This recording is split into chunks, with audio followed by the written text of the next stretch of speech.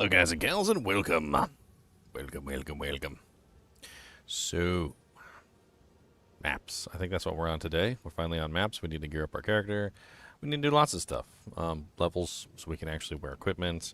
You know, the whole 9 yards. I think we're going to be basically playing all day today until I got to go to work tonight at like 10 o'clock. But, I mean, that's a pretty good number of hours, right? 12 to 1, 1 to 2, 2 3, 3, 4, 4 to 5, 5, 6, 6, 7, 7, 8, 8, 9, 9, 10. That's like 10 hours. Yeah, we got some solid action in for this 10 hours. I need to refine my build, and I think I'm going to start by adding in another element. I want to add in a second element into my build. I don't want it to be a pure physical build. I want it to be an element like a physical fire, or like a physical ice, or a physical lightning, or a physical chaos, or something. I want to like do something more than what I currently have access to, which I think I can. I think I can. I think I can. I think I can. I think I can. I think I can. I know I can. I know I can. I know I can. I know I can. There's a couple ways I can potentially do this, and I've been thinking about like different methods. But before we get into that, let's hit the intro. Let's hop into voice chat, and let's get started.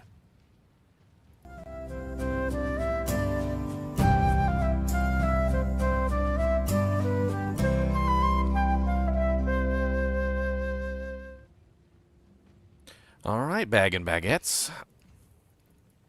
Let's do it. So, first off, let's talk about my build. I want to talk about the build. I want to get my build all spiced it up here, and I want to see if I can make it all spicy. I like spicy builds. So, how my character is currently set up, I'm set up with shield wall, and I'm utilizing the damage on the shield skills.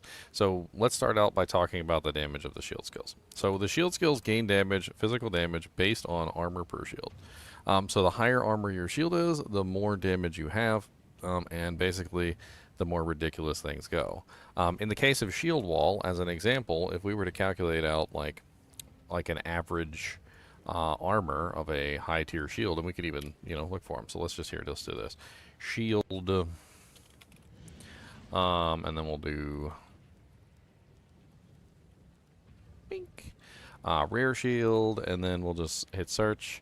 And then I'll sort by armor rating, and as you can see, like one of the highest shields on here is 1,300. You can easily get up to 1,000 to 1,250, so forth and so on. Like this one right here is 1,270, and so forth. So like you can easily get up to a shield. It has a very high damage output, which is going to help us tremendously.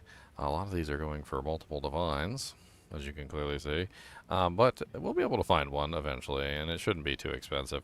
A lot of the times you can end up picking up one for dirt cheap because a lot of people don't know how expensive they are or how useful they are on a character. But looking at just like going down the list, and we could even switch this to exalts, right? And we can sort by armor again. And then we can scroll down to like the bottom of the list.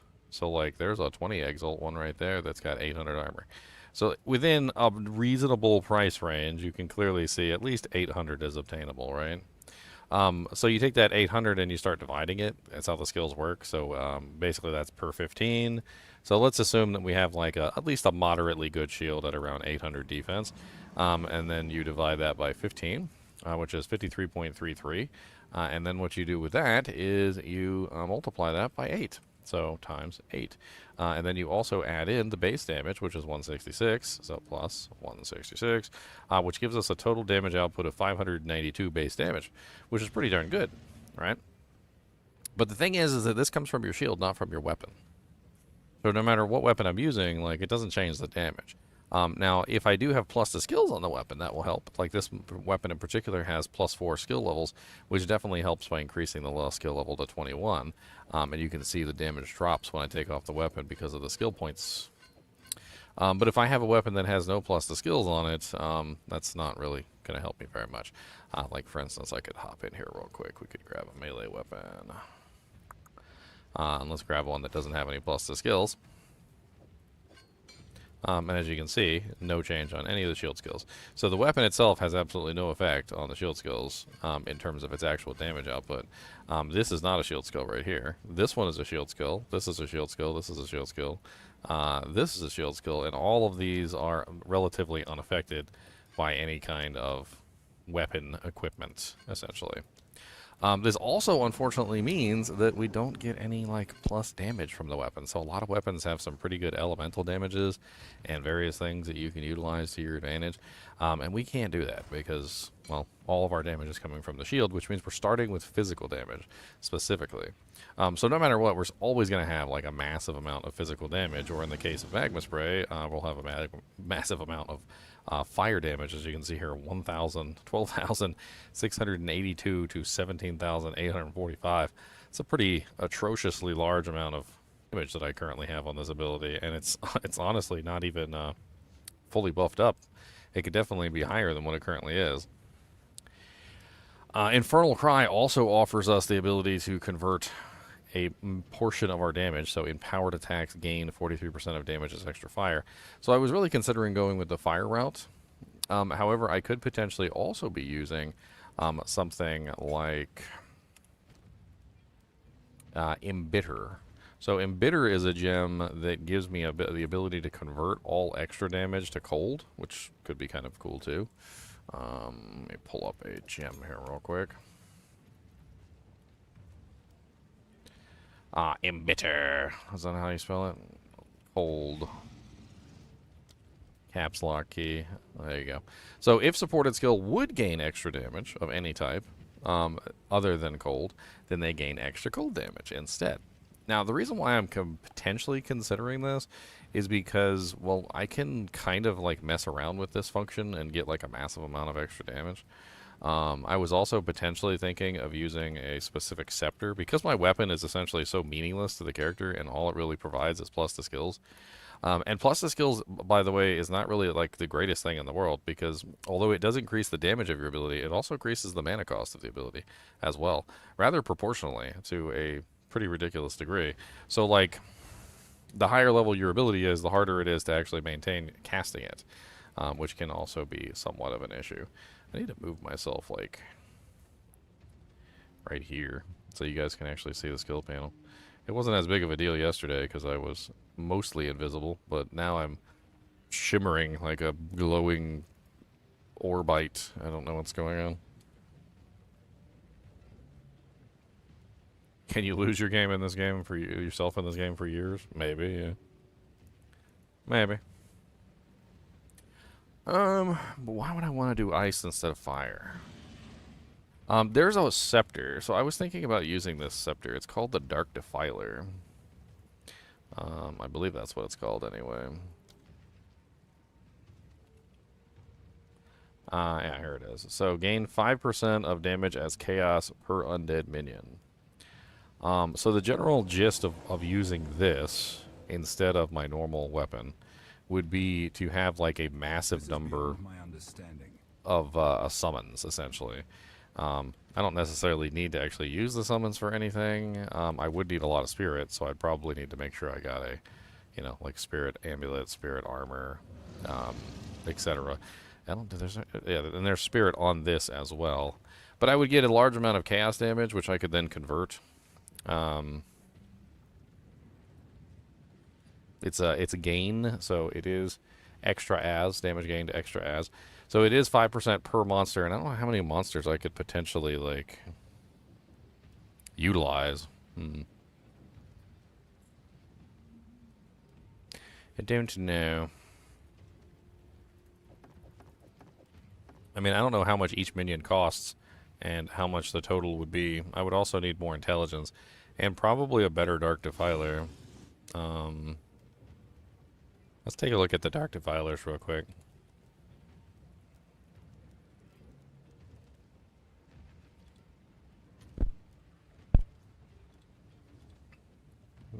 Previous things are still set up. Yes.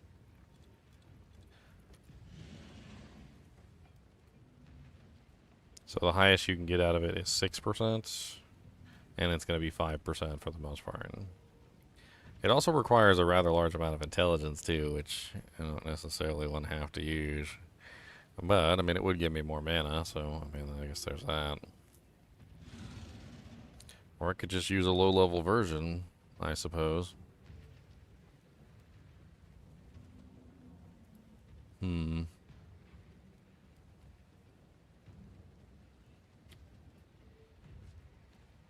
I mean, they definitely are dirt cheap. I could try and corrupt them and see if I can get the appropriate damage. I just don't know if I want to actually build into minions or not. It would require a retooling of the character towards spirit.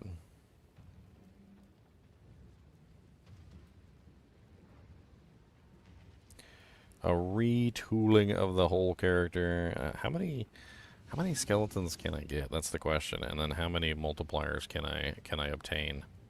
Like that 5% is not a lot, but if I had a large number of minions, the It's not a lot, but if I had yeah, I was just checking my audio. Um, let's see here.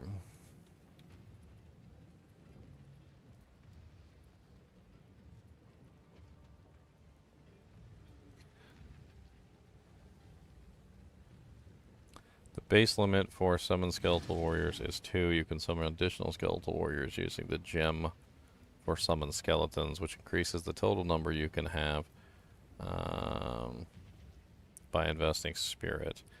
So you get 2 from the scepter, which is already 10%.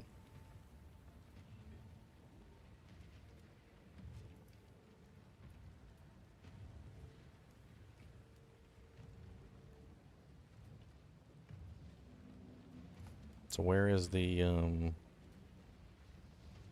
where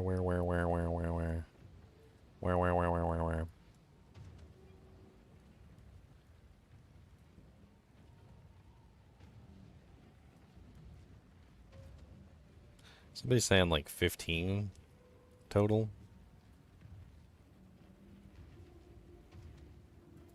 Hmm.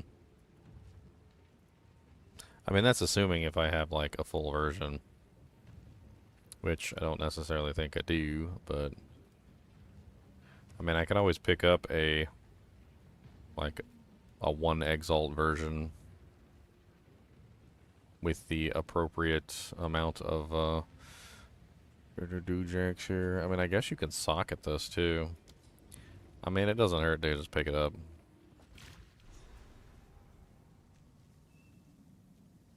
Oh, well, no problem. Joy, thanks for sending the stuff.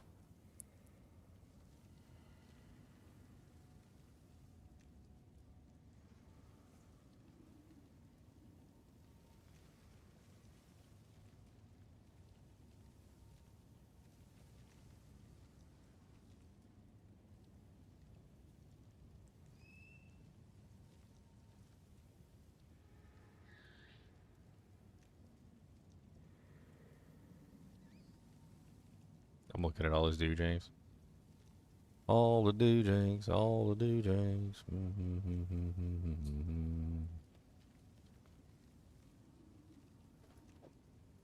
It's yours. Oh my god, this place is rough.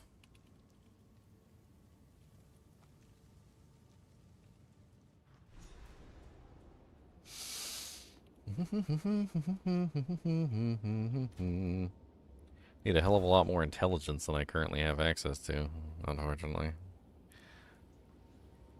I'm not very smart, okay? I'm not very smart. Not very smart. Hello there. Hmm? Do do do do do do do do do do do do do do do do.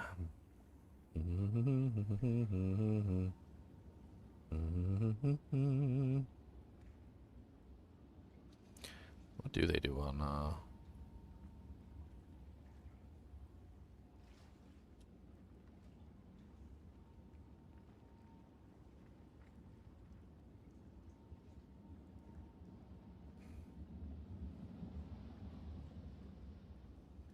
I was trying to look at like the items to see what I could potentially socket. Because didn't they make socketables for the... Am I misremembering that they made socketables for the What's new? for the wand, the scepters? I thought they made socketables for the scepters. You can put sockets on a scepter, right? Yeah, you can put sockets on a scepter. So what the hell happens when you put something in a scepter? What the hell? Maybe it's only the What's new? maybe it's only the soul cores. Maybe the soul cores are the only thing you could put in the scepters. The topinates.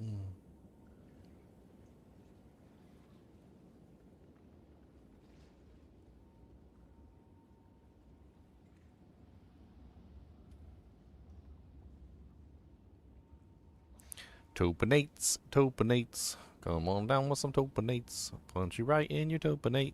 Don't tell me what to hate. Topinate, topinate.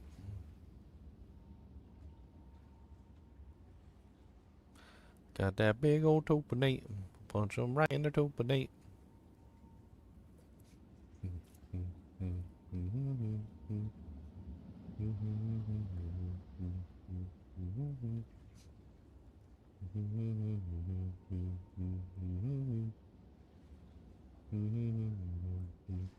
I see nothing in here that specifically says scepters at all.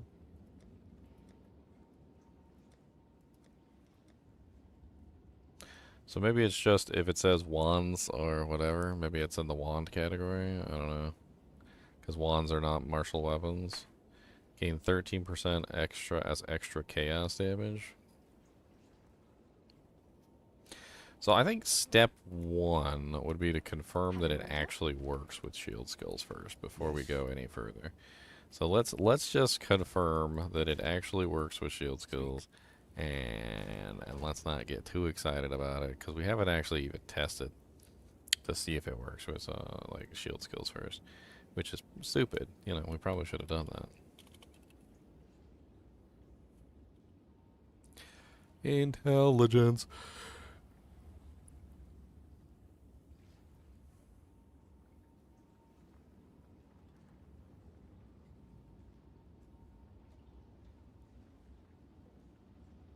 What's up, CNAJ? And I rather like it. I rather enjoy it. I mean, I don't want to play it like non-stop until my eyes bleed or anything, but I definitely like to join in the seasons and have fun with it. I like to wait until they come out with new stuff.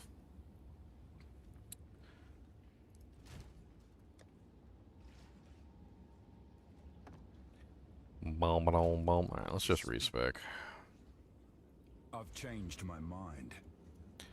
I mean, I can't really do anything about it at this particular moment, so let's just grab some intelligence nodes somewhere for the moment.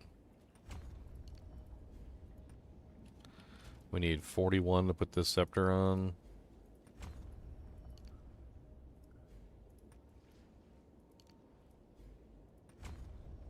Okay. So we should be able to put the scepter on now, and we should be able to see whether or not our crit damage is increasing. So let's go ahead and bring that to 0. And then look at our damage output. So raise shield, shield wall. Alright, so shield wall does not show any chaos damage on the panel. It is currently 2,542.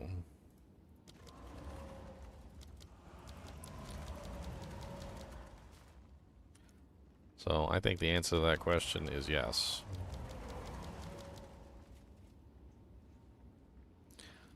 Very seriously, yes. Comparing that to my weapon that I was using before, I went from 2,958 damage to 4,168. Or rather, 3,067 to 4,300 and... Oops. Wrong button. Let's write this down real quick so I can get an idea. So we're going from...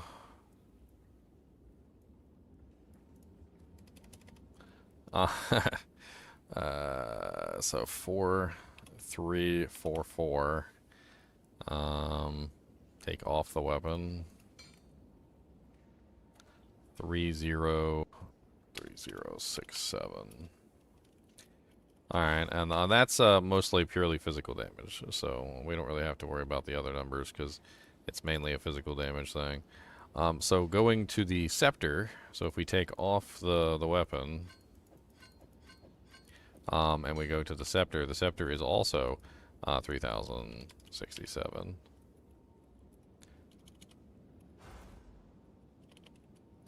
And we put the scepter on, and we summon as many of these little bad little minions as we can. So in this particular case, we can summon 8 right now, which we could potentially push further if we, like for instance, we could sacrifice this, so we don't need scavenged plating. That might give us the ability to summon one more. Yes, and if we manage to get some more spirit equipment in various places, we could potentially push it maybe a little bit further. But it looks like 9 is our limit for the moment. And as you can clearly see, we went up to 4,167. So 4,167. Now, it's not necessarily a good thing, though, because look, our physical damage is currently at 2,958. So we haven't really gained any physical damage from this. We just gained chaos damage. So we've basically converted part of our damage output into chaos. Now, with use of some things, we could potentially convert that chaos damage into whatever we wanted, which is also potentially a possibility. So, like, for instance, if we were to add in, say, the Embitter Gem, I'm pretty sure if we just put the Embitter Gem in right now,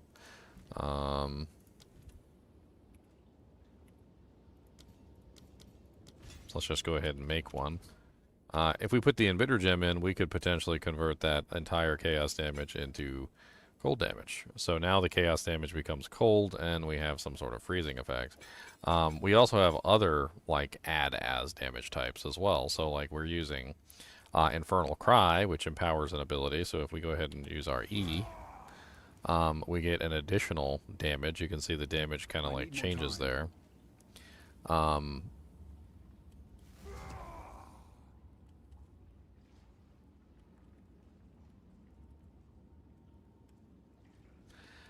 I mean, what are we gaining from this? That's the question. We're gaining an army, I guess.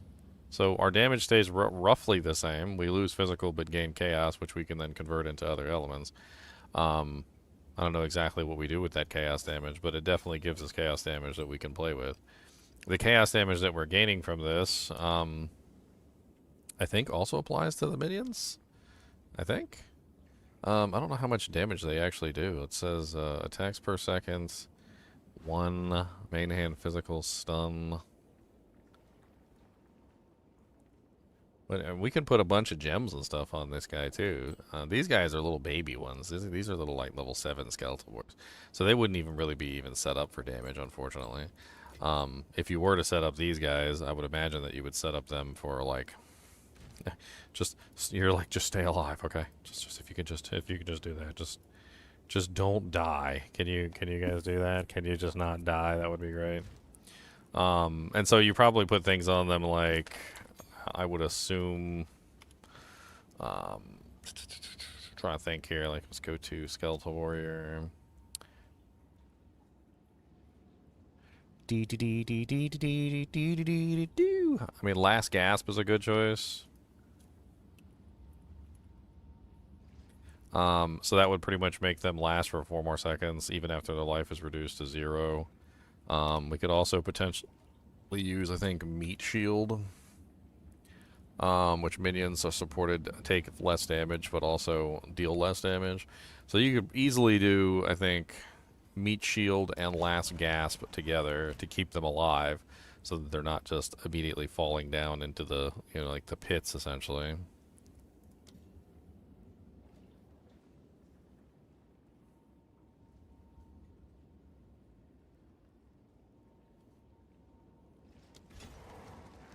Let's have some fun with it. Let's go do a map with this. I have no idea how it's gonna work or how terrible it's gonna be, but let's just have fun with it and go play at a map with our minions out. Playing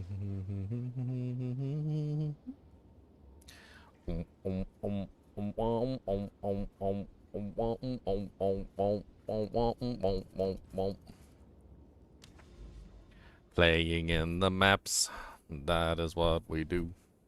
Playing in the maps, 'cause we're playing with you. Don't you tell me what to do, we're playing maps and playing too. Playing in the maps with the skeletons. Playing in the maps with the skeletons. Come on down and see all my skeletons. A I cursed got Mr. forest. Monster skeletons. Misguided fanatic. Got you.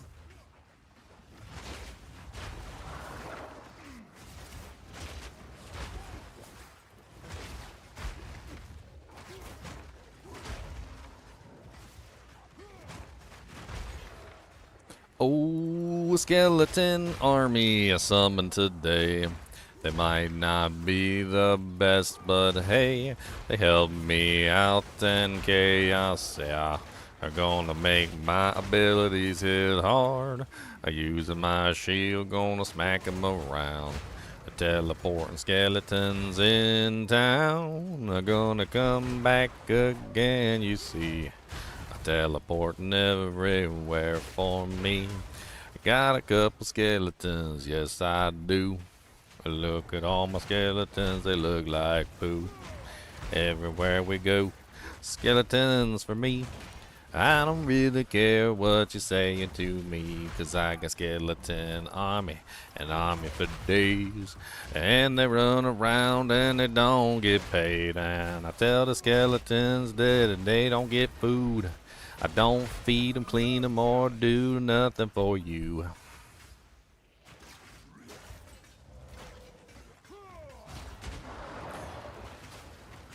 Duresso's Passion. Supported skills require 50% less glory to use. Wow, that's kind of cool.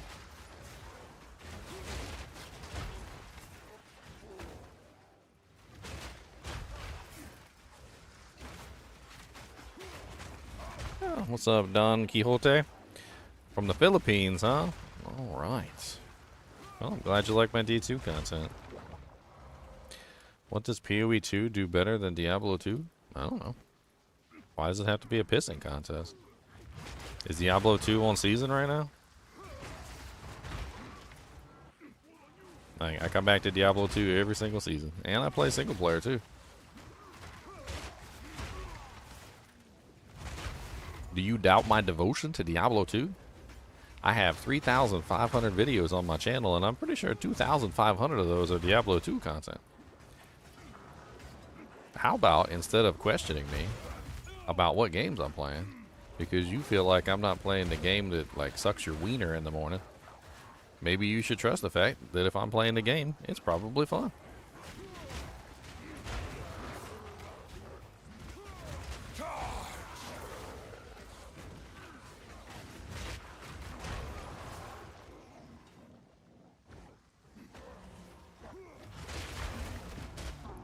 Wham. From a design point of view, I mean, there's a tons of things that this game does better than Diablo 2. I mean, that asynchronous trade system is amazing. Have you not seen the asynchronous trade system? Where you can literally go to somebody's hideout, pull up a shop that the person sets up, and like literally buy items from their shop? Could you imagine in Diablo 2 if you had the ability to create a shop with all your items in it, and people could just come up to your shop and just like pay for stuff?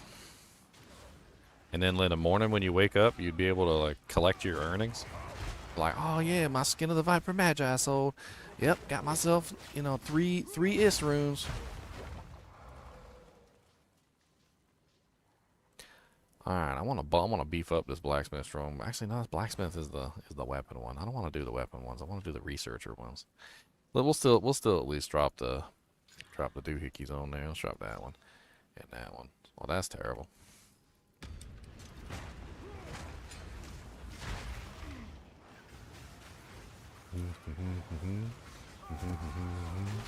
Cower.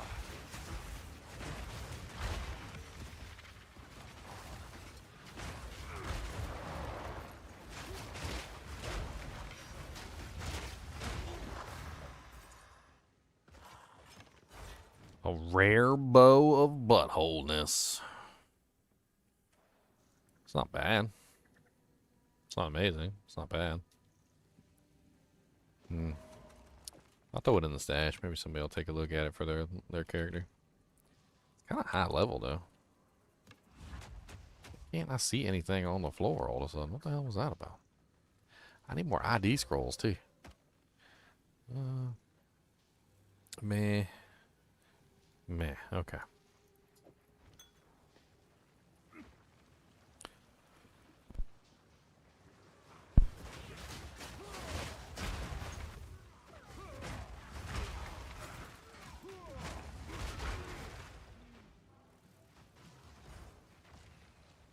Alright, so let's try this just for fun.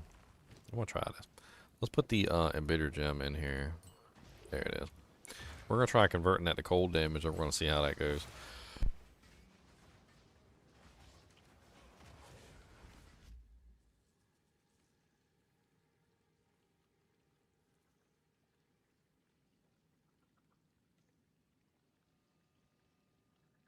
Need fruit snacks.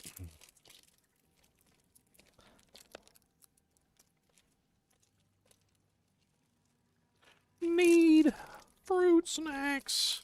Stat. I just realized I have 1337 life.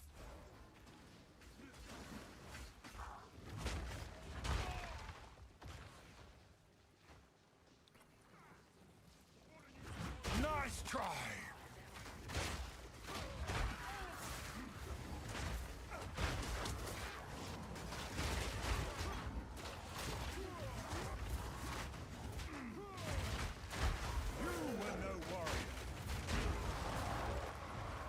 You were no warrior.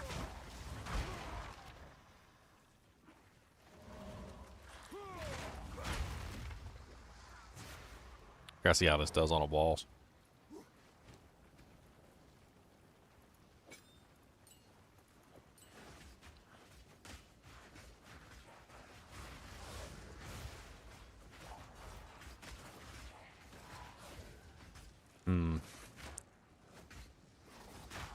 I need another fortune.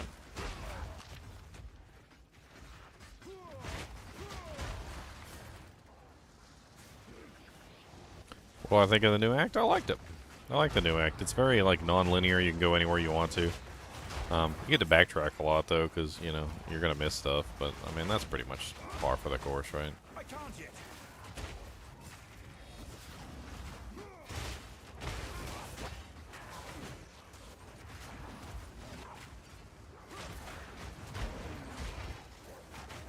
A widow hail.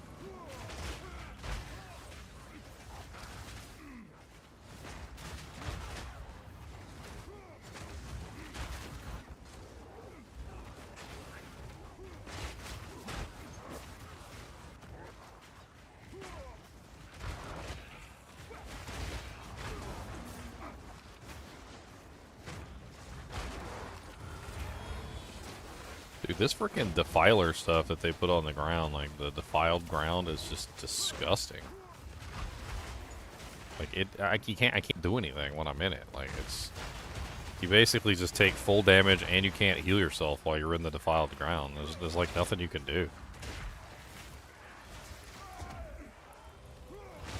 The only thing you can do is retreat.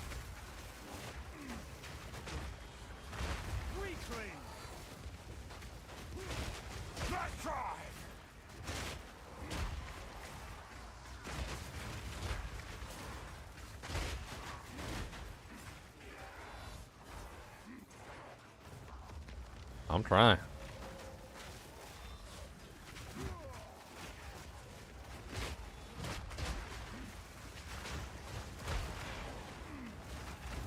Oh my god.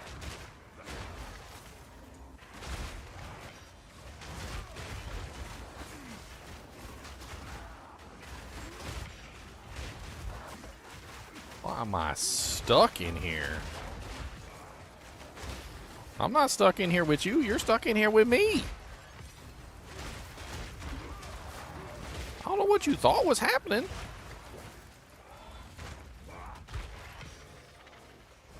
Ooh, a greater iron. I've no more room.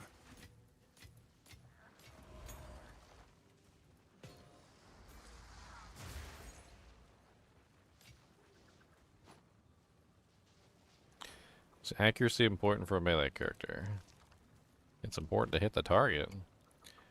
I mean, in this game, like, your accuracy isn't, like, super duper important as a melee character. But you want to at least check your panel and make sure that you're hitting the 100% marks. I mean, if you go down to your accuracy on your skill, like, for instance, shield wall, as an example, and then you look at your accuracy, you can see I'm at 100% for 2 meters, so that's good. But what if I'm not at 2 meters? What if I'm at 5 or 9? Like, the actual shield wall ability has a range on it, so it has a range of 4.5 meters, which means that I need to be hitting at least like 100% near 5 meters is essentially where I'm at.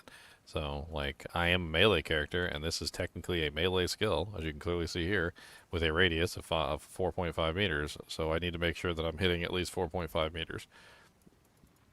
Depending on your melee ability, that is totally not a melee ability, because Path of Exile devs do not know how to actually properly create melee characters. Like, most melee characters are literally just like thinly veiled ranged characters in like a guise of melee. Like, I haven't seen like a single true melee character in this game so far, outside of just like basic attacking. I can't. This will be. Take your time.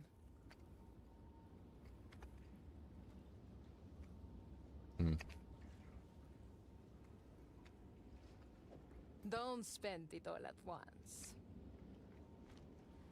Bring any tomes you find. Hello. Alright. I don't know if this is going to be useful, so I think I'm going to just enchant that. Belt kind of sucks.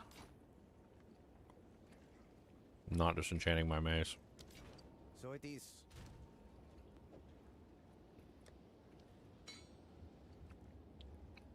Bow can go in the stash, I don't care.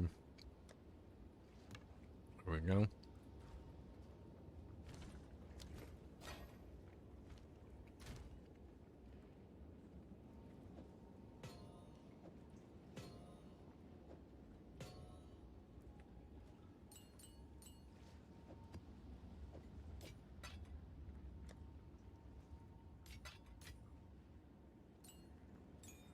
Let's play around with some ideas for that last slot.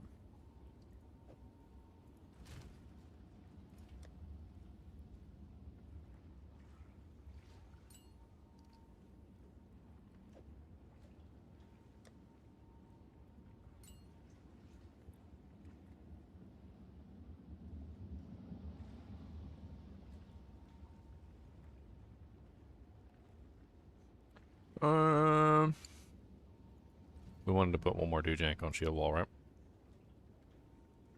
So shield wall is more physical per hit, 75% chance of bleeding, which we need. Rage on melee hit. I mean, the rage on melee hit could go to something else. I don't even know why that's on there.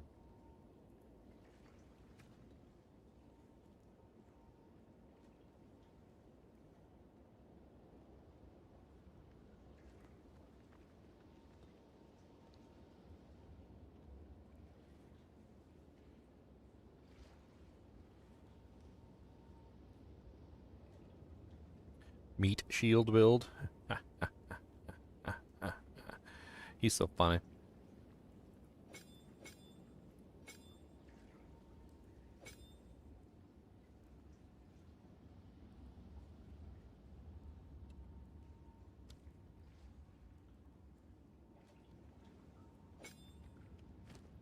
Let's take out the armor explosion. I don't think the armor explosion is worth it.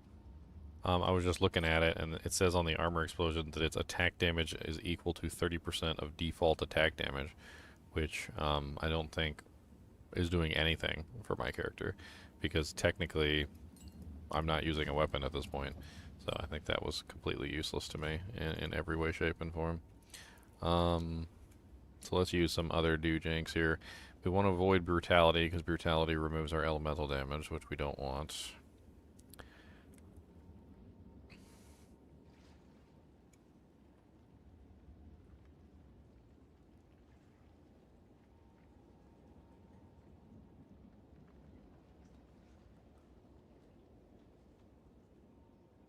Brutality.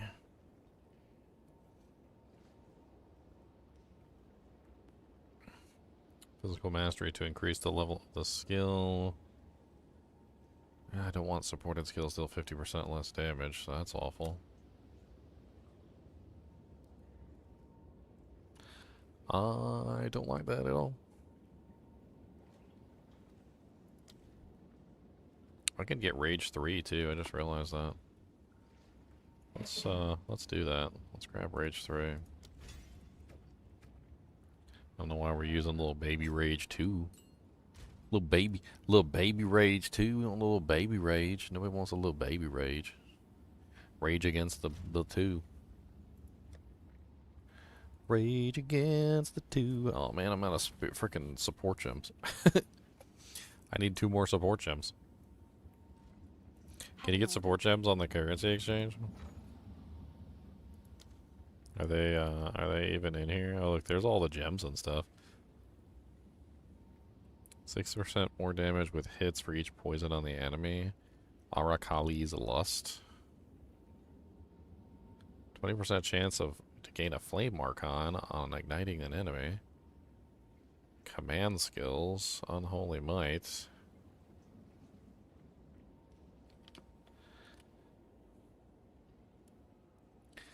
Grants a buff that 30% of all damage as extra chaos damage for 5 seconds upon commanding minions.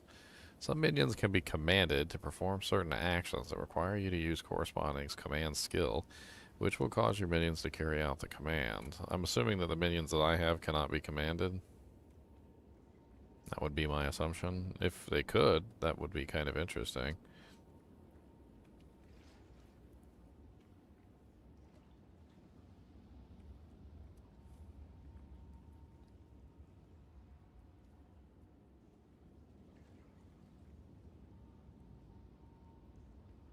That sounds absolutely insane.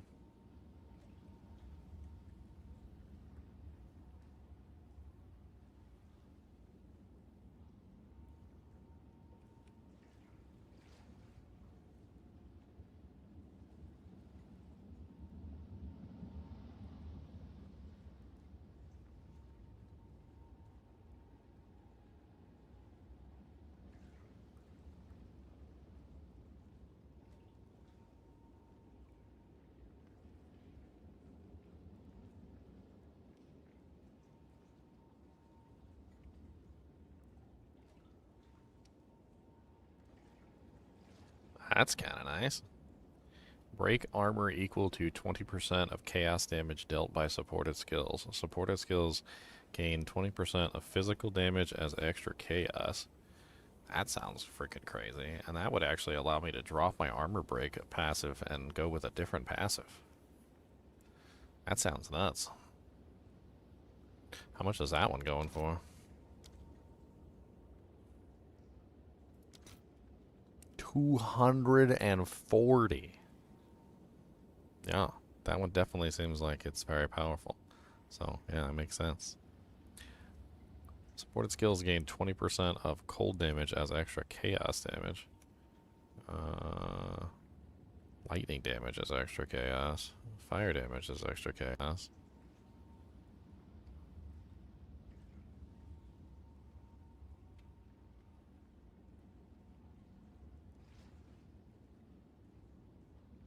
Plus 10% quality of supported skills.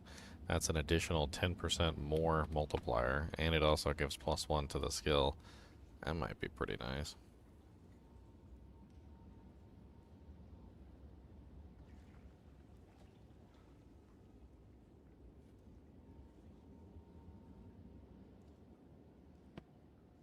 What's the point of that one?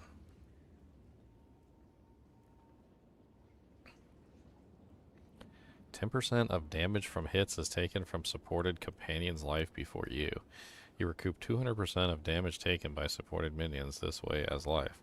Minions from supported skills have 30% less maximum life. Ramara's Requital. It's a single doojank. So basically my minions just die all the time. There's no stock, so That doesn't really mean anything. Cruel's triggered by supported skills have 40%. What? Uh-huh. Gain 1 wild shard on casting supported spells. Supported spells have 20% chance to fire 8 additional projectiles. Supported skills create 3 additional fissures, have 20% less attack speed, deal 40% less damage, and have 30% less area of effect. Combs Madness.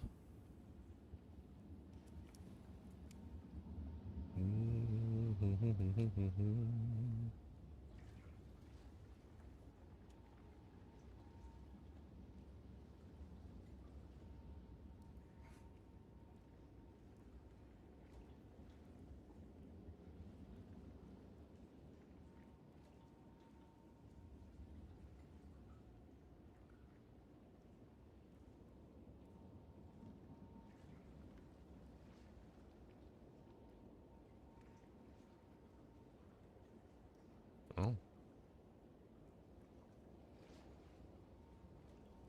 Fully breaking armor with supported skills causes targets to permanently take 2% increased physical damage up to 20%. Supported skills break 70% more armor also. Uruk's Smelting.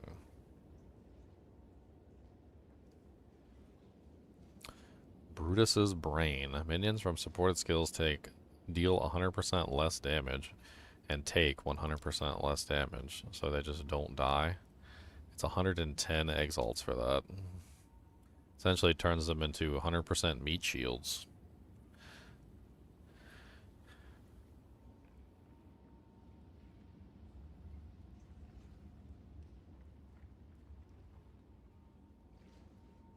Skill costs converted to life costs. Supported skills gain 2% of damage as extra physical damage per 10 life cost. So 10, 20, 30, 40, 50, 60, 70, 80 times 2, so 16% extra physical just for having the ability, and also allows you to bypass the mana cost of the ability, so you're spamming it. That's kind of neat too. That fixed my mana problems right off the bat as well. The only one in here that looked really, really interesting was this one, but there's none in stock. On's Citadel. Apparently it's used for fortress skills like the one that I'm currently using. Basically makes it so that the walls are created along the fissure instead of... I mean, I'd have to add fissures into the build to use that, but... Interesting.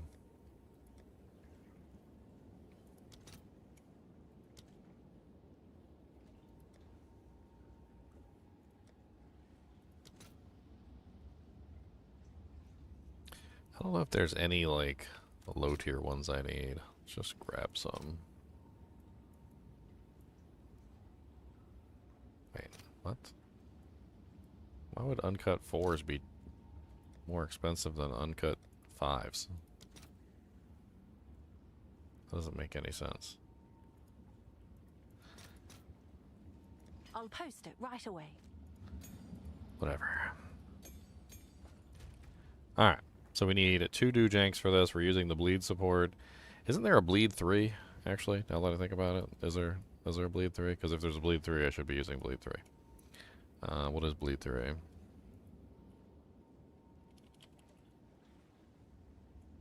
No, there's bleed 4. Bleed 4 and bleed 3. Supported skills have 30% more physical damage against bleeding enemies. Hits from supported skills inflict incision. Supported attacks cannot cause bleeding. I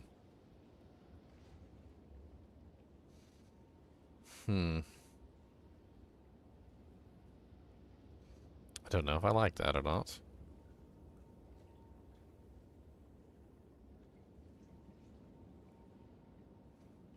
I think I'm using that right now on shield charge. I believe. Yeah. So the idea here is that I'm getting the incision charges from shield charge, which is then increasing the damage of shield wall. the bleed damage of Shield Wall, because Incision gives you each stack of Incision implies a chance to be inflicted with bleeding when hit. Incision is a debuff which causes the affected target to gain increasingly higher chance to be inflicted with bleeding when hit. All Incision stacks are removed when the bleeding is inflicted. Sounds to me like I don't even need a bleeding support then.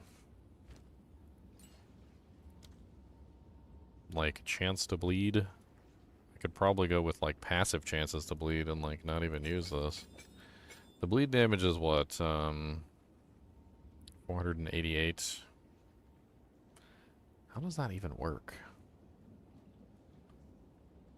So supports any skill that hits enemies, causing it to deal more melee physical damage to bleeding enemies, but be unable to inflict bleeding itself.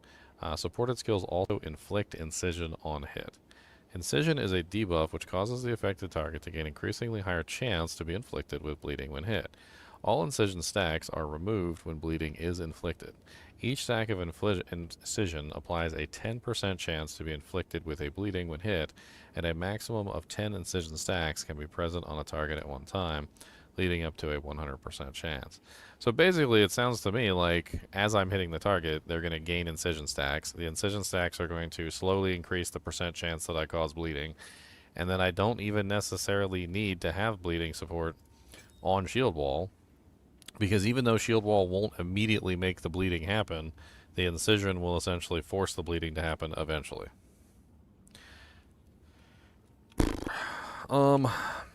I mean, I could add in like a default percent of bleeding. Like if I go on the board, I could add some like default percentage, and then I could just get that support back, and I could use something else, which sounds better, to be perfectly honest.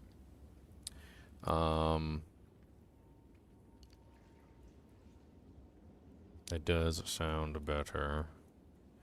Sounds better. Have they added the Templar yet? No.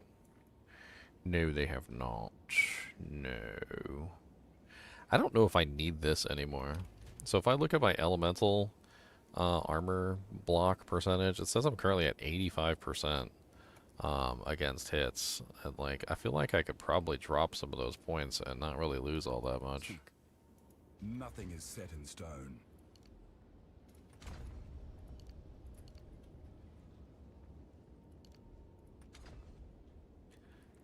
That brings me down from 8,233 armor at 76% to 10,573 at 85%. So I gain roughly 9%. That's a lot for 9%. No, not 9%. 10, 11, 12. So 12%. So I'm gaining 12%. I'm also gaining armor that way too, but I mean, I guess it's not terrible no matter what. So I guess we leave it. What else could we potentially pull?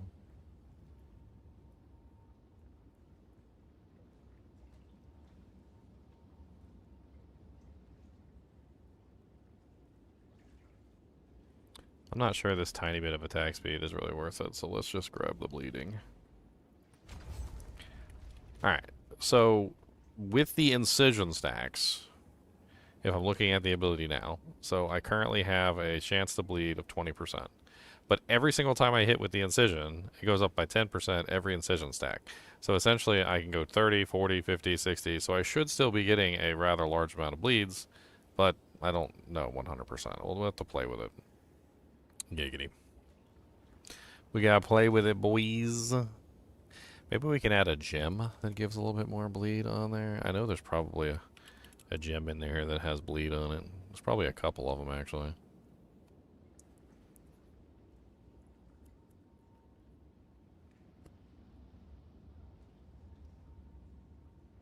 Yeah.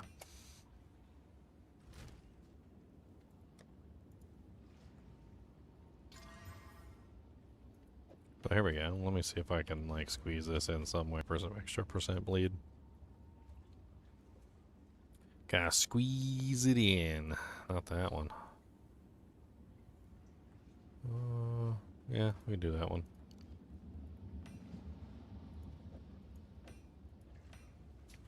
Alright, so that brings us up to 25%. without incision stacks, which I think is pretty good. So 25% chance to bleed, no incision stacks. This would include every time we hit, we're going to be at 10% higher, so it would be 35% with the incision stacks. That should be fine.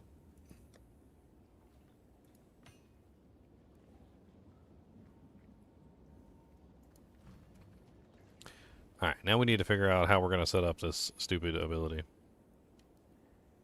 I wonder if these skittering stone minions count for the total of damage output. So skittering stone is an interesting ability. There's two of them. There's this one and then there's this one. Skittering stone has an effect that says minions from this skill have a 1% increased damage per one of your strength. Creates 2 skittering stones. Level of minions is based on triggering the skill. Minion duration is 20 seconds. Limit 12 skittering stones. So this, well, actually, no, this does say undead. It does say undead minion. Okay. So that probably wouldn't count because I don't think those skittering stones count as undead minions. Yeah, they're minion, physical, and duration, but they're not undead minions. So if you look at like the skeletal warrior, it says persistent, physical. You know, it doesn't say. It doesn't say whether the skeletons are undead or not. I mean, granted, they are undead. I mean, you know that because they're skeletons, giggity. But like, it doesn't actually say that they aren't. I think I have a skittering 1 in here. Let me check. I'm pretty sure I made a skittering 1 back when I first started. And either I put it in the guild stash or I put it in my care stash, one or the other. There it is, skittering stone. Alright, so the easiest way to do this, I think, would be to summon the stones. So after enemies are killed within 4 meters, objects created by the skill, right? So we need to test it to see if the damage goes up. So we kill things and then see if the damage goes up. I don't care about the minions. I don't care if they suck. I don't care if they stand there and pick their nose. I'm using this, which gives me 5% damage as extra chaos per undead minion. So like, it doesn't really matter. I just want to see if they count. I don't think they do, but I mean, it's something that we can potentially test to see if they do. Let's just go somewhere like, it doesn't really matter. Let's go to Wakapanu Island real quick. All we need to do is see if the damage from chaos goes up. That's it. If it doesn't, then completely out of the question. If it does, then it might be fun. It might actually be a pretty high damage addition to our build in general. Land ahoy. Let's go then. My guess is because they're not technically undead that they probably won't count. That's my guess. How strange. They seem to have. Oh, okay then. Nice try.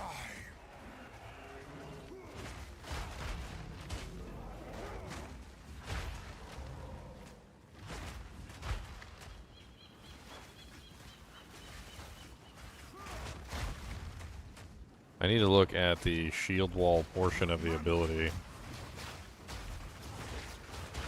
No challenge. Ooh, gem cutter's prism. Alright, so we're looking at the chaos damage specifically.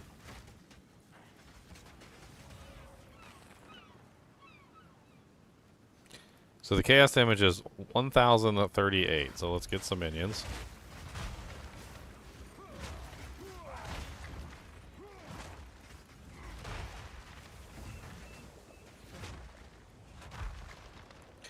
Let's see if it like says the actual chaos bonus in here, but it doesn't really say it.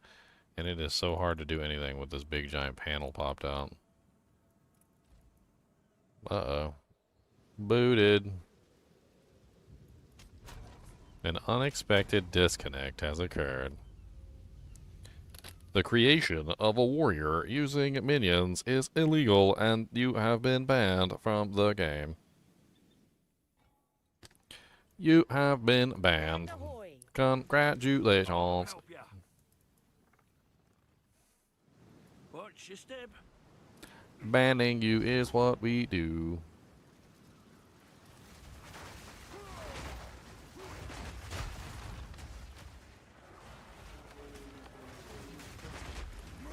So I've got 8 skittering minions, and my damage is currently... Well, they die really quickly, too, though. 7. So 856 with 5. 896. 1038. What the hell? And now they're gone, and it's... Okay, so I'm just gonna assume right now that that's not the case. So it doesn't look like those minions are having any real effect. There's damage multipliers going on, there's things happening in the background, but like there's nothing that's like telling me that those minions are giving me any kind of like damage bonus. Alright, so let's let's remove that. No skittering stones. We already have minions. We don't need extra minions on top of our minions.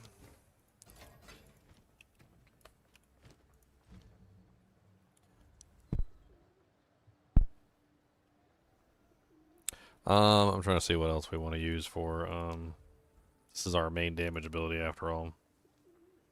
So we're using physical, we have fire damage, and we're also getting chaos damage at the moment, so we have like multiple different damage types. One particular option could just simply be to use the, what is it, where are you? You're like the simplest, yeah. So 25% of damage as extra fire, 50% less cold and lightning. So we could use this one that would increase our fire damage, and we're not doing cold or lightning, so it doesn't really matter. I actually am getting ignites, so that potentially could be a really good option. We're doing like 3 different elements at the moment. We have more fire than this because we're using this ability, which gives you 43%.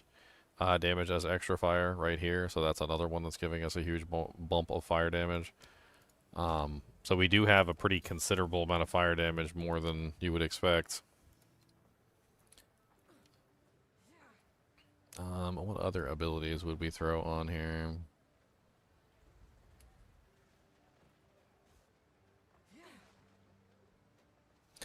Ba, ba, ba, ba, ba, ba.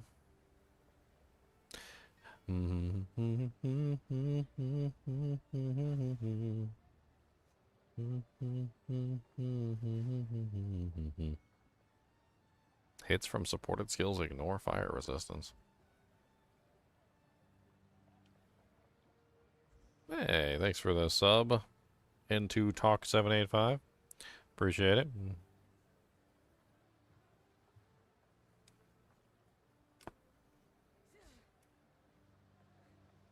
Am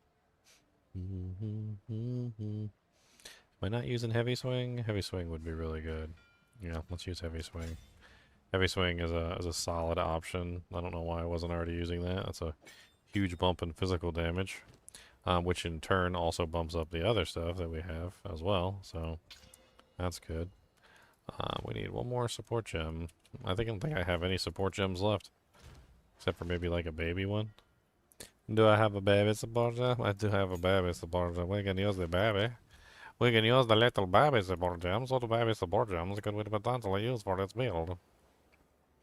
There are many baby support gems in this game. And I do like the baby support gems. One baby support gem to rule them all.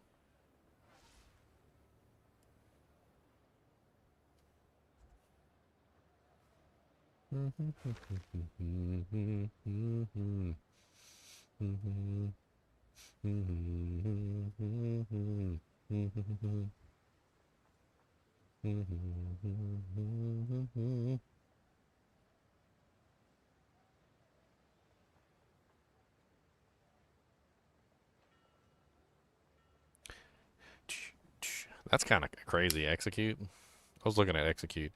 That's actually like 40% more damage on monsters that are on low life. It could be crazy for like bosses and stuff. Like that's a crazy amount of more damage.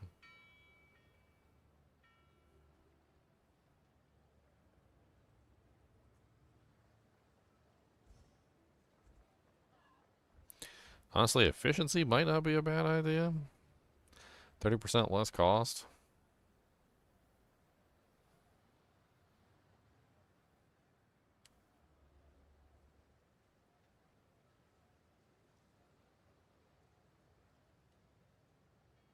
Concentrated effect could also be good here, and we could try to, like, negate the negative. Not exactly, like, how much negative that is or how bad it would be.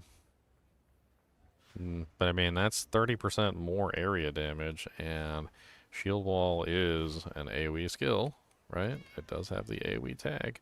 And it also does AoE damage within a 4-meter radius, so...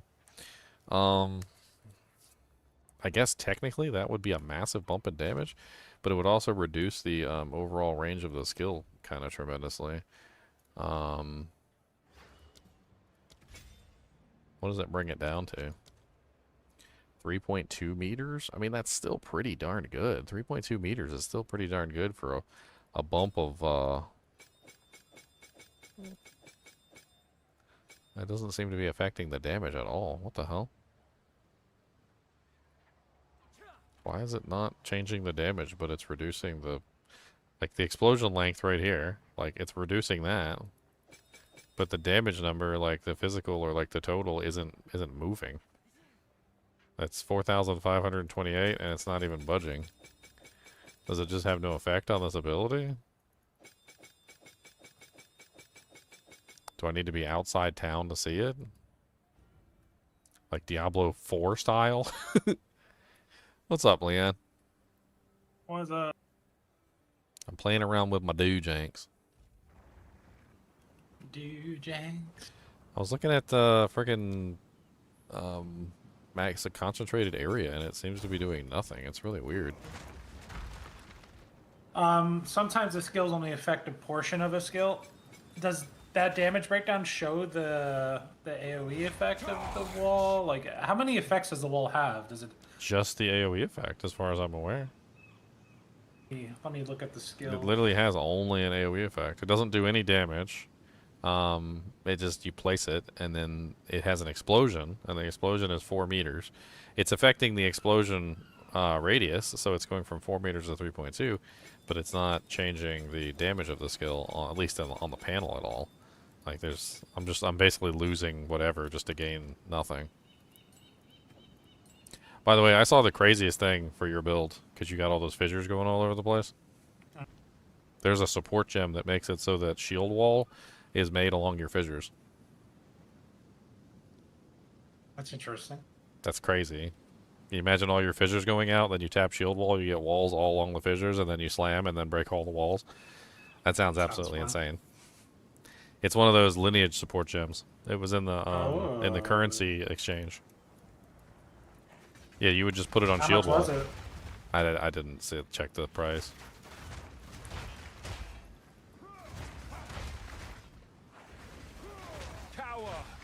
Okay, well, I guess I need another support gem then. I was trying to magnified effect or concentrated effect. I wanted to see if that would work, but it doesn't look like it worked.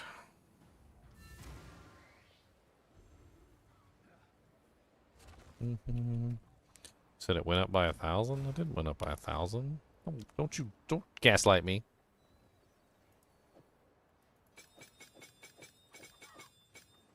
Sean's gaslighting me. He do the heckin' gaslight. That's what he be doing. Heckin' beckin' gaslighting. He be heckin' gaslighting. Can't be doing that. Be knowing. Don't be doing nothing slowing.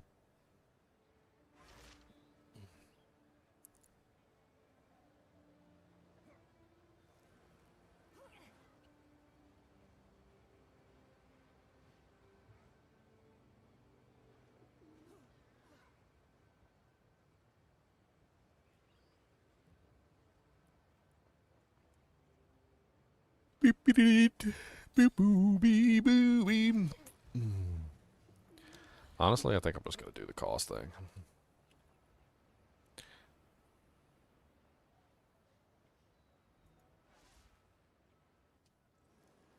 $30% less cost. Let's do it. Jank's expensive. Yes?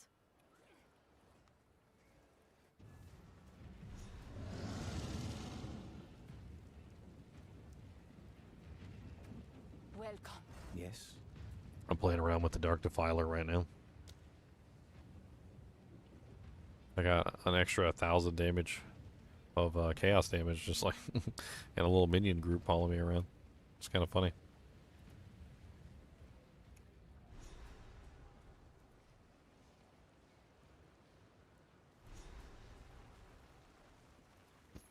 A crazy shield base that I just got. Has 2 T1 armor rolls on it. And 8% additional physical damage reduction, so I gotta like craft this up. Craft it, craft it. Look at the modifiers, see which one I want to target.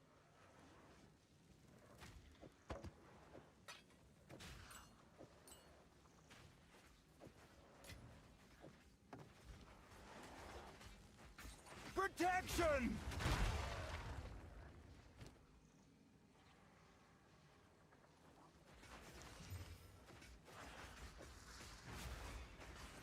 Dang it, I forgot to get Dewjanks too. I'll just roll a wisdom.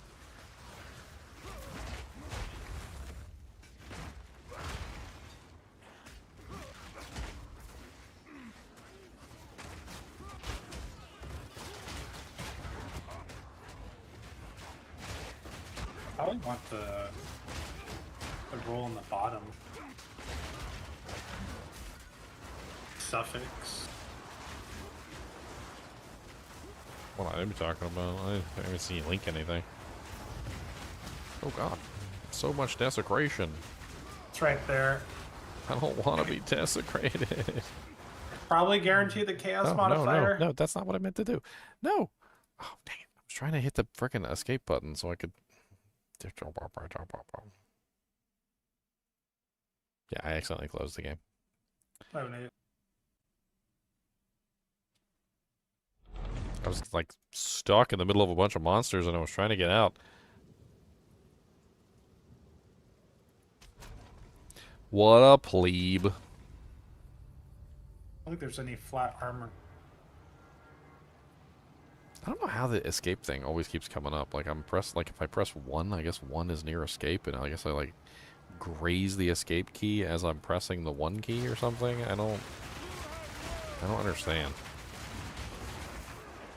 Protection!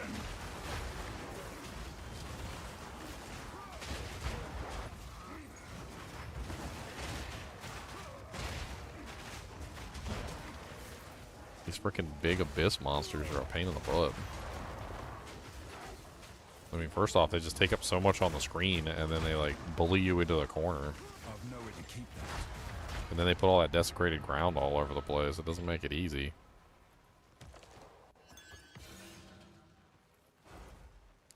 I got an exalt.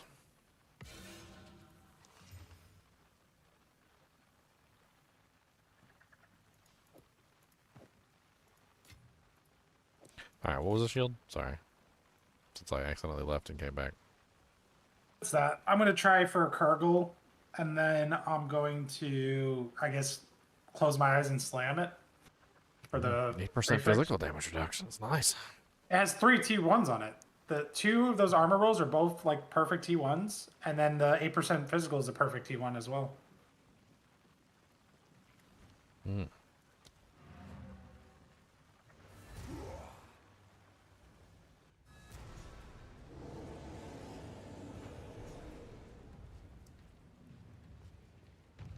Speak. Who sent you? Disenchant the Dewjanks. Disenchant the Dewjanks.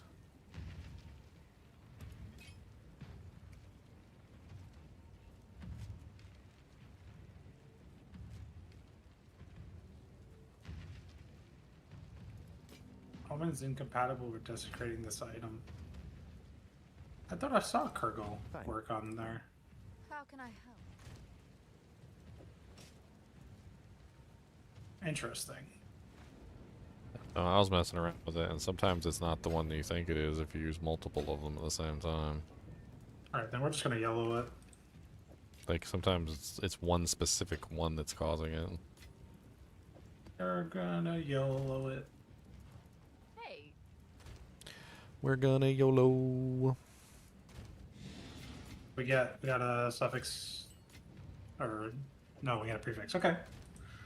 Reveal. Ooh, okay. I can go life or armor. I'd probably just make this an armor shield. Really high armor? That's the choice I have. I have either life or armor. 180 life or 166 flat armor. Like 166 flat armor. Flat armor would be useful for you because it's just raw armor for damage. 180 life is technically it's useful for me. Still technically useful for you because very high armor shields are very valuable. Like even if you just want to trade it off, like anything over like a 800 to 900 armor is going to be relatively crazy. I mean that shield already has what 150% increased armor. So yeah, it's probably going to be really high with that flat value on there. Yeah, it's 870 now before quality or sockets. 70? 870. Oh, nice. No Yeah, quality, no sockets. So that easily goes over 1,000. And then you get like I was looking at the board earlier for like 1,000 armor shields, and they were easily like 20-40 chaos, like for crappy ones. And then you could probably even sneak a divine out of it if you get the everything set up, the sockets. I mean, I don't know. Like, what do you got? You've got it's already full. Or is there a missing prefix? 1, 2, 3, 4, 5. Yeah, you still missing one thing. What are you missing on there? I got everything now. I'm quality it up. I'm doing everything to it. Oh, you got some lightning rest? That's not terrible. Doing everything. 8% physical damage reduction is massive. That's great.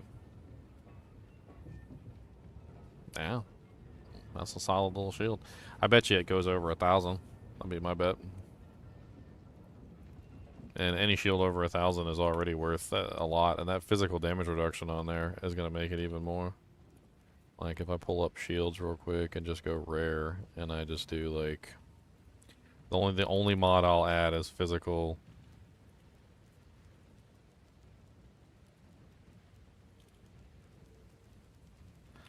Reduction. So let's just do physical damage reduction. That's the final result. Yeah, bunch of boop. Boop. It could still be Spider-Man, divine too, because that 166 armor flat is low. It can go up to 202. That could be a 1,200 armor shield. Why am I? There you go. Oh yeah. Okay, so let's look at it real quick. So armor value, minimum armor value 1,100. Search with the modifier for the physical damage reduction, so a minimum of 8% physical damage reduction. There are no shields on there that are currently meeting those. Exists like that, yeah. That exists. Now with 4%, and then we sort by armor. There's a 1,250 with a 7% for 7 divines. There's a 1,244 with a 4% for 7 divines. There's another one down here, 7%, 1,233 for 5 divines. I mean, you basically just made a multiple divine item. Bare minimum, you've got 1 divine. Like, maximum multiple divines. I mean, that's a really good shield for any kind of shield build. That 8% physical damage reduction is nuts. It's nasty. Yeah, that's probably the most that's like crazy. Okay, so what you do is you slide it in my inbox. Don't get any divines for it at all. Okay. It's just none. I mean, we could craft more. I'll get it. If I get like 5 divines, we can craft another. Get some more materials going, you know? This is my current shield. That's pretty good too.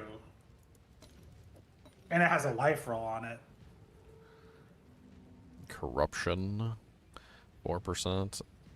I mean, that 8% damage reduction in the armor frees up a lot of spots. I mean, you wouldn't even need that good of an armor plate with a shield like that. And then the physical damage reduction too, also really nice.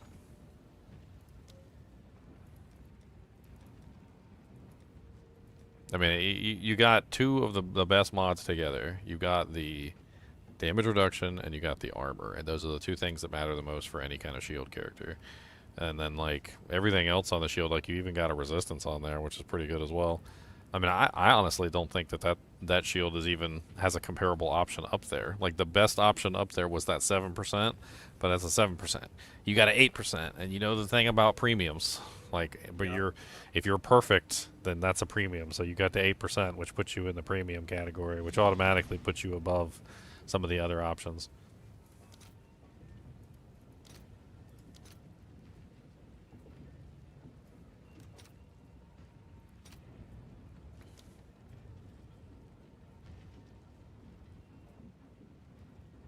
See what happens.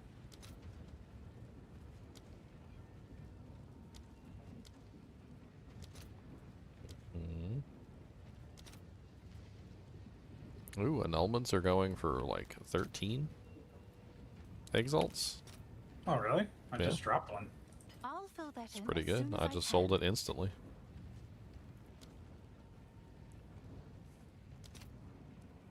Greater Jeweler Orbs are going for 6. Pushing 7. I've been dropping a lot of Greater Jeweler's Orbs. Like, way too many.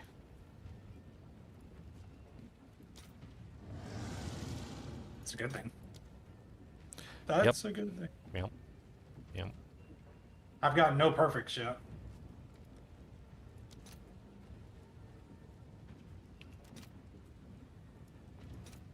I'll Let's see if I can right get a away. Kurgal on this helmet. I want to try and get a Chaos. Have armor cover. Guess what? I just dropped the Greater Jewelers. No, nice. That's kind of funny. Yeah, I got this helmet right here. Like, it doesn't really have a whole lot, like, extra going for it, but it does have crit hit chance, life, a really nice life roll, and a really nice armor roll. They're not T1 Oh, yeah. rolls, but I'm going to try and Kurgal it. Omen is incompatible with desecrating item. What do you mean it's incompatible? I know for a fact I've seen helmets with Kurgal modifiers on them. Or is it not Kurgal? Is it Amanamanu? Which one is the Chaos? Is it Amamanu or Ulamon? According to the search, it was Kurgal that I just did on the... Because I like the PoE 2DB thing, where it has all the modifiers, so desecrated, that you can get. But... Let me look real quick. So, Mine says of Kurgal. armor applies to Chaos. There it is. Desecrated armor applies to chaos damage right there. Search. Kurgal. Kurgal.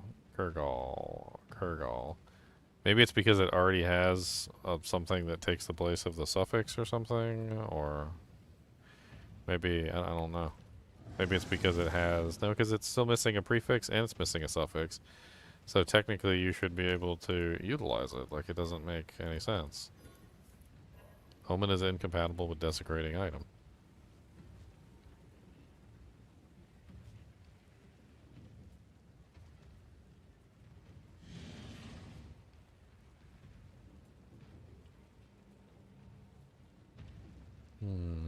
I was just saying you can't put a Kurgal mod on there at all. I just turned off the thing and it worked, so I don't know.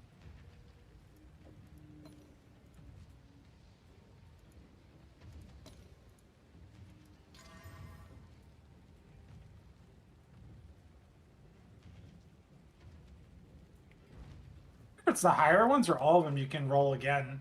I've seen a clip where people re-roll the 3 choices, so I wonder if that's just those So there's expensive ones. yeah, there's a I actually use mine already. There's a super expensive omen that lets you re-roll the choices.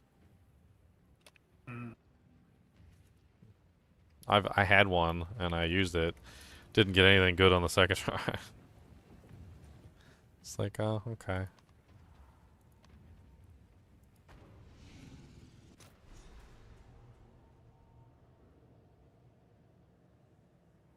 Yeah, I felt the same way about my GTX 1080, Joy. My GTX 1080 was one of the best choices I made. Back when that thing came out, that was like a very extremely solid choice. What the hell is life cost efficiency? Probably when your skills cost life, because you can convert skills to life, I would assume. Well, all the options are kind of poopy, so I just went ahead and chose it.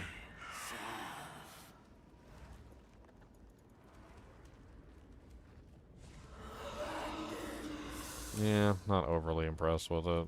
It's kind of poopy.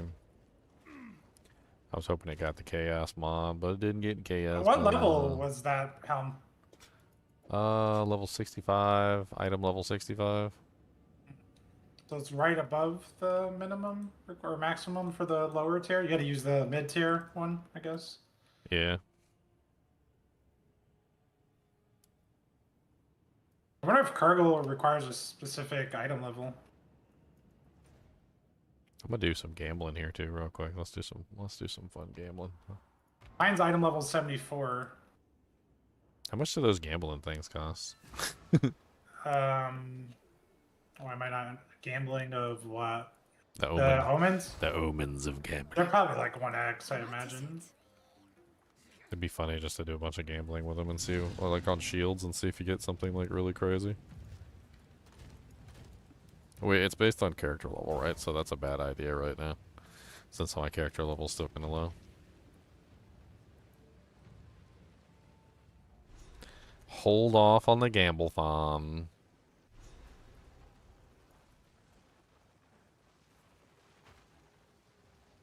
Yeah, I'm not sure about the minion thing with the Dark Defiler, but I definitely have not lost any damage.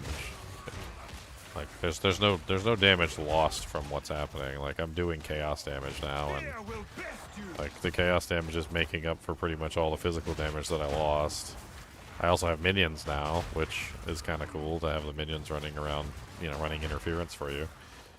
I just set them up to be like, you know, tanks essentially, not actually hoping that they'll do any damage. They just run around beating everything up, holding the monsters in place for me.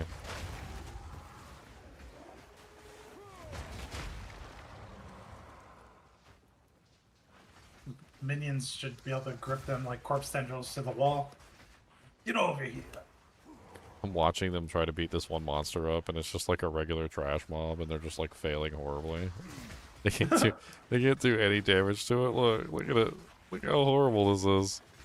Like all 9 of my minions are just beating on this thing, and they can't do nothing. What's funny is there's apparently a bug where you can summon like 100 or 1,000 minions. Oh yeah. And what? Yeah, like I was watching the clips where they like put all the streamers together in like a 20-minute video of like the clips from like the past couple days, and Ghazi put like a ton of minions out with a bug, and somebody in the comments was like, "This guy has 1,000 minions out, and he's failing to clear a level 66 zone peak PoE 2 gameplay." I mean, with the Dark Defiler, that would be 5% chaos damage for every minion that I could summon. What's the trick to make all the minions pop out? It has to do with weapon swapping. He was like swapping his weapons really fast while summoning. It was like some kind of spam swap tech. He didn't break it down because it was just a clip. I think he probably has his own video on it. I see. I was watching like a 3-second clip of it.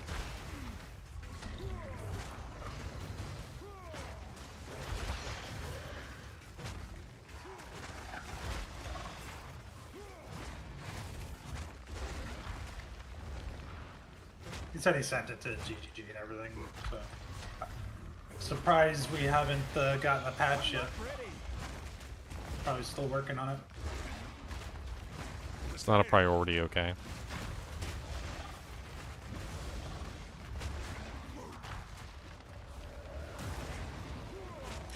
Oh my god, this guy keeps moving around. Sit still for like 2 seconds so I can punch you in the eye.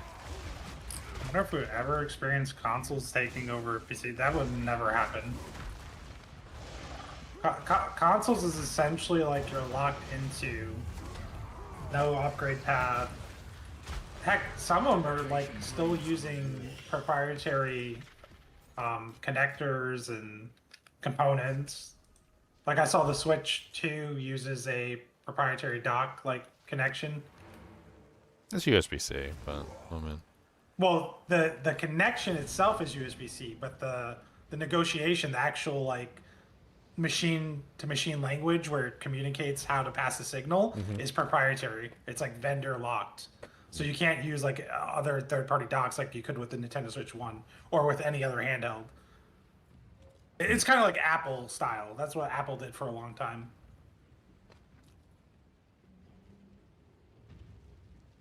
You have done well. Time is of the essence. Indeed.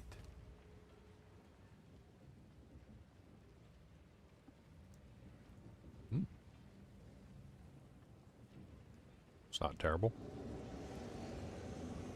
112% increased physical with 12 to 22 physical. Plus 4 skills and fire damage. It's kind of neat.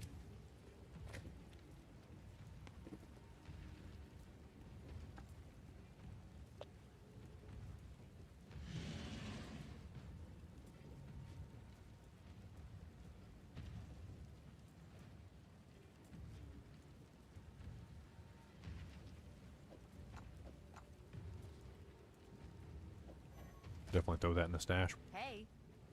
Working range characters are eating good this season.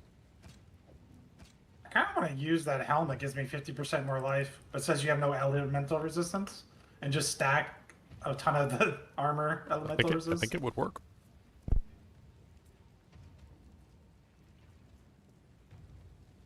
Like you would need a ton, maybe like double whatever the like a normal value is to have 0 LE res.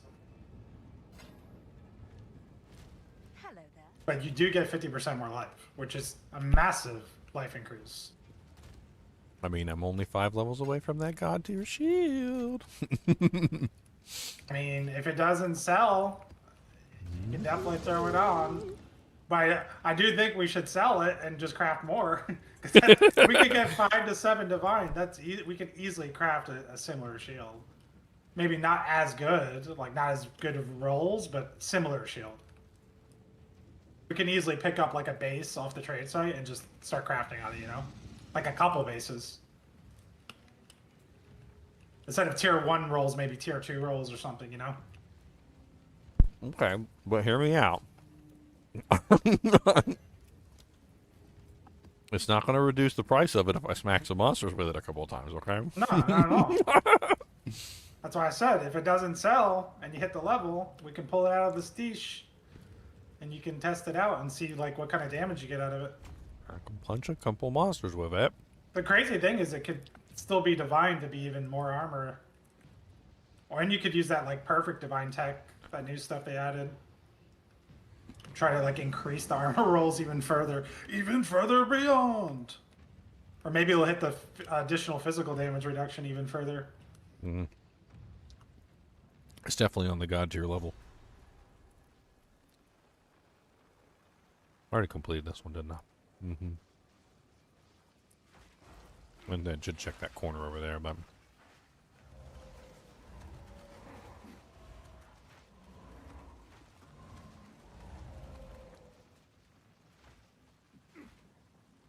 Dude, this, like, chilly ground was awful. And I'll never want chilly ground again. Dude, I hate chilled ground. Well, Ailment immunity apparently is like... it applies a freaking elemental exposure to you now. Or something. Oh, wow. We're getting exposed. At least it looks like it's what it looks like, because every time I go over it, I get, like, a thing on above my head. I don't know, like, I notice when I fight the Abyssal monsters, I'll have, like, 5 debuffs. Like, nasty debuffs. It'll be, like, Ignite, like, Chill, Bleed, and then who knows what else is on there. And I'll just be taking so much damage instantly. It's insane. Hey, beautiful people. Hey, ugly Canadian. Ugly Canadian. I am, bro. I'm 5'9", bald, with a short, crooked That's teen. messed up. Did you ever get your tools back? No. Rodrigo still has them? Yeah. Rodrigo. Yeah, never got them back. I got new tools, though. I had to barter on one of my jobs, but, like, I only barter with people I know or friends or whatever. There's one of my buddies who actually plays, like, BDO, and he games with me, but he lives next to my place. I renovated his basement. He's like, hey, when are you coming to do the bathroom? I go, hey, buy me all my tools back, and I'll do it for free. You just gotta buy the material. He goes, okay.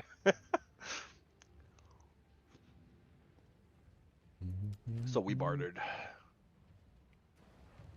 Did I not complete the Bloodwood? Like, what the hell's going on? I'm gonna be re-rolling here soon, dude. I gotta craft a spear, and then I'm re-rolling to Ice Lance. Okay. I'm really not liking... Didn't they buff Ice Lance unironically? Like, Yeah, so they buffed saw a Ice buff Lance, to it, I thought. but what they did, so they buffed the skill, right? But what they Yeah. did is they nerfed the frenzy proc. The frenzy on it. portion. That's what they did to Yeah. Lightning Spirit too. They completely got rid of the frenzy portion on Lightning Spirit. But the thing is, like, the build, even just proccing 1 or 2 frenzy charges on explosion still just clears T16s in one shot. I believe it. It's just that before it was like 100%, well, not 100%, it was like a percentage chance to get max frenzy charges. Now it's like, what did they change it to? I think it's 30% chance to get an extra. Yeah. So if you were to get 1, you get 2. What But is the thing is, like, either way, the build runs Serpent's Egg, right? So gain an additional frenzy charge when you gain a frenzy charge. So if you were to gain 1 frenzy charge and then proc a second on the 30%, And then you can run the support gem that gives you charge perfusion, another chance to get an additional charge. Yeah, that's what it runs as well. Yep. So there's ways to get many charges fast still. Maybe not as fast as it was, but you can still get lots of charges. Well, yeah, like if you get 3-4 frenzy charges and consume them, it's still really viable. It's just before it was like perma, like 7 frenzy charges. Yeah, exactly. And what's so funny is we did a theorycraft like the day or week before the patch, and I was like, I think Deadeye is the way to go. And then none of us started Deadeye because we wanted to try Huntress, like Amazon stuff. I was like, I think Deadeye might be the solution. Yeah, I made Deadeye just because I did Molten Blast, and I mean, then I they had nerfed no Deadeye. issues. Nerfed what? And they nerfed Deadeye. What do you? Well, I mean, now I made for this season. When they nerf Deadeye.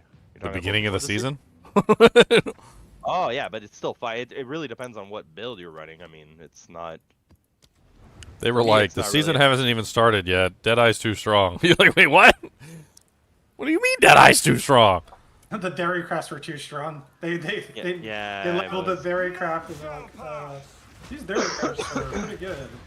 Yeah, they are. They're really broken. We didn't consider the consequences of what we were doing. So just to put it in context, one of the guys I watch a lot, but he's just not. Well, I only watch Ginger mostly for PoE Diablo stuff or whatever. But like, as a YouTuber, like all he makes is videos. He doesn't stream, right? It's Fast AF. He made a Deadeye staff arc build. It's like, why Deadeye? Well, because it's broken. Bang. Yeah. He was clearing T16s on day 2, bro. He was just like one-shotting everything. I was like, this is ridiculous.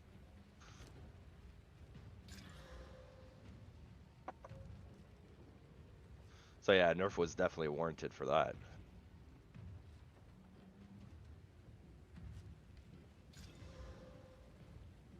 Stop trying to eat me. I just crafted a nasty shield. Yeah, it's beautiful. Multi-divine beautifulness. Yes, see, I have... here, let me... So technically, to run my build aside from, like, rings, because rings are going to be expensive, I'll just use whatever I have for now, because they're mostly, like, res-oriented. I have this for the build, I have this, I have this. Oh, I'm posting it to Leo. I'm going to post it.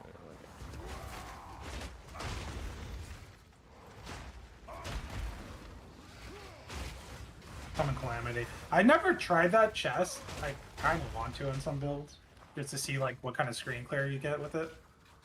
So the thing is, like, it's really good with... Oh, here's the other thing that makes the Coming of Calamity really good. It's... I mean, you've seen it for sure, but it's this. Because it literally just splits your damage evenly, right? Yeah. So you're getting all the procs from all the heralds. Again, like all the shocks and everything too. Yeah. And the heralds can be supported, and they don't cost any spirit. Because like the build endgame, you're running literally like, so you have those 3 obviously, all the heralds, but at the end you're running like 6 more auras. Like, it's insane. You're just there. Actually, obviously one of them is Combat Frenzy.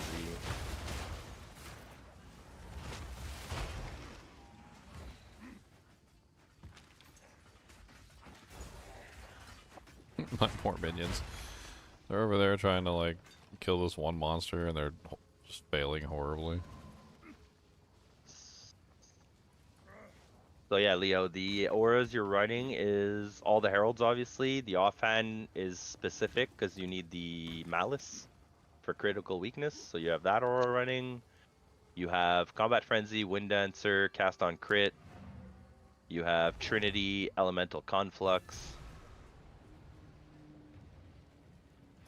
It's all the elements built. I'm surprised. I guess the chalupa thing isn't as good. They should instead of cycling every 2 seconds, they should just give it. I think that'd be way better. Yeah, when I saw the cycling, I immediately was like, that doesn't seem as strong as it looks. Just having it, yeah. Well, it's just well, the whole thing about elemental damage is you're trying to build up to the effect, right? So like, Yeah. if that's the case, then like you're building up to the effect, but your 2 seconds it might not be enough to actually cause a freeze or a shaw, you know, like a ignite or whatever. And I was thinking about that, and I'm like, this might not work. Like, it might not actually work if you only have 2 seconds to build an ailment. And then it's like, then you have to wait not just 2 seconds, you have to wait, what is it, two for the cold, right? And then it cycles to fire, so you got to wait another 2, which is 4, and then you got to wait another 2 for the lightning, which is 6, and then you get, like, by the time you reach back around to cold, you're already almost at 8 seconds, which is the duration of the freeze. I think they were overly cautious about that. Like when they have items like the painter's gloves that just do it for free, the Ascendancy should have just done it for free. It should have been like you're wearing those gloves, essentially. Like that's a very low powered Ascendancy point if it's just cycling like that. It's not good. Yeah, I think the cycling of it is a bad idea. I think they just need to let it apply all the ailments. Just Yeah, plain and simple. It takes a lot to get those points, and they're like a fundamental part of the design of your character. It needs to be powerful. Well, there's a lot to it. So like, it's not just the fact that you're not able to build the ailments because it's cycling. There's more to it in that, like, you're going to have a harder time building an ailment with chaos damage than you would with, you know, like pure cold. Like, if I'm a pure cold character and I'm trying to freeze a target, I've got like a massive amount of cold damage. I can build cold damage on my rings, I can build cold damage on my weapon, I can build cold damage on my gloves, I can build cold damage through my abilities, I can use the Embitter Gem.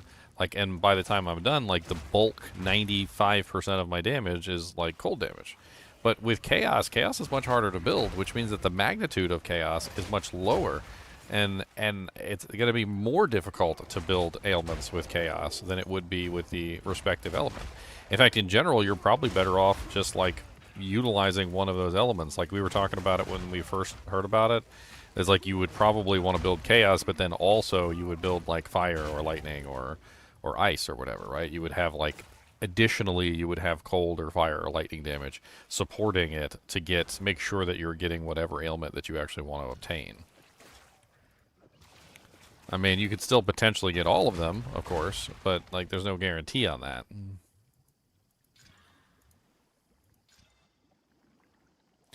Oh, I got a rarity. Oh, you're gonna want the jewel that I have, Sinners, that I got last night and I'm using.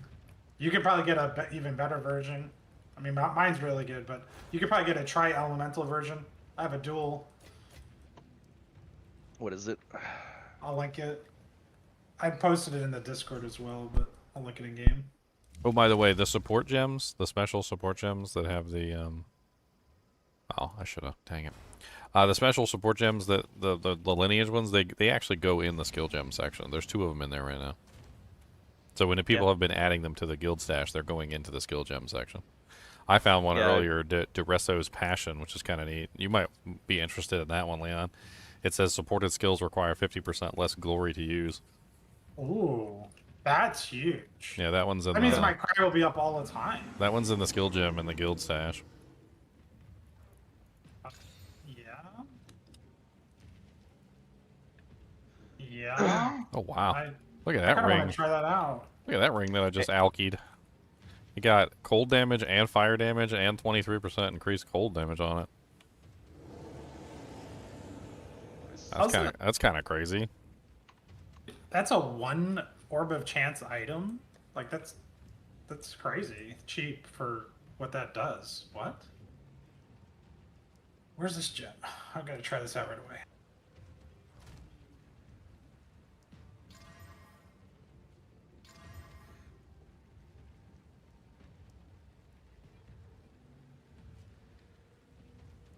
It's kind of a crazy ring. It's not, it could be interesting for somebody doing a cold build. I'll drop that in the finery tab. Oh, it has to be a banner, so I can't put it in my cry. I mean, it's still fine for a banner. Like, banner's good. It only works on a banner? Yeah, it has a banner tag. I can't put it in the other thing. No wonder why it's not cheap. Like, if that went on the cry, that would be so strong. That's just immediately what I went to. I was like, what? Ah. Oh, contains an additional unique item. Nice. Well, actually, there is one item I'm missing, but it's so expensive right now. You saw that jewel? Oh yeah. Basically, it's 4 unveiled affixes. You can go there you can keep putting it in 4 times and you just get random stuff. Well, more than 4 times if you use the omens. Yeah, true. And I did, I should have probably had that omen when I was unveiling it. I mean, I would imagine that if you did the omens, you would get 8 total choices. Assuming, of course, that you didn't get, like, something amazing, right? Because you might get something amazing. But, like, yeah, like 8 total choices, essentially, and, like, you could just pick whatever you wanted to make it amazing. I need to go back and get some frickin' ID scrolls. No ID scrolls. I just got the unique sapphire.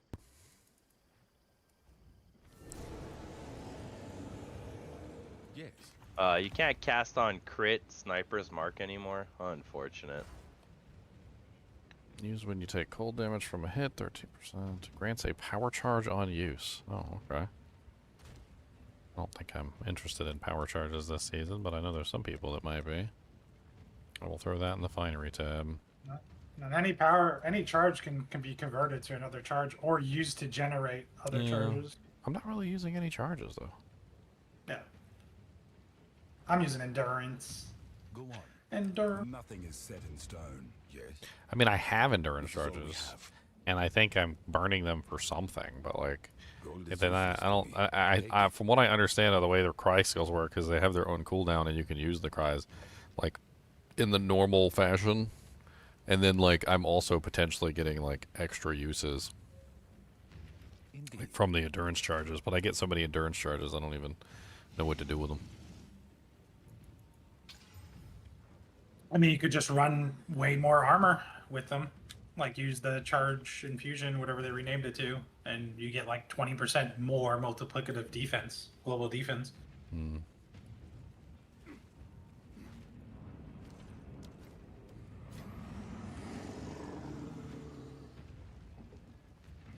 Yes. Quickly. Of course. Who sent you? He said, who sent you? I'm just having a weird moment with my character right now.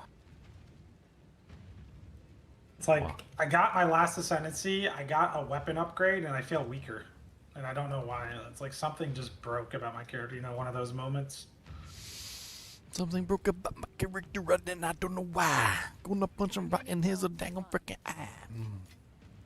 I should be, I don't know, twice as powerful as I was. Might have chained some ascendancy. None shall pass. I added, what's that one support gem that increases the damage but lowers the speed of the skill? And, like, my whole character feels, like, more sluggish now. Ugh. I mean, I think it's a good option, but, like, because it increases the damage so much.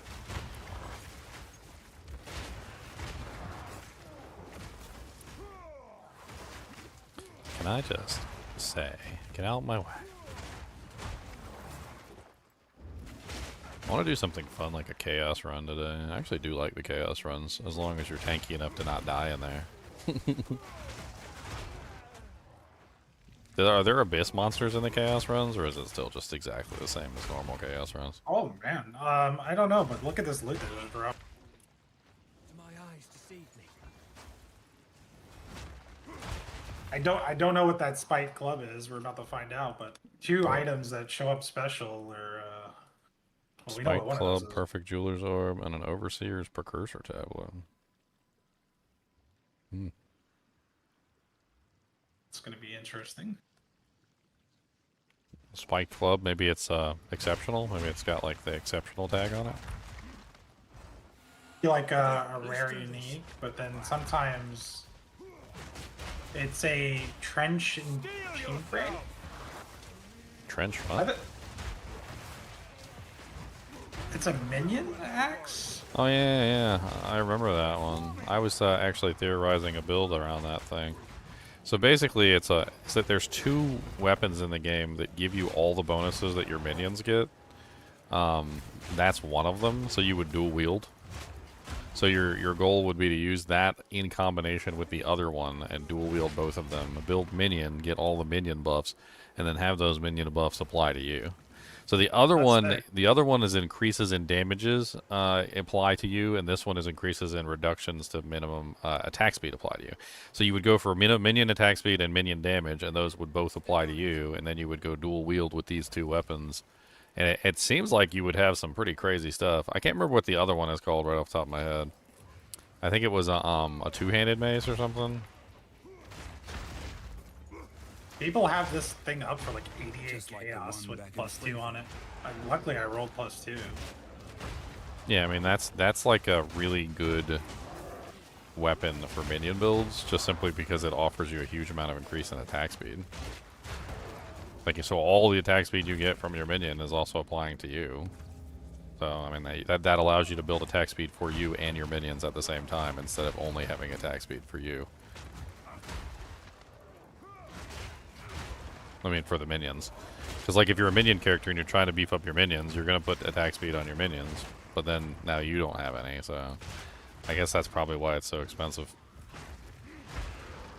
The other one, I think, is dirt cheap, by the way. I gotta do, like, this conversion. Dark forces at work here. I must. So, a Divine is 121 exalts, and a Chaos Orb is like 4 exalts. So it's like 4 to 1. Divine is 35 chaos right now. Okay, so that's like a 3 Divine item then. Nice. If it Yeah, sells. Another omen of gambling. Mine rolled nasty too. Like, I have a lot better one than most of these ones on the site. I feel like the currency, the go-to currency this season is just chaoses. Like, basic chaoses. Protection. Not level 2 or 3s. Like, everybody's selling everything for chaoses. Plus, you drop quite a few of them.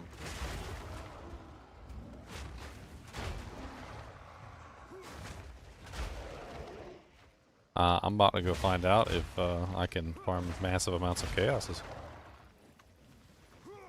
So remember last season I was doing a lot of chaos runs, and like I was telling you guys that like I found like amazingly large numbers of chaos in there. Yeah.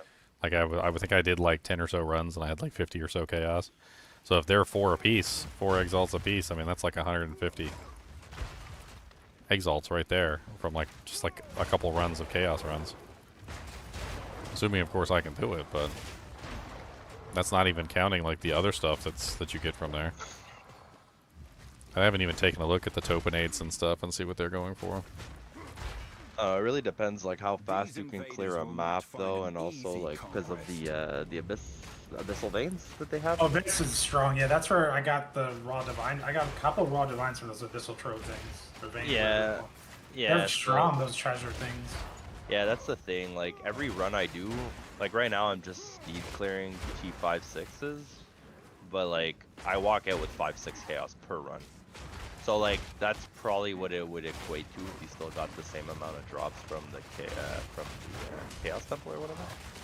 So like I don't know if it's worth doing that, but I mean anyway. Well, you get other stuff too. So like that was just like an in addition sort of a thing. Like that wasn't even like what I went there for. I was and at that time the chaoses were basically worthless.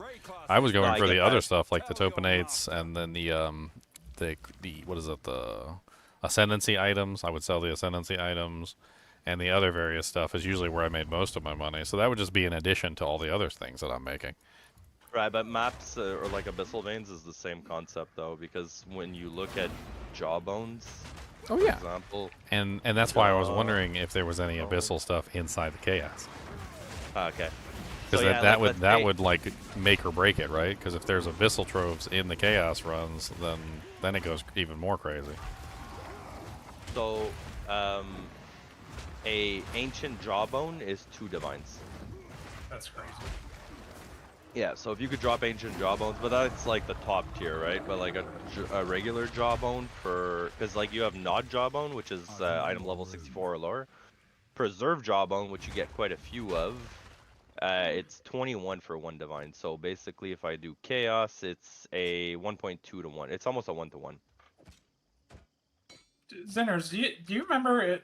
Because I think this was in PoE 1. It may be in this game too, and I might have just forgot.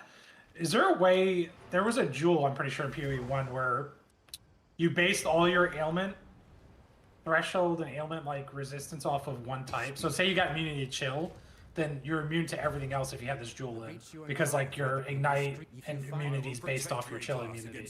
Does that exist in this game too? I gotta look it up. No, they don't have that in this game. Not yet, anyways. But I just don't want to be I want to be ailment immune, essentially. I'm tired of being ailed. My first breach passive ever. I never got a breach passive point like the entire time I was playing in the previous versions, because I never got that far to like kill the bosses and stuff. Oh yeah, they'll give you those first 2. The first time you encounter like each mechanic, you'll just talk to someone in town and get the book. It's really nice, very nice. Nice. Trying to see what I should grab first. You're looking at the wrong thing though. Oh yeah, that's Yeah. delirium. That's not breach. And this Breach on the one left side. is there's breach.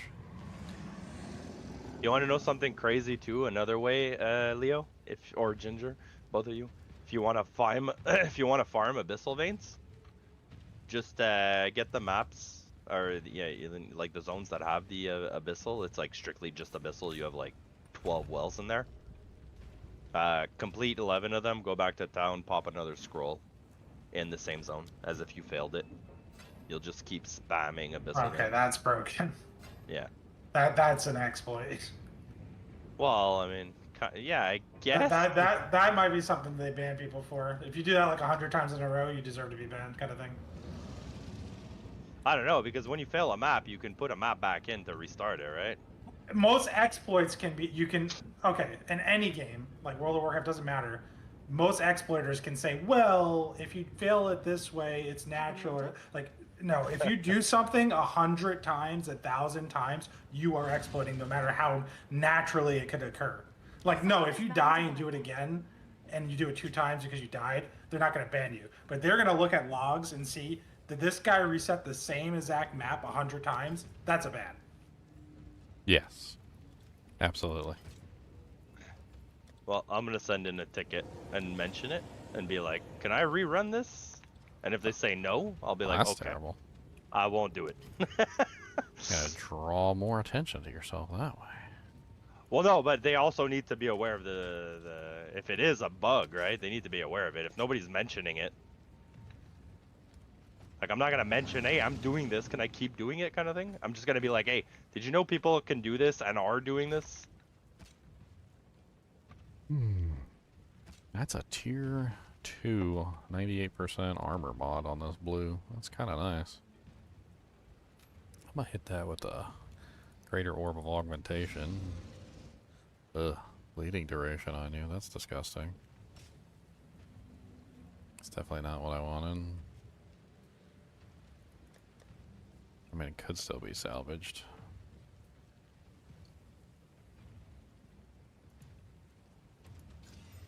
Give it a life mod. Abyssal Depths, let's go.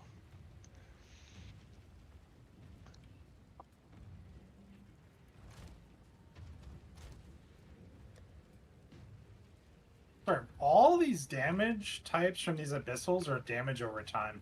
Yep. Seems like that's the thing to overcome this season. Just get 5,000 life regen a second. Easy. Until they put on the desecrated ground and you cannot recover life and life regen doesn't Yeah. work. Just stand out of it. Yeah, just stand out of it, guys. That's easy. It's easy.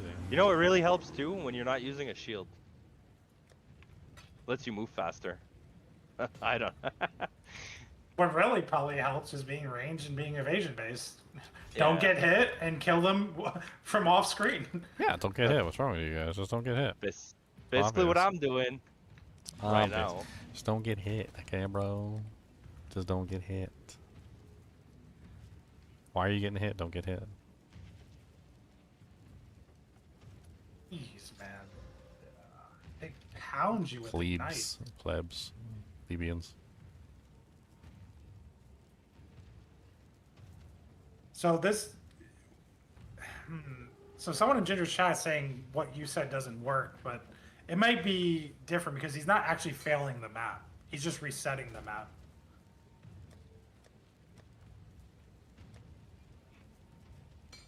Like the way he explained it, it's not an actual failure of the map. Yeah, no, you're not failing. I do not advise exploiting the You're- game and getting banned. You're not dying 3 times or whatever your limit is, or 2 times. You're just resetting. Remember who's talking, okay? This is Zinner. Zinner is the known exploiter. He literally looks for the exploits and exploits them. Do not trust. No, do never. not trust the Zinner. Do not trust him. Crumble! Protection!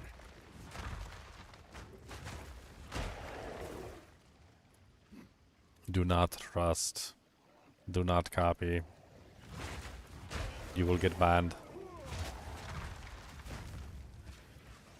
I mean, this guy's adamant saying it doesn't work. I assume there's clips of people doing this on YouTube. With many exploits, it usually requires very specific situations and conditions. That's how exploits work. They're like, oh, well, the exploit only works if you're picking your nose on Sunday and you have a taco in your hand. And, and they're like, really? I don't think that's how it works. And then they try it. And they're like, wow, it really does work. And you have to have a taco, and it doesn't. And if it has sour cream, like, it doesn't work. Like, it's got to be a no sour cream taco. Like, this is crazy. Who would have thought that sour cream had to deal with it? That's a tin foil till it's not, because when it works, you're like, well, not tin foil anymore. It's an exploit. Meat creature!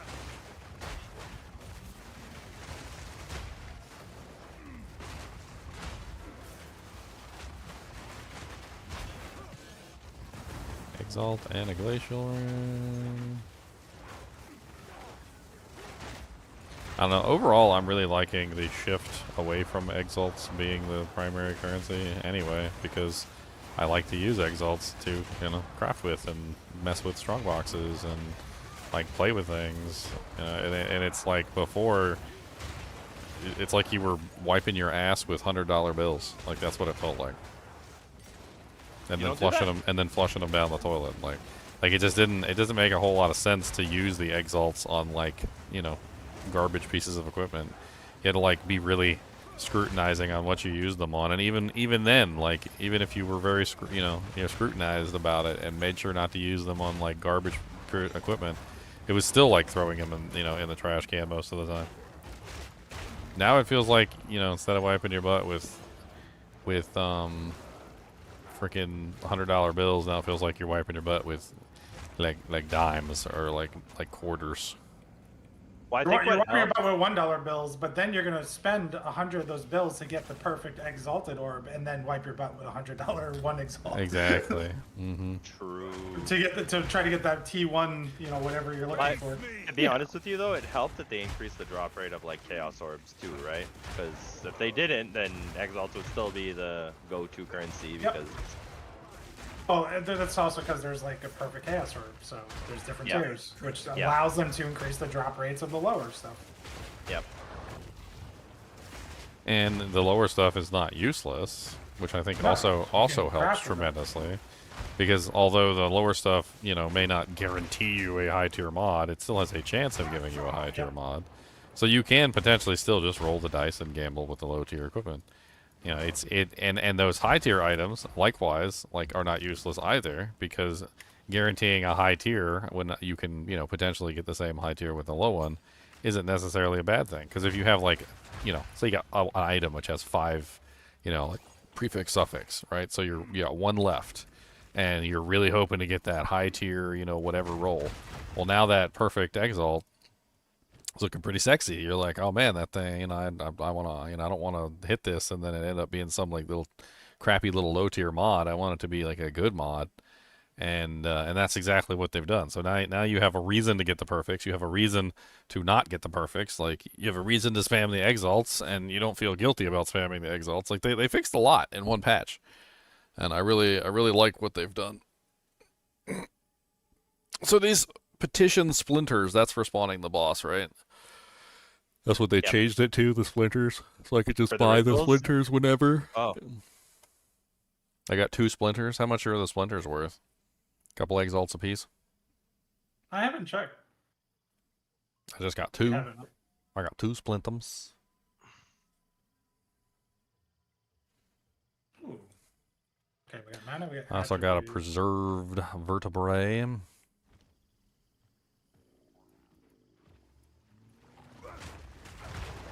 Wiping your butt with a dime? I don't know. If you're gentle with it and go slow, I mean, maybe. It's got ridges. It's got ridges. You're going to have to wash that thing off in the sink like 100 times. Razor sharp ridges. They're not razor sharp. Don't use a brand new one. You use like an old dime from like 1980s or something. So you get syphilis? Awesome.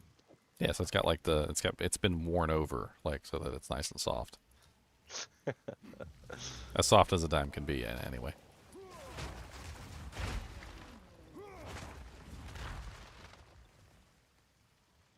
You get poopy on your fingers? I mean, I don't really think that that's the problem. I don't really think that's the problem. That's just a symptom of the problem. That's. Yo, Leo, you think this would sell? Seems like a pretty nice mana ring if somebody's running like a mana build. Just the physical damage to attacks is kind of meh, but. I mean, it Dual should, res, cast speed, mana. I mean, it's not bad.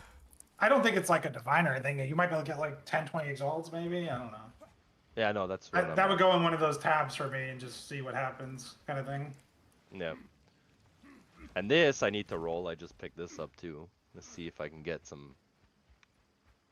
Probably not, eh? I don't even know.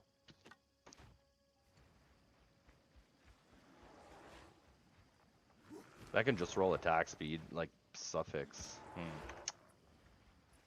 Some of the most valuable items right now are like a blue item with a high fizz roll, because then you can use the essence and guarantee flat fizz, and it's like tier 2 flat fizz is really strong.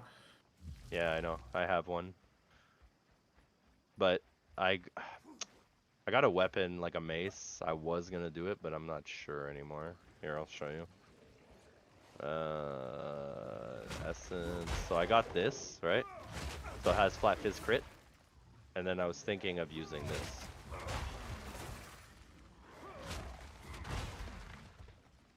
Yeah, that's the combo you want to do. That's literally what you want to do. But the only thing is, it's item level 55. Like, I don't know how good the rest of the stats are gonna roll after that. You know what I mean? It's true. It's still going to be a strong item. Because if not, the other option too, like if you have crit, fizz, and you want to gamble on the flat fizz, you can also just haste it for the attack speed, depending on the build you're running. I've no more room.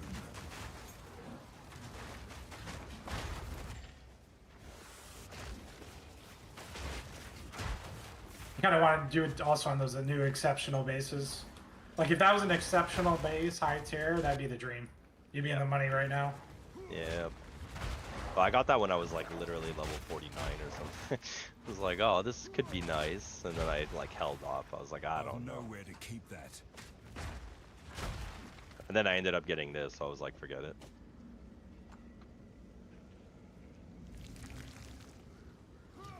Yep. Gotta try to improve my current maze. It's really strong, except I got that cold roll on it, so I need to get that omen that targets that modifier, if I can. I have to see if it remove that or the stun. Yeah. Because it goes off like the...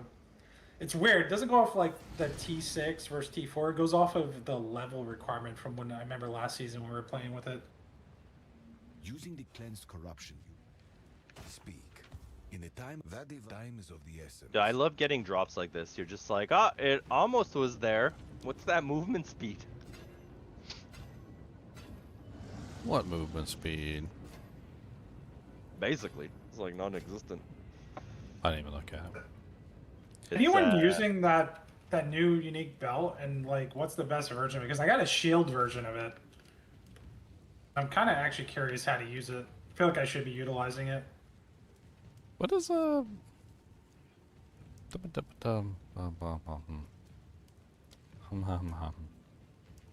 would that even work? It's not a shield.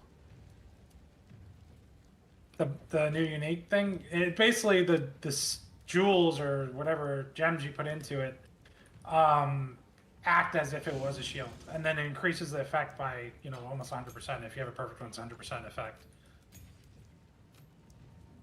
Basically doubles the jewels or gem or runes you put into your shield. Based on the type, like shield, Yeah. body armor, whatever you rolled. Yeah, yeah. Yeah, but like it's not actually affecting your shield though, right? It's affecting the belt. I don't know, because this is the thing, is when I thought about it, when I dropped it yesterday and I thought about like doing it and using it, I'm like, this seems trash. It seems like it's not strong. Like, what am I gonna get? Like an extra, I don't know, let's say I put an attribute like 20 strength, I get 40 strength, a belt with 40 strength, you can roll 40 strength on the rare belt. Let me That doesn't make any sense. pass it over Yeah, here. no. Let me try So- and see if it affects my actual shield, like armor rating. Because if it does, yeah, then that's nasty. Then that's Exactly. like No, huge it- amounts of additional damage to the shield. No, it only affects the stuff socketed into your shield. So it will take the sockets from the shield and double them. So you get the base benefit. So like for example, I don't know if there's a rune or something that gives you block chance on your shield, right? If you had that in the socket, it would have like let's say 7% block chance, and then 100% of that would be 14. So you'd essentially have 21% block chance. Yeah, let me say it real quick and check it. 'Cause I'll put it in the. Well, I don't know which one was the officer swap. I'll put it in tab 3. I'm not sure if just there like- is any officer swap. I might need to like check that here. Hold on. I will remove everybody from the officer swap. There you go, and then I'll change it to officer swap. There you go. Play around with that thing and see what you think about it, Ginger, because 72% I know that's like of the new increased item. effect of socketed items. This game item gains bonuses from socketed items as though it was a shield. But like the thing is like, is it actually applying to the item or is it applying to the shield? There's no armor on the belt, so if you put an iron rune in it, for instance, like then that doesn't affect the belt because the belt doesn't have any Yeah. armor to enhance. So, I think if it buffs your shield, then it actually is a good item. That it has to, because otherwise it sucks. okay, If you put an iron rune and your shield armor goes up, then that item is nasty. how much are iron runes going for right now? I don't want to just like waste it. Yeah. Hey, I got an MF shield. Yes? Is there something cheap that you can test besides iron? Well, I mean that's the only thing that's really important. Like, I so- know that's important, but is it like for testing reasons? Is there something else that we can just prove the theory, the concept? Well, what's the lesser iron runes? What are they going for? Well, either a lesser or an all res, because res might be easier to see if you just put a res, like a lesser res one in there. If it goes from 10, like let's say you have 60 cold res or whatever, and when you put the belt, if it goes up to like, Well, your Let's res just- should go up no matter what. That's Let's like just a natural YOLO. thing. Let's just YOLO it. I got a greater one right here. Let's do it. Cannot use this items. Your stat will be ignored. Oh, I don't have enough strength to... That's funny. I don't have enough strength to use the... The armor. Yeah, because I guess I had strength on the belt. That's probably Yeah, what it was. that's pretty normal. Girdle.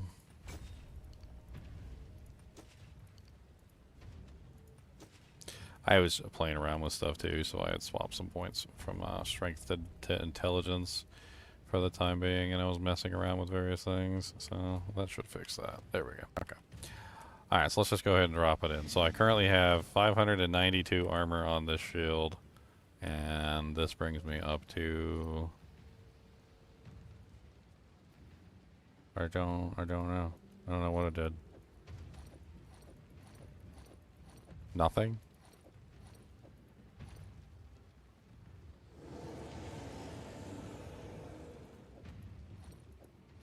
I legitimately cannot figure out if it did anything at all. Hold on, let me go to my actual skill, see if it goes up and down.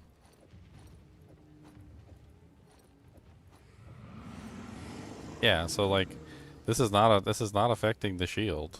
It's affecting the item, and it's giving you the effect of what the shield would get if this was a shield. But since this item has no armor bonus, it's essentially not giving you anything. It's giving you nothing. So now there's a greater rune in your belt. Does your armor go up?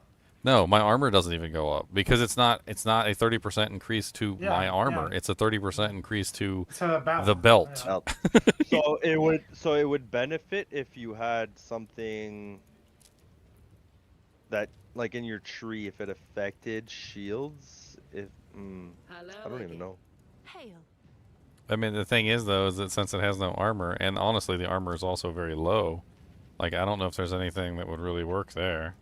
I mean, as far as armor goes, I mean, there's resistances, there's like life. You could put life in there, so you could put like a 40 lifer in there, and you could multiply that by 72%.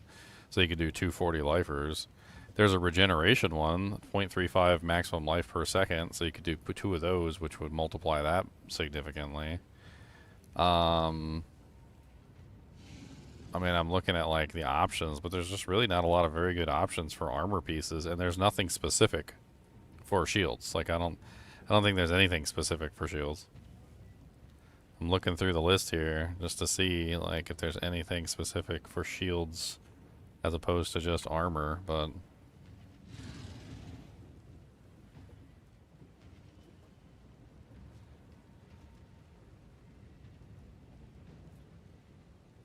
no, that's body armors.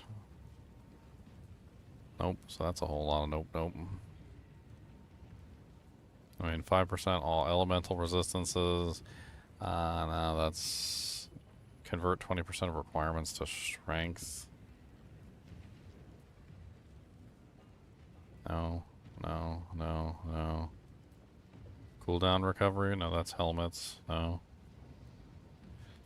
No.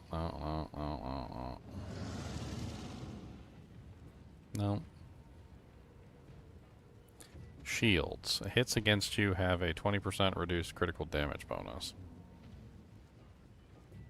Seems relatively poopy. Armor chaos resistance, so 11% chaos res multiplied by quite a bit. So that would be 22% multiplied by what, the 72% bonus? So you could almost cap out your chaos res. But then you lose like the whole belt slot. Like Just it to just cap seems out, underpowered. just to cap out your res, yeah. I mean, I look through basically every single one of these socketables, and with the exception of maybe some sort of special unsocketable that I can't see. I don't see there's anything there except for maybe the chaos res that you would even want to use in that belt. The chaos res is the only one, and then you've now lost your belt slot for some chaos res. Yeah, and you could just get a chaos res belt with a ton of other stats like strength and armor and life and mana. Yeah. I mean, I don't know how much chaos res that would be. What is it, 22 plus, what is it, 72%? Was that what it was? A perfect belt's 100, so I guess if you want to like theorycraft, you go off the 100, and I guess you could corrupt it for more. But that's still only 44 chaos res. That's not even. I know. Does That's what shield confused me when I theorycrafted it really quick. I didn't dig deep and look at every option, but I just did it quick in my head. I'm like, this belt is trash. Is a shield a martial weapon or a armor? It could count as an armor. I'm pretty sure. I don't think it counts as a martial weapon. Because when you put the iron rune in there, it gives you increased armor evasion and energy shield. Yeah, you're right. Yeah.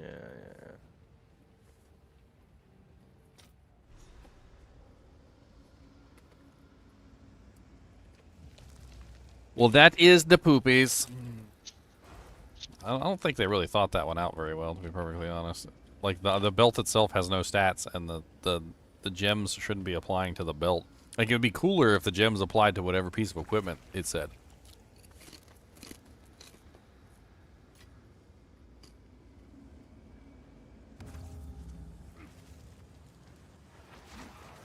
I think that would make it much more interesting. Like, if it said shield and then it applied to your actual shield, or if it said armor and it applied to your actual armor. Or weapon, and it applied to your actual weapon. Or you could add extra damage to your weapon, or like extra attack speed or something. It would give you like more sockets on whatever weapon you put on your character. Like, it makes more sense as an extension of sockets, like, for the item that it's used in. That would be a cool item then. Yeah, I agree. That'd be Yeah, way that better. that would be really neat. And then they could But limit like which yeah. ones it works for. You know, like it could be like, you know, this counts as your gloves or something, and then like it actually works as your gloves, and so you can add like, you know, specific stats to your gloves. That's I mean, honestly, that's you- all it should be. It should just be like you're adding extra sockets to whatever it rolls. Like this Also- belt, you sacrifice a belt, but you get extra sockets on your shield. You get extra sockets on your body, on your gloves. whatever. Exactly. And the beauty of it would be that it would work with any shield. So, like, it could be something that you get and then interchange between different shields. Right?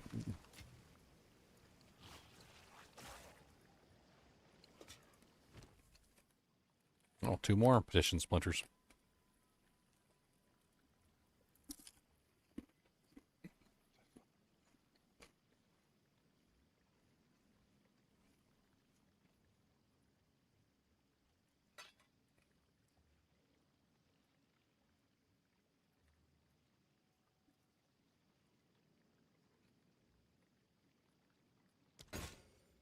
Out of mana. Wow. Life now. There's so many splinters in here. 3 and another stack of 9. Wait, and 2. Dang, I should defer the 9 stack and try to see if I can get one of the lower stacks or something.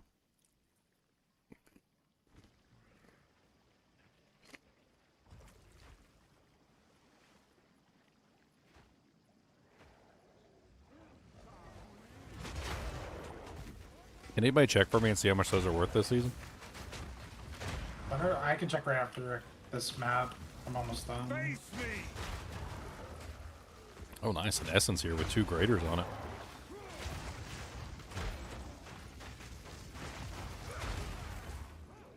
Come on. I'm going to corrupt it, see if I can turn it into some perfects.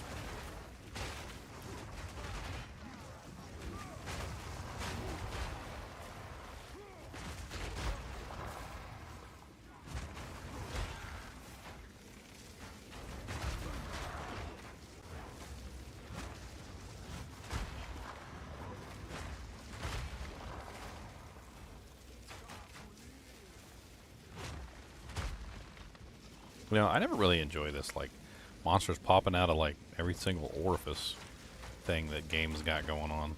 Like, I don't understand why they do that. It's not cool. Like, it's more cool to be tactical about it and have, like, the monsters in set positions and, like, there be a set number of monsters and, like, as you progress, you know, you're doing really well and you're, like, clearing out the pack and you can see, like, a progression as you're going. Like, this whole thing that games do where, like, the monsters just, like appear out of the ground, like they grow up like grass, like randomly during your fight, and like you have no clue like how far along you are in the fight because the monsters just keep spawning. It's much less fun than just having the monsters there and like progressing through the monsters that are on the map.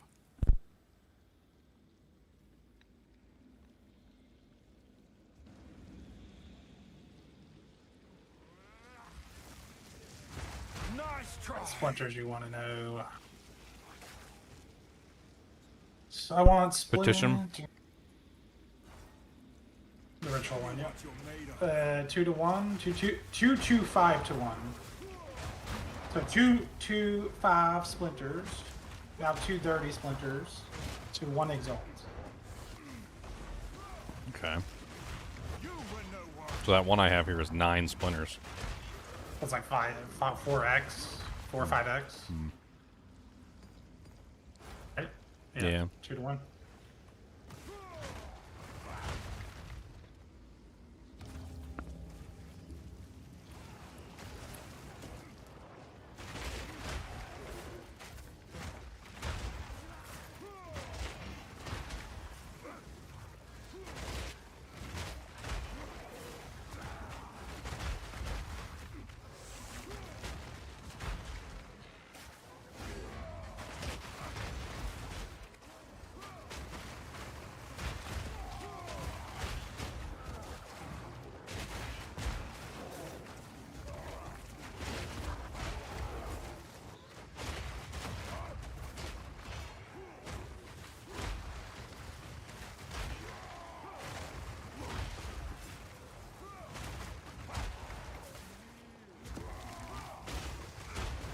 Not really sure if that's worth deferring off.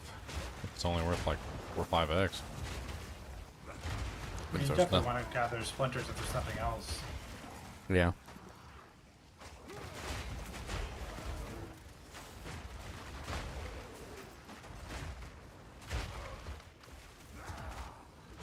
Fuck you!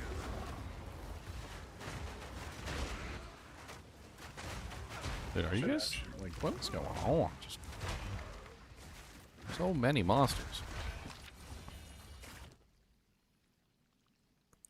Omen of Amelioration. What are the EXP loss ones going for these days? I can get that right now. I'll check that.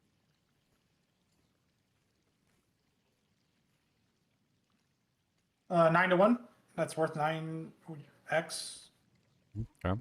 I'll get that right now.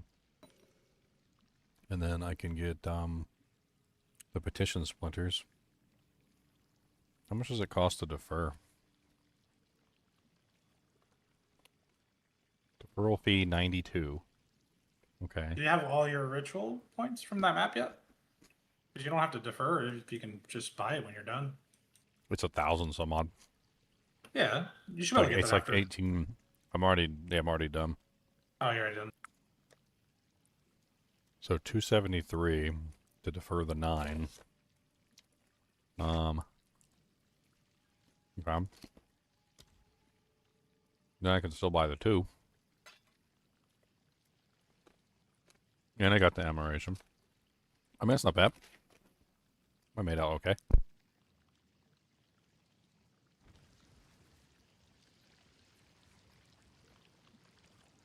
My game's crashing after I opened that portal. That's not good. Did I just lose 50 splinters? Guess we'll find. Every time I've crashed so far this season, it's put me like right back into the combat. It should. I shouldn't have lost my instance that quickly.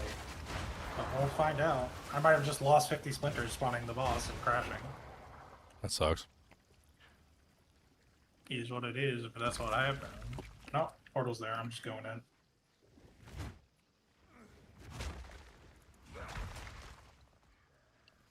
They are trying to touch my butt, Mr. Flabby. Nope. It's a squishy butt. It's worth touching.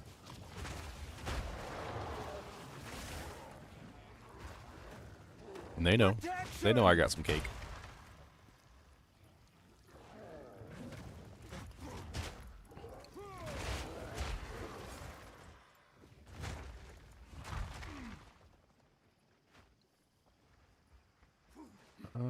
What is left on this map? Map's technically complete, but I haven't done the beat all rare monsters yet. There's still another rare monster up here.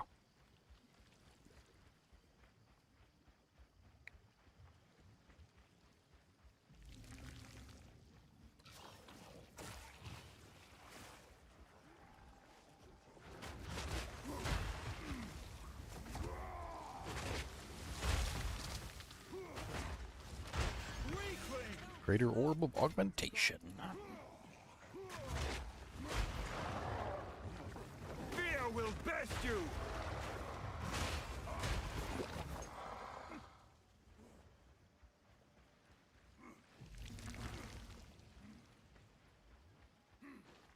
that's left. I think I've done everything, right?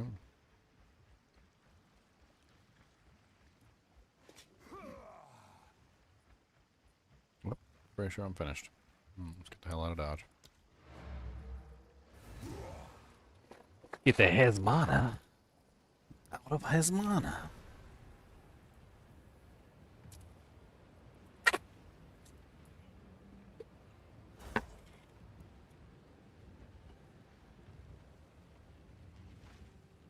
Speak. The text, no new. Got my first book. Yeah, I like this a lot better. Actually, getting some points into the tree, like just for doing your first ritual, and then having the subsequent points come later. Like I like that. I think that's way better. Yes.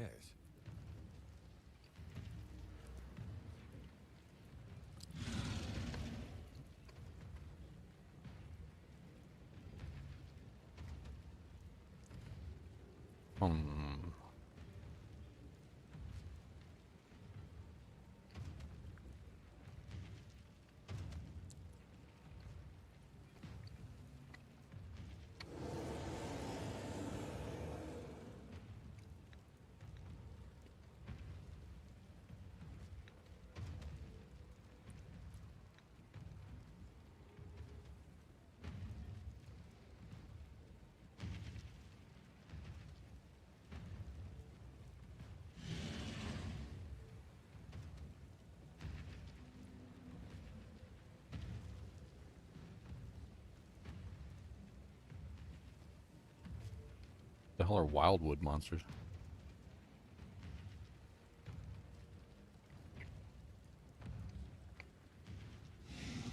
I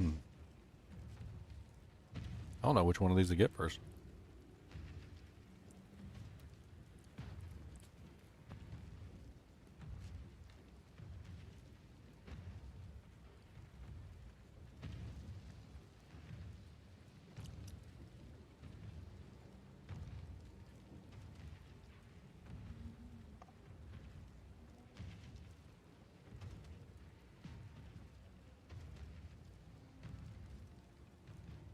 Four rituals is the best starter.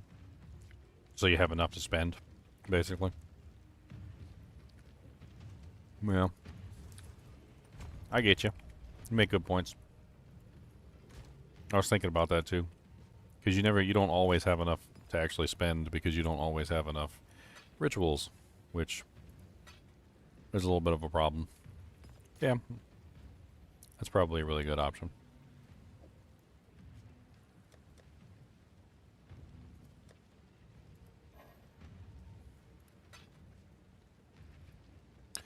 That's breach.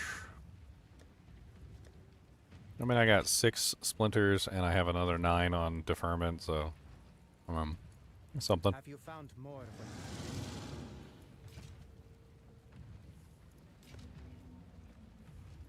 Collect more I need to get some of you.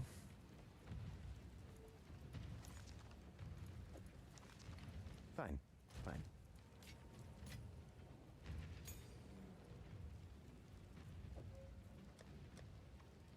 Hey. Fuck this guy.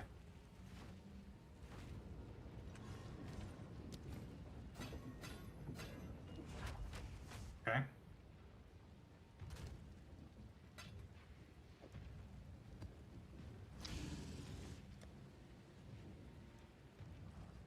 I'm using the Elon map tab. It's the best tab, guys. Elon map. If you guys don't have an Elon map, I don't know what to tell you. Make sure you get your Elon maps.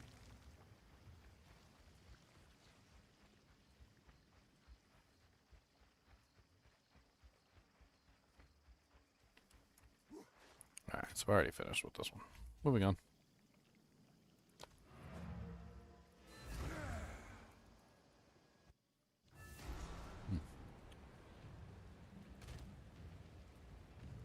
Where's Meow at today?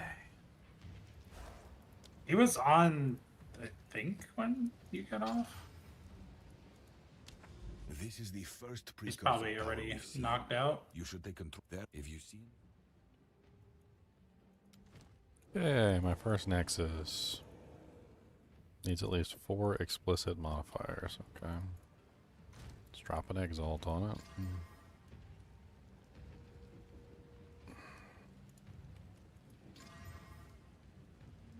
Disgusting.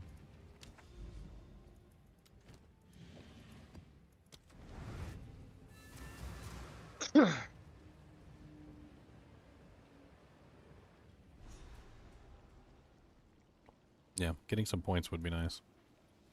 I don't have any Atlas points at the moment, so I'm not actually working toward anything. None shall pass. Wasn't sure what I wanted to build this season. Essences look really good. I don't know what the prices of essences are currently going for, but it I think definitely there was seemed... only one that was expensive, besides like the ultimate ones, which I didn't check the ultimate ones. Like the perfect ones? Yeah, not the perfect, the next tier, like the 4 ultimates, whatever they call those ones. They call them corrupted essences, 5 of them. I didn't check those, but the I checked most of the perfect ones. The only perfect one that seemed expensive was the spell one, I think. Interesting. Yeah, 18 exalts a 1. I'm still doing it because I want to use essences. I want to craft and stuff. Well, that's what I was thinking too, because then you just have a whole bunch of essences at your disposal to craft with, which I think is really good. Although there could potentially be, you know, another path that leads toward more money, and then you can just buy the essences, I guess. Yeah, so you have lesser, you have greater, and you have perfect. And then after that you have the corrupted essences. Hysteria, Delirium, a Horror, Insanity, Abyss. Yeah, but like last season, like you barely ever even saw a greater. Like they almost didn't even exist. This one, it seems like I'm getting graders all the time, and I'm actually kind of hopeful I might actually see a perfect.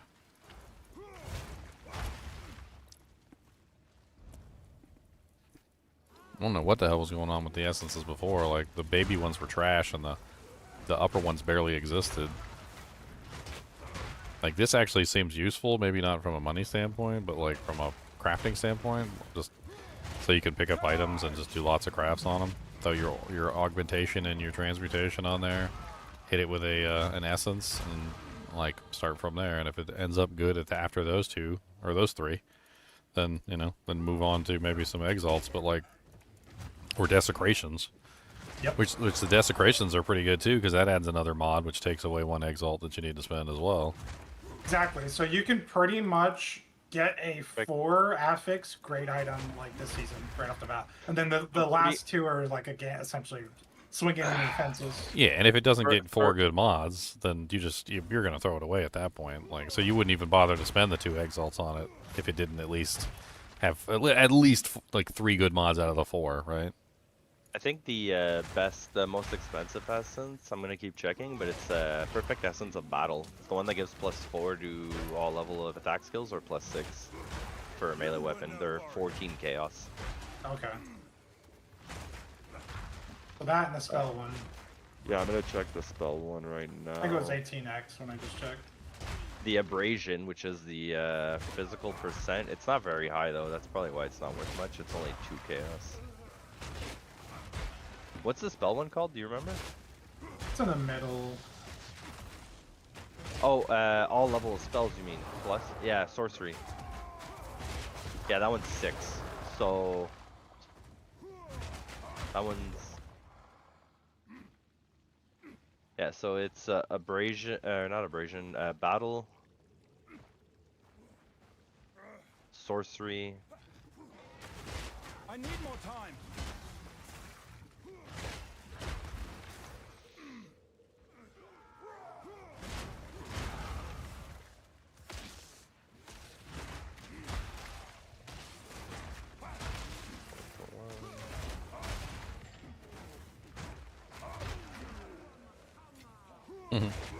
My first regenerates life monster. He didn't do anything. He didn't regenerate any life. He cannot regenerate life when I am around. I got that node that makes it so that fully broken armor monsters can't regenerate life. Mwahaha.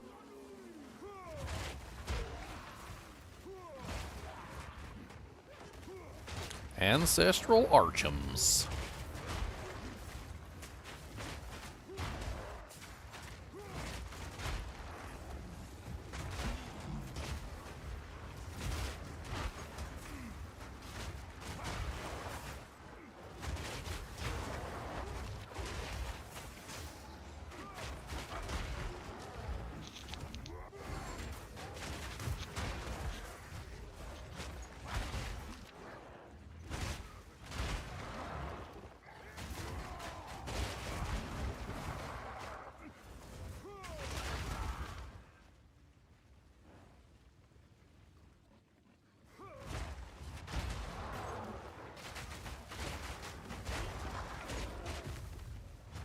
gone.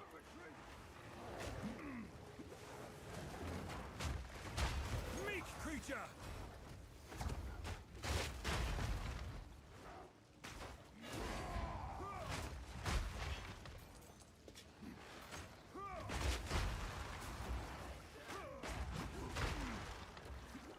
This desecrated ground.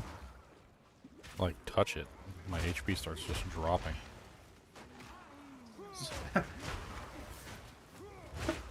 Oh man. It's like just to put a toe in it. Just put a toe in it, and your HP just like.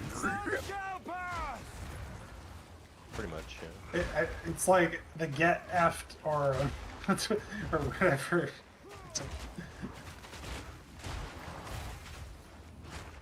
No B here.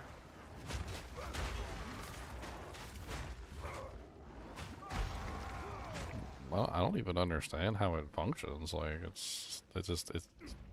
they cast it under your feet. You're supposed to avoid it, but like, good luck trying to avoid something that they're just constantly putting directly under your feet. Like, don't stand in it. Yeah, I know, bro. Like, I know. I'm not supposed to stand in it. Like, I'm aware of this. I'm running for my life. It just keeps appearing under my feet. It's green though. Doesn't green mean go? Oh, green. It's green. Green is even worse. Like, I was talking about this earlier. Like, it literally has a color, which a lot of the times, because of the abyssal mechanic, matches the color of the floor. And there's many times where you can't even see it. It's just like, what am I standing? Oh, I'm dying. I must be standing in Something, yeah. Yeah, I must be standing in something that's murdering me horribly because I'm dying. And even in areas like this, like, because you know the green aura is coming out of the hole, right? So like they're casting the aura, and it gets confused with all the other green effects that are happening. Like, make it purple or something so it stands out. I don't know what the hell to do. Like in the middle of combat, like half the time you don't even know you're standing in it until your HP is already at like half and you're just like running for your life. They're like, oh look, my hit points are at 0. I am dead. Congratulations, you have stood in the desecration. You should have not done that. Really? I didn't know. It's actually crazy that I shock bosses now just because I have that jewel on that gives me extra damage as lightning. So I just get 20% multiplicative damage plus the actual flat damage of it. That jewel is so powerful. I think try version of that jewel is going to be the dream.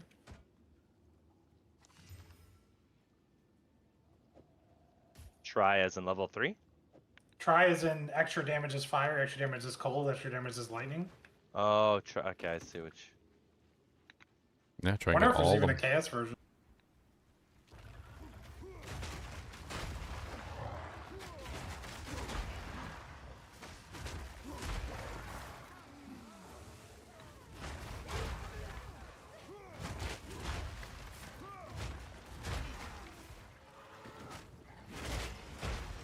None shall pass. None shall pass. 41 chaoses to go so I can get my helmet and make this build.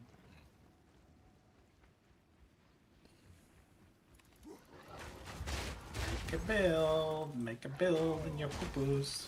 I need the wolf howl helm. and it's Crody, like don't make a 100. build in the poo-poo. It's 100 chaos orbs. I gotta sell this shield before Ginger hits the level because he's gonna want it. Rush, rush, rush, rush. Hey, that's gonna beef. That'll beef my damage up by like massive amounts. Are you kidding me? And that 8% physical damage reduction. Ooh, I got the perfect essence of sorcery. Was that one of the ones you just mentioned? Yep, it's 6 chaos. 6 chaos. So 18 exalt, 6 chaos times 3. Is that the ratio? Yeah, roughly. It's 3 to 1, I think, right now. 1 to Market 7. 1 to 7. I guess I should just start trading in chaos instead of picking up exalts. I put really cheap items at 1 exalt, and I put anything that like I've been starting to put everything at 1 chaos now. Yeah, same. Just put it at 1 chaos, see if it sells.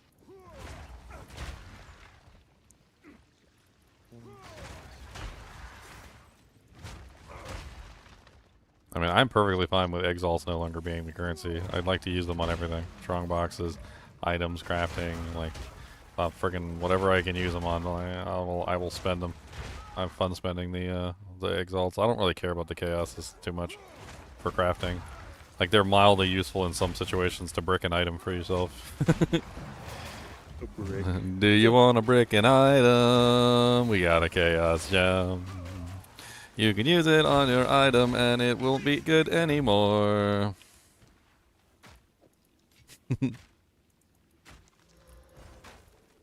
Oh, you had 150 physical damage. Well, not anymore.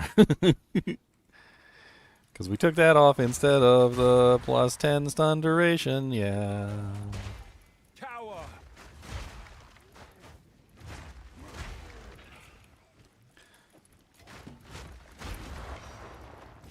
Converting everything to divines as fast as possible. Because they always go up in value. Yep.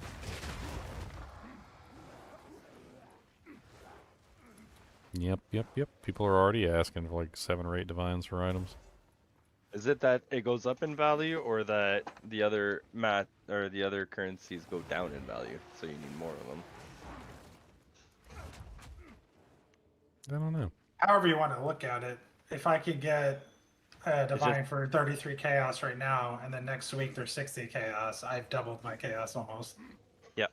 I think there might be a mitigating factor with the exalts too, because like even though there are more exalts, I think people are more willing to actually use them now, which may deplete the supply rather tremendously. Like if people are actively using them, unlike before when they were not actively using them, you know, law of supply and demand, the exalts are going to start getting used up more, which means that even though there's more of them, it might even equal less. Who knows? We might be looking at a situation where the crafting system is actually actively being used for the first time ever. Oh, it's definitely being used. Yeah. It's so good. Like you have control almost for the entire item. It's they didn't quite give us a perfect item capability, but they gave us large factors of control. It's like 85%, I would say. And I haven't even been using the recombinators, and there's like a new omen that like ups your recombinator chance and stuff. I haven't even looked into it. I saw it on the currency exchange. Yeah, why can I not access maps? I don't get it. You doing something right now, Leo? It's only day 4. How come people have multiple divines? I don't know. I mean, I've dropped 2 so far. The Abyssal, the league mechanic is given divines pretty frequently, like compared to normal. I mean, one day in, like the people who like do this for a living had like 100 divines. I mean, it's just essentially crafting, trading, things like that. Like at raw drops, maybe I don't know how many people are getting raw drops, but like I said, the league mechanic's pretty good for the raw drop portion. Trading is like obviously how you get rich quick. Get rich quick scheme, or you just buy all your stuff off an RMT website. Let's be honest. Bro, my maps are broken. Yeah, Leo, look at this.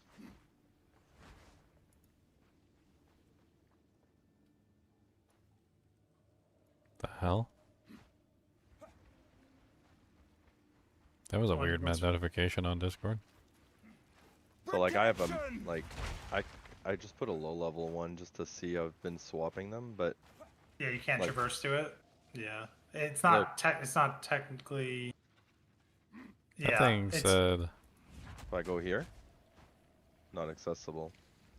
That said If I the go person here? who has joined your voice call has clipping enabled. Your voice may be recorded. Like I don't understand. That's why you started streaming. Yeah, probably. I never seen that notification before though. I was just saying. Do you know what's going on, Leo? Yeah, I No, think you have to attack those blue swirly nodes. See if you can go that way and get that one. That yeah, see if you can go that way and get that. Yeah, but I can't like. Okay. Why is it doing that? They locked maps behind those like guarded stones inside those swirly maps. It's like the new mechanic for like the Citadel brother or sister bosses for the interludes.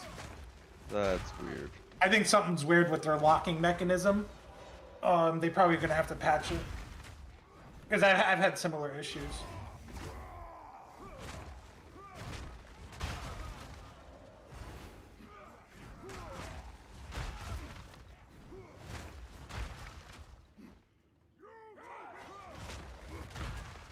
Well, this is buggy.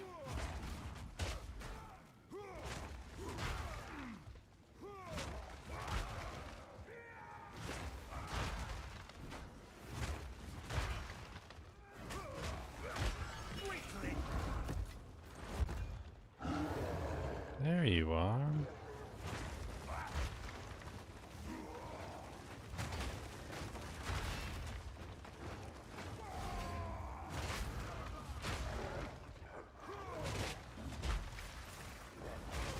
Oh yeah, Leon, I noticed something the other day that might actually be pretty cool to build a character around. Something I had never seen before. So if you look at the, you know that basic shield, like, recoil thing that we were playing around with at the beginning? The, you know, you hold up your shield and then let the monster hit you and then it, like, does, like, a blowback. Hello? Yes. Oh. So, if you look at the actual skill, the raised shield skill, and you hold your mouse over it, it has a rather, like, large amount of damage that you get from your shield. Instead of, so, like, if you look at shield charge gives you 5 damage per 15. Okay? But the raised shield ability gives you 4 per 5. Which is insane. So instead of giving you, like, the tiny amount of that shield charge is giving you, which is only, what is that, 5 per 15? So, like, assume you had, like, 1,000 armor shield, like, divided by 15 times 5, right? So, like, let's just do a quick calculation. So that's 1,000 divided by 15, which is, I think, 66 times 5. So you get 333 damage with, like, an 1,000 defense shield.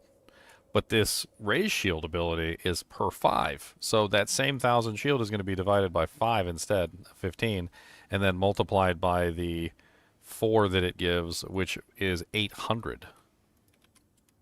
So, like, in the amount that raised shield ability gives, technically, if you take your, like, 800 and divided by 333, I mean, that's roughly, like, almost 2.5 times more damage from the raised shield ability just from holding up your shield and then releasing it. That sounds absolutely nutty. And you can combine that with, like, Molten Shell and stuff, or whatever. Yes, and you can definitely combine it together with the Molten ability, and you could potentially make a character doing massive amounts of damage with that.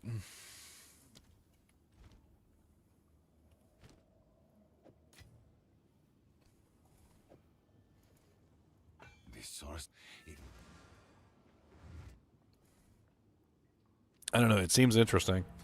I want to play with it, but obviously you need a really high damage shield to really take advantage of it, and then you need to start multiplying it.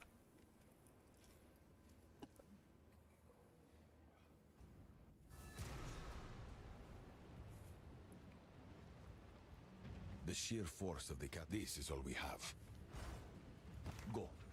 I think John's right, though. I think that the number of divines that are currently in the market is probably a lot lower than you would think. I think that's something that does need to be considered. Because it's like it's not necessarily that you can craft an item that's worth lots of divines, because you can, but it's how many divines are actually currently in the market to spend. You know what I mean? Like, the people who have the divines that have lots of them, I mean, yeah, they might be rich, but then they post an item up and, like, somebody else has to pay them divines to buy it, so it creates an odd problem where, like, the divines are worth a lot more because there's fewer of them. I'm assuming as time goes on, the number of divines will increase, and the overall, like, health of the economy will start to, like, you know, get to the point where, oh, there's, like, you know, 1 million divines in the market at this particular point. But we're only on day 4. There's probably not 1 million divines in the market right now. I mean, assuming, like, because I think there's like 30,000 or something active players. Even if you multiply that by 3 and say that there's 900. Hold on. 30,000 at times 3, so there's like 90,000, and assume that like every person who's online found like 3 divines. That's 270,000 divines total across the entire market. That seems wrong because there's usually on Steam alone, not counting consoles, not counting the standalone client like you play on. There's usually like a couple 100,000 players on Steam alone. Well, I was talking about like concurrent players. I mean, you could use total player count, but I doubt the total player count would give you an accurate number. Because how many of those total players, played for an hour and then left? Yeah. There's a percentage for So sure. that's why I took the concurrent amount and then multiply it by 3, which I feel like is better, because it seemed to be around 30 to 40,000 concurrent.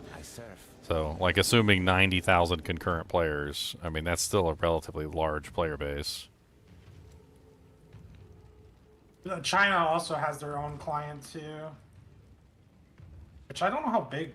I mean, it might be huge in China. But no. Find more priest remnants for my research. Is this any good? Like, I don't know if this is any good. Is that any good?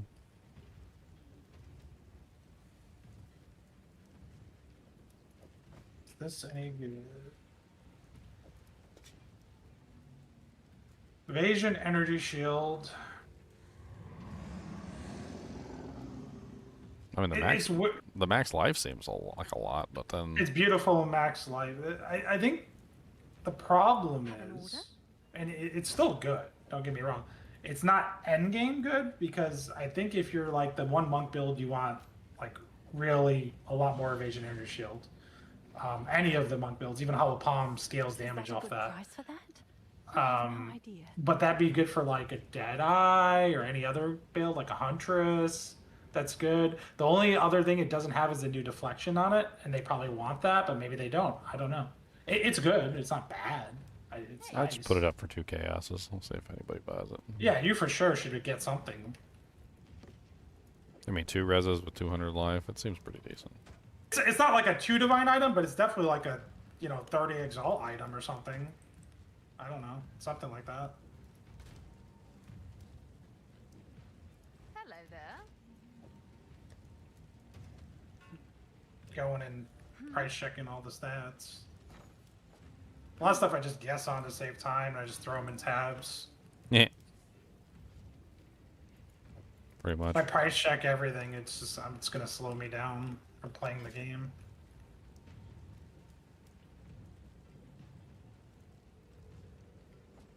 Hello there. We need to collect more.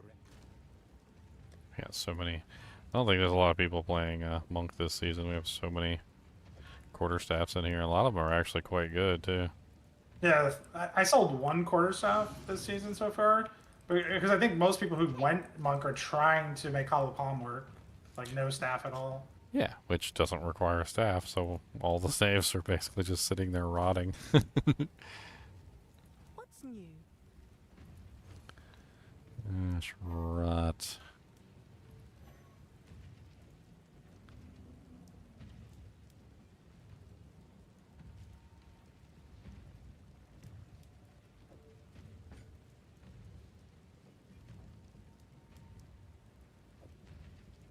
So, Zinners, are you there? Yep. So, there's a unique Abyss map? Is that what you were saying before, by the way? Like, there is a map, or is it a precursor tablet? What is there to get more Abysses, essentially, in general? Just the, what do you mean to get more abysses? No, I was talking about. I know, like, Abysses can spawn on that. It's like there's green icons, like new map types. I know that. But is there currency around Abysses, like precursor tablets, things like that? Not that I know of. Unique map. So nobody ever picked this one up for what I put it up for. I'm trying to figure out exactly how much it's worth. Not that I know of. People will be able to keep the items they got from the patch. Well, yes. Any item you get while you play goes into like their eternal realm. Like after the season. He's probably talking about the seasonal legion items or whatever, the abyss items. Yeah, they go into standard or eternal, however you want to phrase it. Like your character gets moved with the items, they're still usable. That's why standard in PoE 1 is kind of crazy because it has like every special item from every league ever.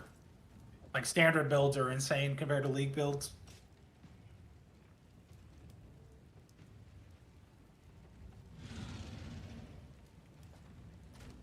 So how much is a divine going for right now? Like, Chaos 34, 33-ish around that range, and Exalts was like 120 or I don't know, something up there. let's see.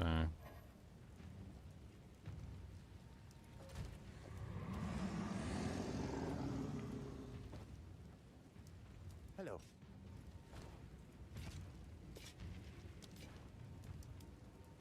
Have an order? I need to make that cheaper. I'm trying to figure out what to price this quarterstaff at. I feel like it's a really good quarterstaff. It's got 3 sockets. It's got 13.6% crit chance. It's got very good elemental damage and physical damage both. I mean, it's not a bad quarterstaff. I just don't know I got that exactly. shield, Ginger. I just don't know what the price of that. I'm looking on your stream. I linked a shield that I just dropped that can be very good with a final roll. 6%. 6%. It has 2 armor rolls with an open ability to have another armor roll. Oh. You want it to craft on? I'll put it in the officer swap. Well, I guess I'll take this crappy belt back. I don't even know what to do with this thing. It's got an iron rune in it. Yeah, you want that. Maybe we could sell it just for the iron rune. Somebody can extract the iron rune, get the value out of it. It's worth for iron rune. Did you link the staff in game 2? You did. Okay. So massive fizz roll. I mean, it's T4, but it's still good. It has double elements, high element damage. Not like T1s, but nice. It has base crit, 13%, which is huge. But it is corrupted, so you can't socket it. You can't do anything else to it. No, it's corrupted. It's got 3 sockets. So. Oh, it has sockets. I put 3 sockets in it. So I put 2 sockets in it, and the corruption got the 3rd. So it's a 3 socket. Which means you could put physical damage in there. You could put, elemental, more elemental. You could go more cold, more lightning. You could go more physical. Like, I mean, it's open. Like, it's a hybrid, yeah, for sure. You could pretty much do whatever you wanted with it. I mean, it's nice. I had it up for a divine. Nobody's bought it yet. But then at the same time, we were just talking about, like, there's not a lot of people. There's not a lot of people playing a monk right now, and if they are, they're doing the hollow palm. So there's that, but also monks usually want attack speed and crit. Attack speed would be nice. Attack speed would be nice. I would do the whole thing where you like start it at a divine and then you move it down to like a 50 exalt tab kind of thing, and then you move it down to like a 30 exalt tab, and then a 20. I'm doing it now. I'm lowering it down. Lowering it down. Thank you to whoever put the grenade crossbow in the stash. I've been dumping stuff in there, just dumping it. Yeah, it's hard to say who because we just keep putting stuff in there. I mean, if it looks even remotely good for a build, I throw it in and just let it go.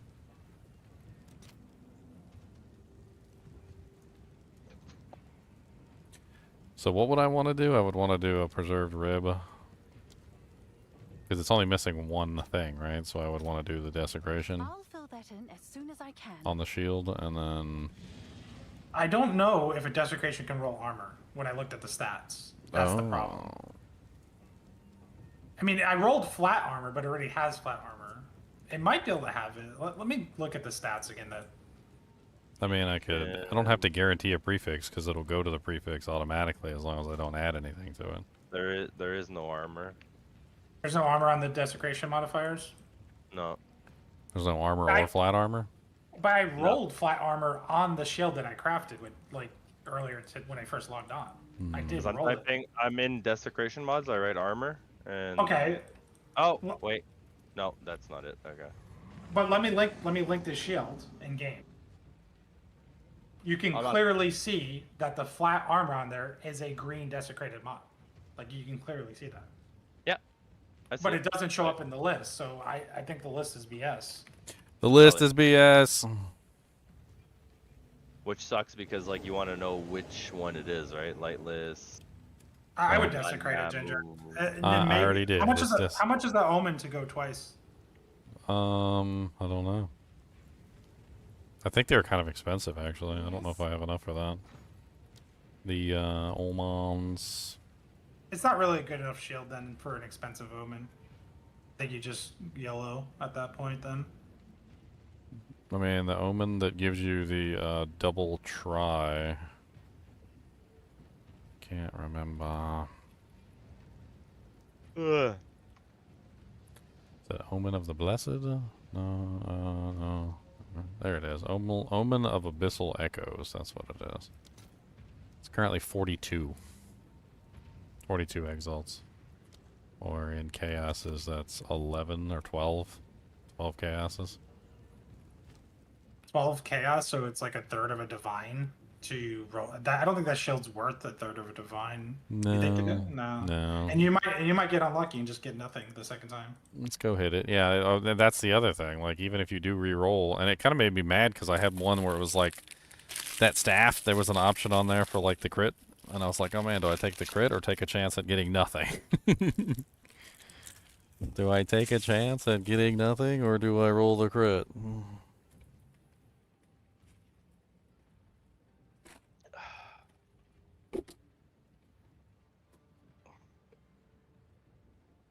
Oh yeah.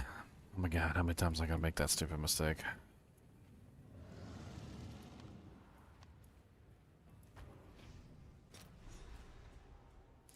Let's go roll the doojank. Let's roll the doojank. Got to roll the doojank after all.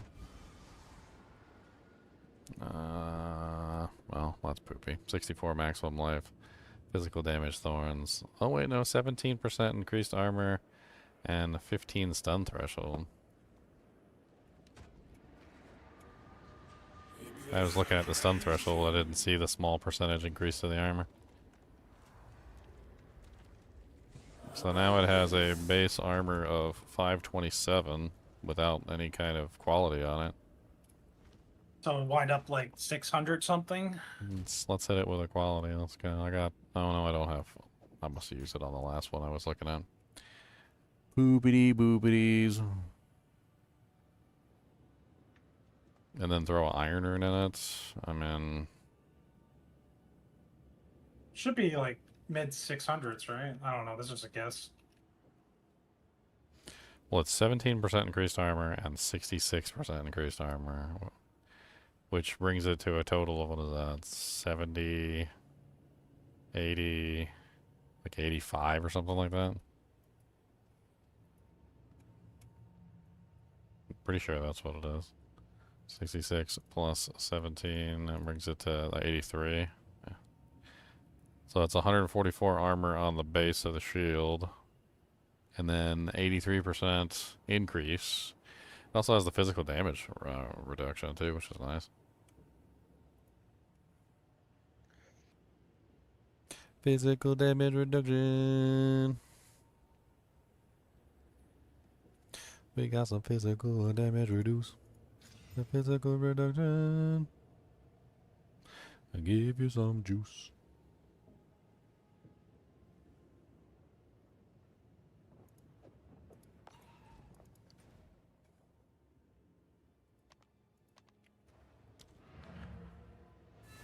This whole thing not being able to teleport back to the hideout from like the Well of Souls is annoying the crap out of me. Yeah.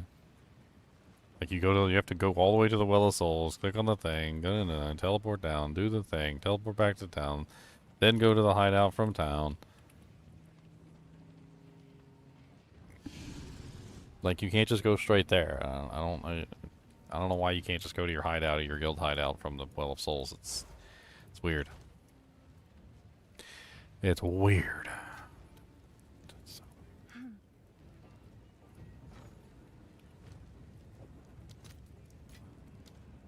Craft in this chest.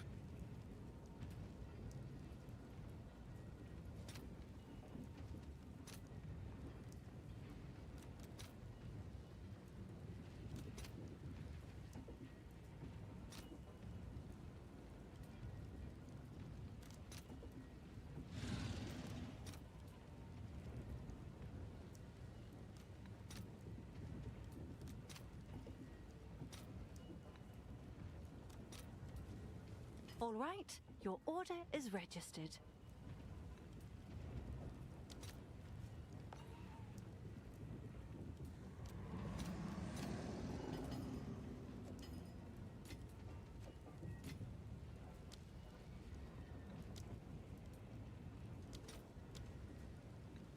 That's a beautiful start to a chest.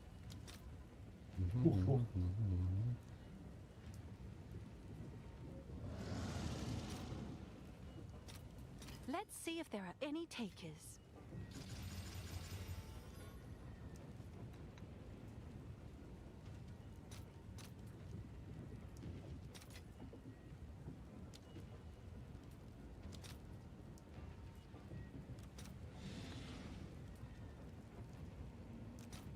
I'll post it right away.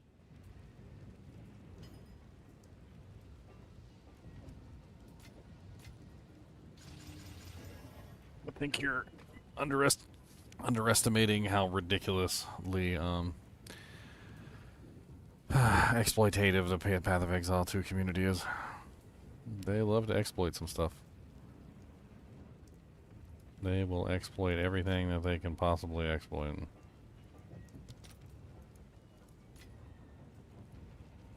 Everything.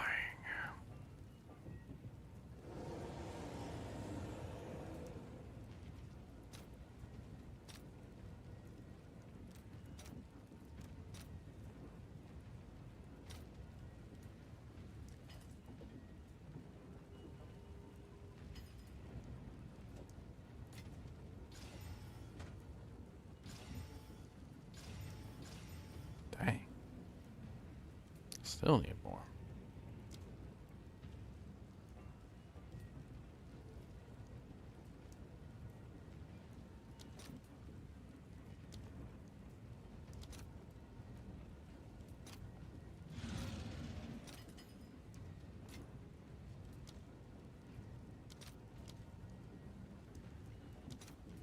Maybe like 2 more.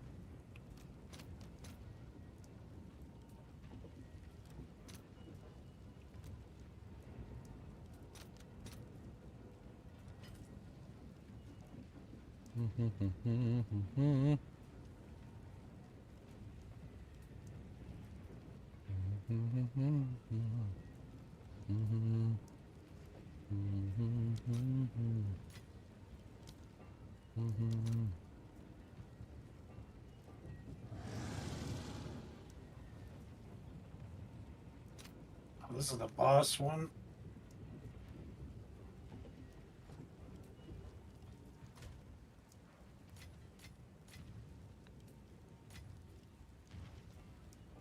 Hello again. Why is Navali standing on top of Yes? Anji, the currency exchange person? This is like irking me to no end. So much irk. Many irks.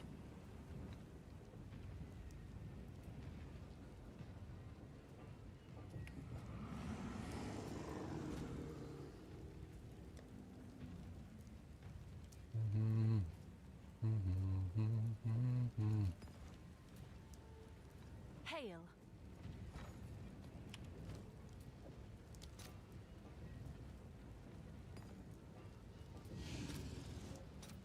All right, your order is registered.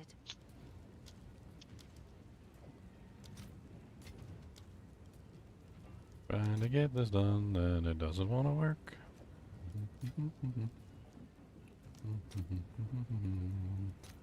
I'll post it right away.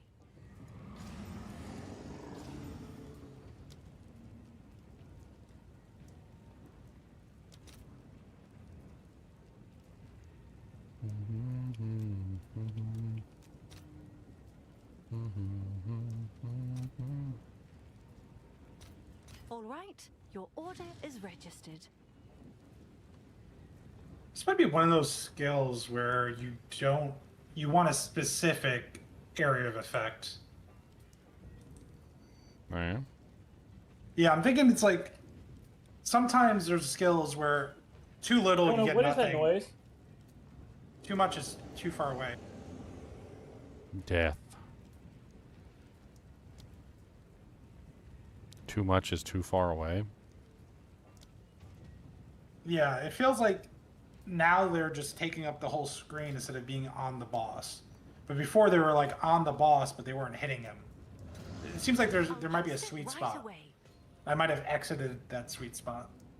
Hmm. Okay, well, here's the final version, unless I want to corrupt it. I mean, it's a mid-tier shield. It might be worth corrupting. Yes. I still have my mine backup as well, like, and it's still very close to what I'm currently using, so, like... It probably is worth corrupting to go the extra distance on it. Yeah. Let's give it a try and let's see what we get. I mean, it's right there. It's not like I won't get a better shield eventually and replace it, so...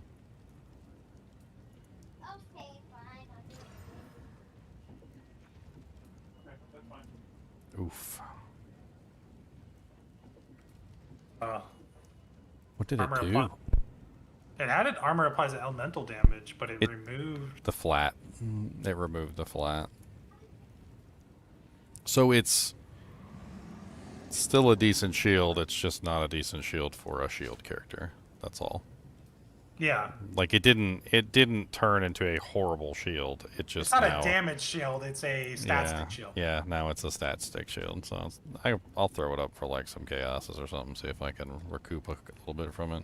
Yeah, a couple chaos, something. Five chaos, 10 chaos. I don't know. Someone is I'll just throw it up for 5. We'll see what happens. Price lowered. It was worth the attempt. Agreed. Worth the attempt. What's up, Ivan Velev XS2WP? You know what's boring? Your butthole. That's what's boring.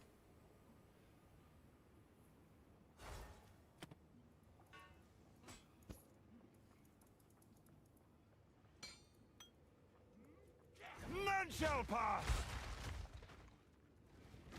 Wayward dogs. Yeah, die. Stay dead. Oh yeah, I forgot I got my Atlas points. I can actually spend some Atlas points now. Let's go, Atlas points.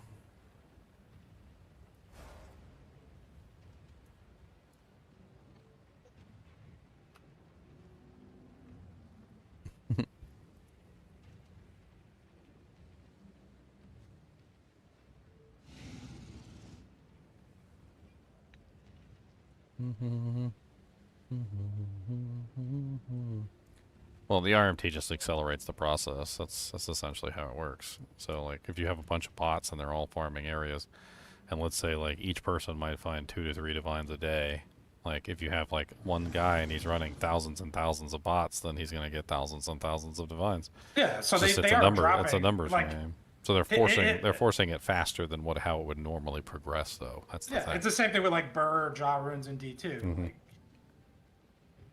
that they are dropping. They have to drop for someone to buy them. Like, so it's not like someone duped them. Unless that's what you're saying. It's like they're duped, but maybe there's a dupe. Is that what you're saying?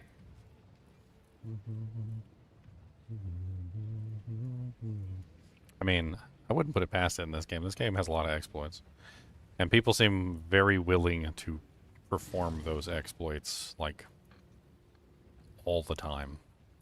Like, without any kind of, like, remorse for doing so, either. Like, it seems like the community with Path of Exile 2 is almost, like, designed around, like, hey, like, let's exploit the ever-loving piss out of this game. And then GGG comes down on them really hard, but, like, it doesn't matter. Like, there's always another exploit, and there's always another person who's willing to do the exploits.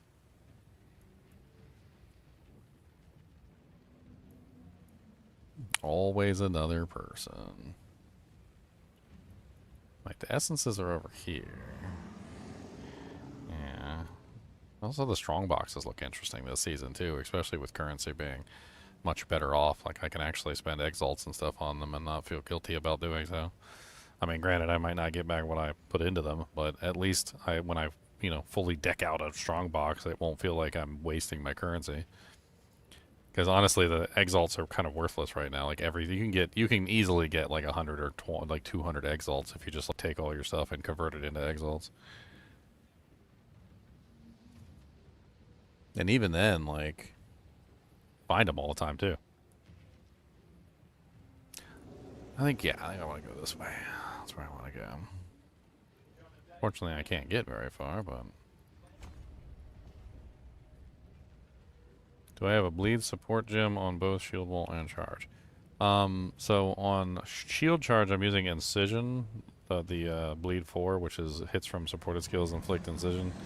I have some base bleed, but Incision increases your percent chance to cause a bleed on targets by 10% for every stack of Incision. So like I'm basically just using shield wall to build Incision stacks, and then I'm using the shield wall to actually apply the bleed. I used to have one on here when I first started. I had like the bleed 1 or bleed 2 or whatever, and then I kind of moved away from that because I wanted to, you know, have more support gems on the actual ability so that they could actually do stuff.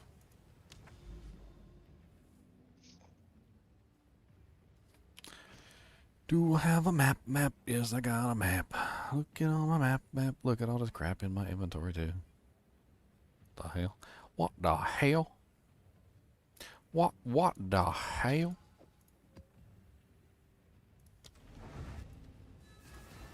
Why do I got all this crap on me?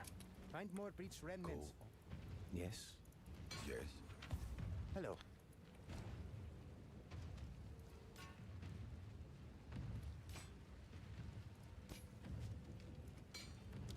For Doriani.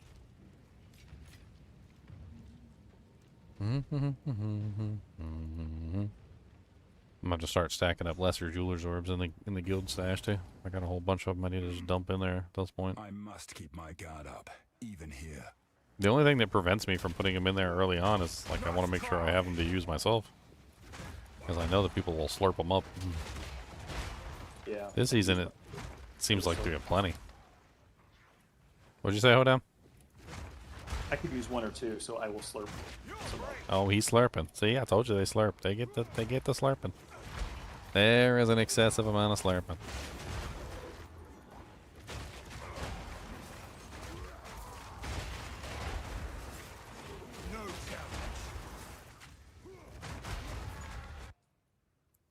Uh-oh. Lag spike.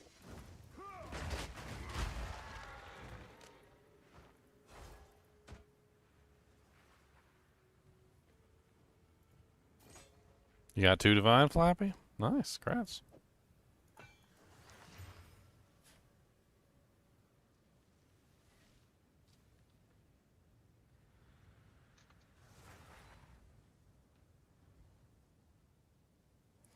Interesting. This got 2 defense mods, armor mods, but it got the stupid life mod at the top.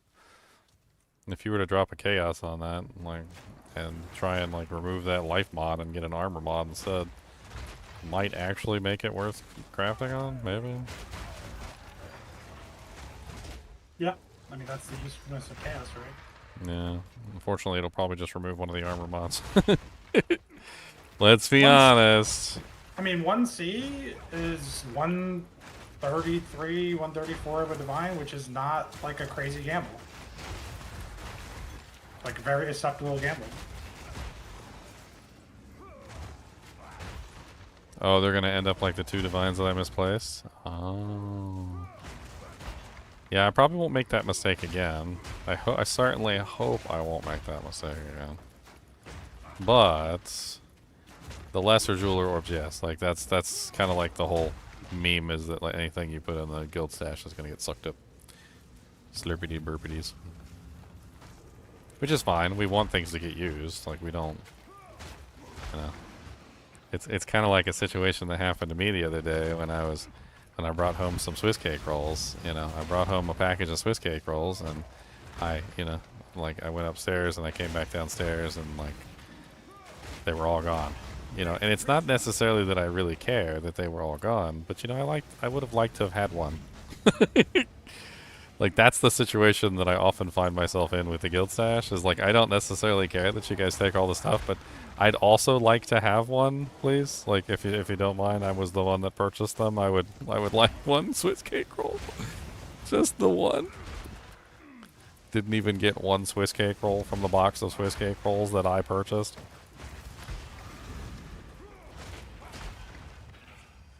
A travesty. Cody heard Swiss cake roll and he came over here to like shove his nose in my face. He said, "You said Swiss cake roll."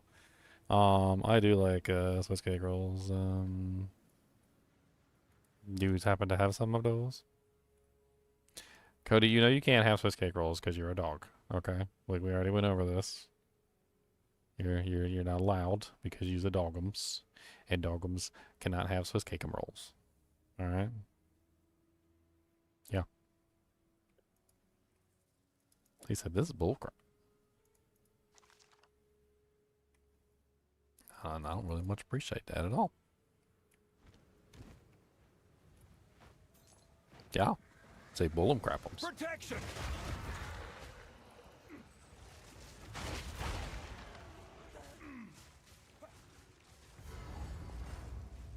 Proximal tangibility with desecrated ground has to be like glorious. Oh yeah? How does that work? Wouldn't that be like GG? Because you have to be close. I don't know how that would work. It's a ground-based effect, so technically you're standing in it, so I would assume that means you're close to the ground-based effect that you're standing in. I don't know.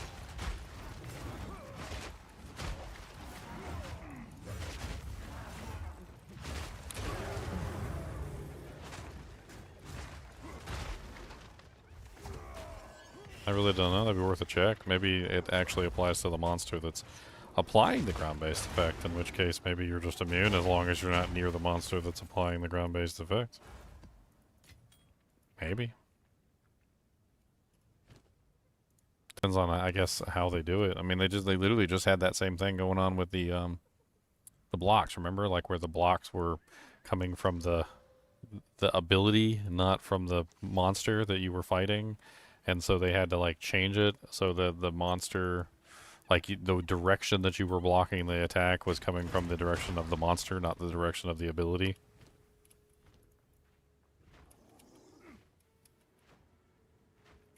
Talking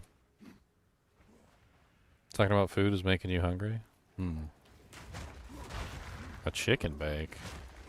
Cody wants a chicken bake too while you're at it, if you can bring him in. Cody, you want some chicken bake? You want chicken? You like the chickens? Yeah, I use a chick. He likes chickens. He says head goes like this when I say chickens. Go, you like chicken? Or you like turkums? What about beef sticks? A turkum, chicken, or beefums? Which one is your favorites? Turkums? Chickums? Beefums? Talkums? It's all good in the hood. I eat it all until my belly is full and it's gonna explode. I keep on eating till I vomit it up, and then I eat it again cause it's just pre-chewed, and that's the right attitude. Oh man, hot dog sounds good. I like to do my hot dogs up fancy. Now, I can't really tell if like, so when you use a war cry and you get ancestrally boosted, right? How do you know that the skill is capable of being ancestrally boosted? Ancestrally boosted or empowered? Those are two different things. I mean, oh yeah, empowered. Like, can shield charge and the other one be empowered? Am I just wasting my time? Auto attack can be empowered. So yeah, I'm pretty sure basic can be. Attacks are skills.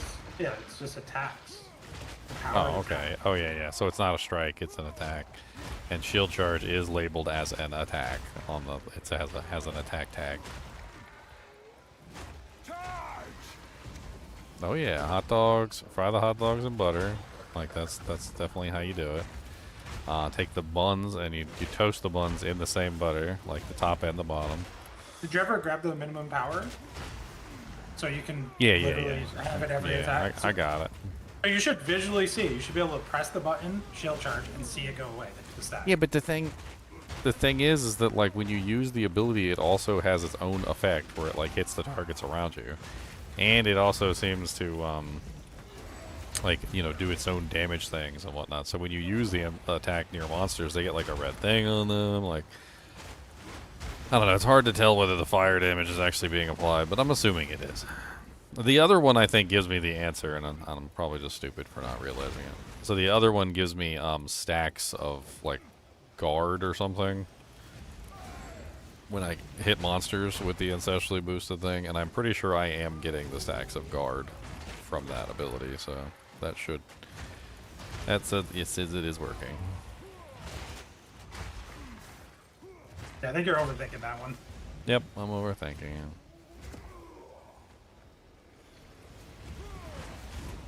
You're overcooking. Too much cooking. What is the matter and why you is whining? Nobody like a whining dog. Nobody do. Nobody do like a whiner. Why you gotta be a whintums? Can I have a paw, Mr. Whiner? Okay, there's a paw. That's a good paw. Why your paws so hot? Why you got such hot paws? So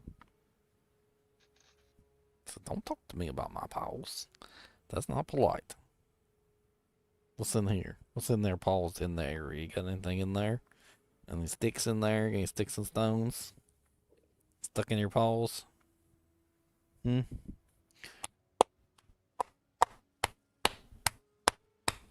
about that? If I get this jowl, rip it out. Can we get that rip it? Can we rip it?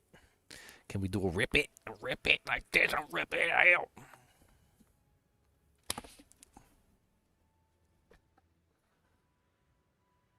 He said, you better stop messing with me. I'll bite. Said, I'll bite your face.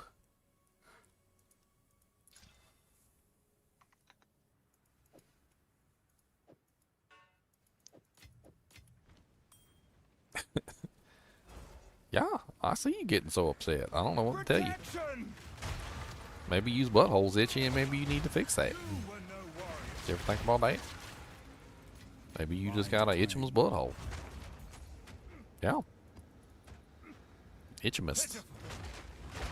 A butthole so itchy that maybe you just need to go clean it. There's some toilet papers in the bathroom, and you can use the hose. Wash it down. Hop in the shower. Give it a good clean.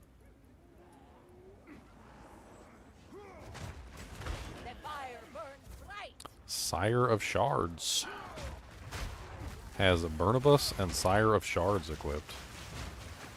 Ow, it hurts. Pain. What is Burnibus?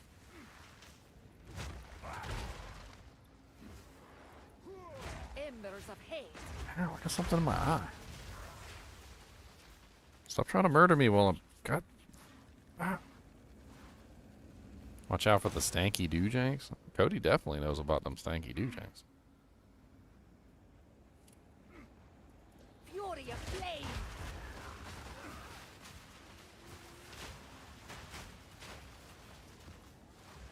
Dude, I ain't ever fought an NPC with Sire of Shards on before. This is ridiculous. She just uses like one ability and the whole screen fills up with trash.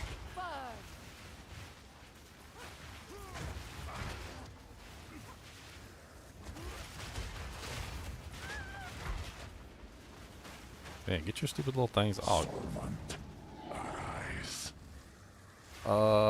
Okay. Well, that's interesting.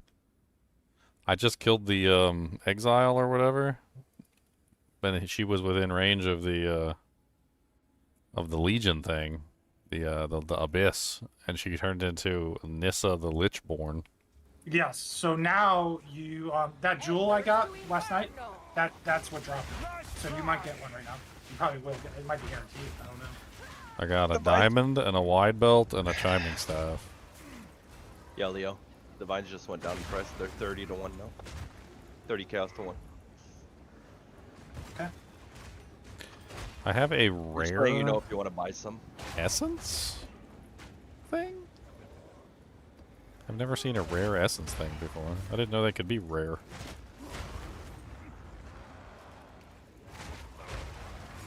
I don't understand what this is, even. Like, it's kind of confusing. Why does it show a Val orb at the bottom of it? Because it's Val orbable? Yeah, maybe it's just to remind people. It says it has an essence of the abyss and a greater essence of abrasion in it.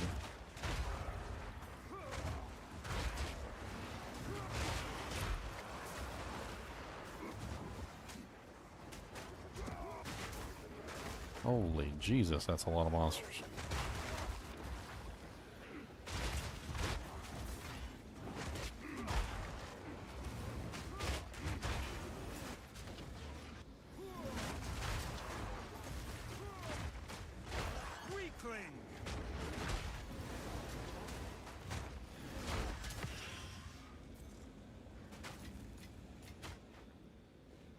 What are alchemies going for this season, like in reference to exalts, chaos, etc.?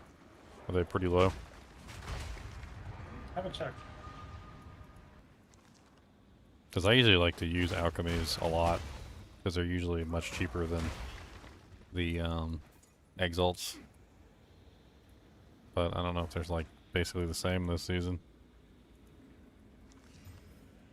The prefix Abyss Omens are worth way more than the suffix ones. That's interesting.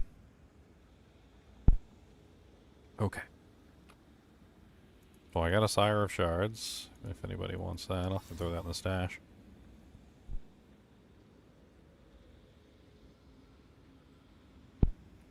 And then I also got a Burnibus. The craftsmanship, it's exceptional. Cannot be shocked. Okay.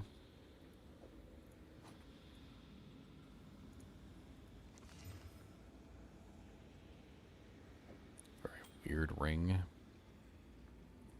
Whole bunch of frickin' breakers for tap. It's like, holy crap.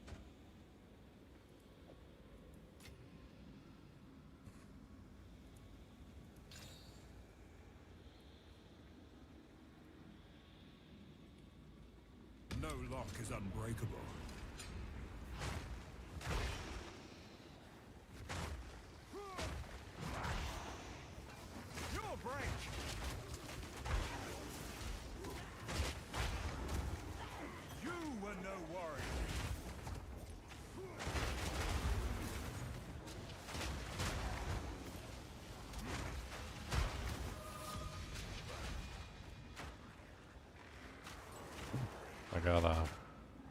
And I think we have almost everything we need for like a really boss poison character at this point. I just got the other support gem, the one that gives you a crazy buff for poison damage.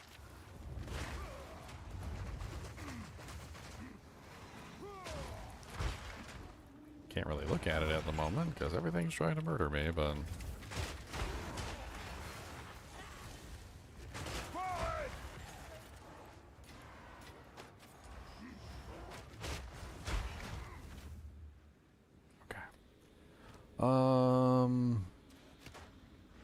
Yeah, I got the other one that, the one that gives you supported skills deal 6% more damage with hits for each poison on the enemy. And then there's another one in there that makes the poison tick faster when you have a bunch of rage or something. And then there's the gloves. Like, it's a fun little poison build kind of emerging there, I'm sure.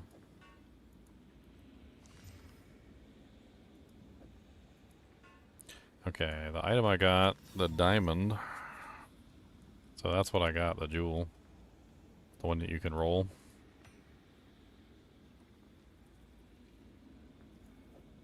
So that's a jewel that just goes in your board.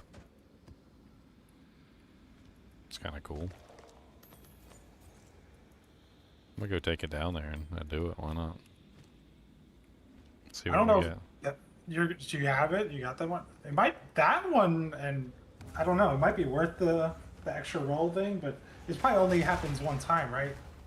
That's way too big of an investment if you have to buy 4 of those omens.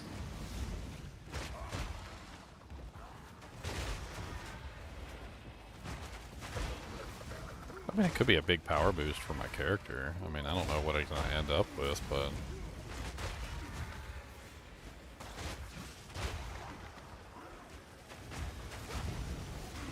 I have to like sit here and like overanalyze it and like play around with each mod and hem and haw over the choices.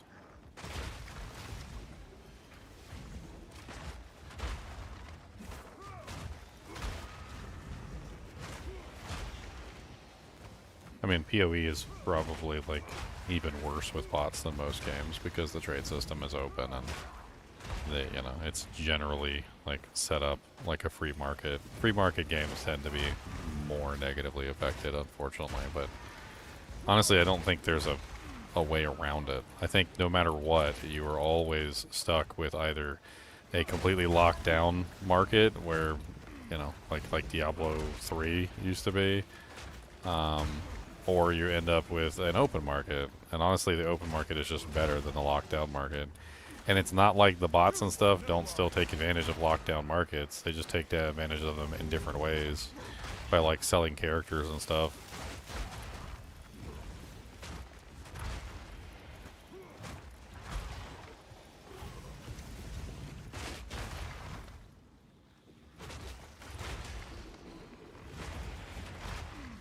Protection. Yeah, are we done yet? Flames feast. Wait, what? Issa the Flaming Hand just showed up. Again. Burn. This is getting ridiculous. I can't yet. Embers to inferno. Issa the Flaming Hand just showed up again.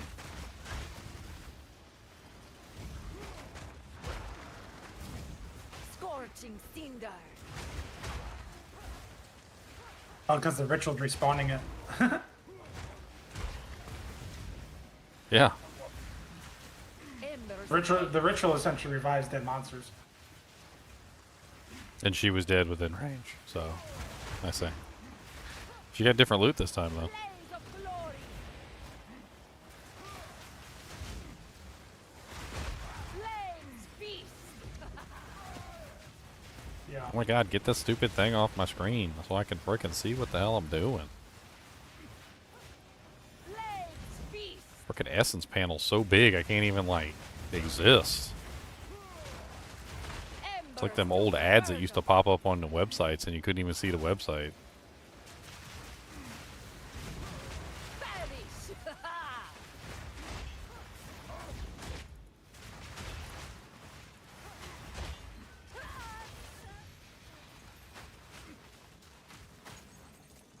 I don't even know what the hell's even going on right now. There's so much loot on the ground.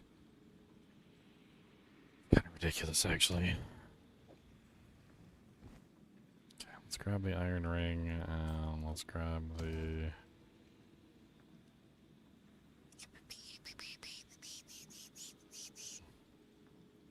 Oh, I don't know. I think we gotta go back to town. I don't think we have a choice in the matter.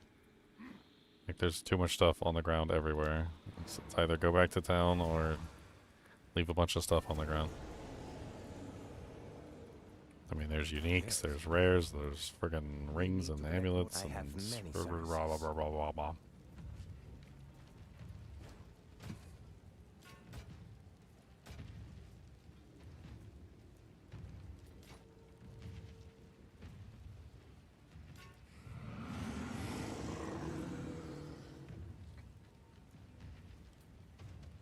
Oh.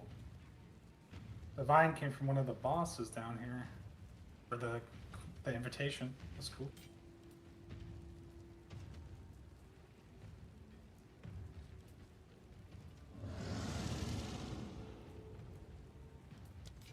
Fine, fine. Okay, let's drop all these doojanks in the rings. I got another one of those belts. What With the belt? shield tag. It's a nice one, but we haven't figured out. We haven't cracked the code on this belt yet. Mm. It's either just a bad item, or there's a code to crack.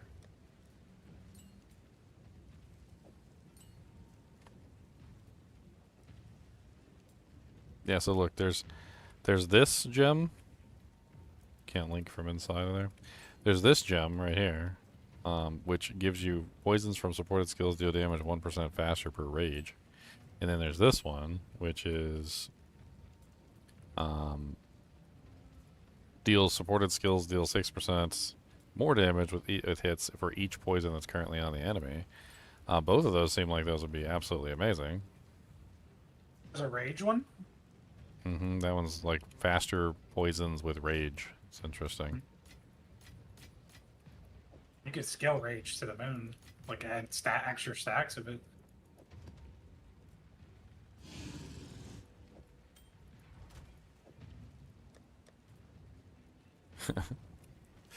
Instead of shopping at the vendors, the kinship just shops at the guild stash. I just hop over to the guild stash and see what's in. So what's going on down here? Oh yeah, I gotta make sure my phone is charged for tonight. Otherwise, I'm gonna be SOL with no phone. A lot of the stuff that I do there is like, you know, sitting down and sorting tags and stupid stuff, and like I want to have my phone so I can like watch a TV show or something while I'm doing it. Okay.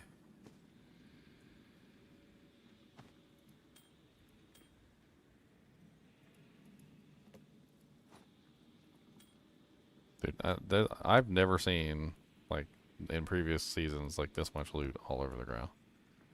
I don't think you even understand, Leon, how much loot is on the ground right now. Like, so there was one Exile that I killed near the thing. She respawned as a Lich. I killed her again. She dropped her equipment twice. Then I spawned the ritual. It respawned her again, and I killed her again, and she dropped all her equipment a third time. Then I killed her a fourth time, and she dropped all her equipment a fourth time, and then I killed her a fifth time, and she dropped all her equipment a fifth time. There was also a strongbox right next to it. There is also an essence right next to it, and all of it is literally just stacking up on top of each other, just rares all over the place, like freaking like rings. Uniques, like multiple uniques. They literally got like a Necro mantle, I got a Burnibus, I got the Sire of Shards, I got the Heart of the Well. Like, it's just, it's too much. Like, it's just too much all over the place. It's so freaking much. Amulets, rings, like freaking just belts, rare belts even. Like, rare rings. This is crazy. Absolutely. I don't even know what like blue items might actually be really good here. There's a Chieftain Curious. I should definitely check that.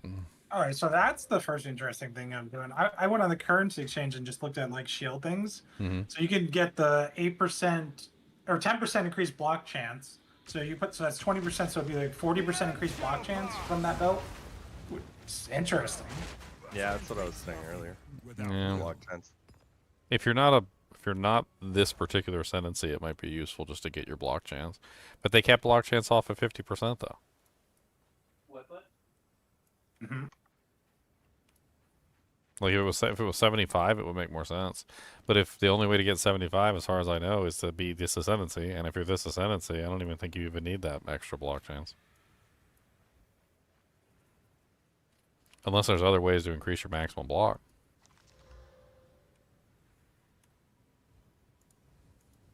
You can get a ton of flat life. So was that 40, 80 life times 2, 160 flat life. But the belt can roll that, so that's dumb.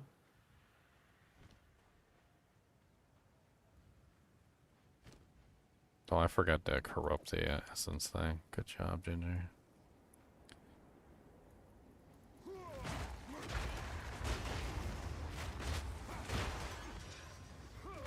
Yeah, the only one that really made a whole lot of sense to me was the regen one. That one actually does seem like it would be kind of crazy.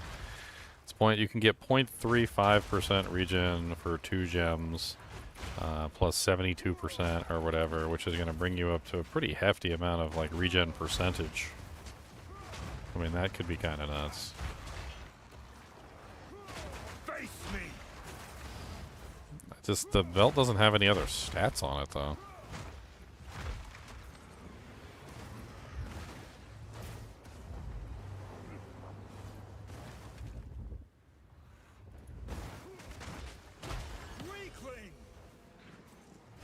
Looking up all the lineage supports in the currency exchange.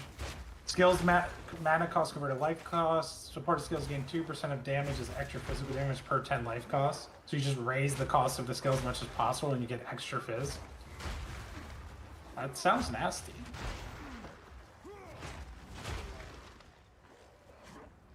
Wonder if Giant's Blood affects that. Triples the cost, right?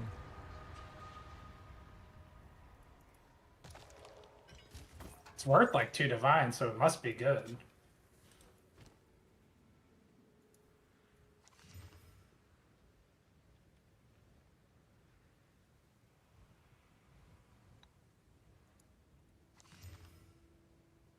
Let's go drop off crap in town. Again.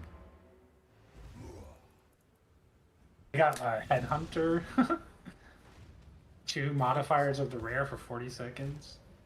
But you can only damage it, so it's like an execute skill.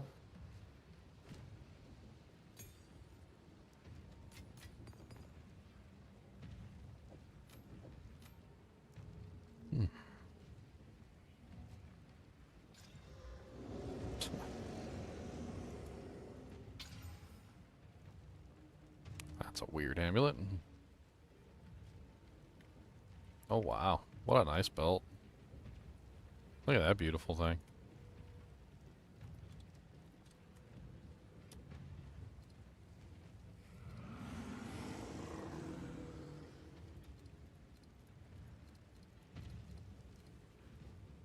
Really nice. That's some pretty decent stats.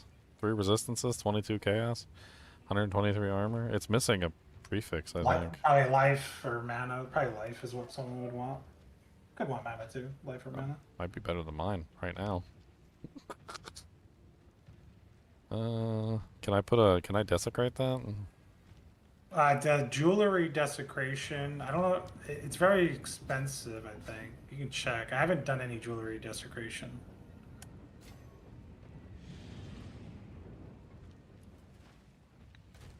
Does it count as jewelry? It's a belt. Belt is jewelry. I'm pretty sure it is. Yeah, it's not an armor.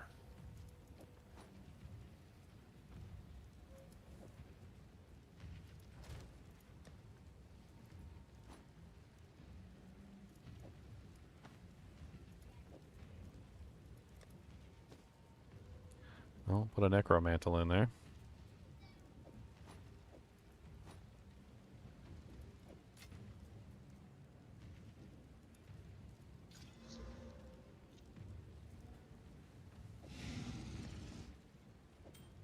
Some point we'll have to like re-roll the rings. I did that one season, got some pretty good stuff.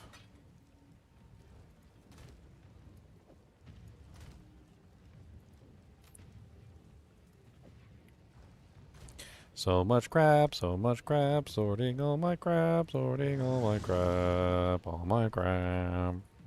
Yeah, so a preserved collarbone for accessories, amulet, ring, belt is 8 chaos. 8 chaos. That's not too bad.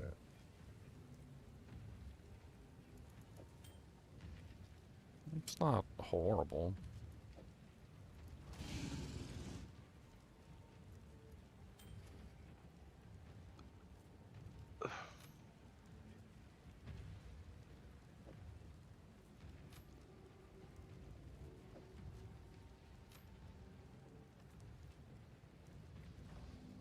Alright. Have you found more of what we seek? I'm gonna finish this map and then I'll go do the belt. Goodbye. Or the heart or the jewel. I think this belt is better than mine, like in pretty much every way except for its lacking regeneration. It does have 1 less charm slot though, unfortunately.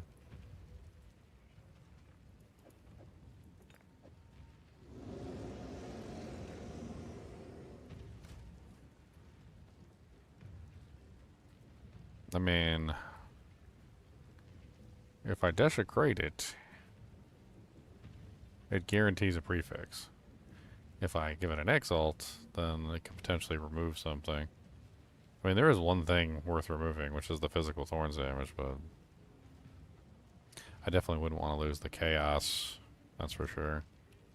Chaos is the main reason why I put it on. It's got 22% chaos res, and that brings me up to 22% chaos res. 22%, boys.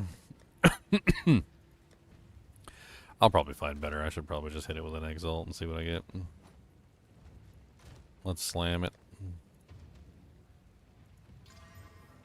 27 mana. Womp womp. This lineage gives you 20% of fire damage as extra chaos, and your chaos contributes to flammability and ignite. That's really nice. I might try that out. Alright, I'm gonna go try and roll my heart. Let's see what happens.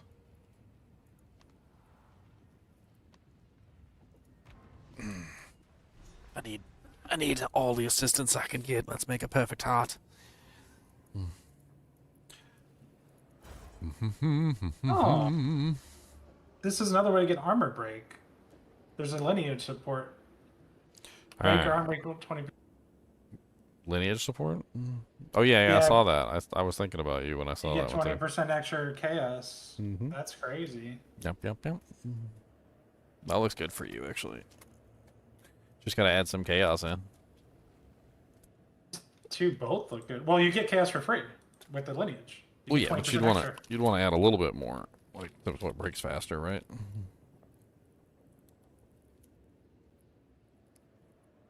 Might not need it. All right, so first one, reveal.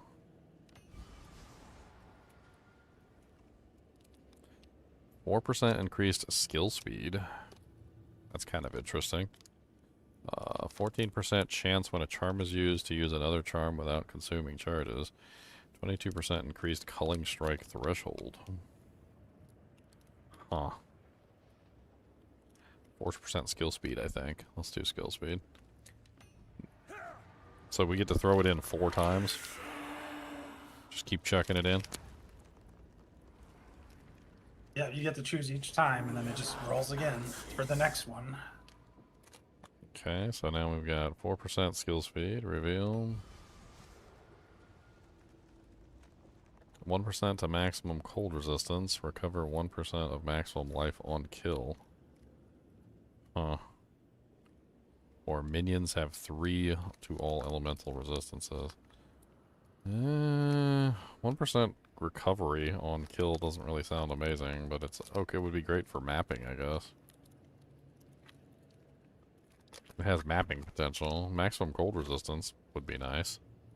Let's do maximum cold res.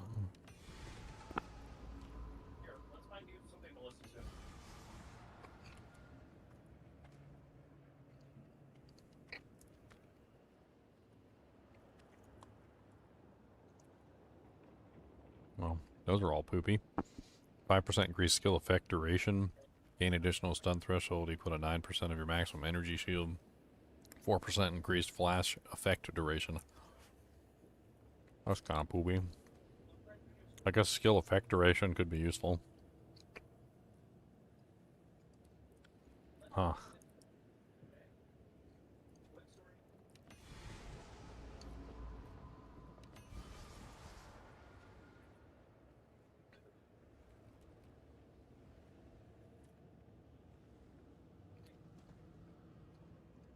Man, all my options were so garbage.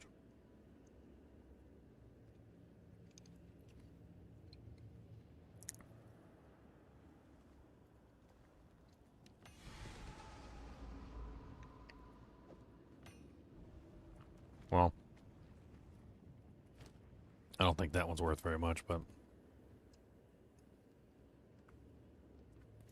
the 4% increased skill speed is probably the best thing on there.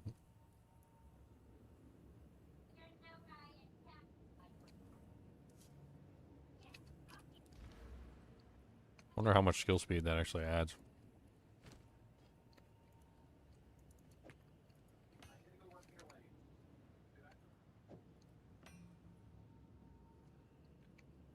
Let's see. 0.1012.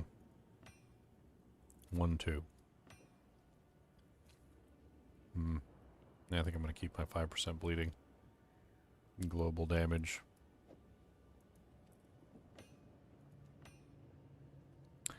It's kind of poopy.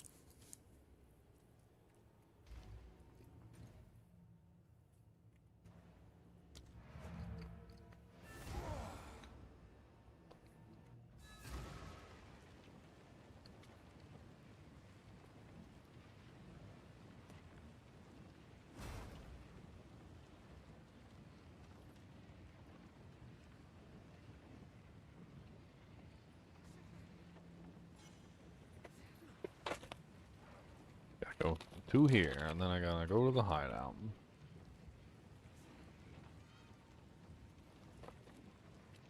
Hideout. Still not even finished with this map. All this crazy stuff going on in this map, so I haven't even finished it. It's nuts. Let's get him nuts in here. None shall pass. I'm not ready. You're right.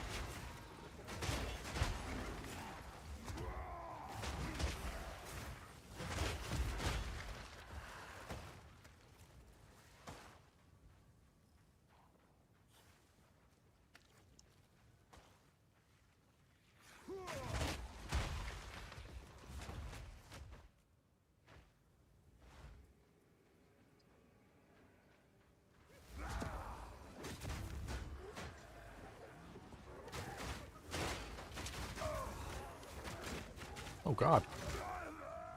I tried to use my shield thing and they knocked me down instantly. That was crazy. They said, get on your feet. I mean, get on your knees, that's what they said. Like, get on your knees, boy.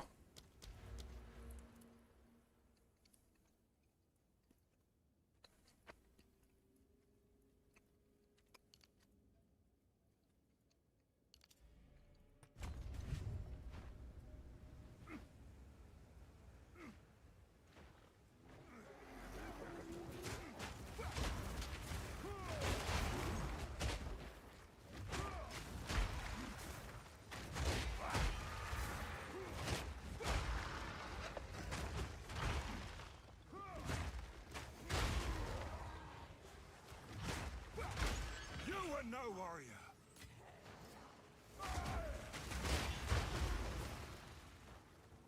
Greater Orb of Transmutation.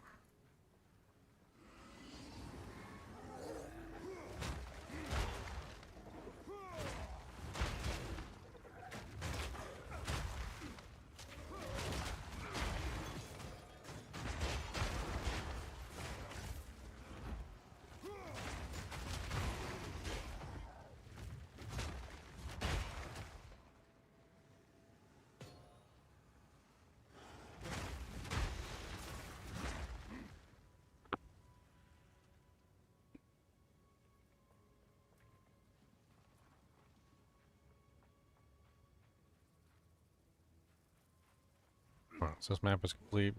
We haven't done all the extra content. So there's still a ritual altar that we haven't done.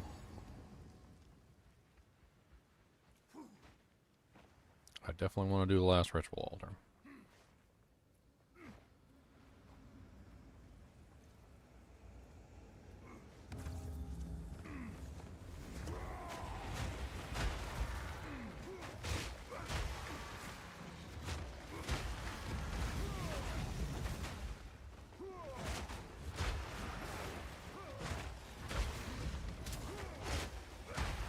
The shield walls, can you cast?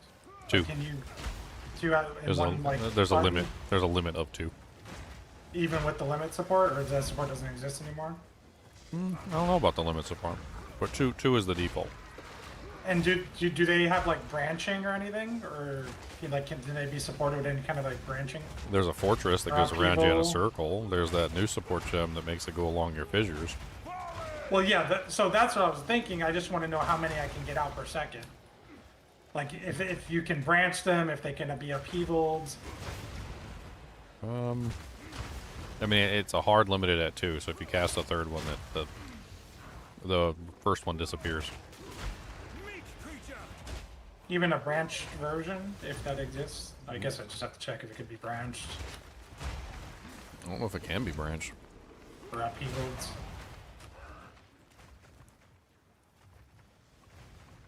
I'm not sure.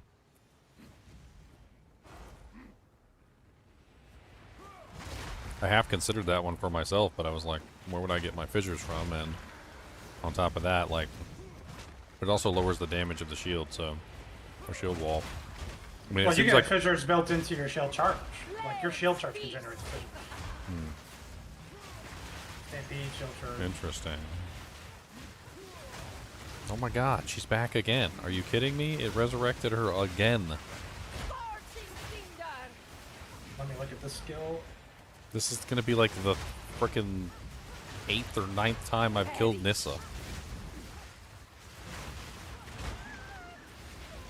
Blaze of glory.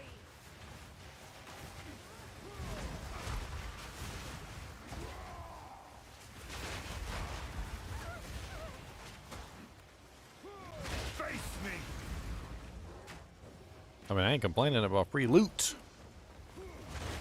But how many times are they gonna resurrect this girl?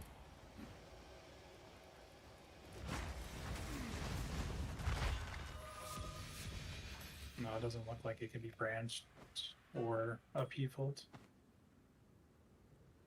Okay.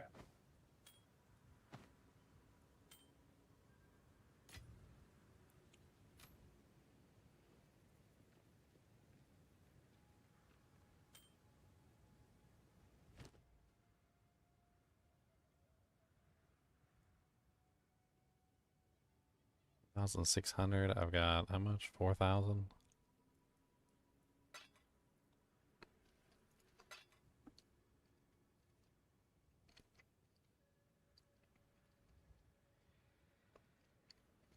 Wow, that's a really nice helmet. It's in the ritual shop. Look at that thing. That's crazy. It's got 3 T1 mods on it. Oh yeah. Imagine you could get the chaos on there too. That'd be crazy good. Mm-hmm.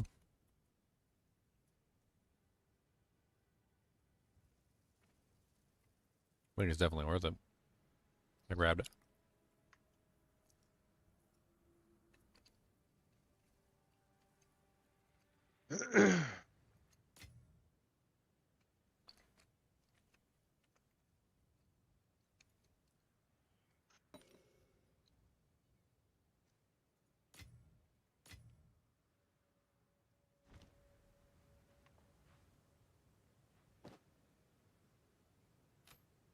Okay. I think that's it except for the last monster, which I think is over here.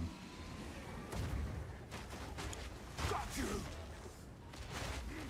You were no worry.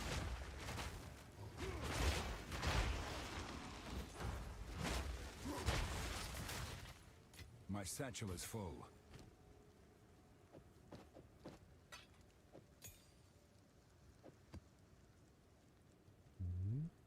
So I got another one of those minion clubs, but the difference is it rolled 1 to minion skills, so it's worth like 9C instead of 80.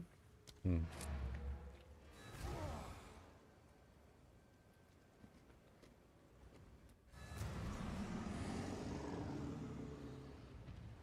I've never killed so many exiles in one map before. It's ridiculous.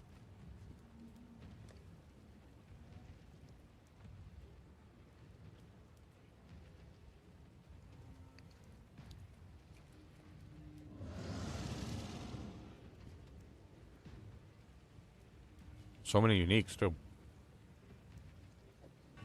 Can't even fit them all in there.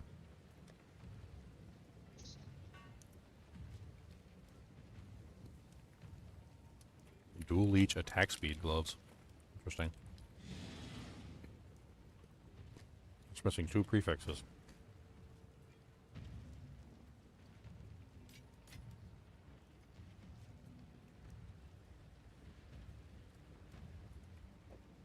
I'm just gonna put those in the guild stash. Maybe somebody will mess with them. They're the wrong armor type for me.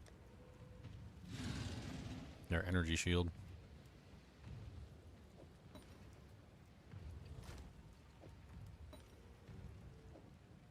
I don't know what to think about this ridiculous jewel, so I'll put it in here with the other jewels. Let people stare at it and wonder what it's for.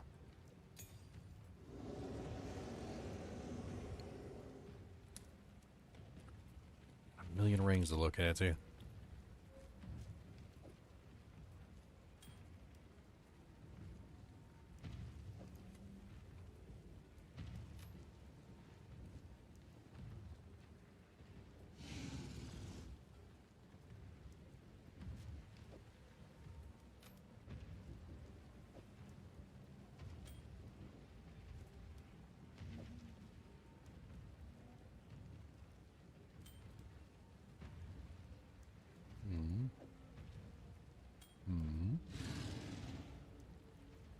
Be right back. All right.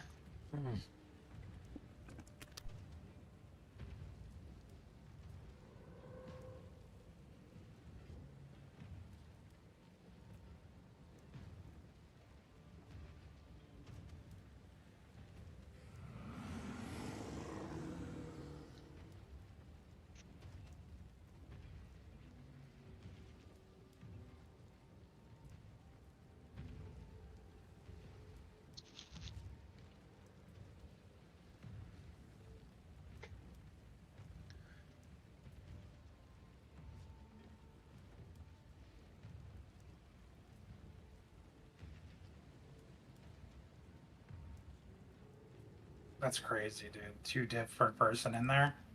You got 5 people in there, so what is that? 10 div per kill.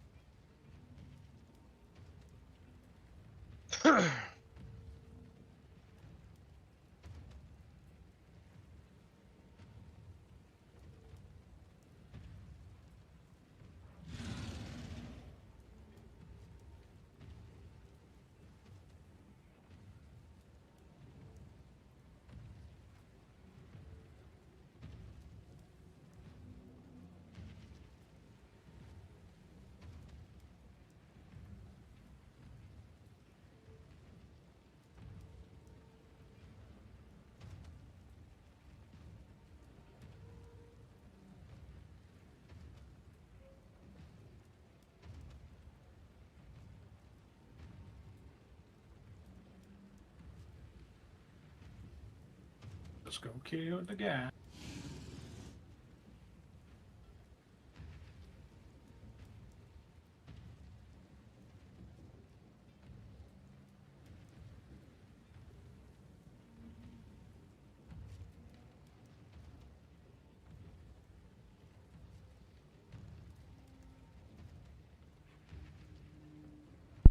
Got something stuck in my tooth.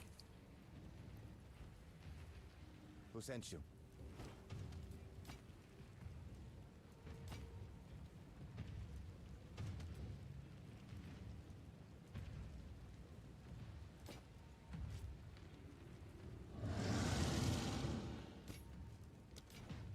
Collect more otherworldly remnants.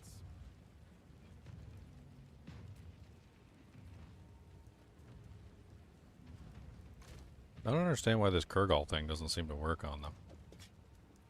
The helmet's like it's supposed to.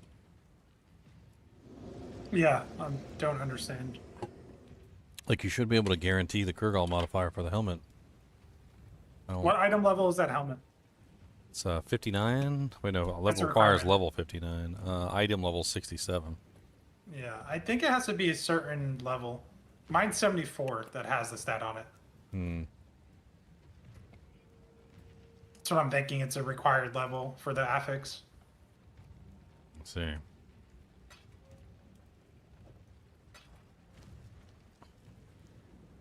The mother sees you.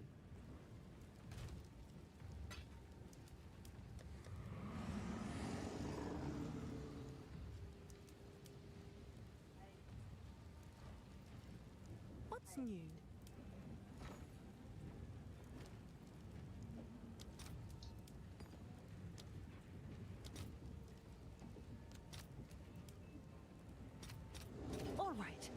order is registered.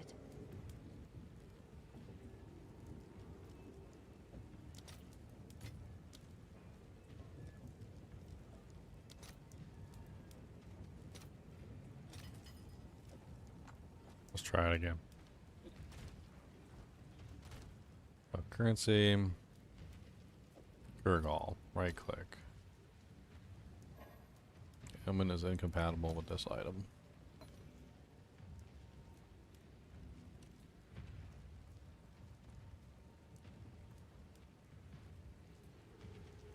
Is it a suffix or is it a prefix? It's a suffix, right?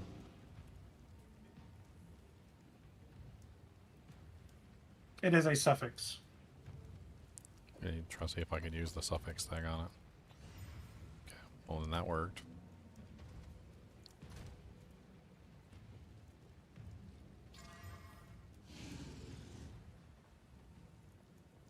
Let's go on the roundabout journey to the Well of Souls. Click 17,000 times to get there, and then click 17,000 times to get back.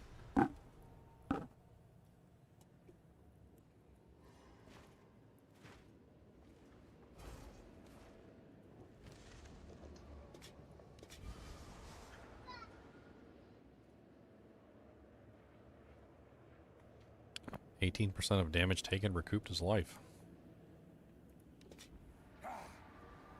Pretty much the best stat on there.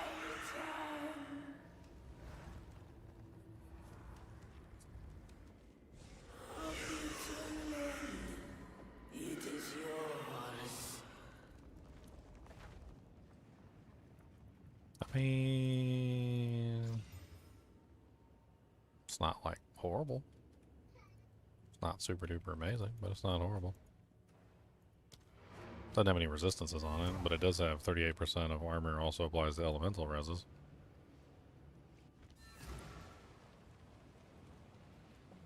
I'm not even entirely convinced you actually need resistances anymore. If we get your armor high enough, Quickly. it kind of just covers it. What? I will tell you. Stack armor to the moon.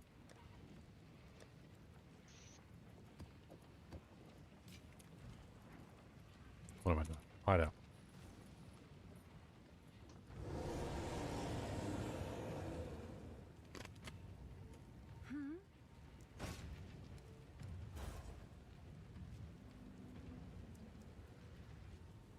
I really want the chaos one.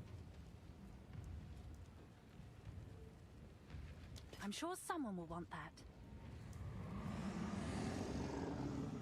Help me with my chaos resistance problems.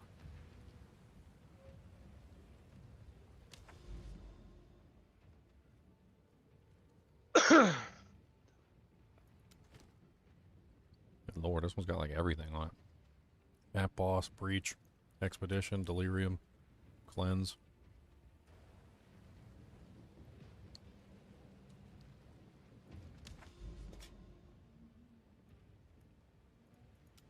Let's do it.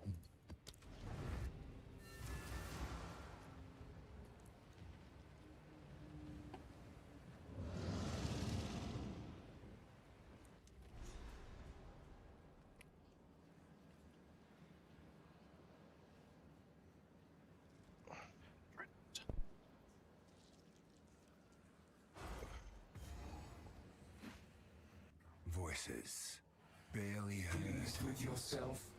Feel all protection. High and mighty, a powerful god slayer.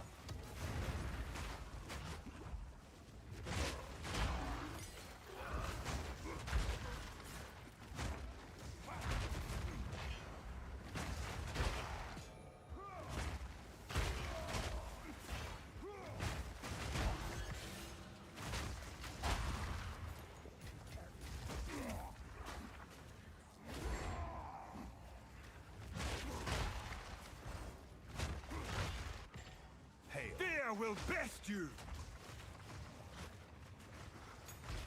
Oh, unlock the recombinator. Okay.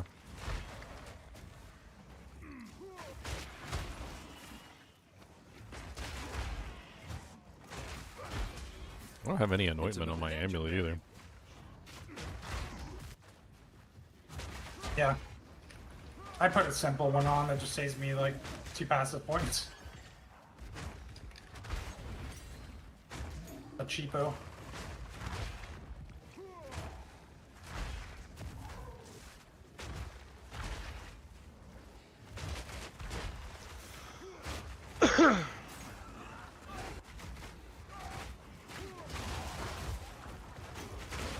Holy, surrounded Batman.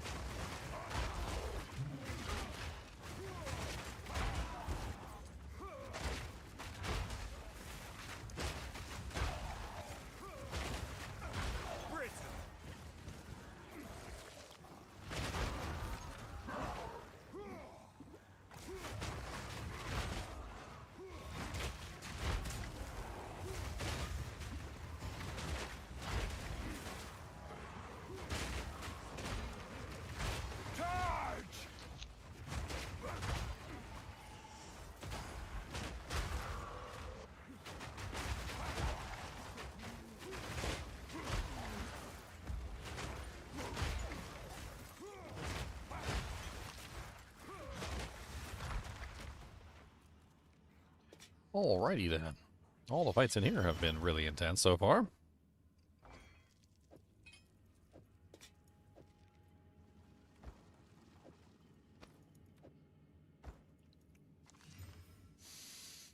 Hmm.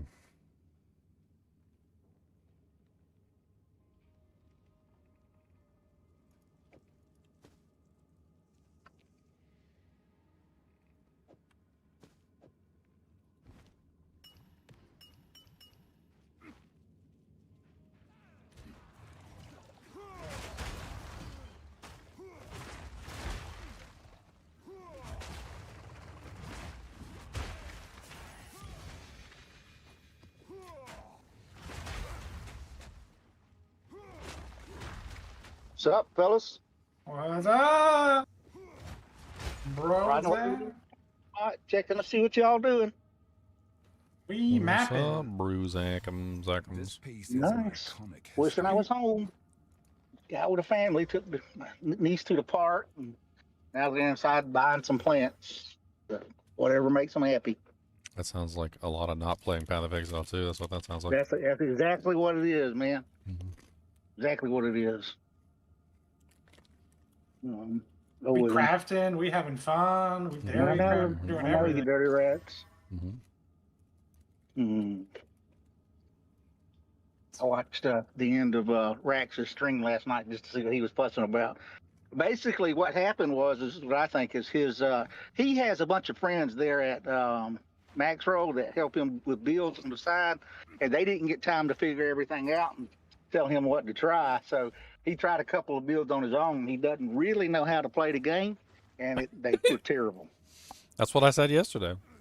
I Yeah, said Rax that's isn't really exactly what a happened. Rax isn't really a theory crafter. Like I don't. No, he's not, which is fine. So he tried to make his But- own builds and it didn't really work. And like, Nope. oops, I didn't mean to do that. Nope. And I mean, ain't no shame on him. I mean, everybody's got different things, different strokes for different folks, but you can't say the game's not fun if, you don't know how to play it. That's not your fault. I mean, that's not the game's fault. Now, in his defense, you should, with the knowledge he does have, you should be able to craft some kind of build with any particular ascendancy that's enjoyable. And if it's not, then there is a problem. The question So I is think does he actually have the knowledge? I don't know, man. So my entire channel That's an assumption. My entire channel was designed under the idea that you teach a man to fish, he eats for a lifetime, right? If he hasn't actually been learning and he's just been pulling up guides and following the guides, then he doesn't understand the basic rules of what makes his build work. And I think that's it. I really do. So if you don't understand how things work, then you can't theory craft. You can follow a guide. I mean, anybody can follow a guide. It's like opening up a cookbook and following a recipe. But if you don't know why they put flour in there, like why do you put eggs inside of like pancakes? Does anybody know? The answer is because eggs is a binder, and if you don't put eggs in the pancakes, it falls apart and like crumbles, right? And it doesn't cook right. So if you don't have a binder for your pancakes, then your pancakes fall apart. Well, like it's the same exact thing. Like if he doesn't know why something is being done, then he might not do it. And if he doesn't do it, then he's going to end up with crumbly pancakes. Yep. He's definitely got crumbly pancakes this season. I mean, but that's how some people play the game. Like some people Yeah. would Oh, rather look up a guide, have it get everything told to them, exactly what skills to use, exactly what passives to use, exactly what support gems to use, and just run it. And then like not put any thought at all into the character. Yep. So, but it was interesting to watch. Now he did list a bunch of things that had improved. It was kind of like a pros con thing that he was coming up with, and I mean, I got to give him this just due. I mean, there was way more in the positive than there was a negative, but he was pretty fed up at the time. I thought, I just don't understand how you're not having fun, man. I mean, I don't know, but whatever. The moral of the story is he doesn't know how to play the game. I think so. I think That's just the moral of the story. If you don't know how to play the game and you don't know how to do the theory crafting, then you're gonna have like no fun whatsoever. And if a character is inherently borked, like like when I had a horrible time with the Chalupa monk, I mean I know how to theory craft, right? And I'm sitting there trying tons and tons of different ways to make this Chalupa monk work, and like could not make it work to save my life. It just felt like a horrible character across the board. I didn't like the defensive mechanisms. I didn't like the offensive mechanisms. I didn't like anything. Yep. All right, my friends. I will see y'all in a couple hours. I'll be on all night, Ginger. I'll try to stay up and be on when you get here in the morning so I can say hey to you. All right. See y'all in a little while, fellas. All right, see you. Nah, but at the end of the day, like, it's just learning how the mechanics work is always going to do you better than following a guide. Even if you follow a guide, learn like what makes the build work in that guide. Like just take a little bit of time and like figure out why they're using specific abilities in the guide. It's a way you can learn. Like one of the easiest ways to learn is literally just to use somebody else's guide, make their build, and then like try to backwards engineer it from that point. Like go through the process of like asking questions like why did they choose this particular item? Why did they use this particular support gem? Like wouldn't this particular support gem be a better choice? Like why did they use this weapon instead of like a two-hander? Or like why did they go with Giant's Blood when Giant's Blood doesn't offer any benefit? And like half the time if you do that, you can take somebody's build and like improve on their build. You can literally just take a build and be like, oh, okay, this guy sucks. I can make this build way better. And then like you make a couple changes here or there, and then the build's like 10 times what it was before.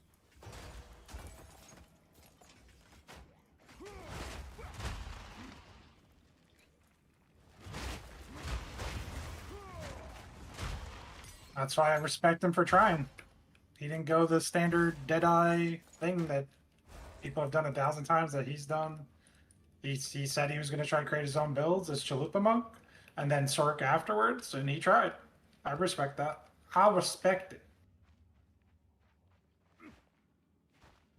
Keep it up. Keep trying. Learn. Or you just play without a shield. That also requires you to learn. Learn how to not get hit.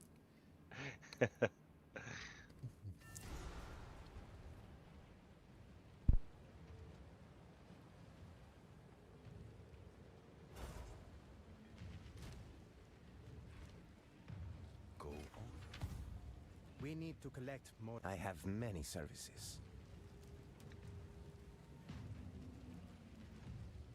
For Doriani.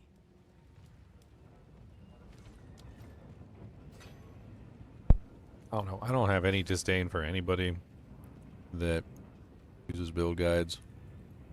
I think they're there, and they're for everybody to use. I do have an extreme disdain, though, however, for people who use those build guides and then try to pass those build guides off as if it was their idea. And then they lord it over the other players as if they were the ones that came up with the idea. They're like, I don't know why you're having so much trouble. I'm doing just fine. This was easy. I made this character in like 10 minutes. What are you having so much trouble with? You just suck at the game. This is actually real stuff that's happened. Like I'm not even making this up. Like, somebody will go online, find a build guide, copy the build guide, have absolutely no original thought in the process, and then claim that they were the ones that came up with the build, and that it was their idea, and they had every, you know, like amazing epiphany that brought it about, and I'm like, dude, you're literally just playing, like, the generic, like, X build for this season that everybody's playing. Like, calm down. But you gotta give him credit. He did have the idea to steal it. Steal the credit.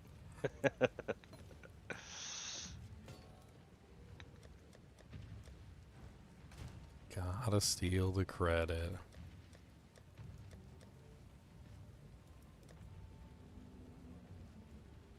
Got desert and a glacial. Oh no. Oh no. I'm about to put a thawing charm on again. Keep getting frozen. Yes? These are our supplies. Got one of those midnight braids. It's a neat belt. This helmet's kind of neat too. Armor evasion rating helmet.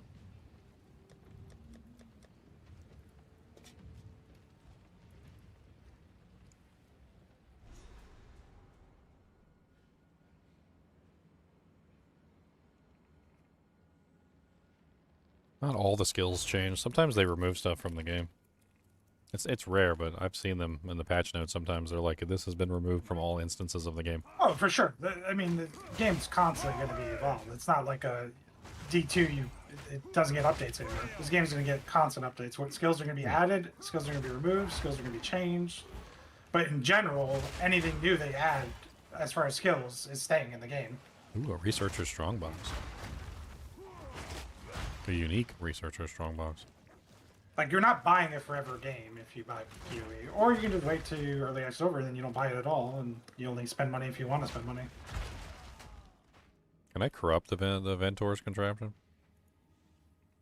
I don't know. Yes, I can. I haven't even got one this season. I just got it. I don't think I have enough gold to open them. Maybe but like 1 or 2 times. Dang. What is it the first time? It's only like... It's cheap the first couple times, like 20,000, 10,000, 20,000. Then it starts jumping to a couple 100,000. Then like 1 million, 2 million, 10 million.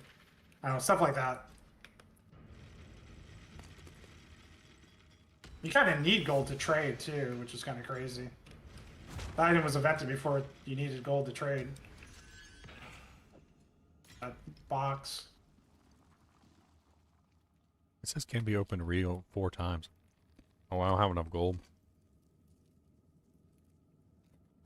I guess it's at 100,000 now. Oh no, it's at 182,490 if anybody wants to come open it.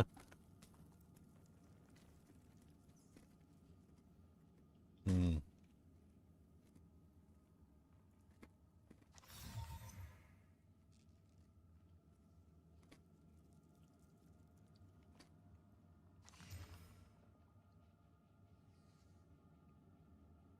Well, I'm not rich enough.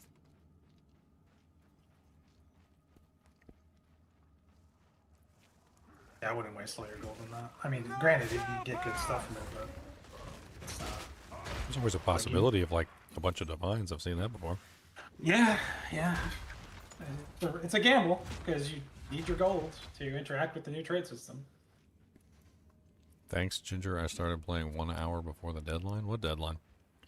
A free weekend deadline or something? Yeah, the free weekend. Yeah. That's not.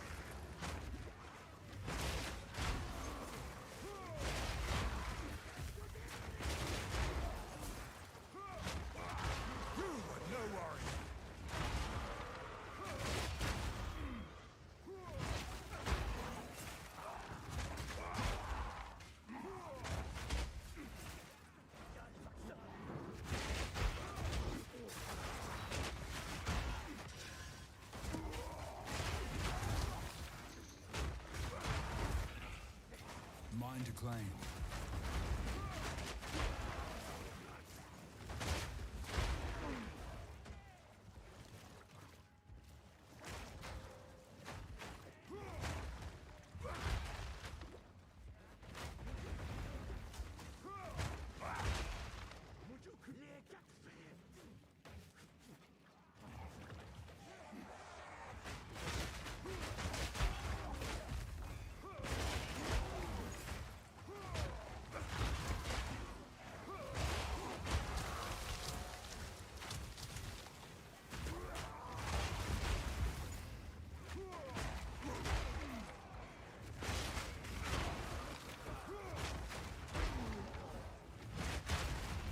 Those Ascendancy sellers must be rich.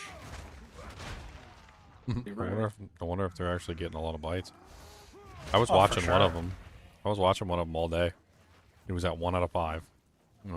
Like I watched to see like how if it went up or not. And, like I think he stayed at 1 out of 5 for like several hours. It was like 4 or 5 hours. He was at 1 out of 5. The thing is, you don't do it in the game. You do it on the Forbidden Trove Discord is where you go to do that stuff. That's where I used to do all the boss carries and stuff I used to sell. Boss carries. Right.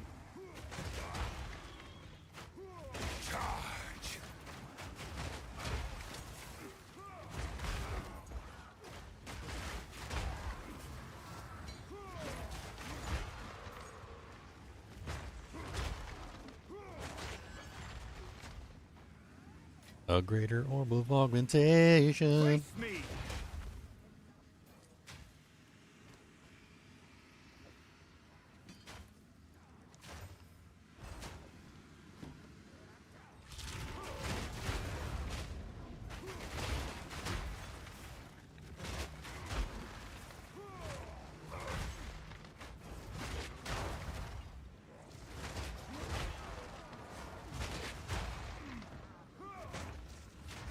Chaos Orb will remove the lowest level modifier. Let's see.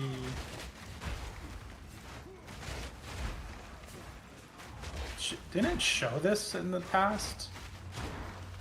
Now I don't know what it's going to remove. Have to click a Chaos Orb. Try it for science. Yeah, it shows it. See, it's going to remove the stun buildup.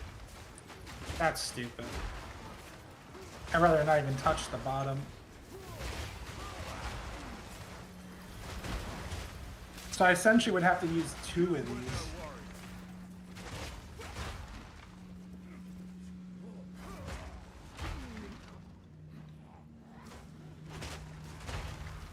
How much is this thing worth?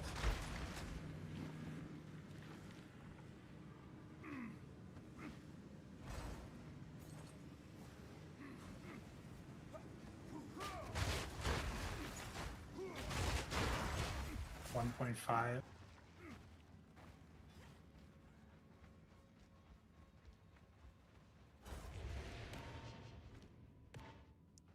One breach splinter, that's it.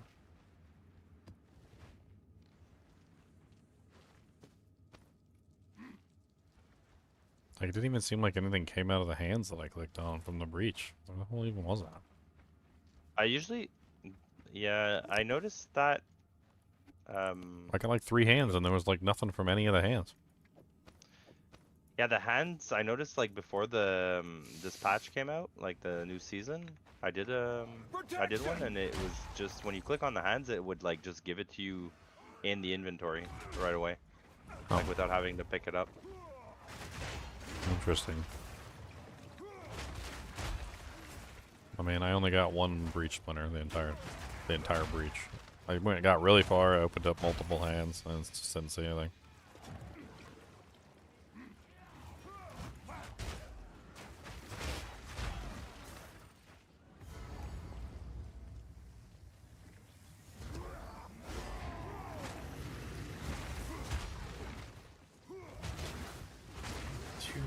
Of Kalandra. What's 2 mirrors of Kalandra? A mace with 1128 top end. So 1128 top end. I mean, that's quite a bit though. That's like. I've no more room. 883 top end is 10 divine.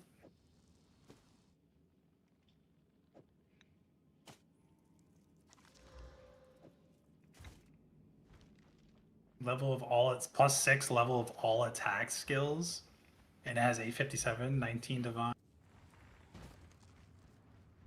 These are big boy maces. Can I craft? No, because I can't craft anything like that.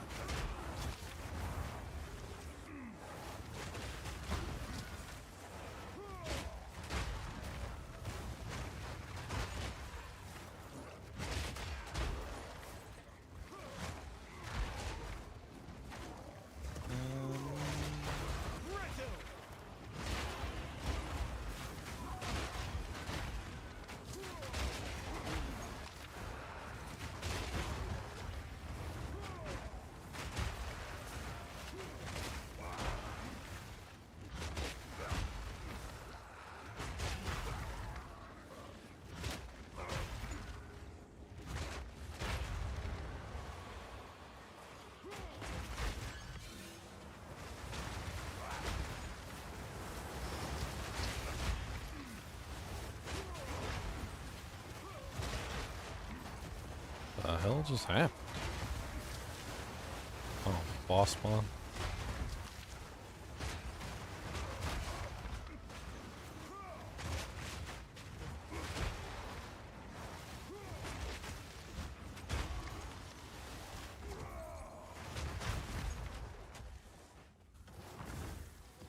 I've no more room. Oh, Abyssal Depths. I actually really don't like it when the Abyssal Depths open up in the maps, because then you gotta go down into the map, and then it doesn't let you teleport back to town. You gotta teleport back up to the top, and then you gotta teleport back to town. It's really weird. It's definitely very, like, I don't even know. It's like odd in the way that it functions. Guess I can go back to town right now and drop off. I don't necessarily think the Abyssal Depths is a boring place. It's fun down there. I just wish it was easier to get in and out of the zone. Who sent you?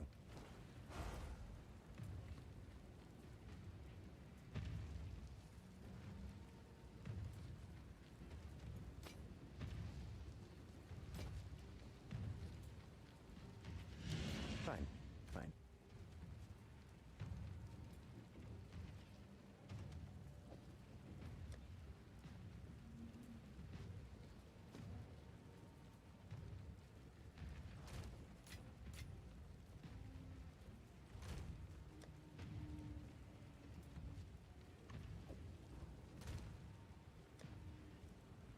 All these precursor tablets, I haven't even found like one. One frickin' tower yet. I'm like on my way to my first tower. I've got like 10 or 12 precursor tablets at this point. Like, it's kind of ridiculous. I feel like the number of precursor tablets that I've found compared to the number of towers that I've activated is rather stretched.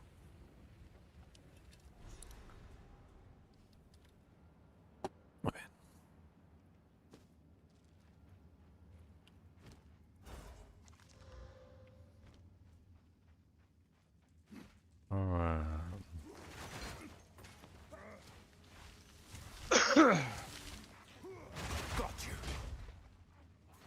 Here's this final boss at.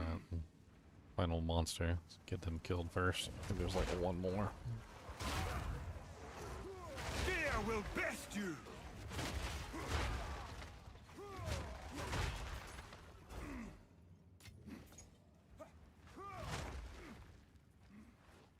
Wait, no, there's not. It says there's an expedition over here. I thought I did the expedition already.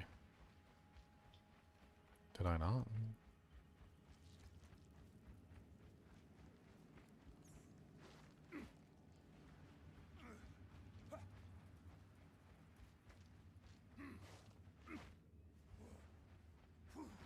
What the hell?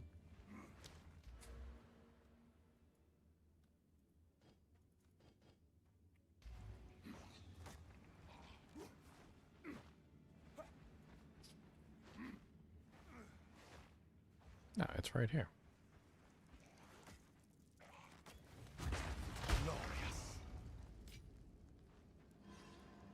That was it? There was one monster left?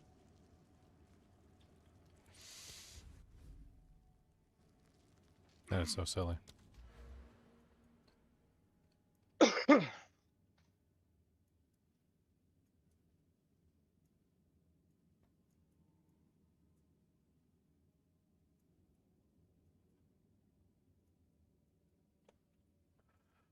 Need.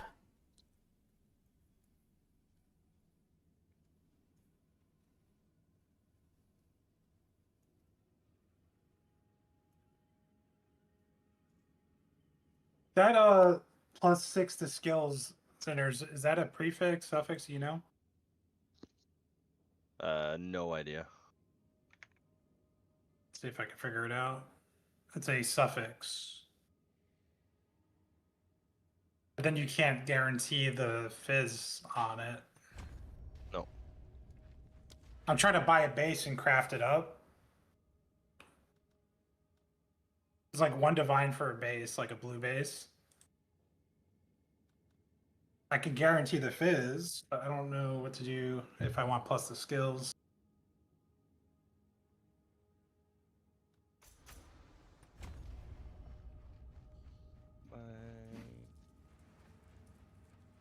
Alright, gotta do their best to die. Let's go. Into the depths of the abyss. Cody, into the depths of the abyss. You don't even care. Look at you. You don't even care. Okay.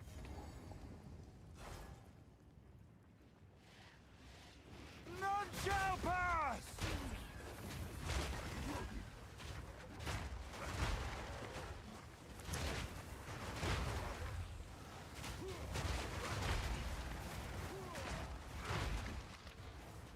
I need a virtual reality headset for my dog. And a dog companion. That way we can fight monsters together. Meat creature!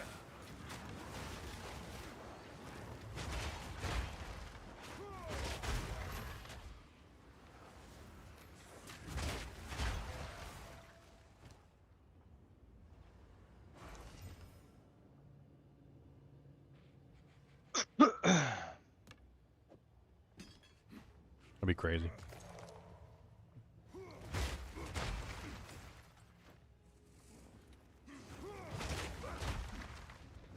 bet you virtual reality would work on the animals if you got it set up right.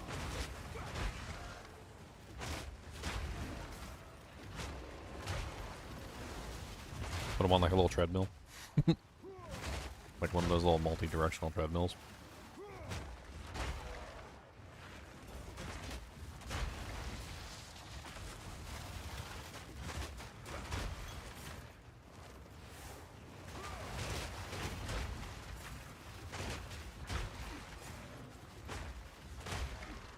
I think the way they're crafting these is they use the essence for the +6 of skills, and then they use the desecrate prefix. That's why the prefix ones are more expensive, and they use a double roll and try to hit fizz.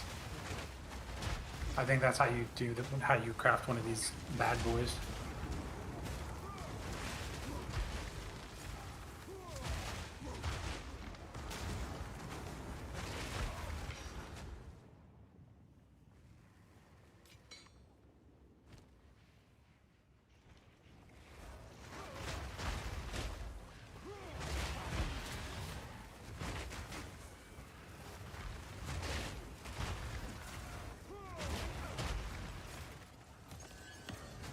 Lesser Jewelers. Ow.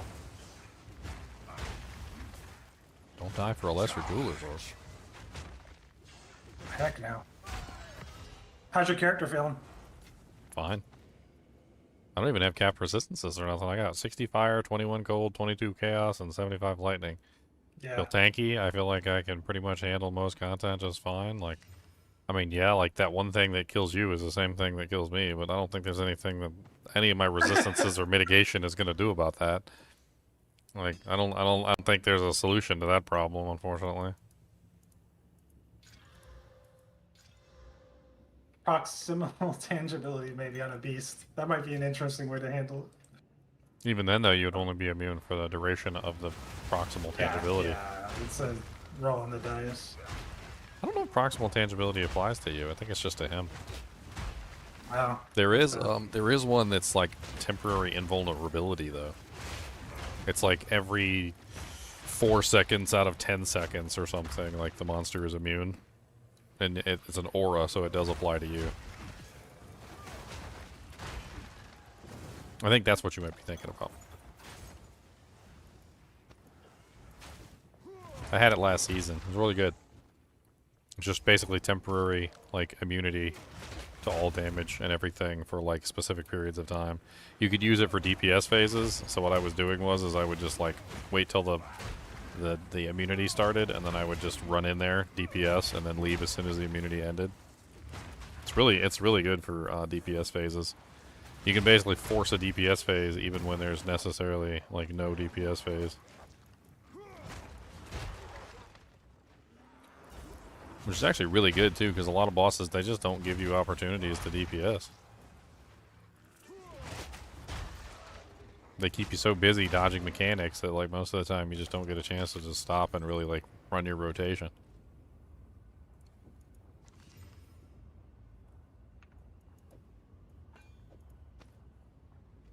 Omen of Sinistral Necromancy. Desecration will only do prefix modifiers. Interesting. The prefix and the suffix ones are pretty useful. Help you avoid targeting the ones that you don't want to target. Unless you don't have max Janks and if there's only one prefix or one suffix open, then it doesn't really not really required, but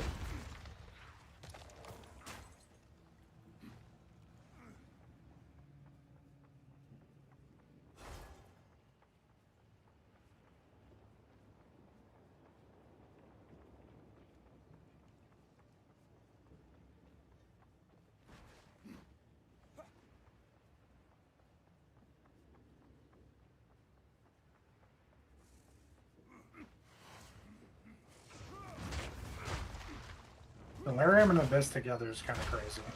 The monsters do a ton of damage. I haven't had a Delirium inside of Abyss yet.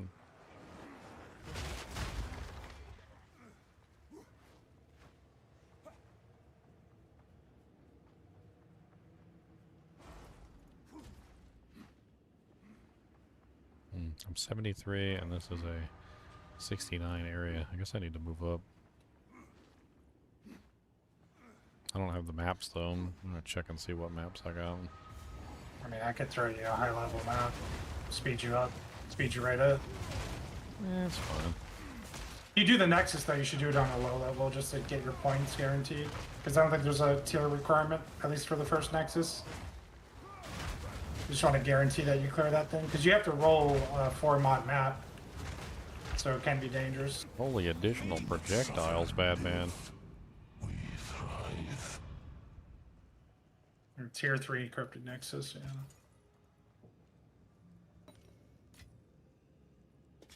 My satchel is full.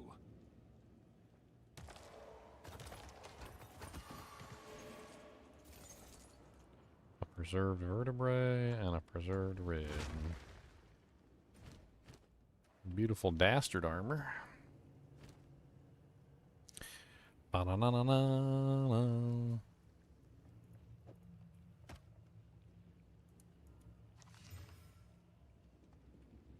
Tri-elemental crossbow.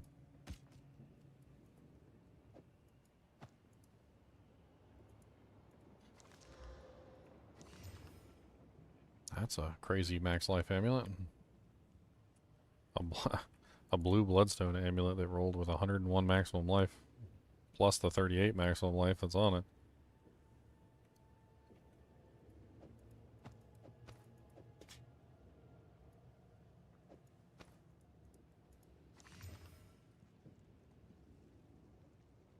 Give it percentage maximum life, see if it goes even higher.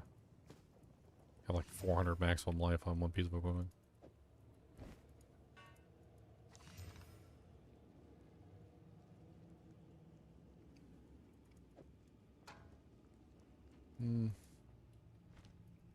Nothing really all that amazing this time.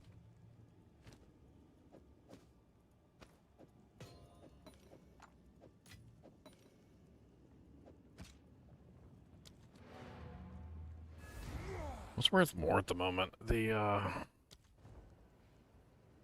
like the socket artificer's orbs or the regals? Like if you got an item that's rare and it has 2 sockets, it's better to just destroy it for the sockets, or Oh, the Regals probably aren't worth much because there's different tiers of Regals. Have you found oh yeah.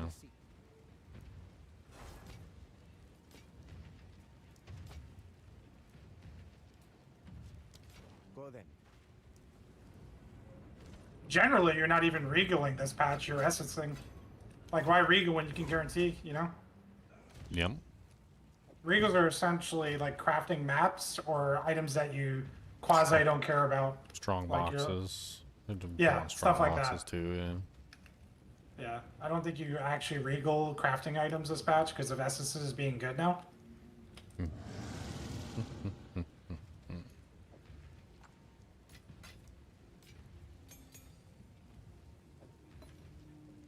Sinistral necromancy.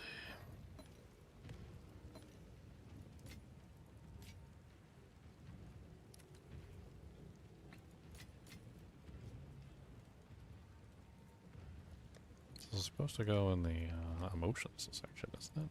Actually, go to your home. Go to your home. Too good for your home?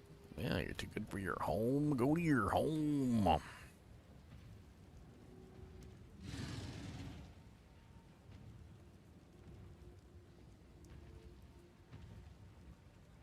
Chaos at that, and it got worse, so no more chaos. No more.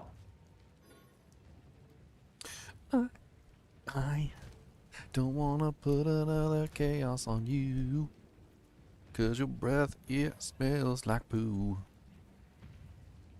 This belt is insane. I'm just gonna exalt it. And it didn't get anything good after I threw 3 exalts. It went downhill real fast. I'm playing with this amulet that has like ridiculous amounts of life on it, and it's getting more and more life on it. I doubt you could do that. You can't do that. Yeah, I didn't think so. Could do strength though. Leon, look how much life this amulet has. Oh no.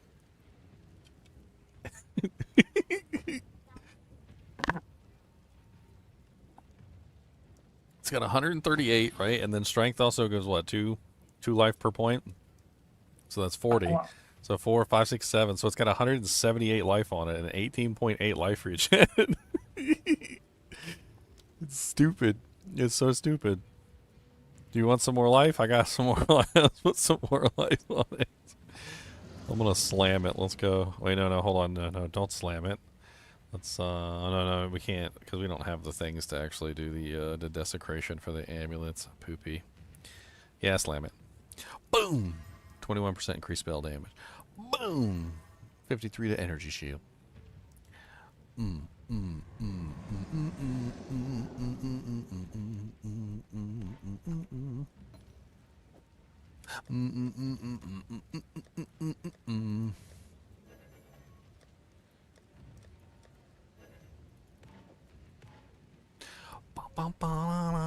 That's just silly. It's so dirty or silly. Like you could probably put some what is it, the life things on there from like the thing and make it even more life. How much more life could we like squeeze out of it with like the what are they called? Why am I forgetting the name of them? The catalysts? Is there a life catalyst? Yeah, there's one that affects life, but it wouldn't be worth it though, that investment. Oh, I'm sure it wouldn't. I am sure that it would not. You don't have to tell me. Did I find the amulet? I mean, yeah, I found it and then I crafted it and then I added mods to it and it's looking sexy. You can get one more mod on it too. I just don't have another exalt to spam into it at the moment. Find so many of them, I'm not really worried about it. Mega Life Amulet. It even got energy shield too, which technically is just another form of life.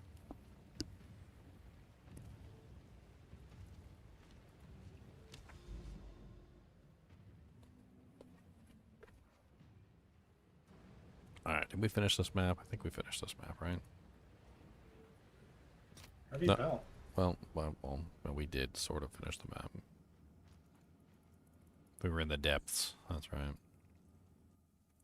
Gotta go through 7 load screens to get back to the depths. and then fall down a hole, and then load back to the boss zone.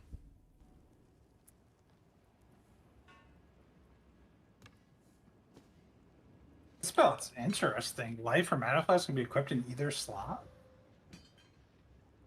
Double up. Double bubble, toil and trouble.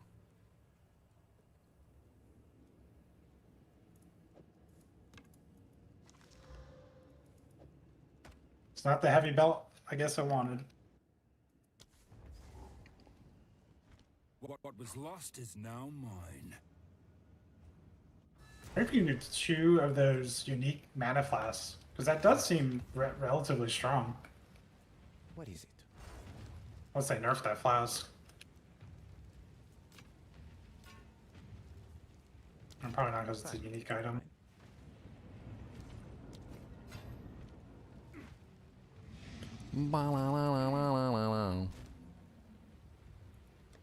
Elon map. Tier 5.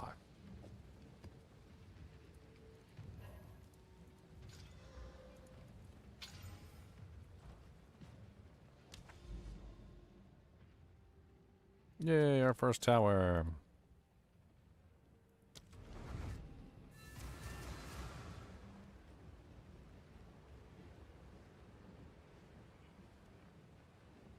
Now we can actually see like all the doojanks on the map. Cool air, soft earth, a false sense of peace.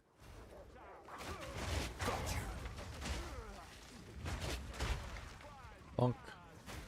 Are you still alive, Punk? Oh yeah, that's right. These guys are armored. I might actually have to break their armor first. I got an armored mod on the map. These guys actually have armor for the first time.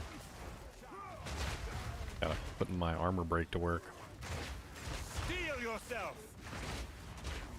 Wonder how much of an increase it is, if it's like a flat increase or if it's a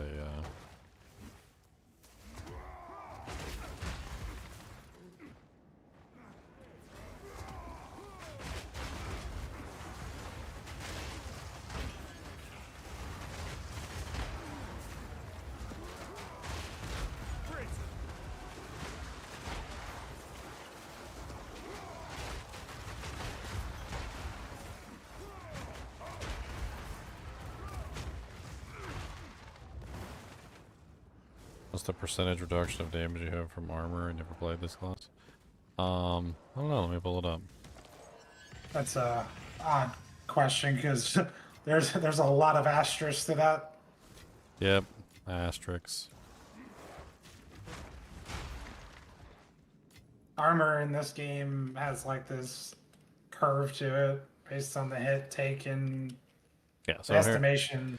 Here's the thing. It says armor reduces physical damage you take from both attacks and spells, but provides no benefit against other damage types. Exact damage reduction depends on the damage dealt, but cannot be higher than 90%. So what this means is that the higher the damage of the attack, the less the effect of the armor has. Would be nice if they actually showed that on the panel here, like they do with like, you know, like accuracy, and it like breaks down the distance, or like, you know, if it like broke it down into like hits, and it's like, oh, if you get hit by this much, it'll be this much reduction, or this much will be this much. That would be a good like quality of life feature. But like right now I'm at basically 10,318 armor, and I have 79% physical reduction, assuming of course that like a monster is not hitting me with a ridiculously large hit. The game uses something called like 12 times multiplier. So essentially think about it like this. Like if a monster comes in and hits you for 200 damage, then the game treats it as if it's like 12 times that value, and then puts that up against your armor rating. Or if your armor rating is greater than the number, then it does better. If your armor rating is less than the number, then it does worse. So if a monster comes in and hits you for 1,000 damage and you multiply that by 12, I'm at 12,000, right? And I'm currently at 10,318 armor rating. So this would be a little bit greater than my armor rating is, and would do more damage to me than like a smaller hit like 200. The lower the hit is, the better the armor works. The bigger the hit is, the worse it works. I mean, it's kind of like real life. I mean, imagine somebody was hitting you with a hammer, right? And the hammer just goes tink, tink, tink, and it does like no damage, right? But now imagine somebody comes in with a really big hammer and they hit you as hard as they possibly can, and your armor deforms and you take massive amounts of damage from it. Like, there's always a point at which armor will fail, which I think is what they're trying to simulate. They're trying to simulate that point at which the armor fails by saying, okay, well, if somebody hits you with a really, really, really, really hard attack, then, you know, then you're going to suffer a lot more damage than if somebody comes in and hits you with a little tiny little itty-bitty attack. Which does make sense, because that's pretty much how armor actually does function in the real world. Like, it helps you right up until the point where it fails, and when it fails miserably. There's a famous example of a guy who was in a breastplate. He got shot with a cannon. Cannonball went through the front of his breastplate and out of the back of his breastplate. So his armor rating was not high enough to stop that cannonball.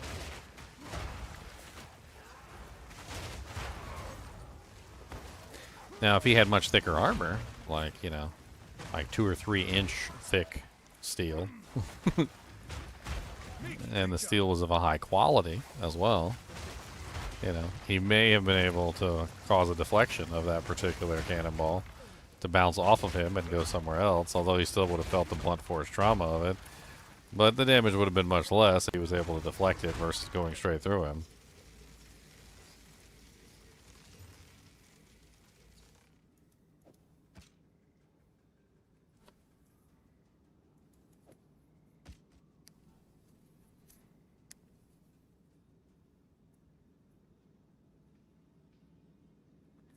Armor evasion is actually probably one of the more powerful setups this season, I would imagine. We were actually theorizing around it. The key would be to stack your armor and evasion as high as possible, both of them. Add on the deflection mod. You need to make sure you're using deflection, which is the evasion thing that gives you the ability to deflect an attack and do 40% damage reduction to that deflection. So you would want to get your evasion as high as you can and stack your deflection as high as you can. And then the armor has a new modifier. It's called elemental. Armor also applies to elemental damage. You can see it on my armor there. You can see it on my shield. Right, you can see it on my boots. And what that does is it makes it so that your armor is applying to your elemental damage that comes in. So if you stack the armor applies the elemental damage and the deflection together, you should be able to become pretty tanky. The key would be getting as much armor and evasion as you possibly could, stacking both of them as high as you can.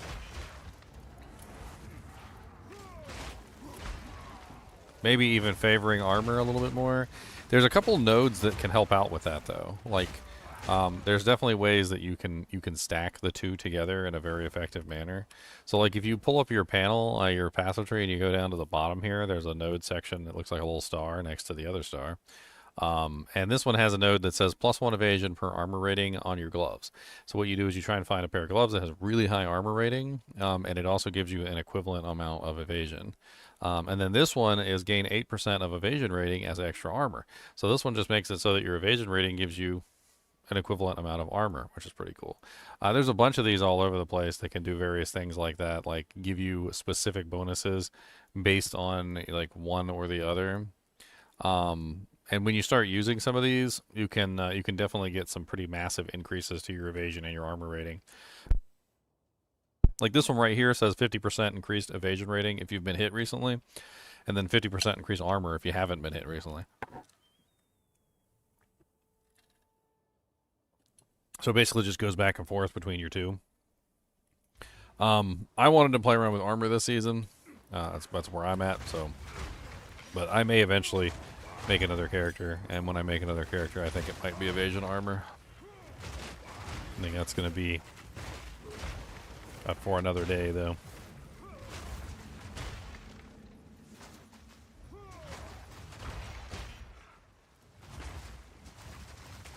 Protection!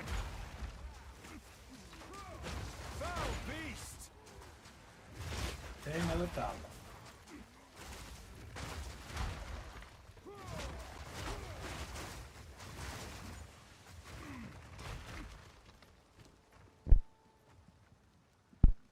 Oh, a haste aura monster that always bleeds. I want it.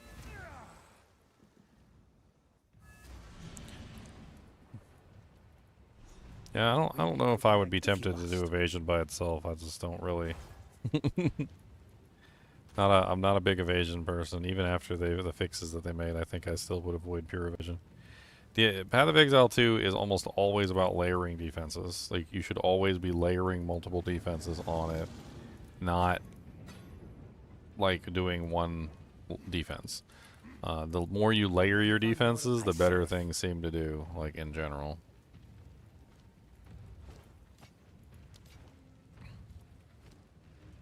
Well, gold is worth more. Go then.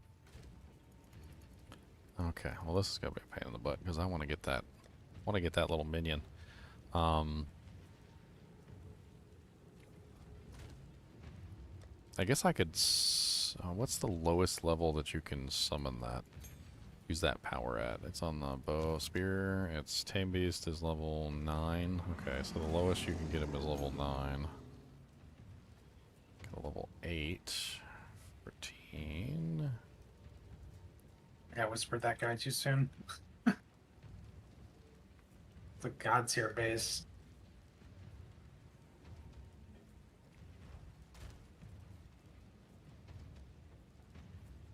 Dang, the lowest I got is level 11. So what does that bring it to?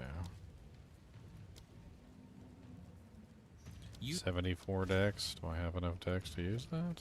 I do. Okay. Hey Stora, I love Hey Stora. It's such a beautiful thing. I love Hey Stora.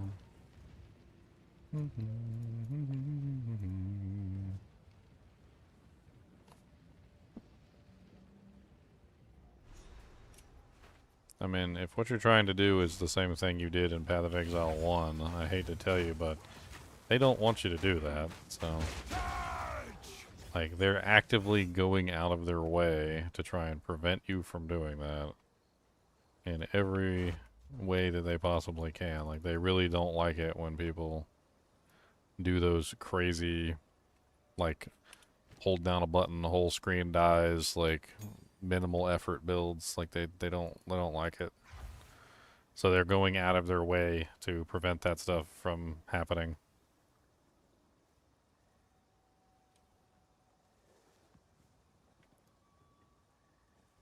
That's a nice one. That's a really nice one. I mean, he didn't have a third modifier, but like it's low on the spirit cost. It's a haste aura and it's always bleeds. So I get always bleeds and I get the haste aura together, which is pretty darn powerful. And then I could I think what I want to do is I want to give him Minion Mastery, or the one that makes him so last gasp so he stays alive. And then... Where's my last? Gasp. No. Meat Shield. No. Must have put him in the guild stash.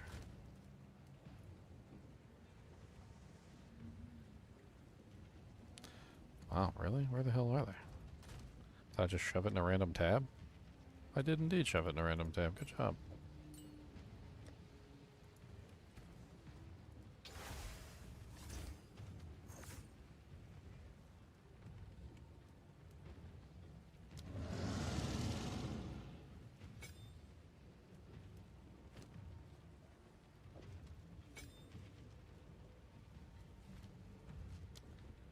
Alright, what else do I give him? Oh yeah, loyalty. Yeah. 10% damage reduction from hits. I forgot about that. Oh yeah, baby. Alright, so now we got a haste aura being applied to us. Very nice. Love it.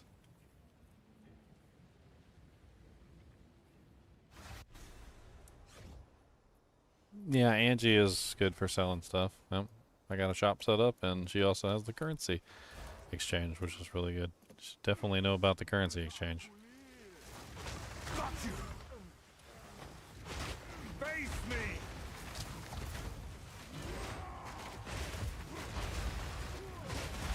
Weakling.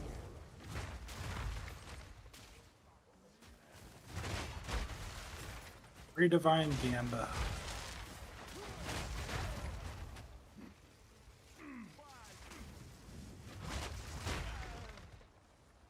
Can you tell me how much strength that mace requires? It says 134. Okay. So this would be way more strength. Be like 100 more strength. Come on now, don't go. I don't know if that's worth it. Who'd have thought with this? You are most. Don't give up. That's the cynicism of a veteran. Thank you.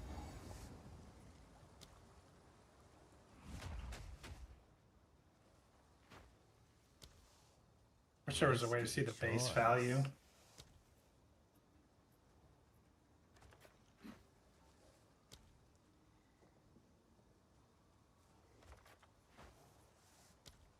Itching for me to lose another limb, are ya? Yeah.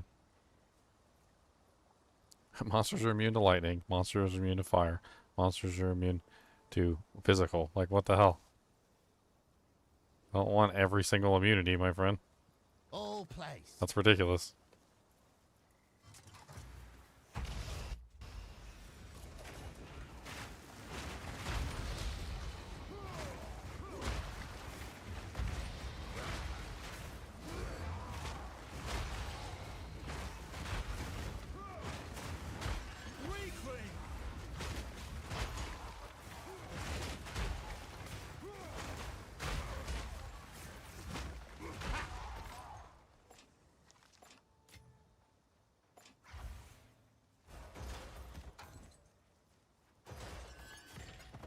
Exotic coinage. More exotic coinage.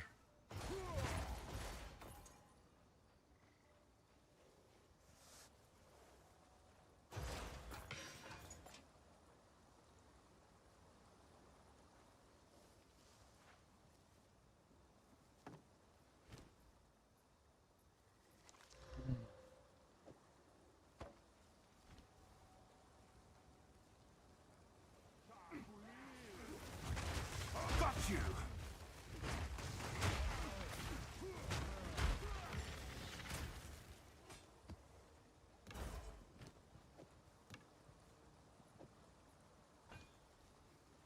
Am I there yet?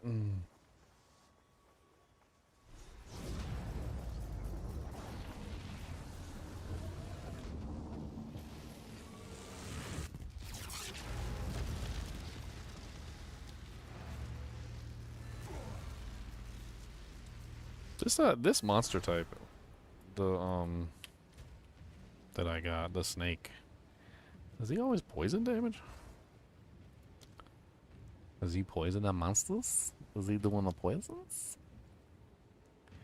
Damage per second, 73. Wow. Amazing.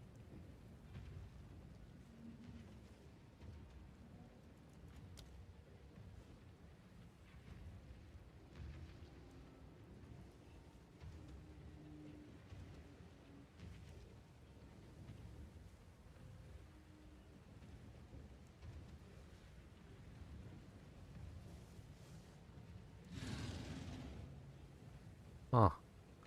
That's interesting, Leon. Look at that. This is on the companions panel. He's got a bunch of stuff on there. But look at the physical damage taken over time, 40% less.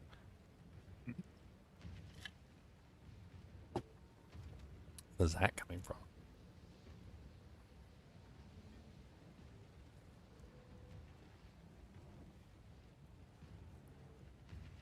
He ain't got no resistances neither. Oh man.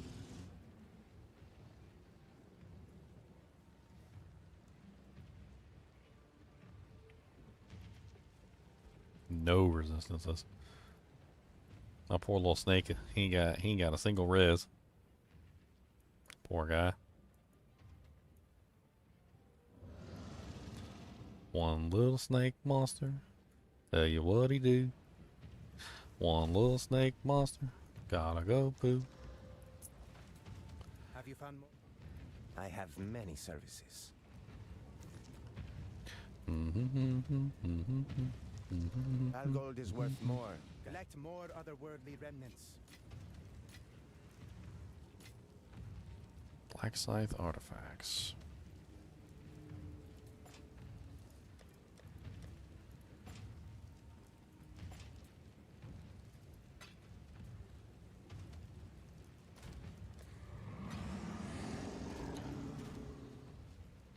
Could always check out the vendors. See what's going on. Sometimes they got some good stuff. What do you need? Occasionally.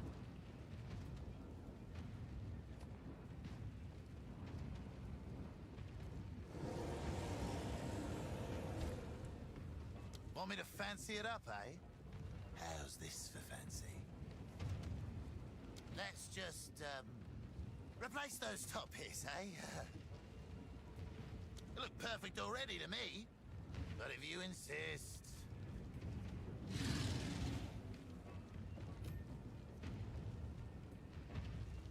It's kind of neat. Hello again.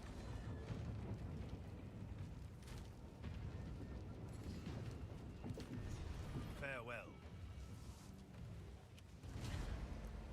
Good, I finally got access to that one too. I take these. Go on. Atlas passives. You know, this feels really good. Like previous seasons, I swear, like I wouldn't have not a dang thing to do with any of these Atlas trees unless I deliberately went out of my way to go get them. And now I have access to at least the beginning of all of them, so it feels like I got my foot in the door. Yeah, I got my toes in the door, whereas before it felt like I couldn't get my toes in the door no matter how hard I tried.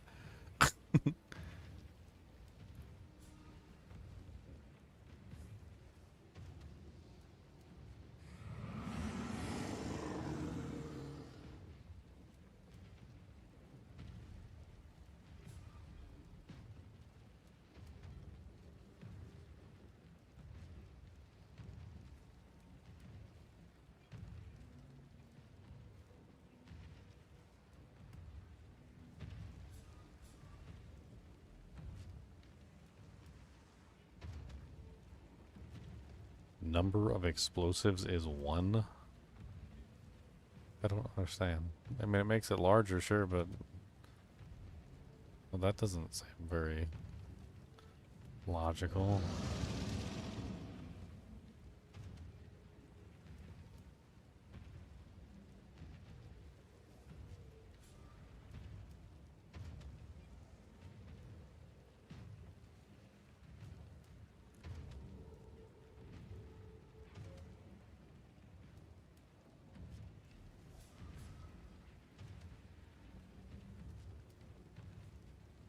Ugh, runic monsters. I don't like runic monsters. They're poopy.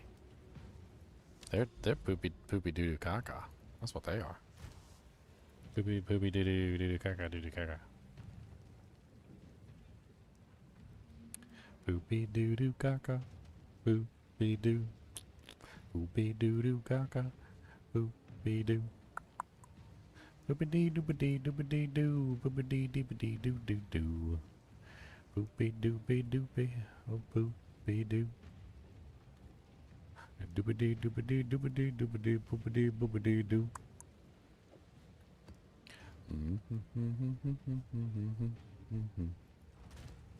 You can't, they haven't made it so you can, like, make ritual tablets rare or anything, I don't think so. You can't make them rare. You got them.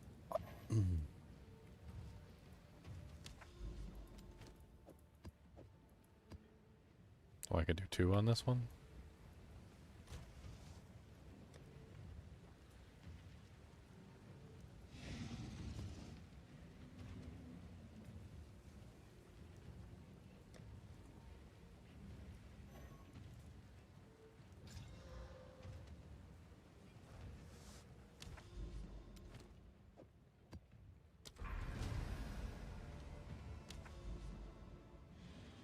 Everything gets a ritual. You get a ritual, you get a ritual, you get a ritual. Everybody get a ritual. We hear you like a ritual, so we got you the ritual. The tower. These towers. Yo, mama's a ritual, your daddy's a ritual. Can't believe that your granny's a ritual. Come on back and you can see the ritual.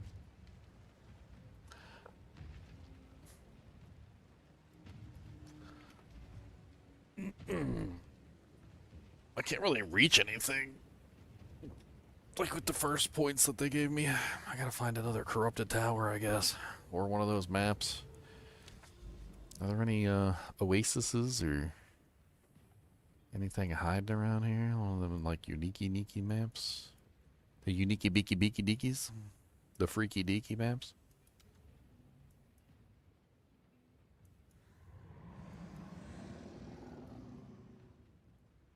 Get freaky on the map.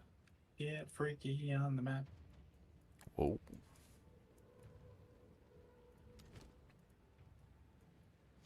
Don't tell me what to do. I'm gonna take a poo.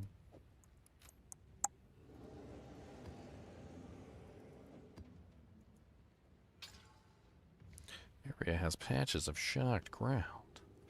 Disgusting.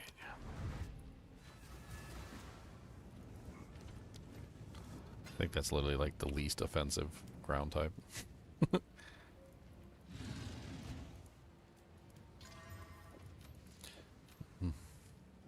It's kind of a crazy little amulet that I rolled. I'm mad at it. Could have had plus the skills though, would have made it better. The mother sees you. Have an order? Oh, energy shield amulet. What spirit? What resists? I'm sure someone will want that.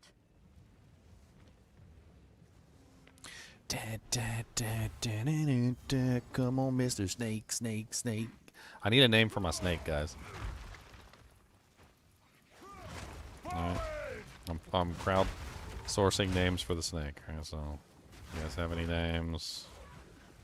There's no wrong names. Okay, there's wrong names. But, I mean, Danger Noodle. He's a fast Danger Noodle, though, so I don't know what you would call a fast Danger Noodle.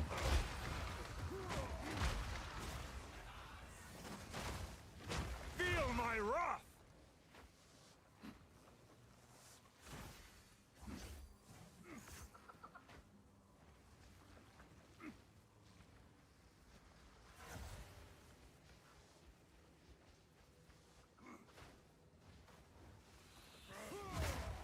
Bob.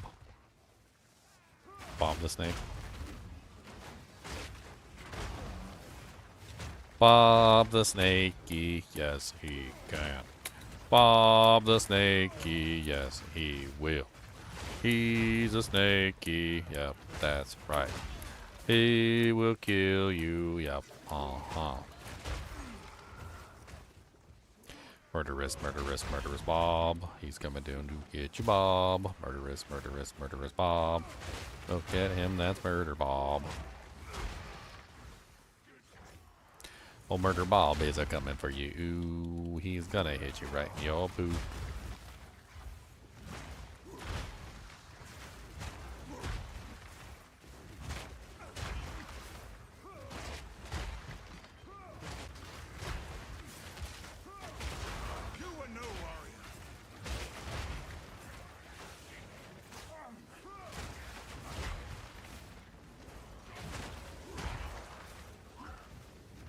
It's a ritual of life. It's a ritual of madness. It's a ritual.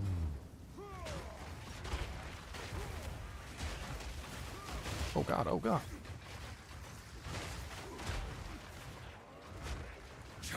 So much chaos damage. I'm just a baby when it comes to chaos damage. Leave me alone. I don't have a chaos resistant helmet yet.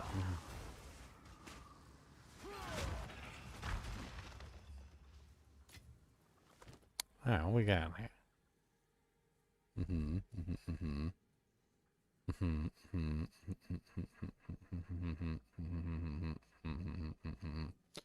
Nothing good yet. I mean, there's a gambling thing in there I can get, but those are like 1 EX anyway, I think.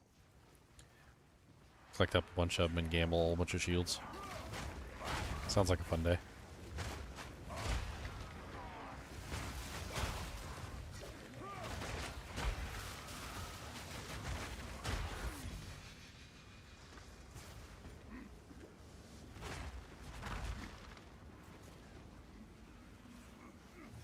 Face me!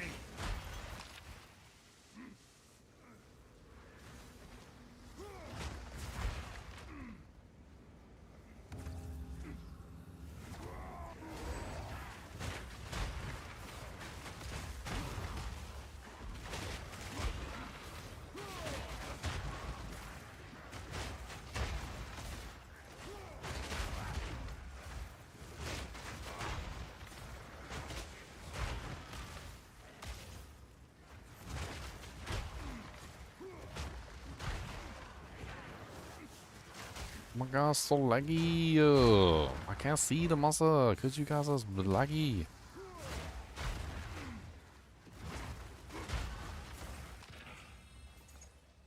You ever notice that this game does a different kind of lag? Like, I don't know what it is. It's not FPS lag. It's like It's shaders. It's hard drive. it's like engine lag. It's like where the whole game slows down, but the FPS is still fine. It's like it's like the game goes into slow motion or something. They're still trying to optimize this game. I think this patch they did cause some problems, which was expected, right? If you're going to redo the engine, rendering engine, whatever it was. It's probably expected to have these issues.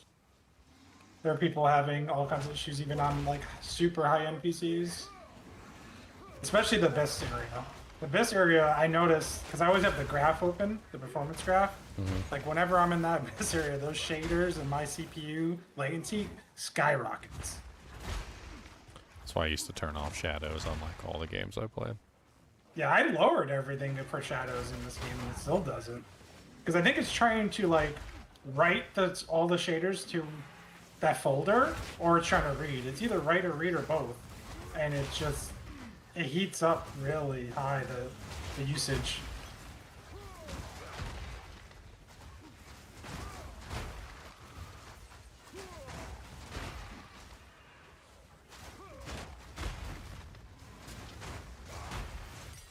I mean, the game is beautiful though. I love the aesthetic of this game. It doesn't look like a cartoon like D3, and like, it's probably closer to D2 than yeah, I think it is. I think it's the games. closest D2 like looking modern game.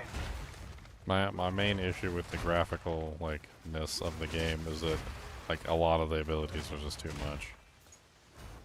It's like every character is a mosaic scent. I can see that, yeah. Yep. Like I think that they could tone back the abilities a bit. They don't have to be so dramatically crazy. Like every single ability doesn't need to like cover the entire screen and like flotsam and ridiculousness.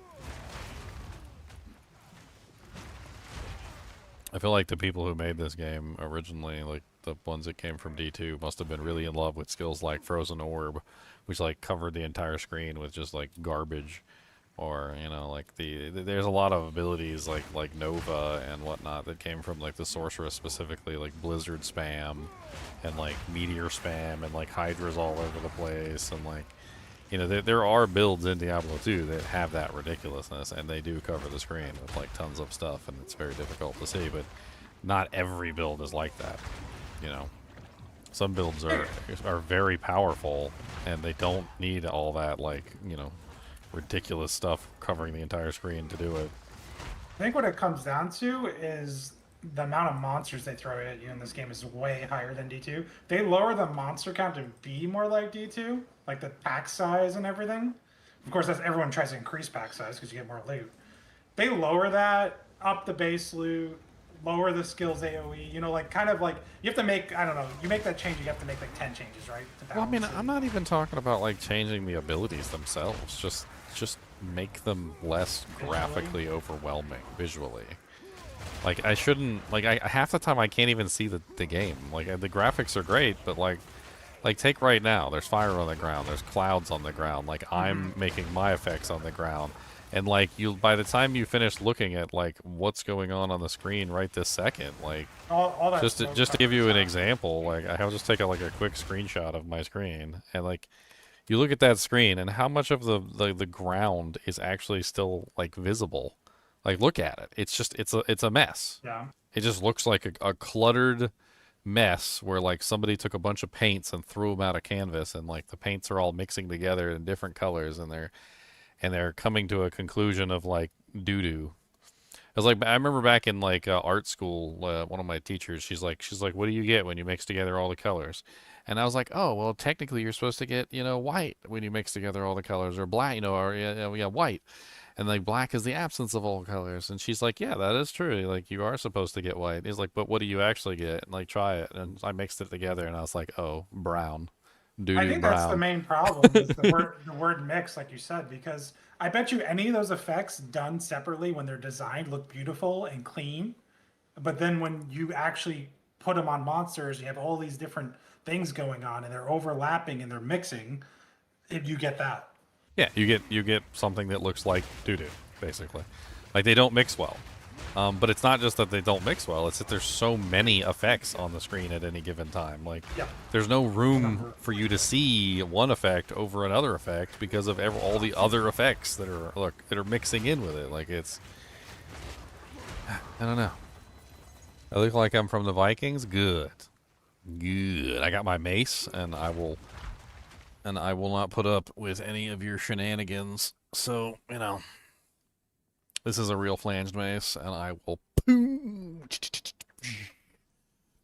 right. I'm gonna get it out just in case, because you might be fixing to act up. You might be fixing to act up, and I gotta make sure you don't act up.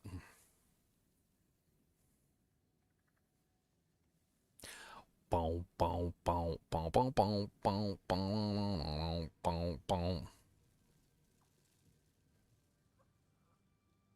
Dee dee dee dee dee dee dee dee. Beep beep beep beep beep beep. 3 splinters, an omen of gambling.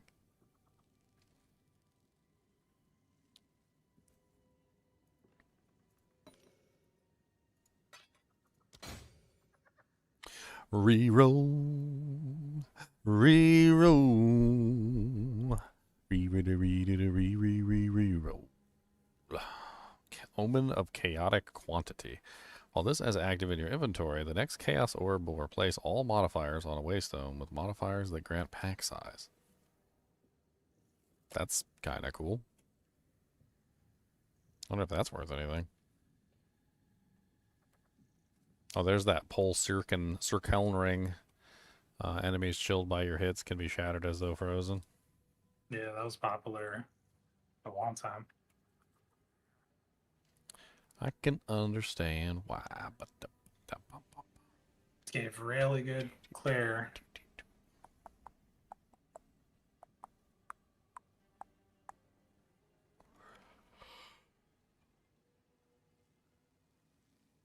Oh, mm-hmm.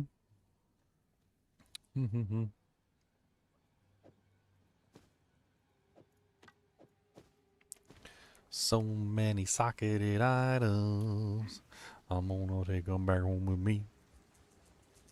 And we can remove the sockets, please, because that's what we're gonna do, yeah.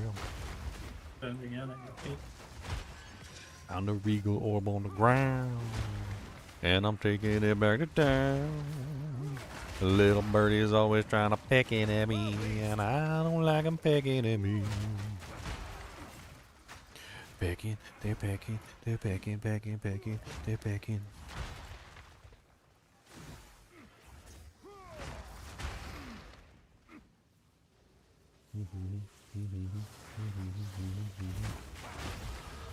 Yay, level 74. I'm almost there.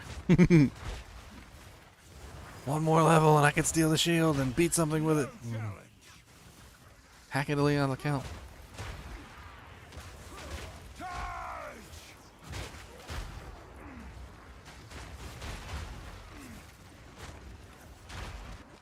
His password is probably lightning. I'm playing fire this match. Although I can convert it to lightning. He's like, don't tempt me. I'll do it. My satchel is full.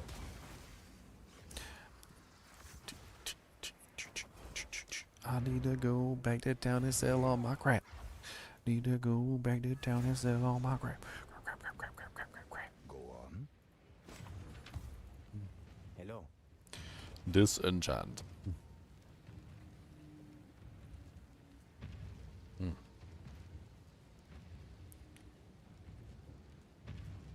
That's kind of nice, actually.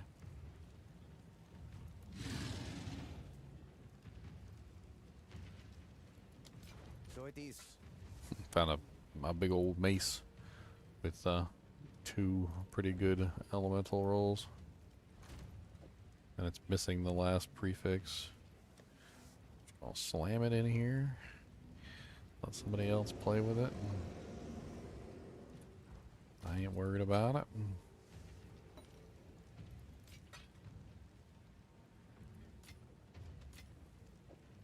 Gotta be fast on the bases. I got a live search now for bases, and people are buying them like crazy. Yeah, this is a good season for crafting. I imagine so.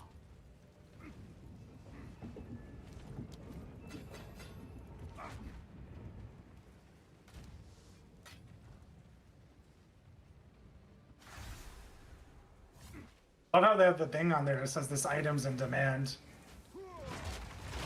Because now you know that someone's getting spammed.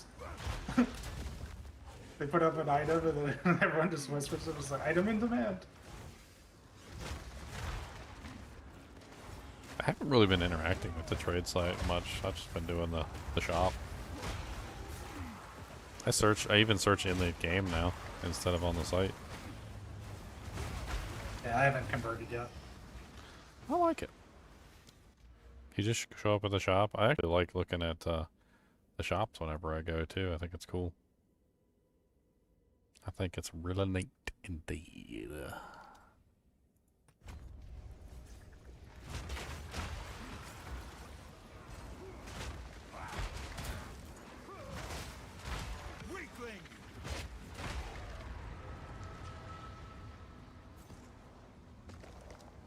I've no more room. I can. Can I lose 10? I can't lose anything. What are you trying to lose? Some strength, but I can't. Giant's blood or whatever it is kind of crazy. The requirements. Yeah. That's another negative too. Is that you have to stack trade. Like you have to use your passive skill points.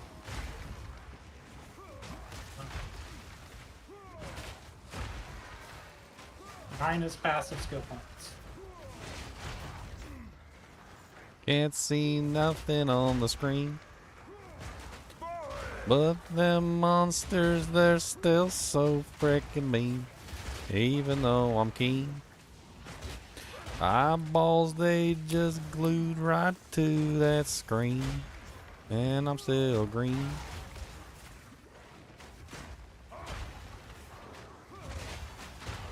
I'm gonna have some beans. Beans, beans, good for your heart. More you eat some, more you use some farting. 'Cause they taste real good. Dude, beans are delicious. Like, it depends on how you cook them, of course. Like, you gotta cook them the right ways. But man, they could be like so good. So good. Rituals remaining 0. There's an Exile in here. Several splinters. The Omen of Chaotic Quantity. Definitely seems like a really fun one to play around with. Gotta use a Chaos Orb on it though to make it work.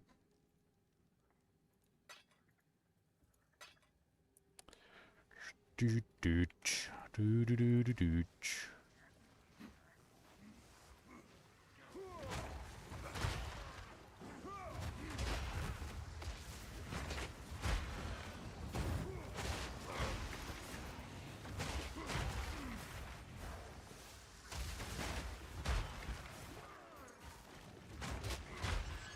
I don't know if they're worth anything. I should have checked before I bought that Omen.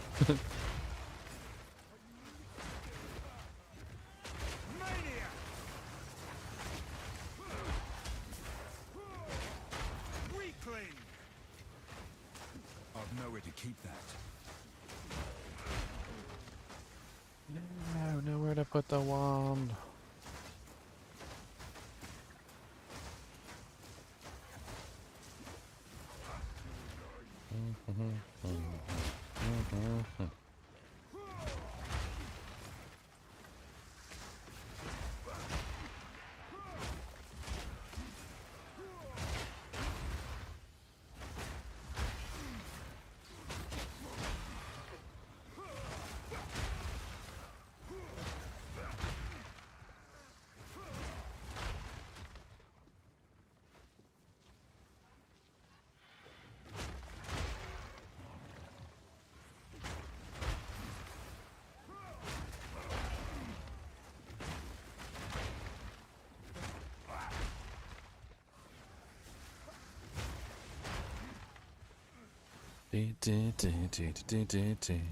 What's up, big monster? Punch you in the face. I don't really care. Gonna hit you with a mace. I've nowhere to keep that. I nowhere to keep this dude, Jinx. Man, I'm about to come back out here anyway, ain't I? Ain't I?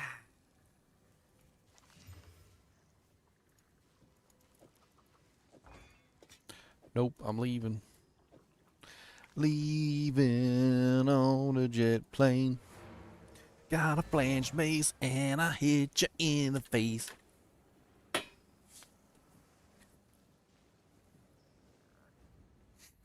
Yeah. Yeah. Go on. We need to collect more.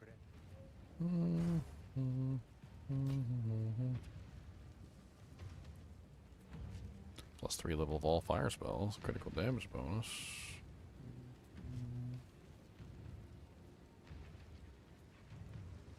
Poop him.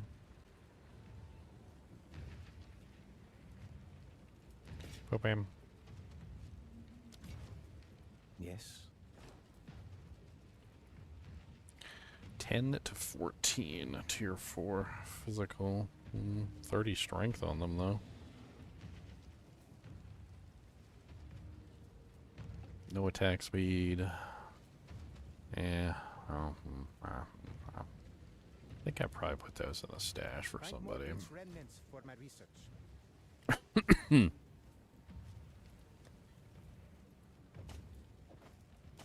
wonder how many items I've put in the stash that I could have sold for. Sold for like an Exalt or something like that.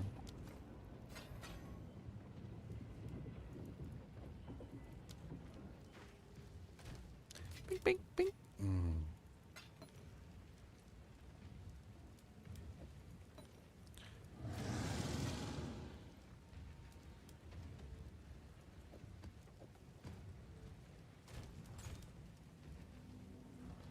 What these sell for right now? Opened up chaotic quantity. Yes. Seems like a fun one. Seems like one that people like would actually want to like play around with.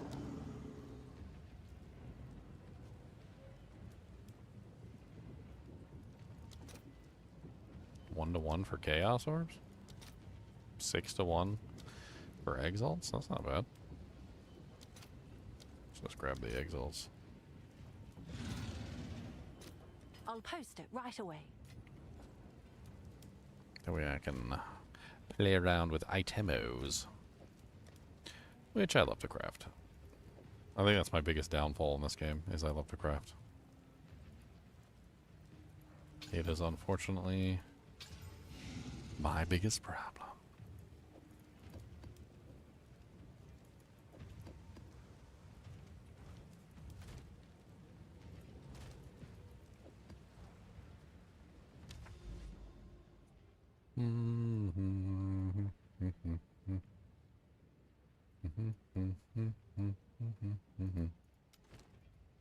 I need to go toward that big giant building over there, I'm pretty sure, so start heading that way.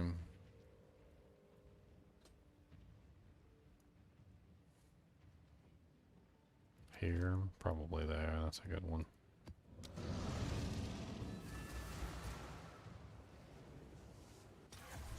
We need to get some more corrupted towers so we can get some more points for the Atlas tree too. Unique maps help as well.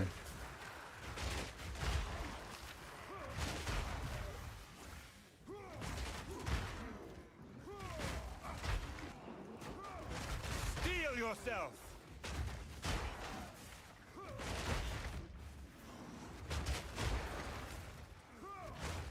Fire wing monsters. It's kind of cool looking.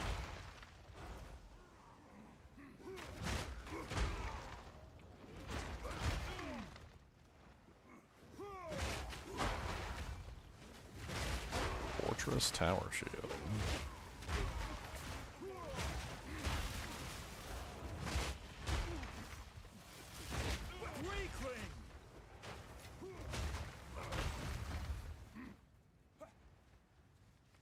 I love how the wall blocks damage too. Like they can't just shoot through it most of the time unless it's an ability that casts on the ground.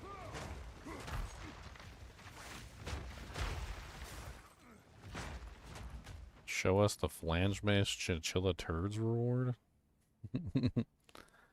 Sure, why not?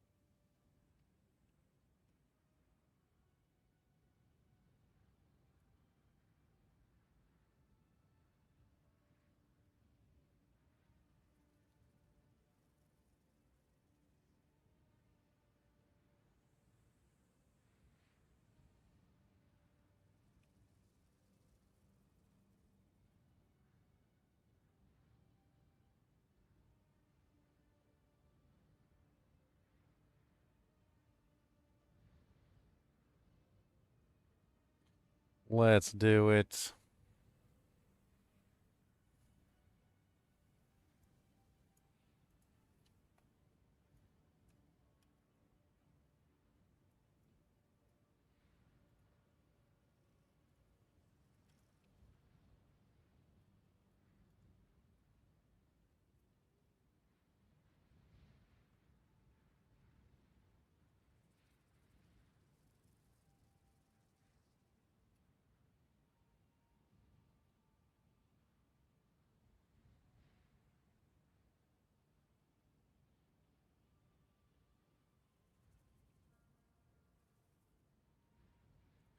A6. I was trying to make an icon for it real quick.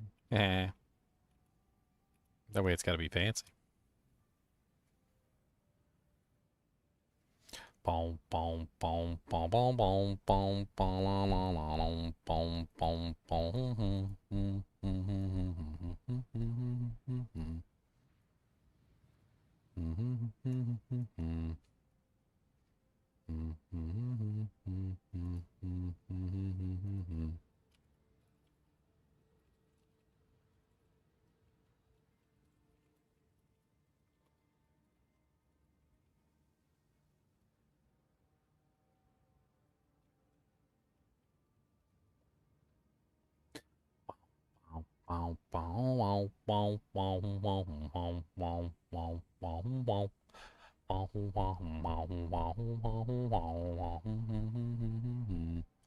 Terrible, terrible. Well, none for that then.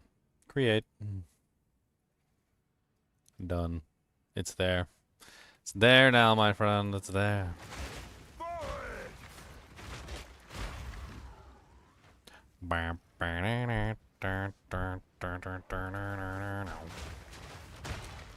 These little fire monsters are cool.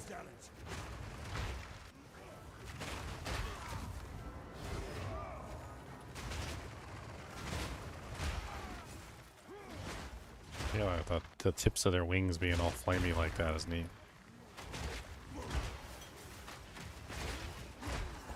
I don't know, it's kind of funny because, like, Diablo 4 had the same problem when it launched. It had tons of abilities that were, like, just covering the entire screen and made it very difficult for you to see anything. And while it's not fixed, they definitely made some progress in, like, prioritizing certain abilities over others, making sure that, like, you could see, you know, through the abilities that were clogging the entire screen. Like, there was definitely some work that was done, and it definitely did fix some things, for sure.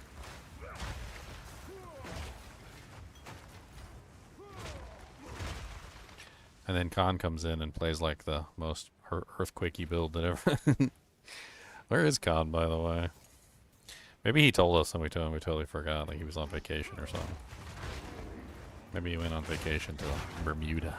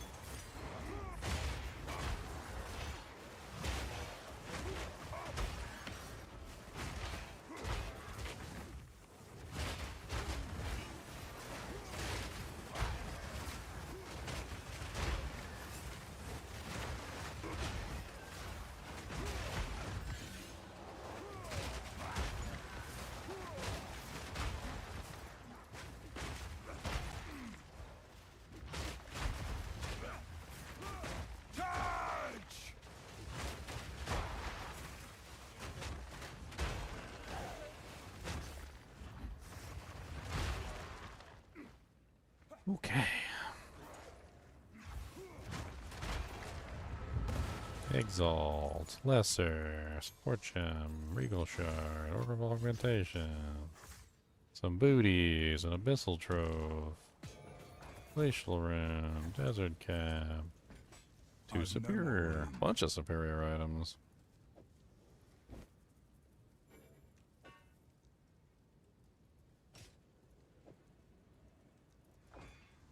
Oh yeah, I was gonna roll that real quick. Boopy. Superior. Everything superior, superior, superior, superior. Your mom is superior, mother superior. Superion. Alright, who's a Transformers nerd who knows who Superion is? What is it? Which one of you guys know who Superion is? I know some of you guys know who Superion is. Don't pretend you don't. Don't pretend. You know who Superior is. Yeah, see it in your soul.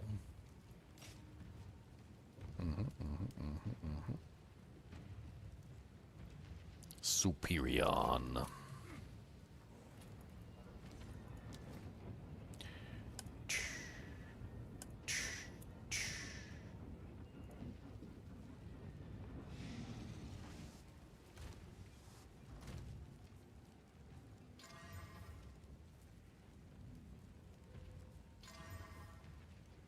It's kind of interesting. 2 reses, one's chaos, 508 evasion. Not a bad little helmet. It's got life. Bunch of other silly things on it. Definitely go in the doohickey thing here.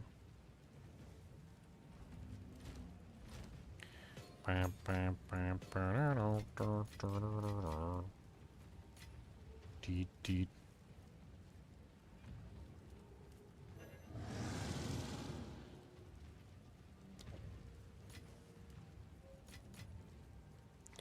Oh yeah, let's take 20 of these.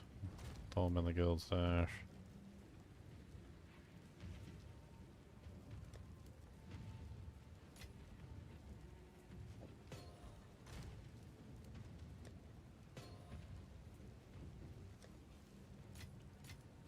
I need more Val Orbs. That's odd. We need to collect more if you must.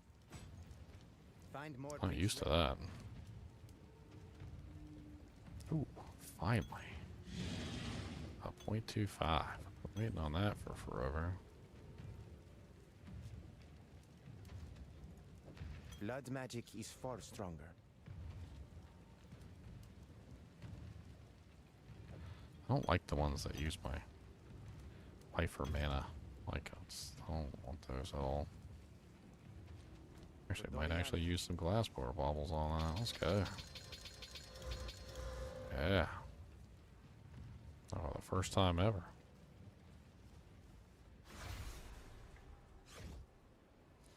The special map nodes. You're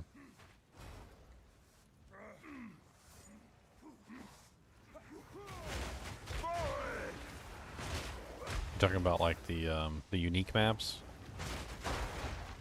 Like the Pirates Cove and the some of the other ones? I think I know what you're talking about. Yeah, I think I got a bunch of my points last time from that, specifically.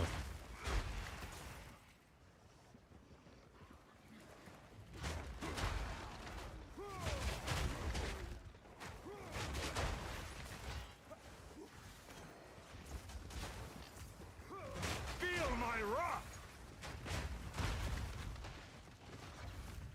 Lunar amulets.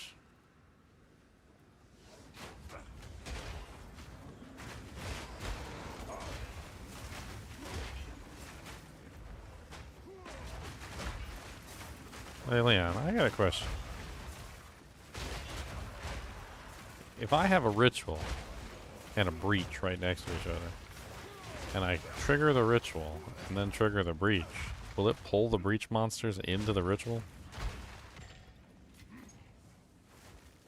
It would, well, so they changed stuff this league, and they have overlapping mechanics, just like we saw with Rogue Exile and Abyss. Like they started adding overlapping things in.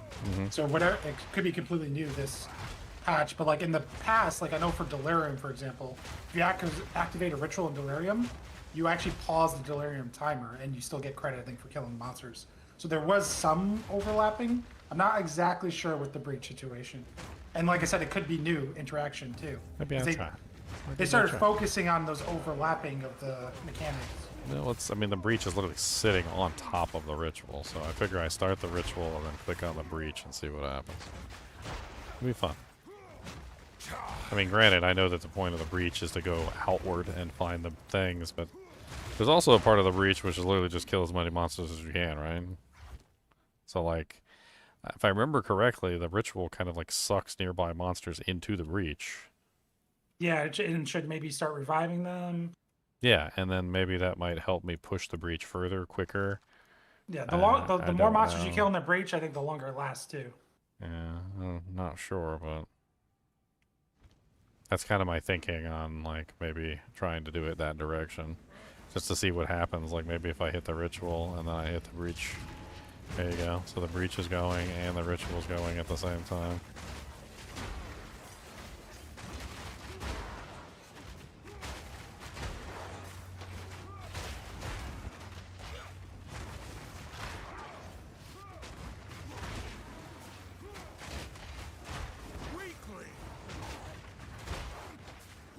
I mean, there's definitely breach monsters in here. There's a clasped hand in here, too.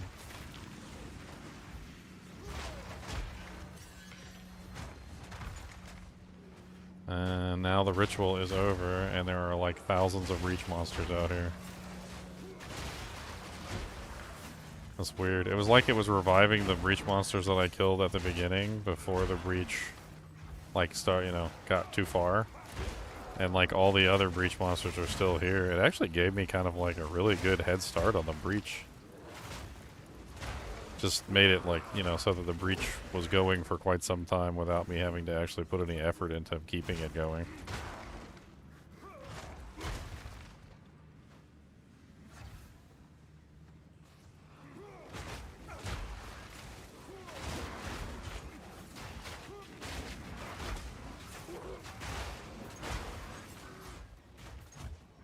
Not bad, actually. It was not bad.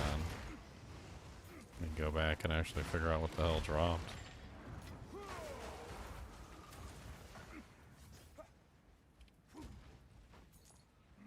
Gem Cutter's Prism. Not bad. A Breach Precursor Tablet. Arcanist Etcher. Another Breach Tablet. Gotta go back to the ritual thing too, because I kind of just jetted. Bloodstone Amulet, Regal Shard, Sport Gems.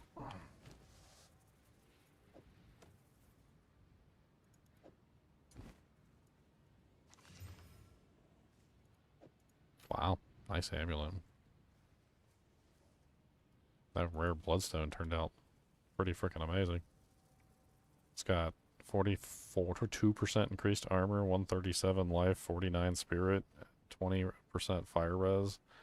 And it also has 40 life on it. I think that's worth rolling. Faux show.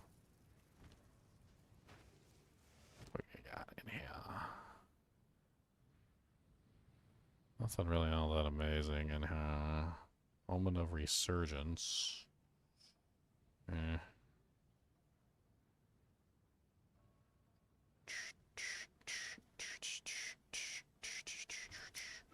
Do the next one.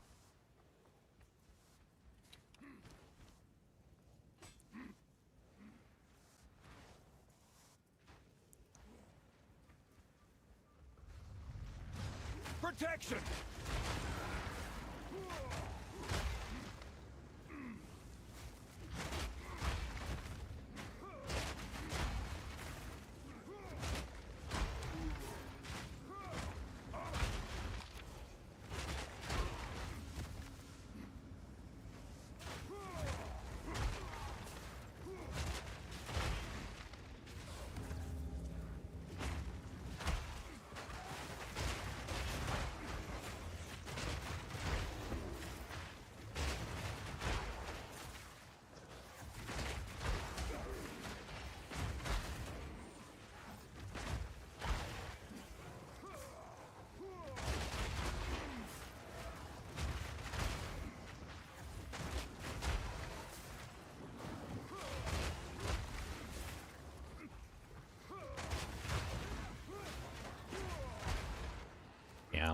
No.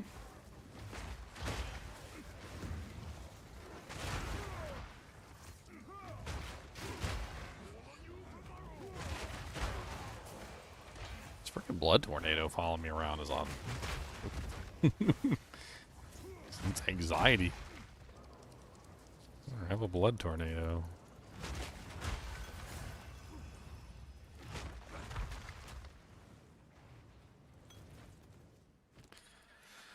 Alright, we'll begin.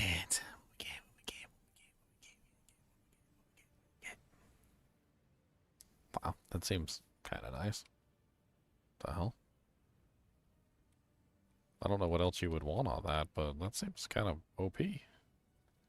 It's a focus, 31% increased energy shield, 44% increased fire damage, 42% increased spell damage, 24% increased cast speed. That's kind of nuts. Should probably grab that, drop 2 exalts on it, and see what happens.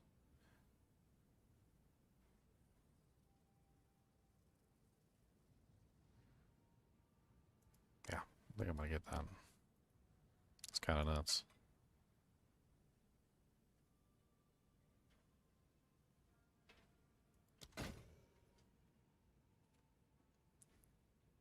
Moment of bartering.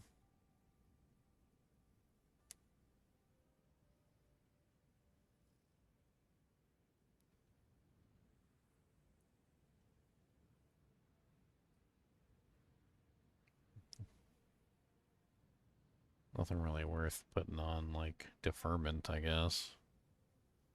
Oh, man, I suppose I could put the splinters or the exalted orb. Let's just do the splinters.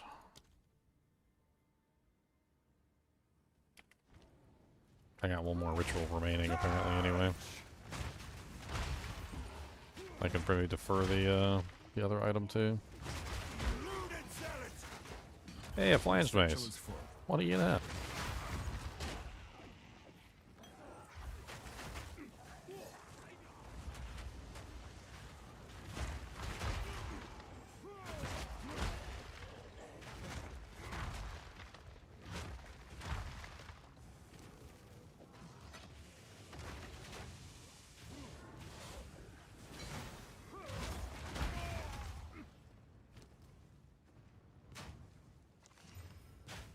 Oof. That's terrible.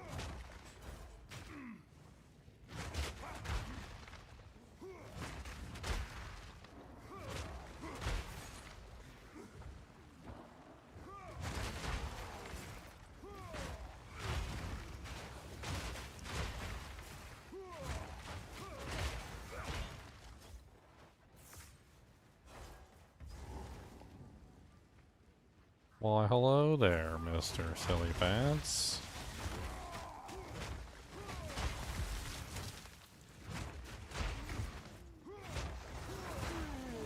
I've no more room. Superior booties, superior focus.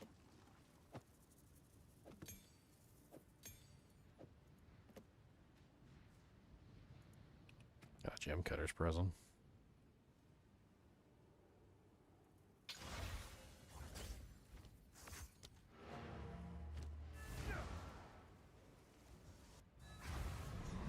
I like big gem cutters, and I cannot lie. Gonna get some gem cutters, I fly.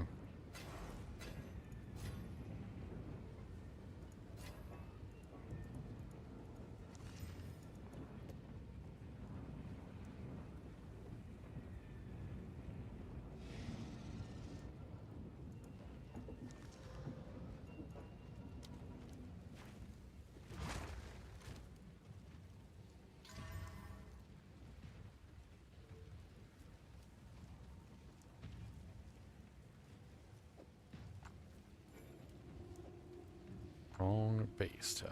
Does it count as armor? Does count as armor. Interesting. How can I help? How can I help?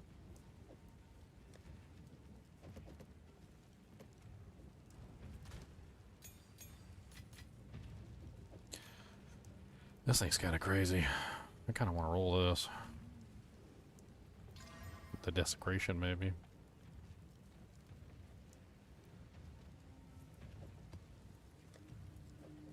I have the resources to do it, but could probably make it happen. What's new?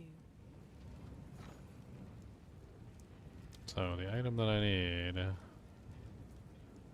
is the amulet one. No, jewel. The collarbone.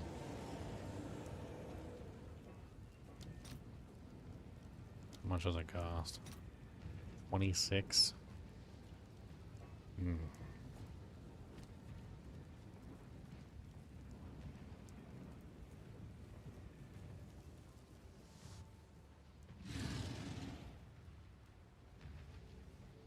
wish we could get melee skills on there, that'd be amazing. Let's do it. Critical damage bonus. No melee skills. Still really nice. Tons of spirit, tons of armor, tons of life.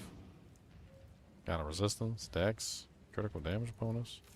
It's kind of solid. I feel like it's better than mine. Except for the fact that it doesn't have plus skills. I think we're swapping. Hello there.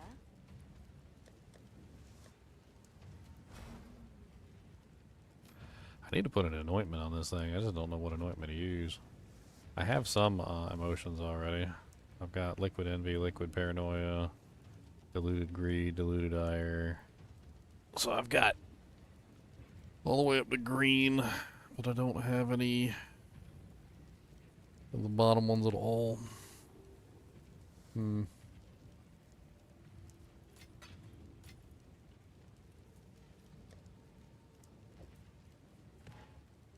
Just take a look at the map real quick and see if there's anything I can just snag right away. Any of these shield ones easy to get?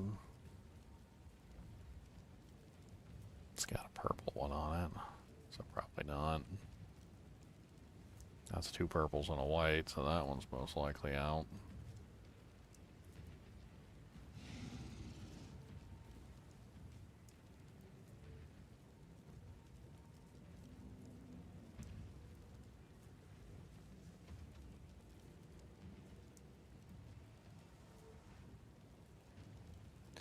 Chinchilla turds.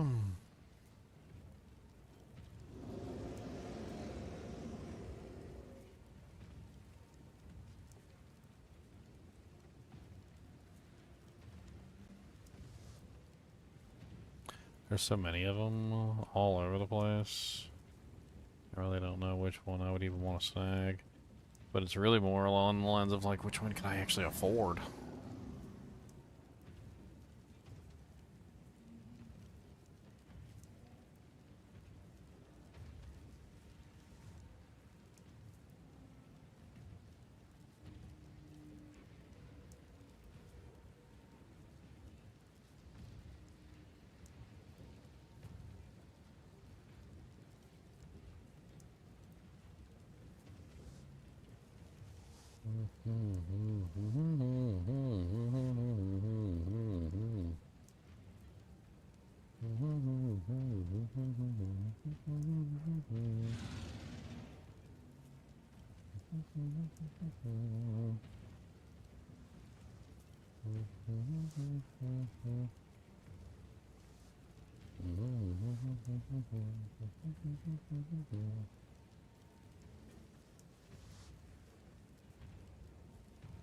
What's that one? 2 yellows and a...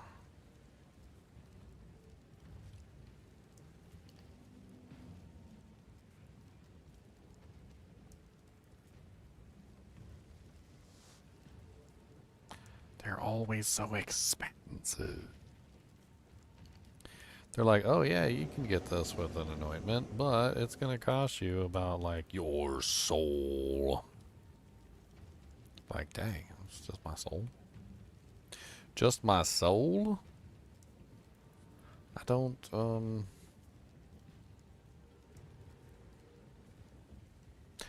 I don't want to give up my soul. I don't want to give up my soul. I don't want to give up my soul. I don't want to give up my soul. I actually really kind of want this one over here that I usually get. Cat. Nah. Okay. Oh no, that's not happening. 2 whites and a yellow. That's like impossible. that ain't gonna happen. Not gonna do it. Not gonna do it. Both the shield ones over here. The easy one I chose for now was the Unbreaking. Which one? Unbreaking, because it just saves me 2 passive points. It's in the warrior section. It's elemental, ailment threshold, and stun threshold. Oh.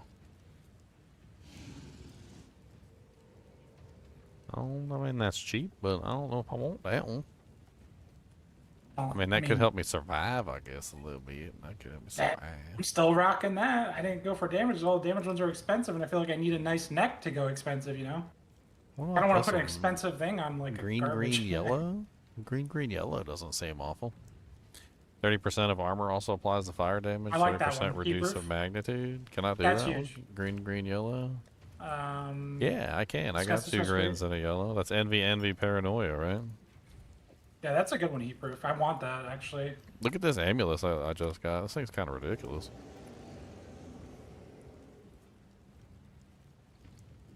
Hey, good armor, good life, good spirit. Crit damage bonus is always nice if you're critting. Dex, Just life, across the other- board. Got good stats across the board. It was better than what I was using. It doesn't have plus the skills on it, though. I wish it did. I wish it did. What? Apparently green, yellow is not that. Green, yellow is apparently dispatch foes. 80% increased critical hit chance. Oh, if you is it haven't- the right? Call it the green, yellow? I mean, was there another green that I'm missing? It says the name of them. I mean, that sounds kind of good, actually. 80% critical hit chance if you haven't dealt critical hit recently. If I'm not set up for crit, that just benefits me greatly, right? I mean, what's your base crit right now? Like 6%? So you'll get like 10% chance? Every 4 seconds, you have a 10% chance to crit if you haven't crit. Let's see. Shield wall, critical hits. Can't look at it. Stupid panels in the way, and I can't see anything.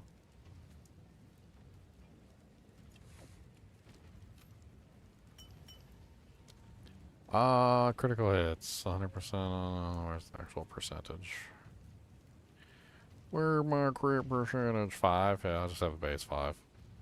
You have a base 5, so when that triggers, you're going to have something like an 8 or 9% chance to crit. Every 4 seconds. It'll up your crit from 5 to 8 or 9. Which is, I mean, it's whatever. If you want it, you want it. You know, instead of looking around the tree like an idiot trying to find things that are useful, you know what I'm gonna do? I'm just gonna pull up the panel and I'm just gonna randomly put in emotions and see if I can find combinations that give me things. Yep. Yellow, orange, red. 25% chance that when volatility on you explodes, you regain equivalent amount of volatility. Okay. Purple. 50% knockback, bleeding. 50% chance to knock back bleeding enemies when hits. Okay. It's kind of weird. I don't know about that one.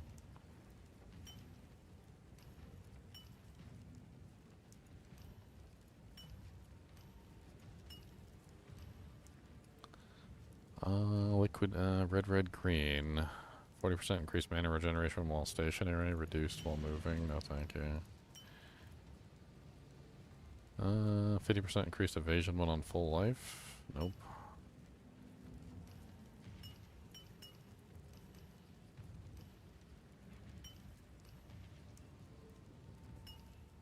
Projectile damage. No, thank you.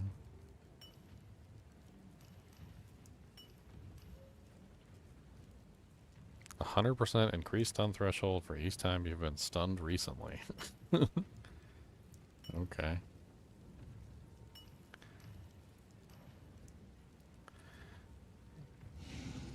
Dual wielding bonus. Charm effect duration. You cannot be critically hit while parrying. Cody, 25% increased critical strike chance. Minions break armor equal to a percentage of their... Oh, don't want that. Cody, I hear you crying like a big old baby. Every time I take you out, though, you don't even do nothing. What is the matter? Do you want a punch in the butt? Do you want to give me a paw? Okay, we got the paw. We did something. Look at that. We had to do thing. He paws all nice and warmies. That's a warmies paw.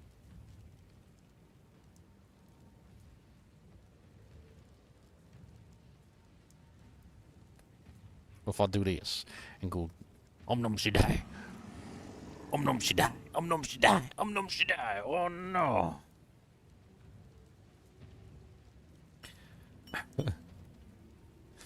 Said that's not polite to do that, and that's not very nice, and I don't like that at all, and you're not very nice to me, and I was gonna punch you in your knee hole.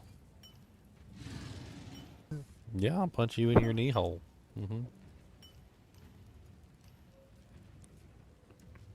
Infused flesh, 20 to maximum life and 8% of damage taken recouped as life. Yellow, green, green. It's not awful.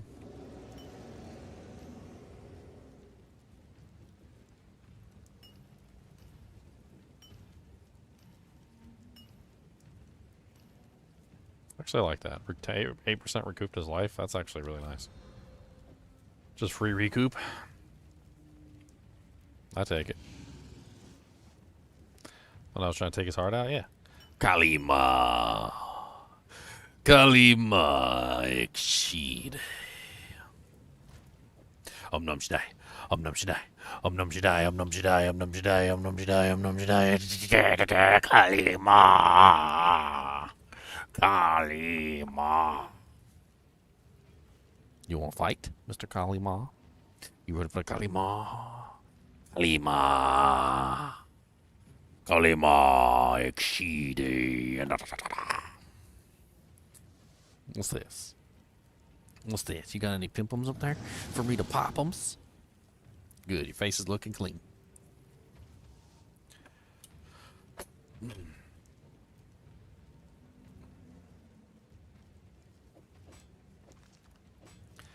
Alright, let's destroy this thing, get rid of it.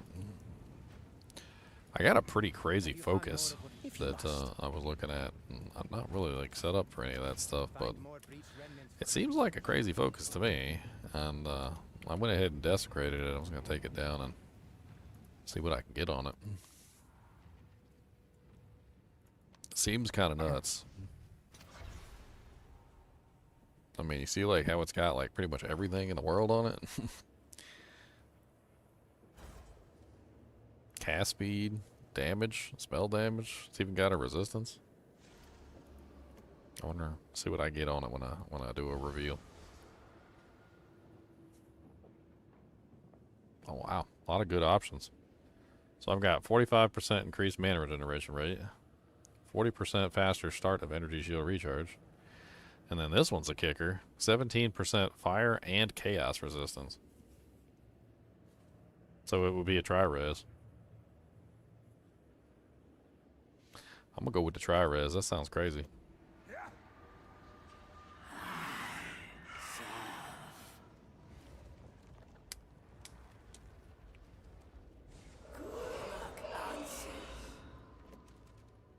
Man, that's kind of cool looking.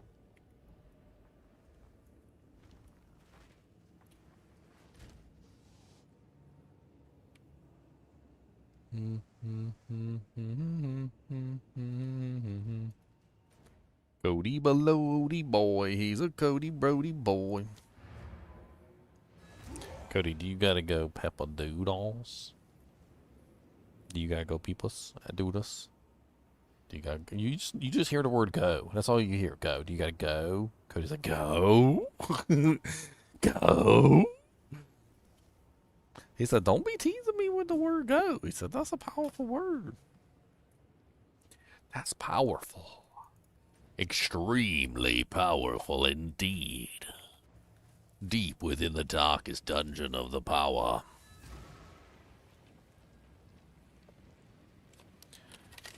Cody, would you like a gummum worm? Would you like this gummum worm right here? This, look at you coming to steal it. Look, he said, "Give me that worm." He said, "Oh no, that's a fighting worm. Oh no, Cody, it's a fighting worm. That's a gummum worm gonna fight you, and he's gonna get you back. Oh no, he gonna get you like this, and he gonna whip you. Oh no, that's a fighting gummum worm. You gotta guess him. He gonna fight back. Oh no, oh no." Oh no, you got him. Now he's gonna fight you. And he's gonna try and get you. Oh no, he's gonna try and run away. Oh no.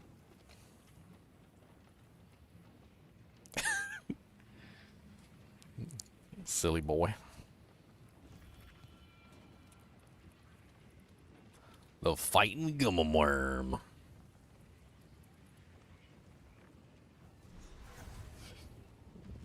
$50 on the monster dog. He wins. He won. We meet once more.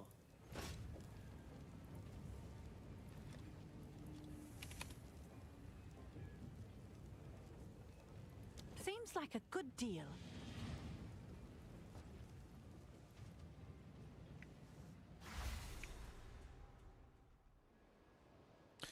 $5,000 on the monster dog. Cause he's got a big old monster dog. I'm gonna punch the monster dog in his nose.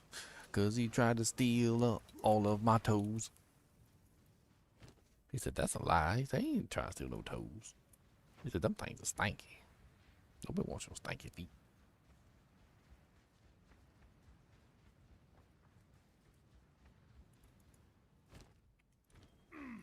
Did I have to do all these here? It must be up north then. It's gotta be.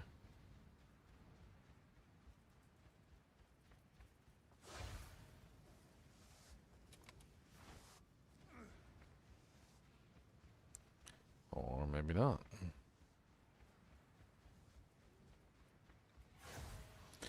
Is that focus of skin from the new patch? Yeah, it's one of the new bases. It's a new base. Comes from Act 4. Act 4 has a bunch of new bases in it.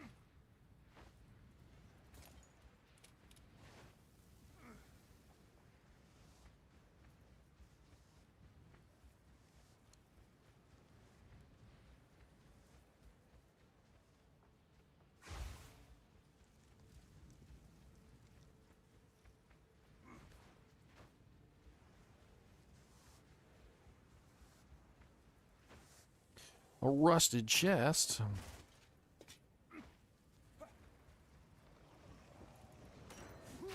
Must try.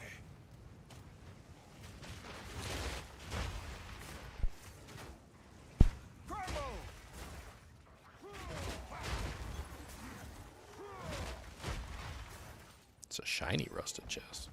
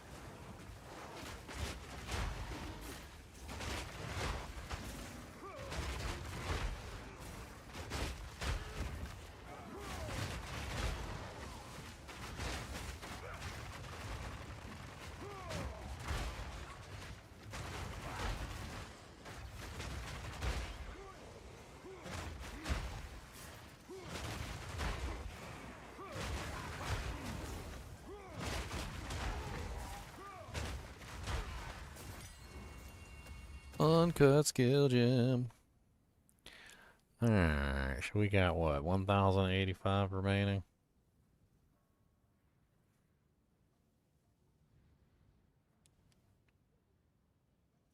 I mean, we might as well just grab some of the easy stuff, like I think just like cost too much. I don't know why that Exalt's so high. I'm just gonna go ahead and defer it so it goes down in price. I'll grab you, and I don't care about none of this other crap.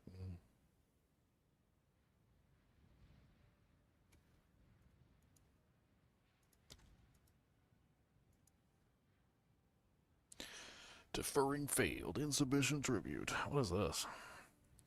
Colton and Holt. Rigid Buckler. Modifiers of stun apply to freeze buildup instead for parry. 100% of parry physical damage is converted to cold damage. Wow. Wow. I like that. I like that a lot. There's a skill that the spear character gets access to. It's called Fangs of Frost. Is that it? Form an icy stab that exploits bounce enemy, hitting a parried enemy. Parried target consumes the debuff to cause an explosion and frost and leave the chilled ground. This, I actually really wanted to make a character around this ability. And honestly, that seems really cool. Like, sounds like you would use that specifically to make the build around for that kind of a character. Sounds really neat. What level is that? Level 22? Yeah, you could do like a whole Fangs of Frost character. Now that they've kind of fixed parry, I mean, that sounds actually pretty neat.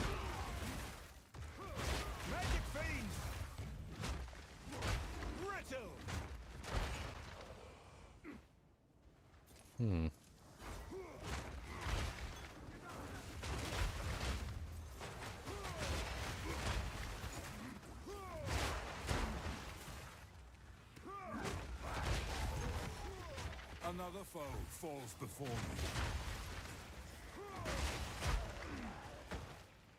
This might be the season of the melee characters. I might just be making a bunch of melee characters. This is my first one, and I'll have to figure out Fangs of Frost for the second one. That shield's got me kind of hyped.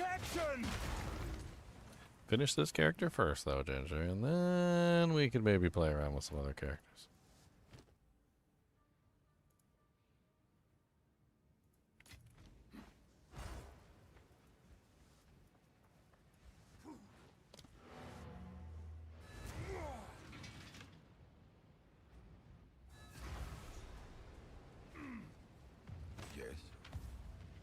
Have you found more of what do you need?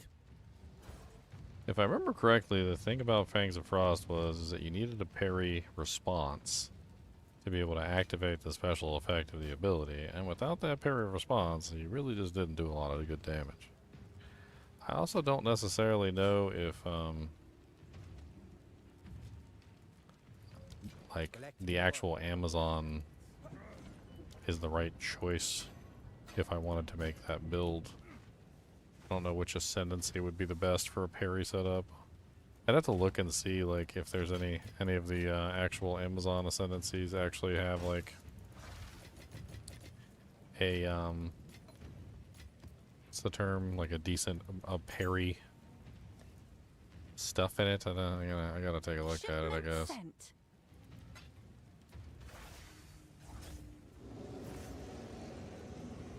Hey. That high HP amulet that I crafted sold for 5 chaos. Can I help? I guess somebody thought it was interesting.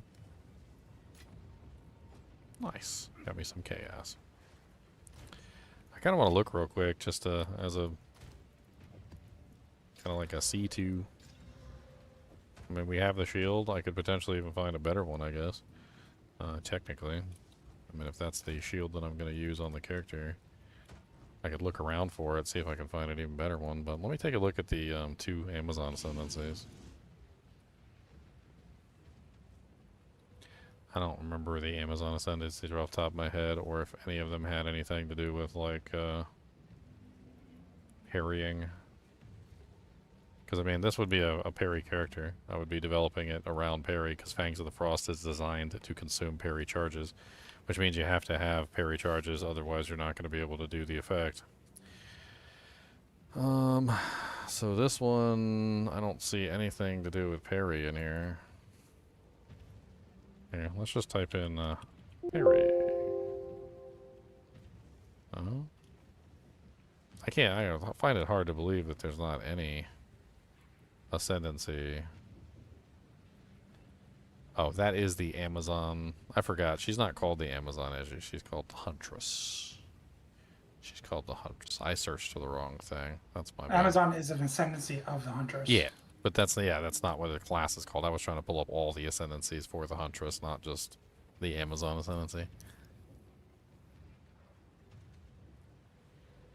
So the other one is the Ritualist.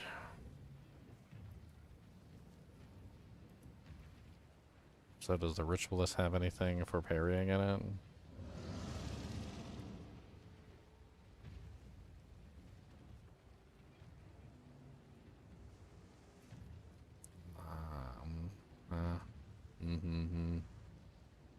I mean, it's got extra ring slots. It's got the charm charges. I don't know how the charm charges might come in handy. Increased physical damage. The ritual sacrifice, that's the thing that sucks the effects from the monsters. Like, none of this seems like it would even be remotely useful for a character designed around parrying. I mean, yeah, just none of it. Maybe the reduced resistances, the negative 15% resistances. Why would the build designed around parry not have any parry mechanics? That seems kind of odd.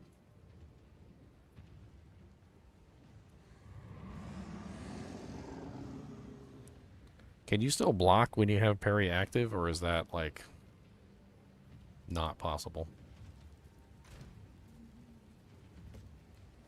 Can you block while you have parry? Well, I don't... Do they I mean, have block on... There is a block chance on the shield, 20%. Then yes. So then I would assume so. Hmm. So I guess if you're a parry character, you're probably also a block character. Which... Warbringer?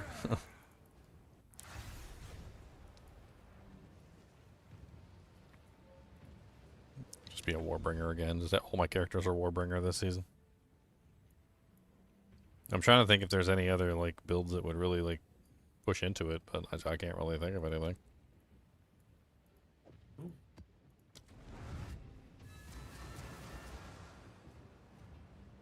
I mean, I guess I could potentially go, like, Chalupa Monk.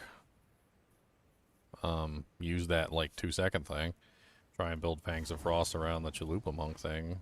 Like, build primarily cold, but then have, like, the Ignite and the Shock as well, so that I can utilize the Ignite and the Shock to gain extra damage. Because isn't there, like, a bunch of nodes where you get, like, extra damage if the monster is ignited, and extra damage if the monster's... Yeah, I think so. Yeah, so, like... I don't really know how much of a benefit that would be, though.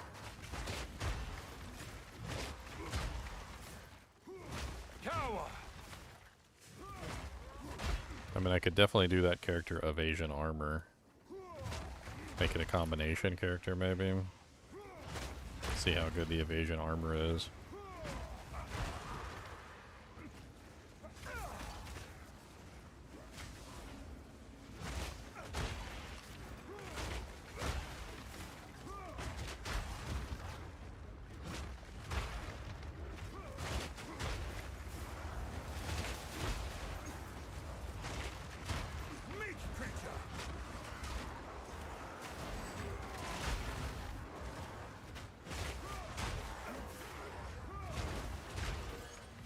Didn't they make it so a bunch of the bow skills work with the spears as well?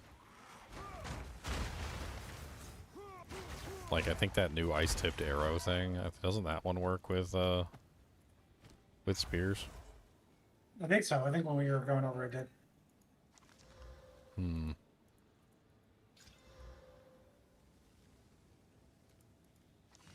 Because it could be interesting to try and, like, combine some of the new ice mechanics into it. You know how I like ice builds. I'm kind of surprised that this build isn't an ice character. Same way I'm surprised Leon's not playing a lightning character right now.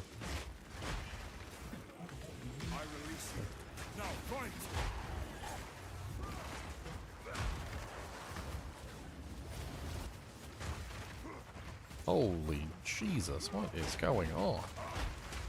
Can you stop that? It's like Balbala times 10,000.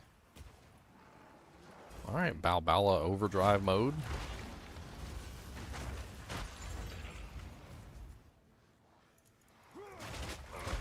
Man, I got a whole bunch of freaking essences out of her. Greater essence of seeking. Greater essence of flames. Essence of the abyss. Greater orb of transmutation. Dude, check this out. I just started crafting that. I paid 3 divine for the base. It didn't have the flat fizz. It didn't have the level of skills. I crafted that for like another divine essentially. So I'm at 4 divine right now on that weapon. +6. Nice. It's got +6. It's got high flat fizz, and it's got the highest increased percentage. The only thing now that I'm gonna have to desecrate next. I have to figure out what desecration I want to do, but I would like more physical on the top, so you can have that physical accuracy hybrid roll for even more percent fizz. Yeah. I think that's my goal, is to desecrate with that. And then the suffixes, I guess I'm just gonna have to swing in the dark. What do you think? I mean, the suffixes you really would want, like, probably attack speed, right? Attack speed, strength. That's your primary. Well, the strength doesn't help you, does it? I mean, it gives me more life, but yeah, it doesn't directly help. It's just something. Well, what I mean is it doesn't fulfill the role of your giant's blood, like, because the strength I have to on equip the weapon first. Yeah. The order operation. I mean, it's still useful. But it's not useful, but it's not as useful as having like strength on your gloves or something. I mean, it's a perfect weapon would probably be attack speed, crit chance. Yeah, I mean, I think attack speed is like, because it's such a slow weapon. That's your primary right there. It's already really good. I mean, so it started as this. I'm gonna link it in Discord. It started as that, and this is where I have. I'm gonna just screenshot this for reference for like Bruise. Okay, so it had the high fizz roll, and you used the desecration on it or whatever to get rid of the life per enemy kill. No desecration. I used an essence to get the flat fizz, the 29 and 42. That was an essence, and then I used another essence that removes a modifier and adds on the plus the skills. A perfect essence. Yeah, I heard about this. But I combined it with the omen to only remove suffix, so I didn't touch my fizz rolls. So I removed that 84 life guaranteed, because that's a suffix, or 2 are prefixes. So I guaranteed remove that garbage 84 life, and I guaranteed the 6 level skills. This all costs currency, like. Oh yeah, that's why you said like 3 or 4, I'm 4 divines in. Yeah. 3 for the base, another divine to get it where it's at. Now I have to pick the finish.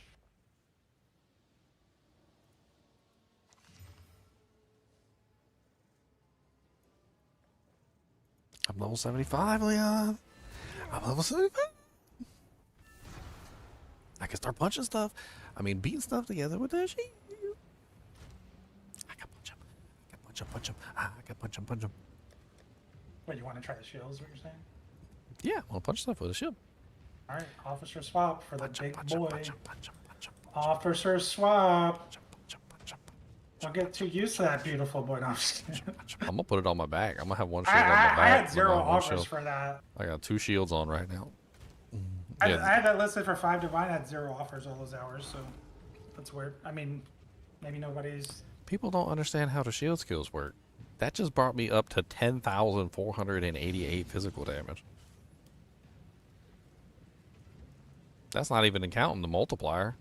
The multiplier, 140% times 10,000. What is that? So what am I sitting at with this shield? Is that 10,488 times 100 and or plus 140%? Dang it. 10,488 plus 1.4%, 0, man. So like 25k damage with this freaking shield. People just stupid. It's glorious. It's a glorious, glorious, so fancy. So nice indeed is.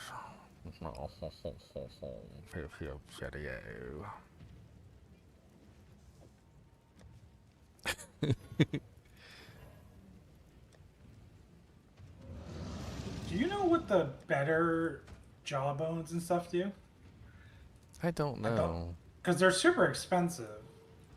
I don't know what they like. They have level requirements, from what I can tell. That's the only difference I can see.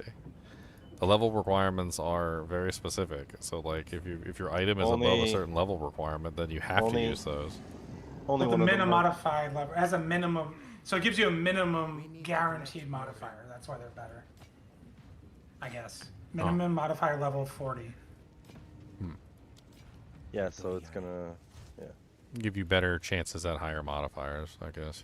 Yeah. And then the lower ones are item level 64 or lower. And But then those are like campaign ones. We might as well ignore them. We're in the end game. We can't and use those then- lower ones at all. We can only use the medium or the high. The high is like 150 exalts per shot. The medium one's like 3 exalts per shot. It So it's a gives you large better- gap. Stop digging. Gives you a chance at better tiered stats.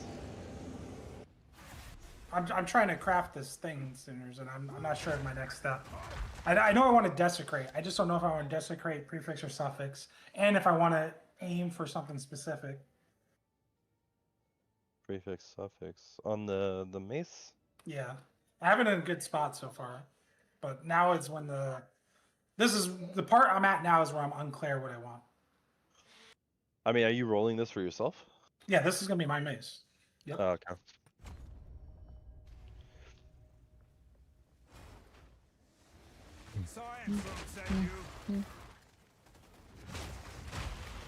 Everything's just melting. Goodbye. So much damage. Poor little monsters. Poor little monsters, they gonna be dead. Poor little monsters hit in the head. Because, I mean, you could do a desecrate, right? But, like, man, I don't know. Me, personally, I would exalt it once, and whatever it rolls, then I would gamble on that roll for the desecration. Gamble on that roll. Yeah, so, like, if you Like the exalted essence?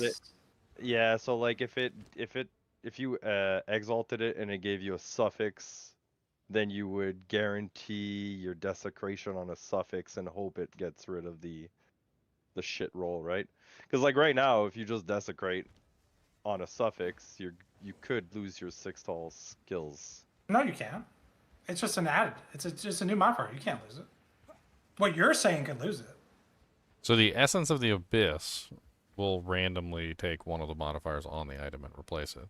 But the jawbones and the ribs and stuff like that, They're will adding a not- modifier. they do not replace anything. They only add. And if the item is full of modifiers, it doesn't seem to work. And it's 1 in 3, right? Okay, I see what you're saying. If you have an item that's full of modifiers, you can put the essence of the abyss on it. It'll randomly mark something, and then when you go to use the jawbone on it, it'll replace the thing that it randomly marks. So what would you? Like, what So would I you can need go. of I that? can go for attack speed. The two main things is go for attack speed on the suffix, or go for more fizz, a hybrid fizz on the prefix. Those are my two choices. I mean, there's a possibility you could randomly get the attack speed. Like, that's not impossible. But I mean, the the physicals thing- probably is not going to happen, right? Because that comes specifically from the desecration. Like if you just dropped a perfect, like exalt on it, like it's probably it could give him the hybrid. They could give him the hybrid even if he drops. Okay. Yeah. Well then you have a chance either way, but I think it's less likely for you to get the fizz mod. Yeah. You think that's less likely than all the things available in the suffix? Because how many things are available on the prefix? Let's take a look on craft. Fire, cold, lightning. Fire, cold, lightning, and hybrid fizz. Like, what's left? Let's see what I eliminated. All right. Two-hand weapon, two-hand mace. This is PoE 2. I always mix these up. Yeah, because of the emblems, they look the same. They need to change those. PoE 2. Two-hand weapon, two-hand mace. So the only thing available is elemental damage on attacks. Accuracy. Accuracy. Like cold straight damage, axe. fire damage, lightning. So it's a 1 in 6, but it's weighted too, right? So what's the weight of what I want? 73. I think the higher weight means it's more common. I forget how this works. Hey, I got an Omen of the Ancients. While this item is active in your inventory, your next Orb of Chance will upgrade the item to a random unique of the same class. That's nice. So that's the one where you guarantee a unique? What do we want to guarantee? Well, I mean, you just gotta make sure. Can't really. You guarantee that you get a unique, but you can't guarantee when it's overlapping, like, things. Yeah, other things. But we can still at least guarantee something. So what's the base type that we want to try and guarantee? What's that omen called? Let me see. Omen of the Ancients. Well, I mean, like, for example, if he was to chance orb a stellar neck. Yeah, he could get any stellar neck. I think there's at least 2 minimum, maybe 3. Yeah, but it's guaranteed to be at least some unique stellar neck, though. Yeah, whereas yeah, most of the course. time it just gets destroyed and it doesn't do anything. Yeah, but the what was I gonna say?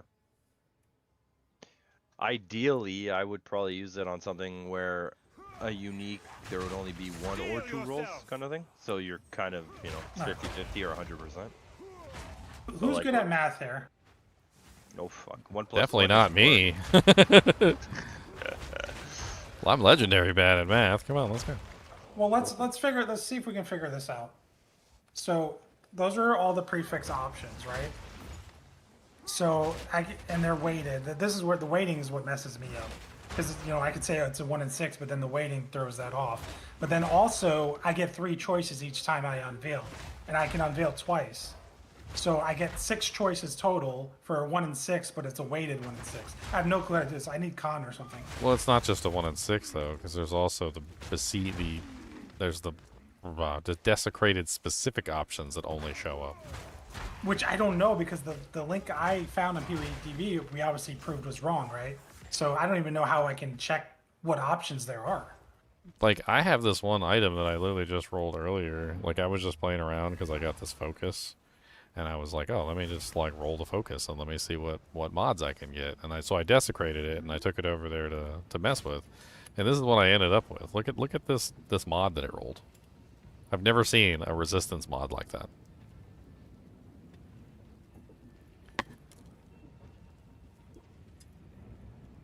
It's not 17 fire. It's not 17 cold. Or 17 chaos. It's 17 fire and chaos. Like, combined together in one mod. So, like, it's doing things that we don't normally see. Like, it's making mods up. Like, it's literally just making crap up.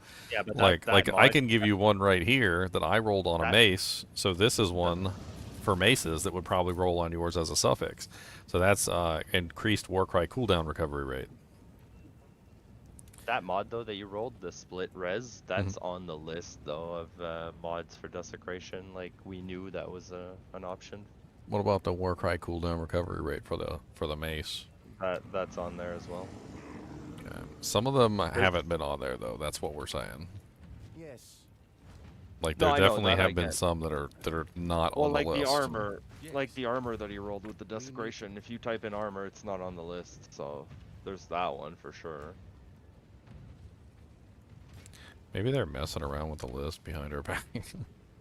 It's like testing stuff, and like they're just like enabling and disabling things. He just happened to hit it as they were doing a test. They're like, "Ah, oh, damn." Like, well, he gets to keep it.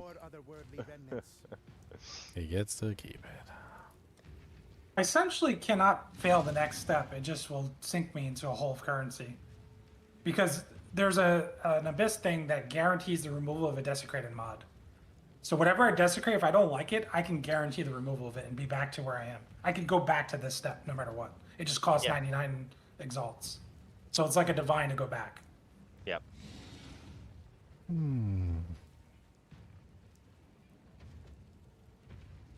So maybe we just YOLO a prefix, and then we can always go back. Yeah, do it. I mean, that's another question. So just before you go any further. So looking at the item, you have an option of potentially getting one or of the other effect, right? So like looking at your mace, you have 1 free prefix slot, and you also have 2 free suffix slots. So if you throw an Exalt on it at any time for whatever reason, like you can't guarantee whether you're going to get a prefix or a suffix.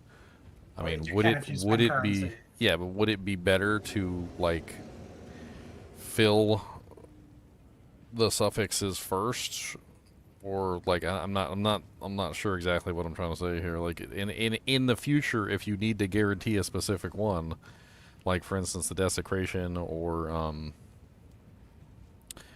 what is that other thing? The essence, what the essence does, which is where it tiers up one of the mods. So it doesn't say that it only just guarantees a new mod. It says it guarantees a new mod. I just when it said it gained a tier. Mark of the Abyssal Lord. Desecrating an item with the Mark of the Abyssal Lord modifier removes that modifier, replacing it with an unrevealed desecrated modifier of a higher tier. So yeah, so the essence, what that does is it makes the tier higher on whatever it is that it removes. That's a gamble, because I would have to gamble either a prefix or suffix, and I don't want to gamble anything. Yeah, I mean there is room for it, but it definitely is gambling. Yeah, you got a tier 3 on the physical and a tier 2 on the percent. The other one is a tier 1 though, so it wouldn't get upgraded at all. And then even if you upgrade it, there's no guarantee it goes to the right one. Eh.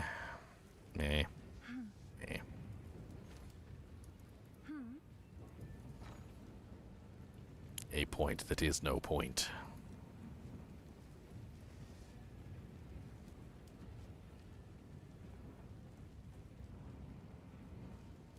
We're slamming it. You're doing a slam. Wait, should I have had that omen clicked before I slammed it, or can I? Yes. Can I pop the omen after that? It gives me 2 rerolls. Who's used the 2 rerolls? Did you do it after or before? You have to click it. It says right-click this item. I'm pretty sure you use it when you go into the thing to actually reveal the stuff. Okay, that's when you use it. So. It needs to be active when you go reveal. Yeah.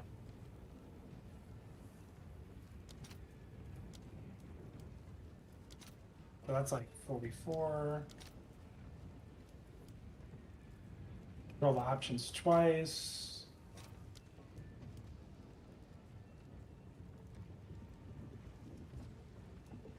What's new? Let's go. Yeah, it says right-click this item in your inventory to set it to be active. Your order is registered. This item is consumed when triggered. I got it. Got it? I got a 48% increased fizz and a 150 Nice. What's up, I Am Legend? Link it. I'm crafting it. Oh yeah, they toss it in the pits of hell. I just crafted this little thing. It's kind of neat. No chaos res. Decent defense already. Can go a little bit higher than that too.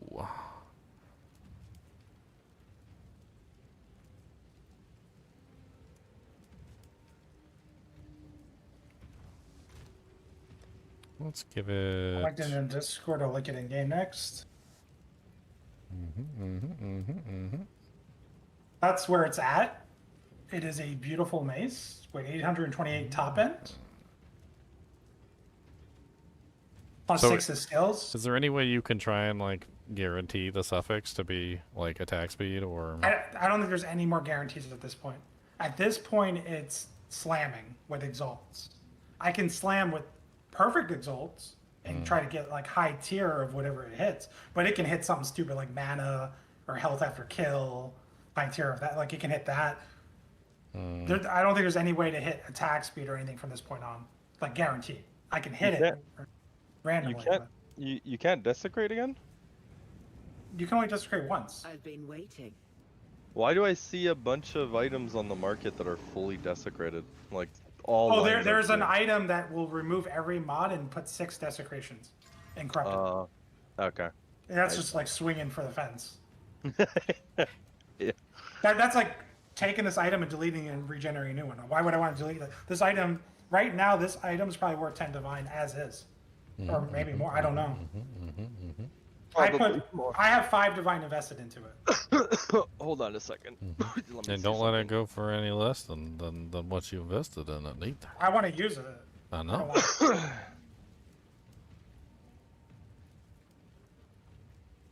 It's a mace, right? Yep.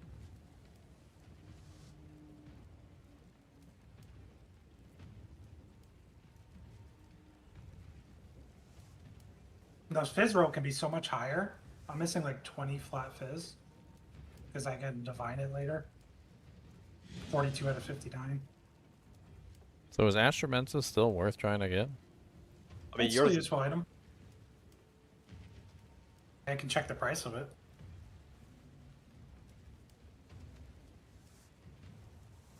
I mean, I'm looking at the items. There's 70 chaos, so it's like a couple divine for an Astromentis. People were saying that the best items to try and get are Astromentis, Headhunter, the Rice Lotha's Coil, which apparently there's only one item. That one would probably be guaranteed. A nice Astromentis is like 10 divine plus. A really nice one's like 21 divine, 20 divine. So Rice Lotha's Coil is increased physical attack damage, maximum, but decreased minimum. I use that on a bleed build. So essentially, it's a large buff to bleeds because the maximum matters more. Yeah, because hitting as hard as you can causes the bleed to hit harder. Yeah. I mean, interesting. Yeah, you're probably right. As is, your mace is like 10 divines. If you hit attack speed, it's like 25 to 40. Yeah. But that's just random. I don't think, from my knowledge of this game, I don't think there's anything else I can do to guarantee anything else that I've done. Like, this is as far as I can take it out of my own will. Yep. I mean, at this point, you're pretty much perfect slams. Perfect to Exalt slams. Alright, so here's what you do, okay? You slam it, Exalt, corrupt it for an extra socket, and gain another.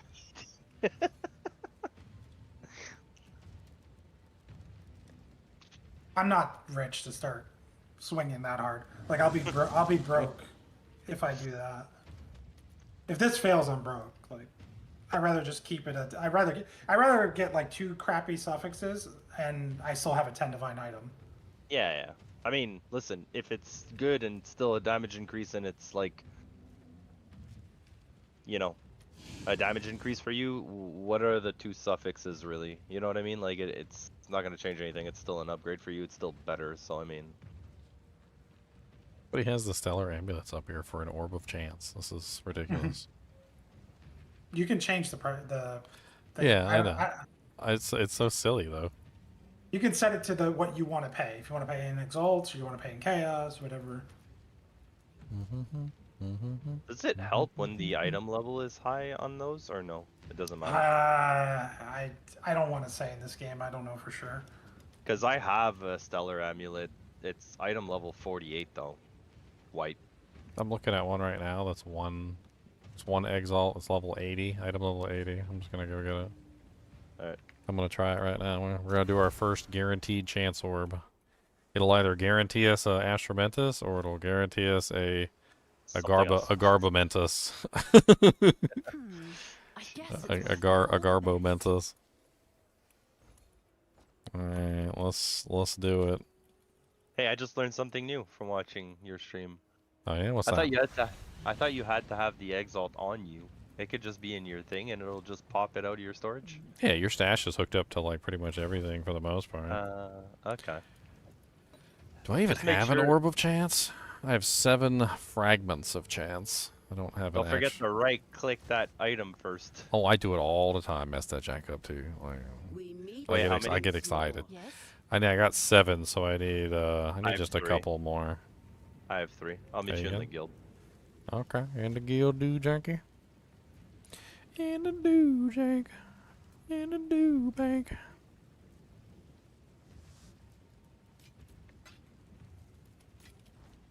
Stun build up. mean, I can guarantee you remove that.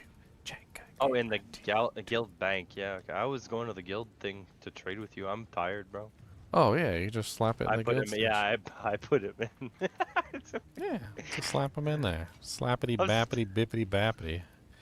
All right, here we go. Actually, how much is the Omen of Ancients? I don't even know. Let's check. I haven't even checked to see how much the Gonna be Omen like of at the Ancients is. vine. I mean, if it is, I'm not gonna do it. It's 4.5 exalts. It's not even. It's not even 5 exalts. All right, so here we go. Right click on the Omen of Ancients. Right click on the Orb of Chance. Click on the Stellar Amulet. I got Stone of Lazwar Lapis Amulets. 25% increase the cast speed to 23% block chance while holding a focus. It allows you to block while you have a focus on? I thought focuses couldn't block. That's kind of crazy. The hell's that worth? Stone of Lazwar. Well, that's how much damage I gain. Nice numbers. Stone of Lazwar. I bet you it's 1 exalt. 1 Orb of Alchemy. Yep, it's cheap. So what'd you roll on the? You rolled increased stun buildup and an attribute requirement. Yes. Which I can guarantee get rid of those, but I like the reduced attribute requirements because it only requires 288 strength instead of 447, which I didn't even meet before. Yeah. So but I think the stun buildup is the first mod that would come off with the Omen that removes the lowest tier. Not tier, lowest level modifier. What I just tested this. It's a T2. Don't look at the tier. I said that wrong. It's lowest level modifier. So like you know how there's certain level requirements to access modifiers. Apparently, stun buildup is like you can access it from level 1 or whatever level of an item. Okay. That's what it targets. It targets like what level can you hit that or whatever.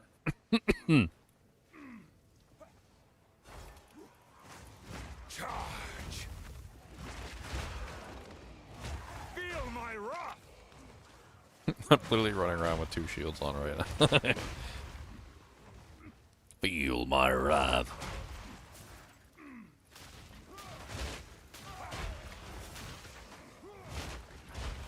Orbs of ruin, awaken. Oh, nice. Best way to get Asperia, the Arcane Tempest. Flames, point and strike. Cinder, did you know that the exiles can be resurrected by the rituals?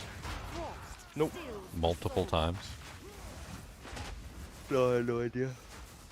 I fought one of the exiles near one of the rituals, like earlier. I killed him near the ritual and then spawned the ritual, and she just respawned like 6 times. And she dropped loot every single time. She had uniques on her. Like I was like walking to town with like 7 or 8 uniques. It was stupid.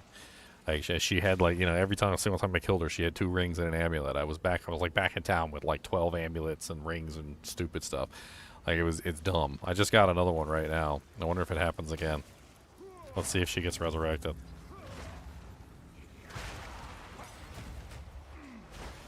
It was really difficult too because she was like spamming the whole screen with fire spells.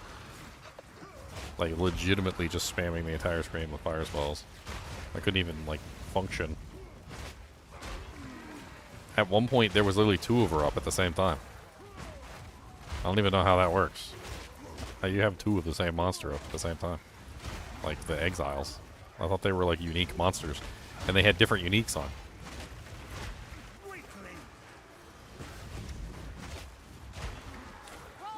Yep, there she is. She just got resurrected.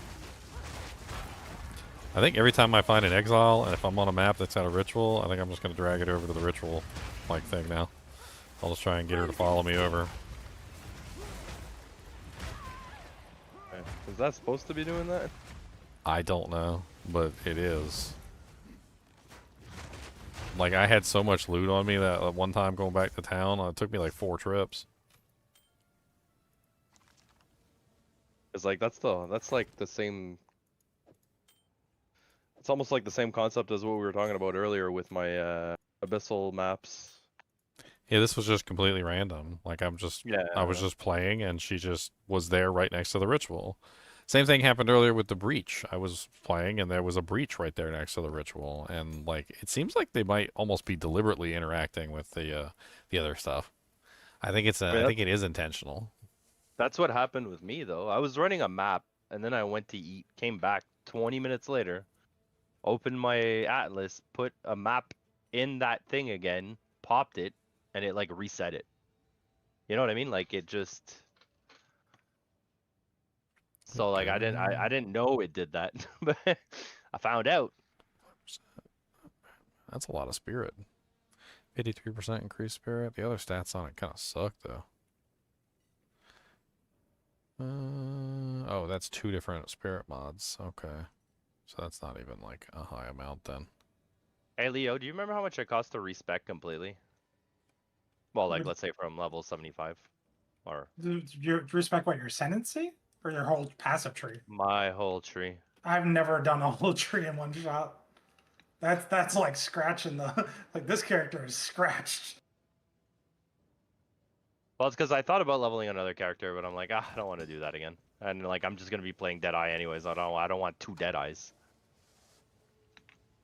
I was thinking about doing a character around the now that they finally fixed parry, that one sphere skill that I really enjoyed. I think it could be fun. Yeah, that melee Nice one that does like the ice where like you parry and then you get like the response and it does like a massive ice blast in front of you. That one was kind of cool, but I could never use it because like you couldn't parry everything. Like there was most of the time you couldn't get a parry response to actually like build the charge that you needed to fire the thing. Yeah. I was actually trying to like think what ascendancy would probably work best with that ability. I just can't figure it out. It depends on your armor set. Like the thing is, when you go parry, you go like those shields are just full evasion, right? So it's evasion something. If you go armor, you probably do magma barrier could potentially work with it. Although I don't know if magma barrier triggers on parry. No, but you still have a block chance. Parry is like a skill, right? It's like a skill you activate. It's not like a static block where you're hitting block and holding it, but you have block chance. So when you do block, it should still proc magma barrier. Which made me think that maybe a good choice would be just to go with Warbringer, just for the like ability to hit 75% block, just to add the defensive layer. But then I was thinking, like, if you go that direction, like, what else are you gaining? Like, I don't know if you're gaining anything else really. Block, yeah. I mean, you can gain some tankiness from the Jade. There's not a lot of offensive stuff in that tree. The accuracy stuff on the Amazon, like, could potentially enhance my damage, but at the same time, like, I don't know if that's really worth it, because, you know, with all the changes they made to Melee, and Melee, like, not even really needing accuracy anymore, it seems like a kind of a weird stat to build for a character that doesn't need accuracy. I mean, granted, you don't need accuracy on Amazon either once you get, like, 15,000 and you're just stacking it for attack speed and stuff, but... Like, Warrior barely needs, like, 1,000, and, like, you know, like, if you're in Melee and you're doing damage that way, I don't know. Well, the accuracy is not just What's for the up, attack Jared? speed. For the Amazon tree, like, when you go Huntress, it'll actually give you, like, physical damage, right, for accuracy? Like, for, I forget what the conversion is, but... Well, yeah, you can get damage that way, too, but I might be able to get damage other ways. So it would primarily be a cold build. I was really strongly considering using that unique shield that I just found. I'm not sure if you've seen it before. It's the one that converts all your stun into, like, freeze potential or something, and also makes it so that your like, the actual parry skill does cold damage. Like, it's essentially just turns the entire thing into, like, a cold build, which aligns with using the, you know, the freezing ability. That sounds like a good combination.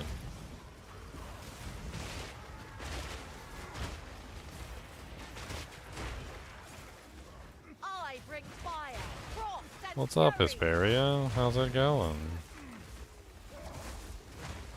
It would be a shame if somebody, like, I don't know, just, like, hit you in the face with a big old shield. Feathered tiara, an unset ring, jade amulets.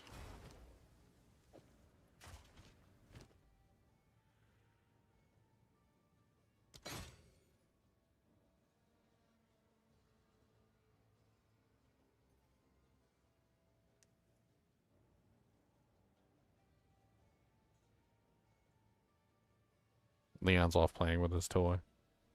Nope.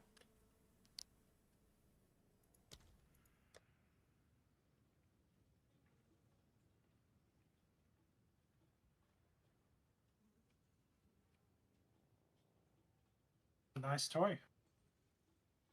I'm playing with the shield toy. I mean, if somebody wants to buy it, somebody can buy it. I'm probably somebody on the stream who's probably going to see me using it. Like, oh my god, he's kicking butt. I'm advertising. That's what I'm doing. I'm advertising for you. See. Could be yours for the low price of 150 divines. It's probably worth about 5 to 10. I'd say about 5 to 10 divines. It's a pretty good shield. We didn't see anything even close to it on the store. Have you seen it yet? No. That's it right there. Wait, no, that's not it. Hold on. Dang it. I accidentally swapped weapons like an idiot. There you go. That's it. Yeah, no, the other one's the one I gave Yep, you. that's the one. That's what I'm still using. Yeah, it's really high armor. Well, not only that, but the 8% physical damage reduction. That's the huge part right there. That's perfect on that roll. Yeah. Makes all your armor work better too, because it lowers the overall damage of the abilities before they hit your armor. I serve.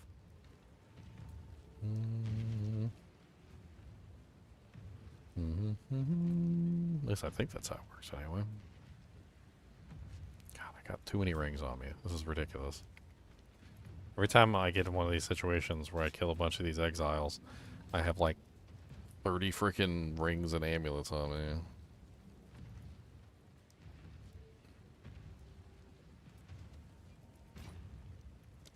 Collect more otherworldly remnants.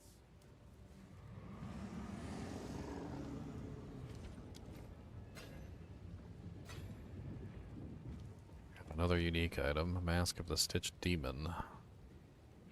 Regenerate 0.05 life per second per maximum energy shield. Cannot have energy shield. What? So you build energy shield to build your regeneration?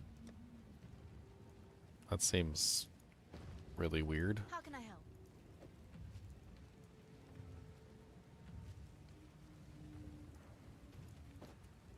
I'm not sure what I think about that. That sounds very weird.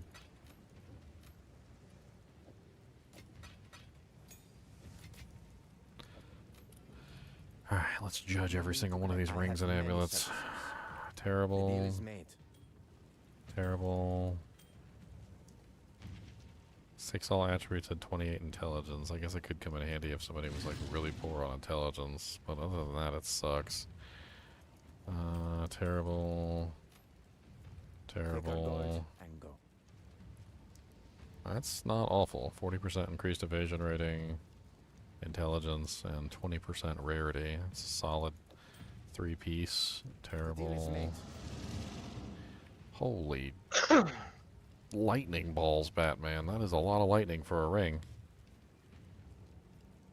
1 to 46 on a ring? That seems high. What? 1 to 46 lightning on a ring.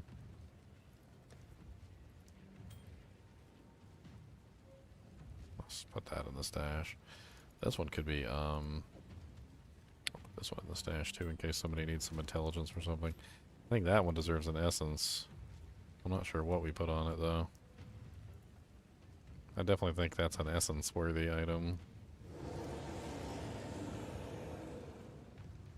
Maybe just go with a resistance. Just a solid res, like a 35% fire res or something.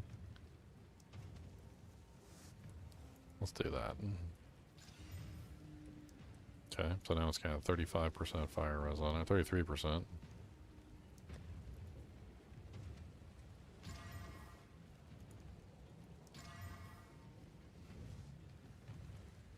Alright. It needs one more prefix. So let's hit it with another doohickey. Oh, once more. Dude, is Angie and that that other lady stuck on top of each other for you guys too, or like for me, it's like every single time I look at, go to my hideout, they're always like stuck on top of each other. You can move them around. I can move them around. Yeah, you can play Sim City. You can organize anything however you want. I remember there being like an editing thing. I didn't know you think you could move the NPCs. Yep.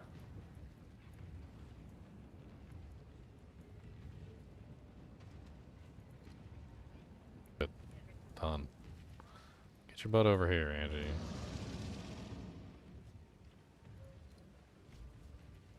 It's your town. I'm so sick of her being in the wrong spot. Let's see if there are any takers.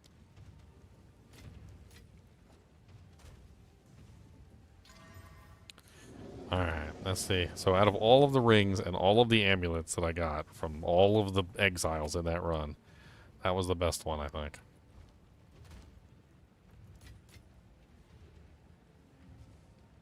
It's interesting. I'm not really sure the evasion lines up with the damage taken recouped as mana, but I mean, it's rarity, it's spirit, it's intelligence, resistance. It doesn't have any life on it, though. I think life would have made it much better. Have an order? We'll put it in the shop for like 5 chaos orbs or something. See if it I'll grabs. do what I can to sell it for you. I'm just pricing everything for chaoses. I'm not even bothering with anything else. I feel like 1 chaos is pretty much the bottom for most items at this point. It's probably what it's going to end up being. Alright, we need to get out of here. I already finished this place. Yeah, I was thinking about building around this shield, Zinners. It's called the Carlton Holt. It's got 100% of parry physical damage is converted to cold. So it basically allows you to not only like apply the actual cold damage through that ability, but it also converts your parry to cold so that when you're using the parry ability to basically get the response for the ability, you're also dealing cold damage. It should be interesting. And then any stun modifier, build-up modifiers apply to freeze build-up instead, so that should be neat. The parry skill itself too has 400% more stun build-up. So then you're basically you get 400% more freeze build-up. It should be a good combination.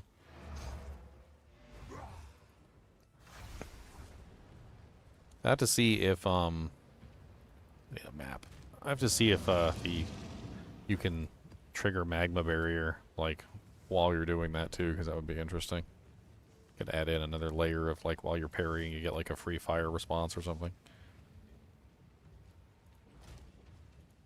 Yeah. Okay. So like.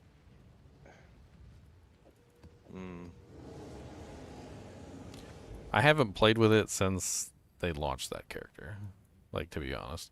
So Yeah, I'm just reading the parry mechanic though. It says like, so you're still converting, but you still want physical damage on the build, right? I'm not sure. Because like from what I'm reading, parry is a bit like, let's say, quote unquote smite. It's 3 to 4 added physical damage per 5 evasion rating on buckler. So the higher you get your evasion, I guess. On the buckler, yeah, it's similar to the shield skills, yeah. But I'm not sure if I was specifically, well, I guess I don't know. Building, if you wanted to build the damage on the parry skill itself, I guess that makes sense.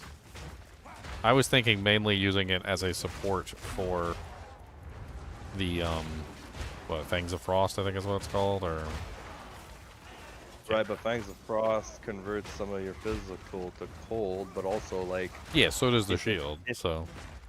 Yeah, but if it's like your shield, like you need a source of damage, like having... So it's going to be the spear. Yeah, so I think Fangs is going to be the spear, and the parry is going to be the shield. I don't know if... I see. Yeah, so You're just trying to freeze with the parry. Okay, I see what you mean. I mean, it basically just adds in another layer of freeze, allowing you to get your freeze off even sooner. That way, every time you're parrying, you're getting the freeze added, and then every time you're attacking, you're getting even more freeze added. So it should just help in general to keep the, you know, the freeze going all the time. And for what it's stating, the stun, because the parry has a stun mechanic on it, right? So that stun mechanic is being converted to freeze as well. So it should still technically freeze very effectively, even if it doesn't have extremely high damage. I could just leave it as a stun and use a regular shield too. I mean, that's potentially an option.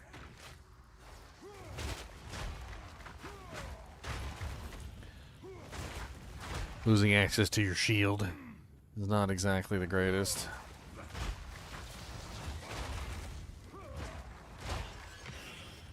Yeah, there's some neat shields though for parry. There's also the other one, what is it?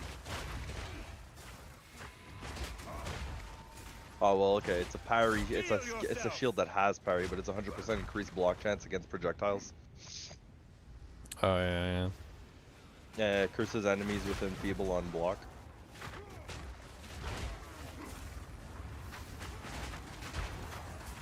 Well, I mean, I'm stuck with parry if I want to use Fangs of Frost. So, if I want to try to do a Fangs of Frost build, I have no choice but to interact with the parry system in one way or another. I mean, I could take a look at all the parry shields and see if there's any better shield than that, but like in general, I'm thinking about it from a certain perspective, which is like the ability requires you to parry. So if I want to use this ability, then I'm going to have to be able to parry. I mean, isn't there that other shield that lets you parry like everything and at a distance or something? Like it doesn't matter like where the monster's standing or something. Like it just automatically will parry the targets. Like it's like unlimited parry distance. I have to look at that one too, because that might be a good option. Might make it easier to parry, essentially, like even like ranged attacks and whatnot. Because I think that was an issue with the parry ability. Actually, you know what? I don't even know, because the way they changed it, they might have fixed that. They may have actually fixed that. I'm not 100% sure.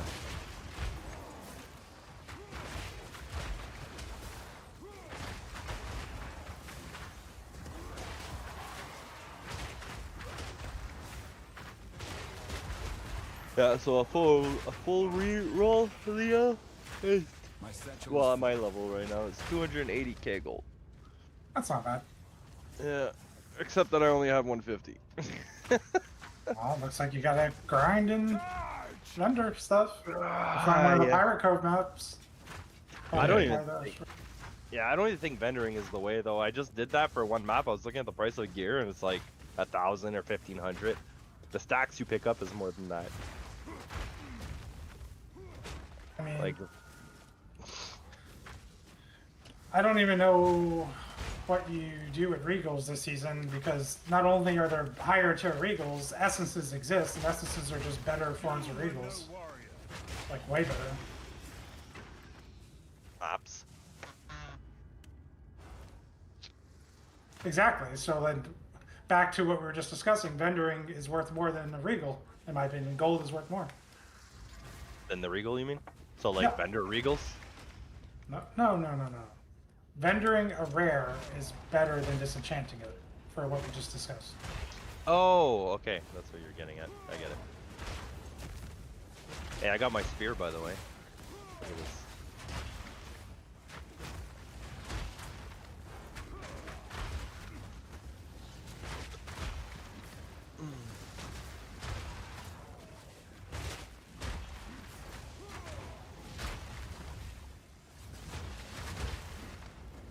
Nice damage on it. Oh yeah, I'm not entirely convinced that like when an ability converts 100% that it's the better choice to go full physical. Like I've played a lot of characters, and like one thing I can tell you for certain is that like it works on the one ability, right? So if you have like an ability that converts 100% like physical to cold or 100% physical to fire, right? But like the thing is that it's only that ability. So any other ability that you use that could potentially contribute to like flammability or ignite magnitude or like any other thing that you could potentially do is not going to be that element, because you're using one ability to convert. It almost seems like it's better to go elemental if you're trying to do like a full cold build or like a full fire build. Stack as much fire damage as you can, and then yeah, having some physical damage doesn't hurt because then it gets converted, but like at least then all of your abilities are cold, not just the one ability that you're using that converts. And you seem to do about the same amount of damage. It's not like you lose out. In fact, you seem to be gaining because like in general you gain, you know, more ailment potential like from multiple hits. You know, like with freezing, everything will be frozen as opposed to like just some things being frozen. Because you'll be constantly adding the ailment magnitude. It depends what build you're running, but like if you're playing a melee build and you're running like let's say just elemental damage, you can't run leech. It just doesn't work. I mean, leech isn't really that great in this game anyway. I'm having no issues with it. If you're in single player and you only play by yourself ever, yeah, it's okay. If you're in multiplayer and somebody's killing all the monsters before you can get there, and then you take damage and you can't leech anything because you can't hit anything, you just end up dead. Had that problem last season with the Chalupa monk, who had the ability to leech like massive amounts of energy shield, and could literally keep himself alive like just by tapping a monster and refilling his entire energy shield in one hit. But when I was playing in a group with other people, like, I couldn't hit anything, so my energy shield was just constantly draining, and there was nothing I could do about it. I was talking more about like mana leech as opposed to life, but I mean, mana leech like is okay. If you are in a group, let's say, and like you're not just one-shotting everything or whatever the case. I mean, you're never gonna end up with 0 physical damage, though. That's just not how it works. Like, even if you build, say, you know, like elemental damage and cold damage, there's still one more prefix slot always available that you can dedicate to a physical. The difference is instead of running 2 physicals and a cold, you run 2 elementals and a physical. And it's a huge difference because it changes all of your skills to the elemental instead of you running pure physical. And in Leon's case, with his mace, he's running 3 physicals. My build doesn't really matter though, because I use Painter's Servants, so it just converts all the damage to 33, 33, 33. You do every element. Yeah, I used those for a while too. The problem I had with them was that, like, the magnitude. So the magnitude is based on the damage, and it's basically just taking all your damage and splitting it. So your magnitude is also being split. I mean, if your goal is to just simply dish out the damage, or sorry, have the ailment on the target, and you don't really care what the magnitude is, then they're great. But if you care what the magnitude is, then they don't really do very well because they're not really giving you high magnitude. No, that's I mean, it's not for the magnitude. It's just for the elements, for the heralds, because I run the coming up calamity. Yeah, then that's so the you thing. Get all 3 heralds. So if you just want them for the ailment, to have the ailment on the target, and then you get like your heralds or you're getting like some sort of buff from it because there's like buffs you can get and whatnot. Like I think it's good for those sources. But like if you're actually trying to get like high ignite damage or high bleed damage, or you know, like if you want like an actual like, you know, multitude of freezes constantly on the targets, like where they're always locked down. Like it's very poor for those situations because the magnitude's low, and then you don't really get like the ailment potential that you would normally get when running like the full thing. Yeah. I mean, in this case, I don't know what other abilities I might even use. I don't know. I mean, Embitter Gem could come into play, where literally I add additional damage sources and just convert it into cold, like I did on one of my other characters, or I could do a bunch of things. I mean, I'm not exactly sure. Embitter Gem actually works really good now because you can use it on multiple characters, or multiple skills. I had that problem last season, where I was trying to like convert one skill with Embitter, and since I couldn't use more than one Embitter Gem, it made it really impossible to actually use that on multiple skills. But I guess now you could have Embitter on every skill, so I guess that opens up some potential. Yeah, the build you ran last season would be even crazier this season with those jewels that give you a bunch of extra. Uh-huh. Because I could It's get just one that insane. has like extra on all 3 elements, and then I could just use the emitter and convert them all over. That would be amazing. Yeah, absolutely. Would that even be crazier on the new Chalupa monk with the like volatility stacks? Is 200% extra chaos as well? So it's just extra everything. Yeah, it would be. The volatility stacks are pretty powerful too. I might build that next because I want to build Chalupa next. Maybe that's what I do. Maybe I go Chalupa for the volatility stacks. That doesn't sound bad. But isn't the problem with that is for the volatility stacks? How do you generate them? Like, is it something that Two ways. Well, there might be more than two, but 2 ways that I know of. One, the ascendancy itself says you can generate on ailments, applying ailments. Okay. Well, And that would then- be really easy as a cold character because you're going to be applying ailments everywhere. And And then you there's will. a support gem that says you get volatility whenever you crit. You can see if that's still in the game. I think it is. Okay, so it would be a crit build with. Crit ailment build to generate the stacks. Well, so if I'd use Embitter, I wouldn't be able to generate any other ailments. Like it just wouldn't happen. Maybe if I Don't was you using get that for free with the ascendancy? Even with the so the doesn't it override the that? ascendancy makes chaos damage do that.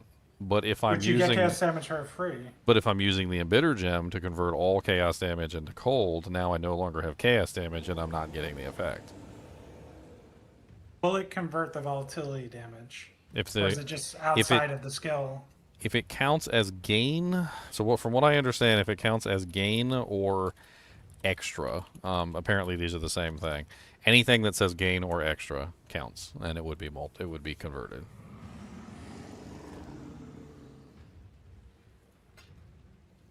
I'd have to look at the ascendancy. I mean, it could be a really interesting ascendancy. Do the Chalupa monk, use the Fangs of Frost, set up for either that ice shield or maybe the other shield. I know there's another shield, the one that allows you to parry from like really far away. I don't remember the name of it. I'd have to look at all the unique shields or something.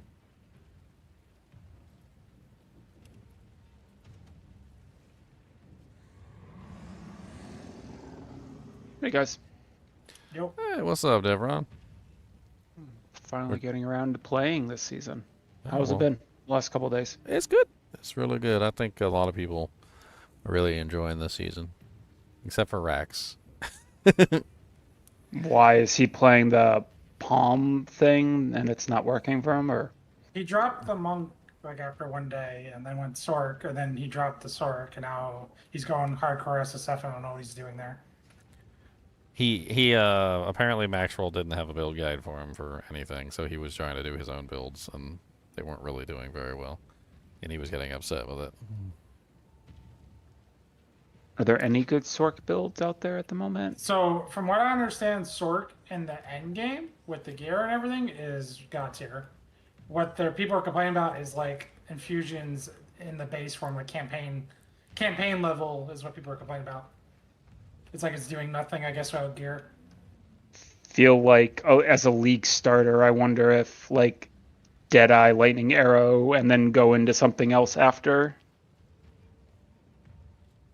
So this is the shield. It's called Calgary's Arc Ornate Buckler, and it comes with the infinite projectile parry range, which I think, honestly, if you're going to do parry, you don't want to be tied to having to parry melee attacks. Like, it would probably be a good idea if you could parry ranged attacks as well. And you can't really parry ranged attacks with the current setup. So that might be a really good choice as well.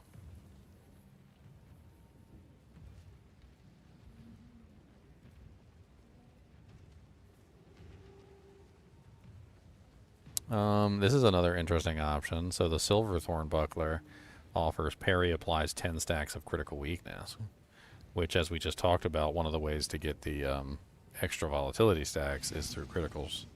So that could be very good to add in extra critical for the build.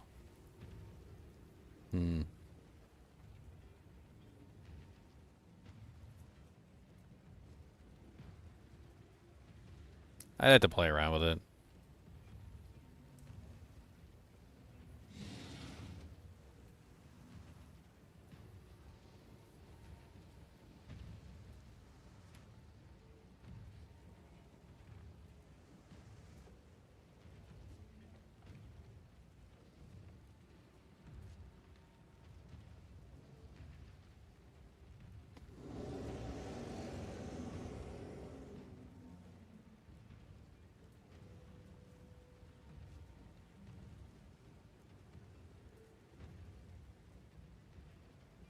Bom, bom, bom, bom, la, la.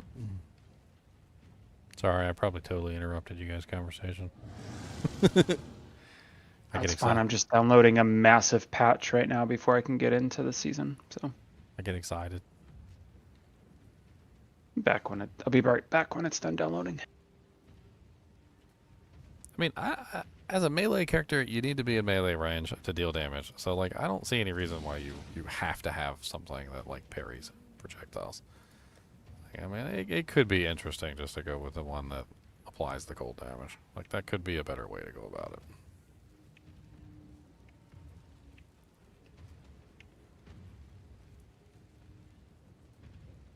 It gives cold thorns damage, too. So, when you get hit, you start applying thorns to... cold damage. It's like everything about it is like applying cold damage and freeze damage to the targets. That's kind of neat. Alright, let's go kill this boss. I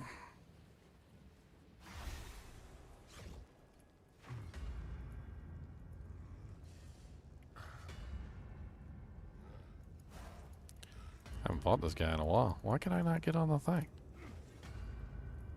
Let me on. Oh, that's right. I gotta pull this thing first. You gotta open the door so that it breaks open.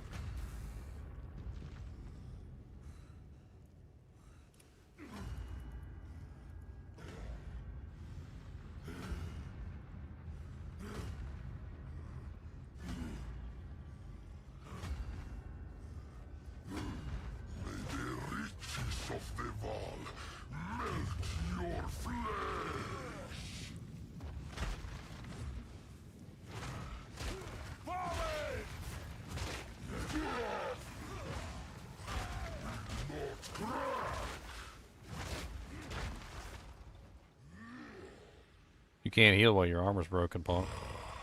Welcome to the revolution.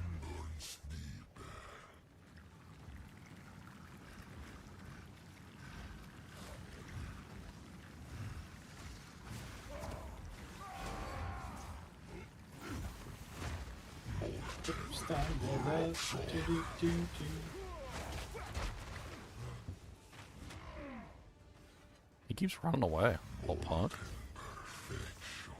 Doing too much damage to him, I guess. He's getting upset and he leaves.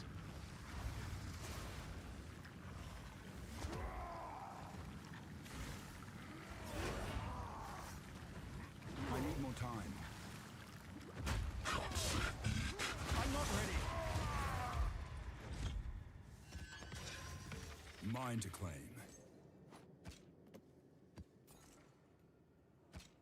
I mean, if I use Embitter, I could potentially bring in Warcry into the mix. Does Warcry require a mace? I can check. I'm looking at it right now. It does not say that it requires a mace or Infernal Cry.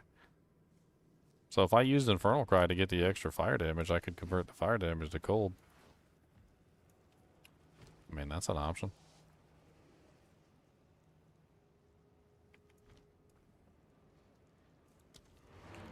One of those nice essences. What's this thing do? Go on. Time is of the essence. I mean, this character's pretty much established, and he's not having any trouble with anything. I have many services. I need to get him some dang points, though.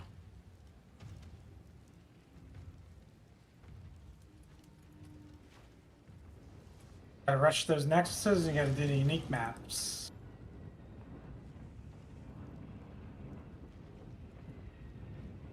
That's an interesting focus.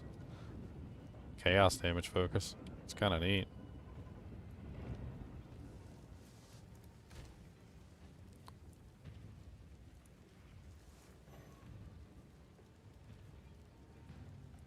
That is very neat.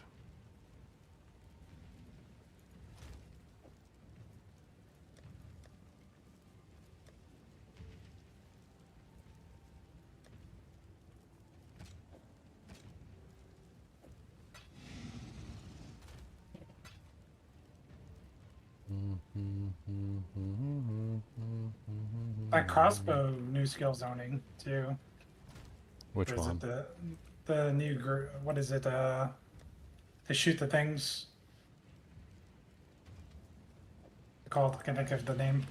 The little ice thingies? No, the new thing. I don't know.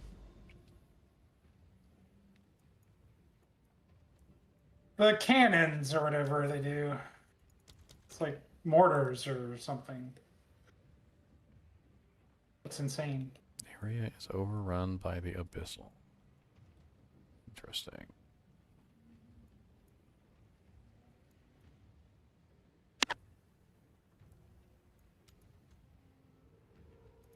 Close enough to traverse into the burning monolith?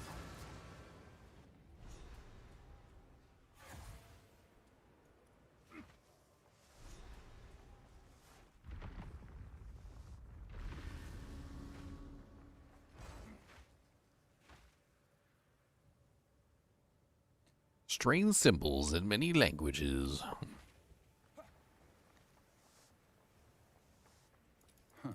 Gate won't budge. Not unless I find the missing pieces.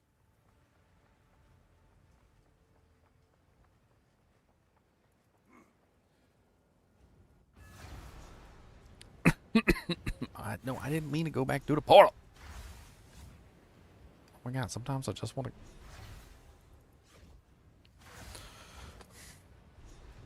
Click on the map device. Stop it. Be gone, foul demons.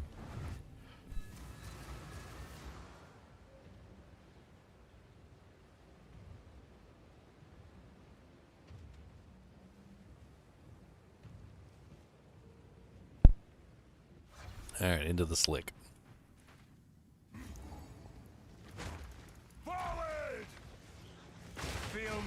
I really don't care for this slick map. At first it seems very like linear, and then they got all these like areas blocked off and little squares that you can't go into and like little passageways you can't like traverse through. It's weird.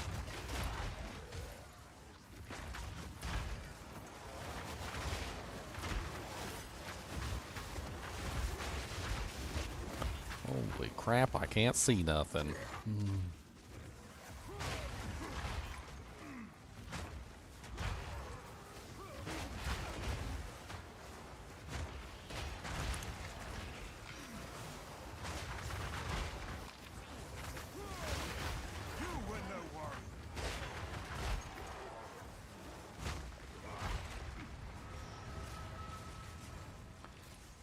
These Abyss things are ridiculous.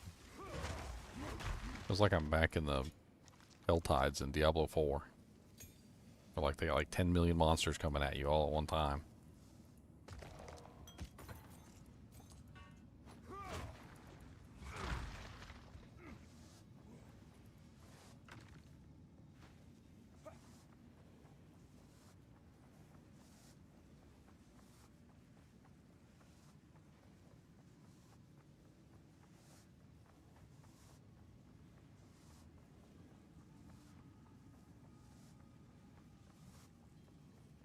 No monsters, just dead space. What the hell?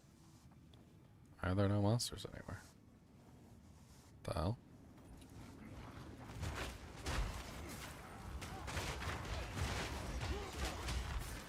Are there so many monsters next to these abysses that literally the monsters can't spawn anywhere else on the map?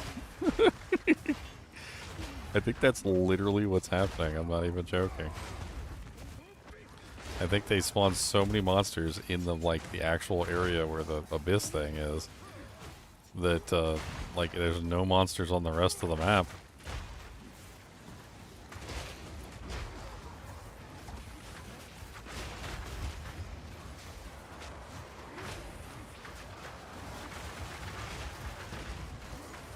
Oh my god. Laggy McGiggins over here.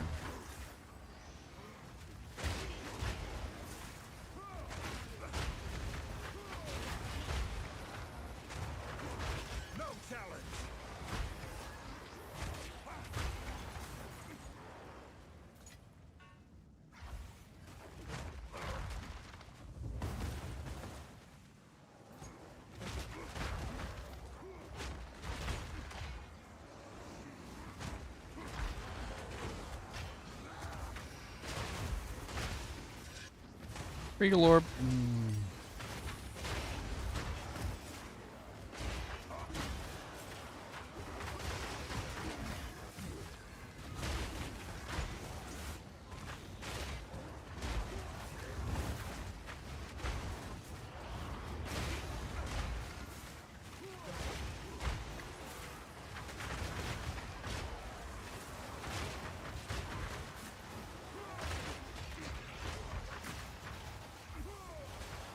Yeah, I like the idea of using the volatility stacks. I always wanted to do a volatility stack build too. I just felt it wasn't really like very easy to do because of how much damage it did to you when they exploded. But it doesn't do that anymore, right? So. Got you.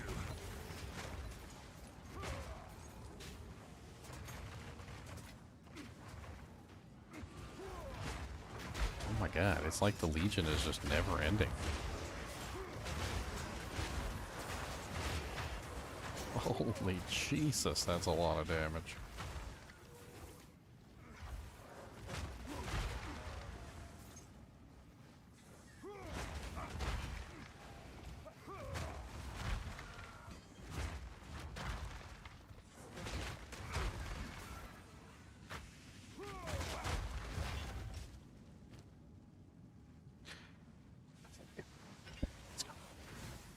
So much left. Armor. Freeze duration. A linen belt. Keel haul. 3% increased mana flash recovery rate. Life flask gain 2.25 charges per second. Mana flask gains 0.25 charges per second.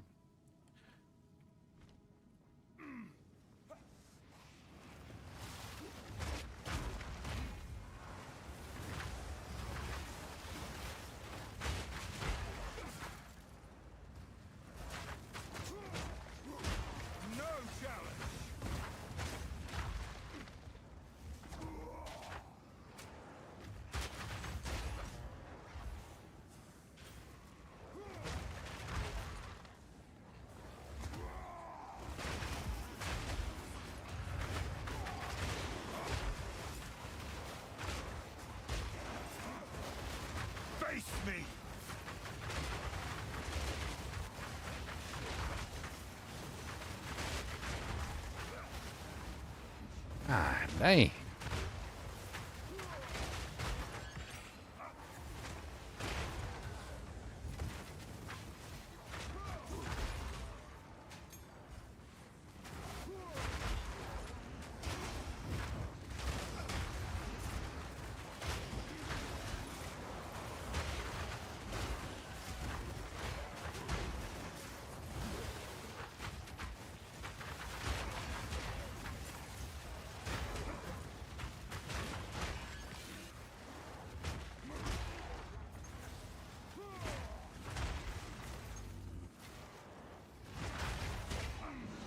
Yeah, it just never ends. There's like an infinite sea of undead here. What the hell is even going on? Is armor an effective stat? I currently have non-capped resistances. So, I have resistances like 21 cold, 22 chaos, 45 fire, 75 lightning. Like, I have resistances that are not capped. I'm using armor primarily, and I have, say, things like, you know, like 26% of armor applies to armor or to elemental resistances and so forth and so on. There's even one for chaos. And like, I'm clearing content and I'm not having any trouble. It's like been one of the tankiest builds I've created so far. Like, there are things that kill me, sure, but like, they kill everybody, so. So there's this effect this season. It's called a Desecrated Ground. And the Desecrated Ground is apparently doing some unmitigatable damage type. And that might be what people are complaining about. They probably just don't realize that it's unmitigatable. They probably think it mitigates, like it's something that can be mitigated, but nobody can mitigate it, apparently.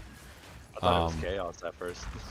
Yeah, it's apparently it's physical damage that's like not bleed damage, and it doesn't apparently get bypassed like by your armor. Like, so how bleed damage works in this game is it's not being resisted so much as it's like you're resisting the hit, and then the hit is then applying the dot, and then the dot is based on the hit. So like you do resist the hit, but you don't resist the dot, right? But for some reason this is just a flat dot that's applied directly to you with no hit, and so it's bypassing basically everything.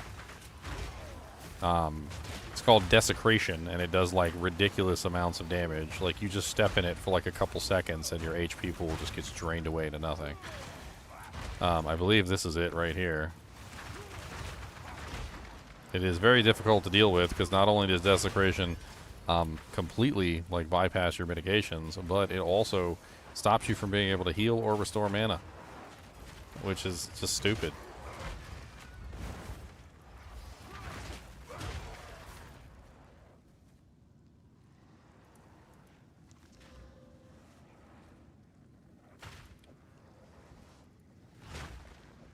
Superior Bulwark.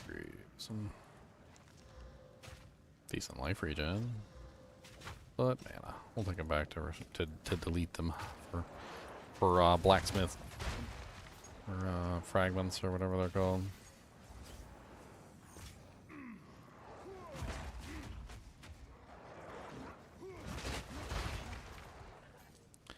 Oh, look, it's an Abyssal Depths. Who would have thunk it? Go on. Who sent you? I serve.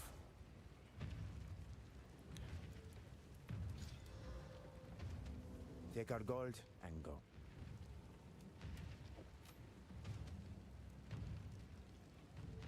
It's kind of a nice amulet. Go then. Might be fun to use on that character I'm thinking of building.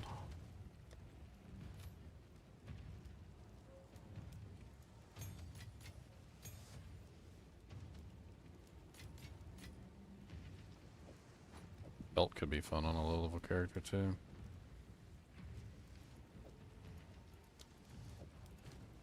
How's the new act? It's good. I had a lot of fun going through it. I took my time. I think most people are just speeding through everything, so. But you know me, I like to take my time.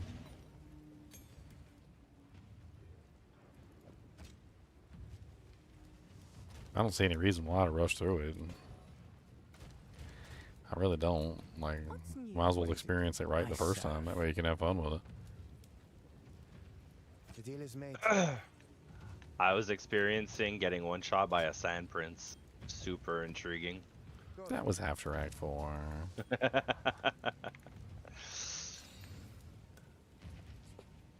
You know how much damage he was doing in the campaign? There's a clip of Alkaiser on his hardcore character. He had like 5,000 energy shield and like 1,200 health. And it did like 4,500 damage to his energy shield in the campaign. Just roll that bad boy. That's wild. You know what's funny is he didn't kill me. He hit me several times and he didn't kill me at all. That's interesting. I got to the first city and I've DC'd twice in town. It's interesting. Yeah. It's been a lot of that. Has there been? I'm sure someone will want that. I mean, there was like a thing in the beginning where we were having trouble getting into Clearfell. That was a whole thing for a little while. And then even since then, like I've been DCing. Like I've randomly DC'd a little bit here and there, yeah.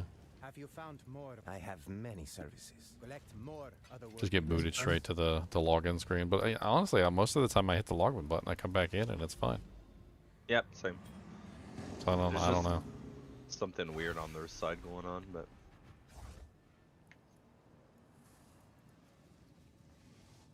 down into the Abyssal Depths we go. Is it as bad as day one launch? No, definitely not. I mean, it was pretty bad for the first like 30 minutes, and then we were remaking characters. Yeah, we remade characters to fix the issue. Like, it was crazy. Like, we got to the town and we couldn't go anywhere. And it must have been some sort of thing that they hotfixed or something really early on, because it seemed like when we deleted our characters and remade them, it just like completely fixed the problem. Like, it was Yeah, like for me, it literally is. It's not taking me to the login screen. I'm literally getting like kicked out of the game. It's weird. Like the game is crashing. Well, the funniest thing too, there's apparently an item, I don't know if they fixed it yet, that has no art associated with it, like no art Yeah, pile. I saw And it's just that. crashing people. They open trade and just crash them. It's like, hey, come trade me. You're dead. You're crashed. Yeah, and you can't log back in. It's crazy.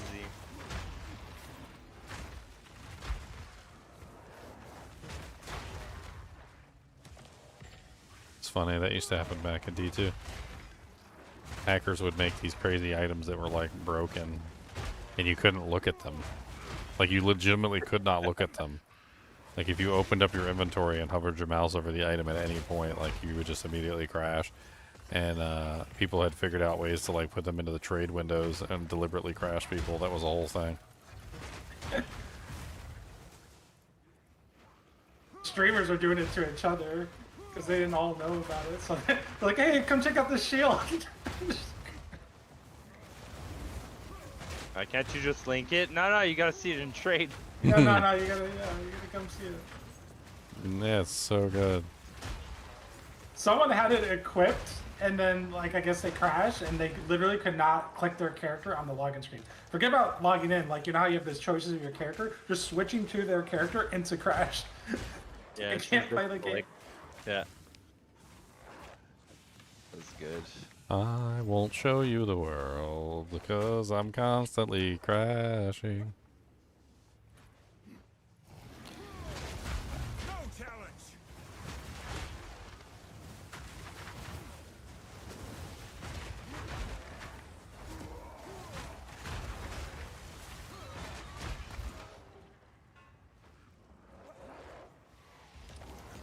Serpent scale boots. Oh, Widow Hail.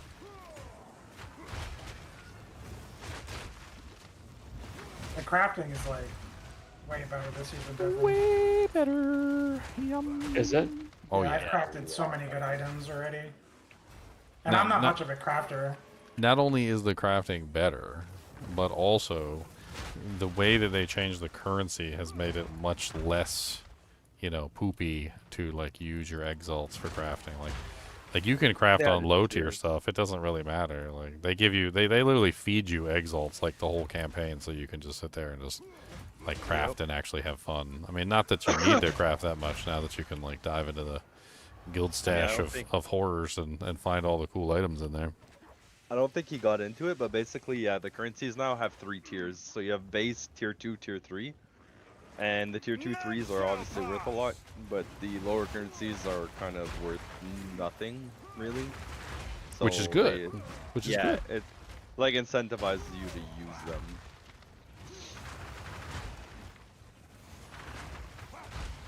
Yeah, that way, like, when you find an exalt and you want to exalt your item, like, you don't feel bad about it. Because you're like, oh man, I could have bought something better with this exalt. Like, exalts are getting to the point where they're not even using them as base currency anymore. Like, they're apparently using chaos as base currency. Yep. It's converting. Right now, it's roughly about 6 exalts to, like, 1 chaos.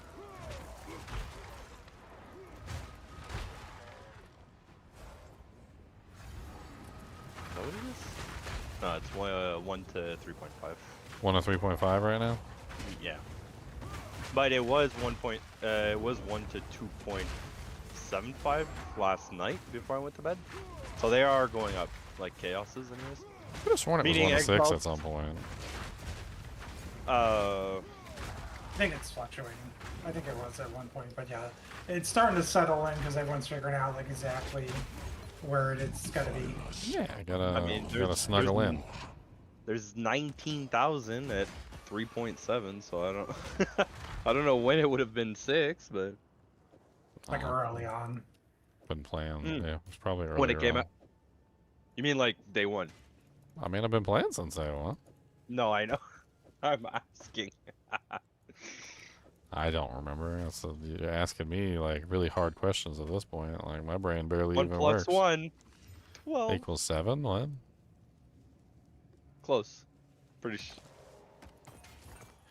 It's not 7. Man, I could have sworn it was 7.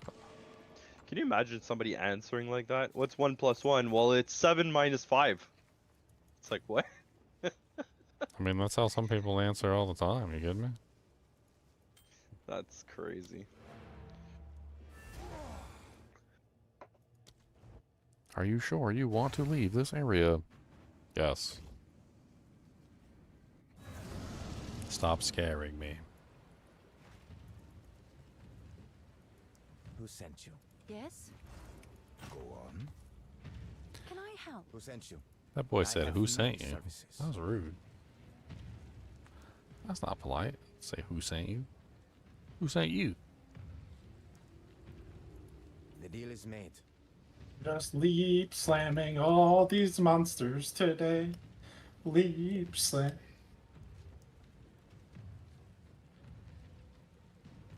Is that what you do? Do you fisher, hammer, leap?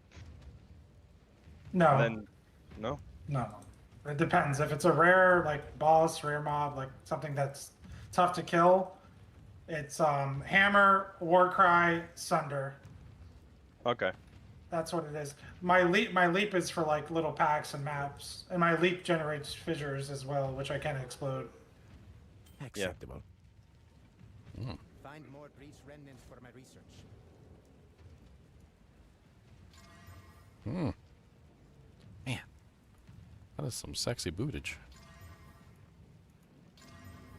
I just got these boots, and they didn't have any move speed on them, and I took a chance and slammed them, and they got 30% movement speed on them.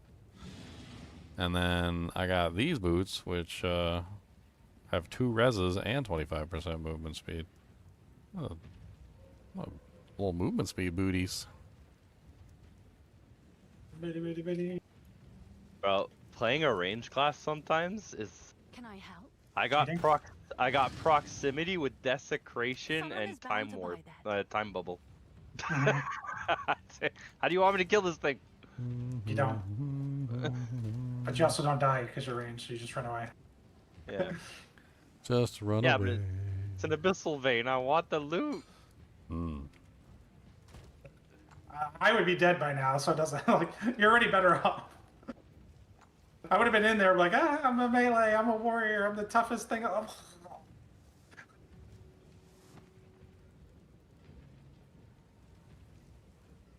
I find those shards they summon in a circle hit hard, bro. If you're not paying attention and you just walk into it. Melee skills is a suffix, right? What is? Melee skills is a suffix. Yeah. Yeah. Yes. Can you use... I'm trying to think, can you... I don't think you can guarantee an essence to go to a suffix. I mean, you can. It's just... It's how much... how much you want to spend. For the essence? The omen that will affect essence will say, like, your next essence will affect suffix. It starts getting expensive. There is an omen for essences? There's omen for essences, yep. That's how I crafted my mace. Omen for essences.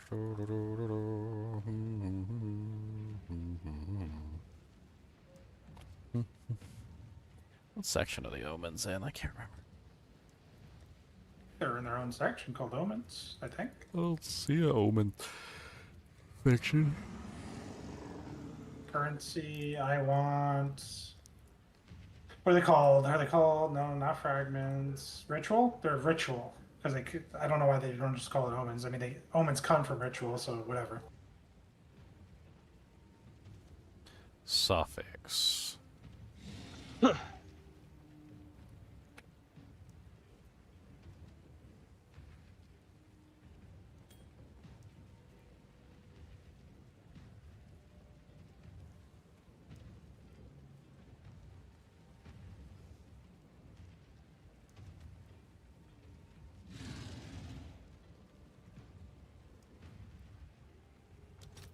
It's probably worth like 1 million doojanks. Yeah, 1 million doojanks. That's pretty much what I figured. So I can either just gamble it or see what happens. Or I can just sell it for exiles. That works too.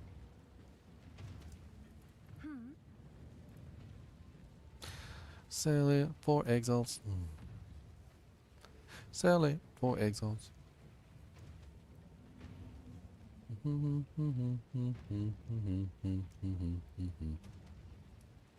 I'll do you proud. I'm gonna sell it for some exiles. I'm gonna do a little shaman exiles.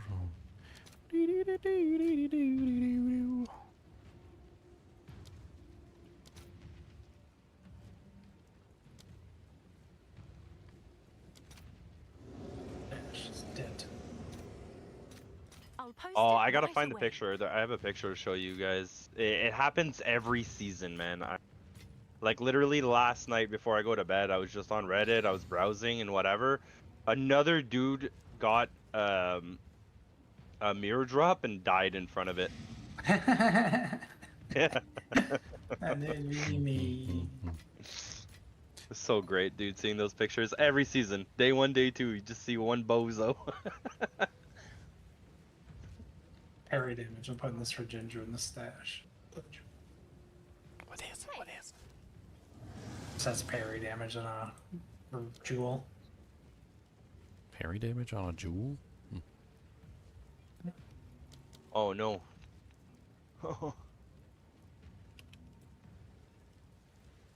Parry. The platypus.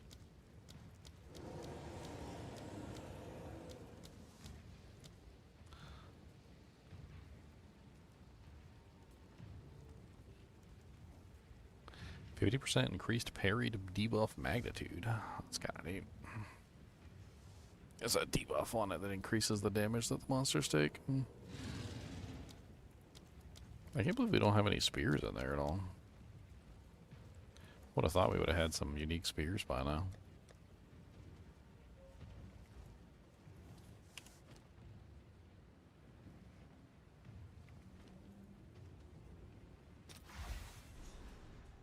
We have none at all? I don't see any unique spears in the thing, which is crazy. Not even Crit's Fork? I know, What did they right? change it to again? What were we talking about? Bifurcate or something? Bifurcate, yeah. That's Because they have a lineage gem that does the Yeah, same thing, so I it's saw, all tied yeah. together now. Because That they actually lineage- have forks still on items. They used the same word for two different things was the problem. Yeah, it wasn't very smart. That lineage gem must be insane though. For crit builds? Yeah.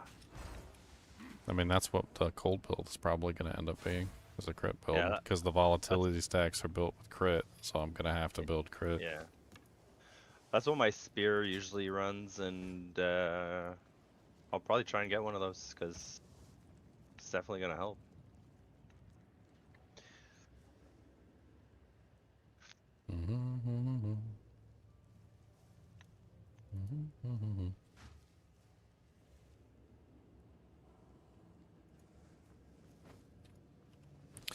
I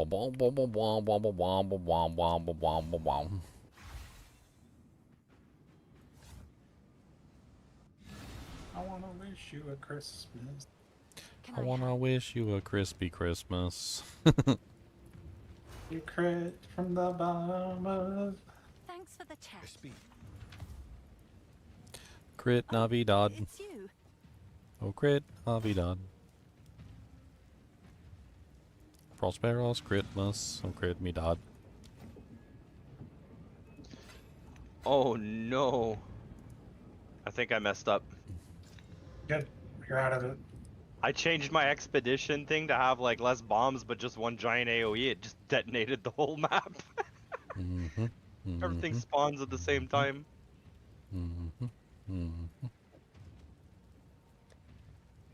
Which doesn't sound very good, especially when there's multiple immunities on the Yeah, yeah, like, that's... You're like, oh, there's physical, fire, lightning, ice. Okay, so they can't die. Okay, all right. I get the weirdest song stuck in your head. This is a good thing. This is a good thing. Welcome to Ginjam's Song Apocalypse, where we sing weird songs and get them stuck in your head.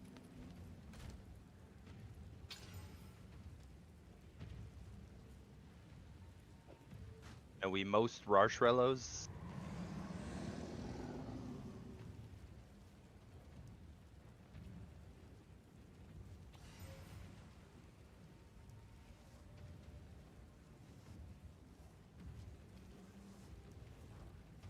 Okay, time to travel down South Park and meet some friends of mine. Friendly faces everywhere. Gonna throw stuff in the well and see if that a monster brings me back something nice.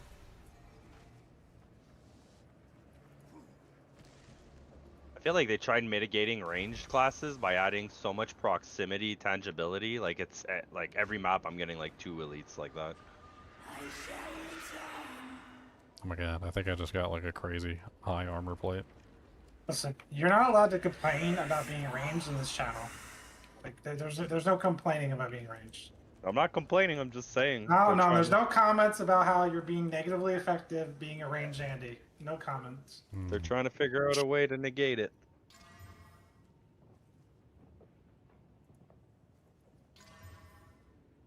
Probably have more health than me. No, there's no shot. There's no shot. I'm only at 1600. And how much energy shield? Huh? No, 0. No energy shield. Oh, yeah, you're dead. Are you evasion? Yeah, evasion deflection.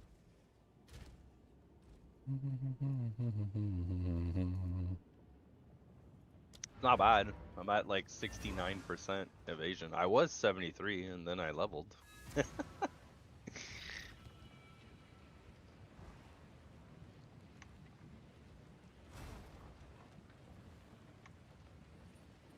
Quickly.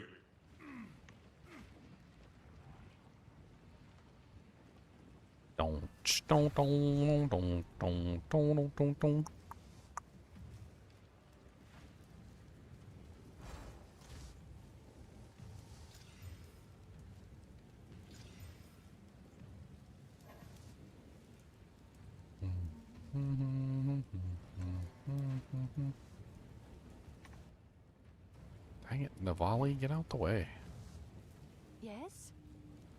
Yeah, me. She's always in the way. I'll fill that in as soon as I can. I want a new Abyssal trove.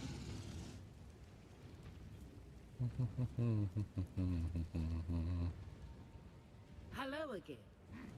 Oh my god, if you don't get out my way, I moved you over there. Now stay over there and shut up.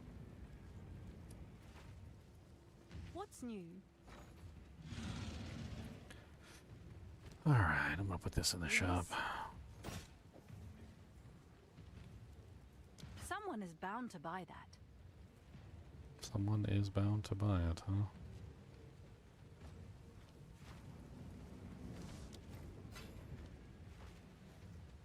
What's new?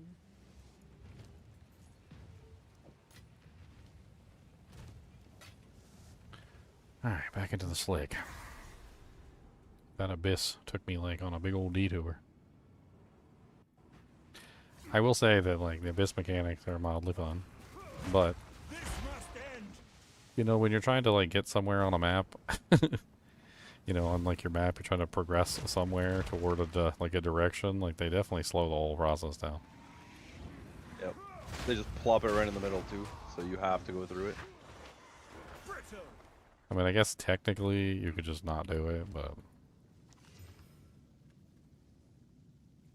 That would be no fun. yeah, it's no fun.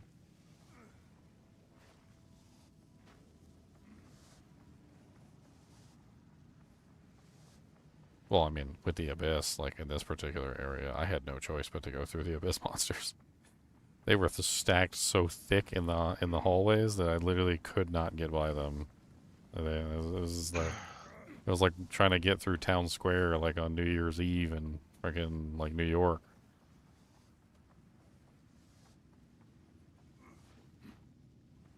It's kind of nuts. There are like no monsters on this map either, like except for the Abyss. It was really weird. Like the Abyss was huge and there were so many monsters in the Abyss zones, and then there was no monsters anywhere else on like the map. It's like to the point of absurdity where literally I was just running for like minutes through like empty areas and there was not a single monster on the map until I got to the Abyss zone, and then all of a sudden it was like 10 trillion monsters in the Abyss zone. Like it's still like this. Like there's like a huge swath of the map that I hadn't even gone to, and there's no monsters anywhere on this part of the map. Like it's like one whole half of the map was just empty. I wonder if there is like an upper limit of how many monsters are allowed to spawn in a map, and it like somehow borked it and made it so that like all the monsters were spawning in the same location.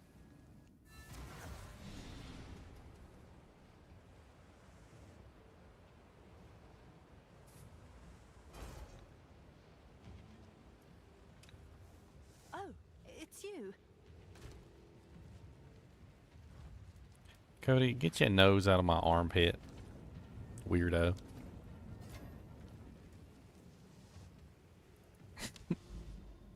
That's right, I said weirdo. That's right, I said weirdums. That's weird. Hey Leo, have you got any perfect like augmentations, transmutations?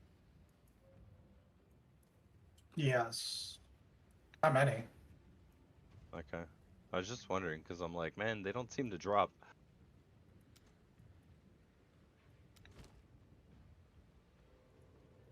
What tier maps are you doing? Right now, 12. Oh, you gotta get in the high tier red maps, boy. Yeah, well, I'm just speed running right now. I'm trying to get gold to re-roll. Gotta find one of those rare maps.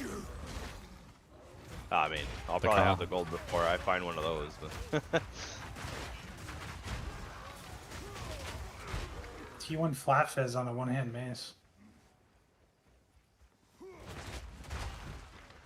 So besides the ability to, like, you know, have unlimited volatility stacks, what else does the Chalupa Monk offer that build anyway? Like, does it still have that weird defensive, like, temporary HP? It does have that there. Yeah, I didn't really like it, to be honest. Yeah, I mean, who wants to give up all their spirit? Yeah, it wasn't good. I'm trying to think, like, the rest of what the monk has to offer, like the Chalupa Monk.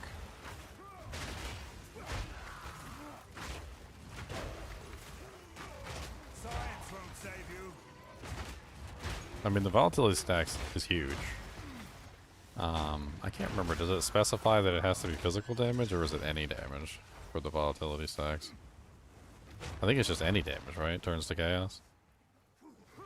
You just get 200%, or each stack becomes extra, 1% extra as chaos. Yeah. I mean, technically, like, to get the buff, they have to explode, right? Essentially is how that works. But yeah, you can use a skill to explode them. Well, I was actually thinking it might not be so bad because, well, so the whole thing with the Fangs of Frost is it's not an ability that you use like in rapid succession. Like you don't just sit there and go like 1, 2, 3, 4, 5, 6, 7, 8. Like you actually have to go like parry, Fangs of Frost, parry, Fangs of Frost, parry, Fangs of Frost. So there might be enough time there for the stacks to start falling off on their own as you're doing your regular rotation. Assuming, of course, that you're actually built for crit. I don't know. Yeah, but yeah, I could also have the manual detonation as well. But since it's not a linear attack that, you know, attacks one attack right after the other, since I have to do like a rotation, could be more interesting. I don't know. So we'll have to see how it works with volatility and how it functions. Obviously, ideally, I would want 200 stacks essentially at all times, if possible.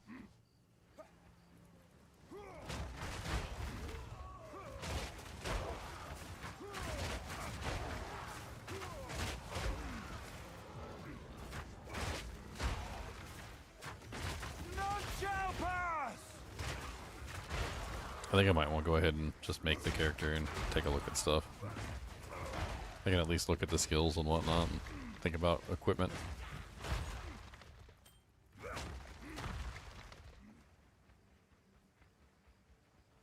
I mean, this character has proven very effective. Undoubtedly, if I get everything set up in optimal gear, he's going to be nuts. I already love how he plays. Should have made a warrior a long time ago. Wait, that's right, but the skills sucked.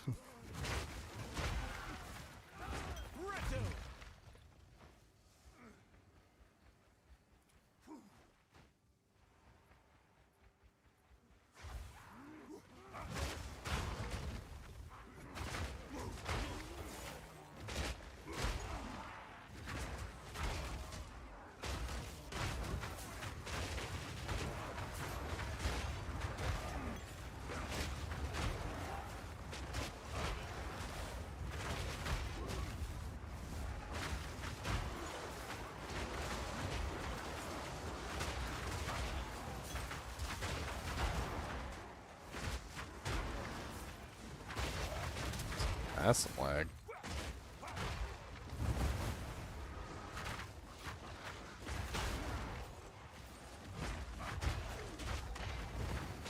You gonna get your final sense on that character, fight bosses on that character, or are you just gonna move on? Man, I wish I had time for everything. Only got a couple days. I think fighting bosses would be fun.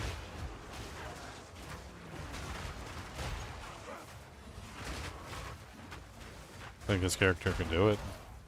He's got massive amounts of single target damage. He does really well versus most of the bosses.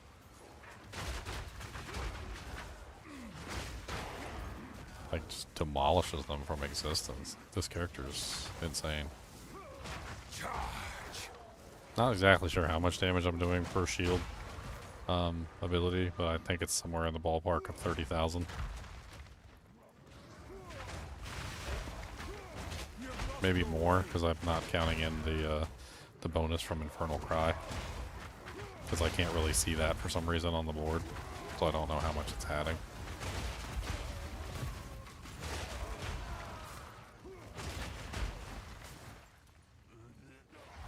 It all comes down to the multiplier on the shield wall. Like, the multiplier on the shield wall, 140% more. It's just dumb. I was thinking about maybe even like trying to get some extra quality somehow to add like a little bit more to the shield skill.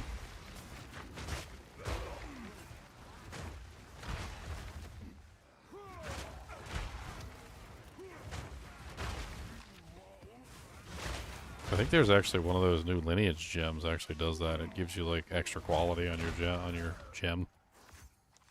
Yep. +1 to skill and like 10% quality. Mm-hmm. As a support.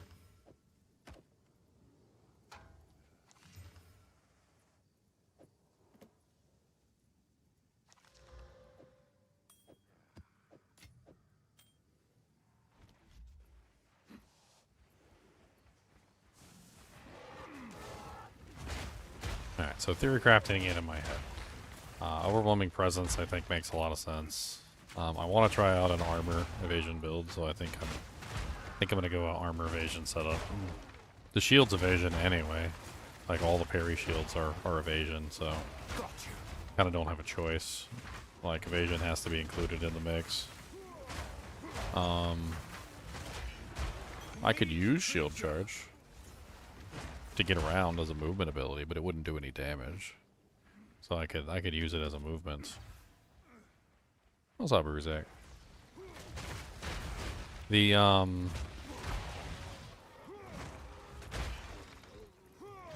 yeah, I mean, overwhelming presence would be absolutely amazing with the build, just to help with all the freezes, so those are constantly going off.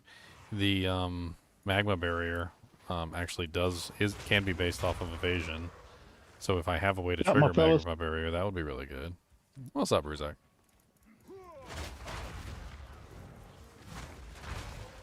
I said hi too soon.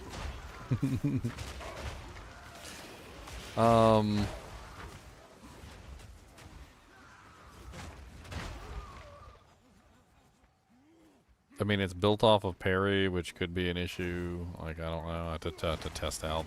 I mean, there's a couple of ways that I can potentially customize the parry ability. Like, I could use the shield that lets me parry from really far away. I could use the shield that turns parry into, like, a freezing effect. I could use...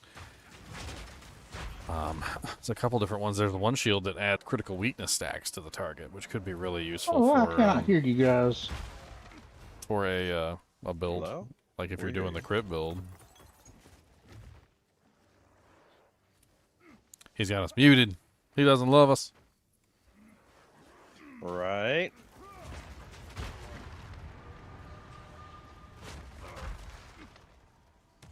Secretly hates us.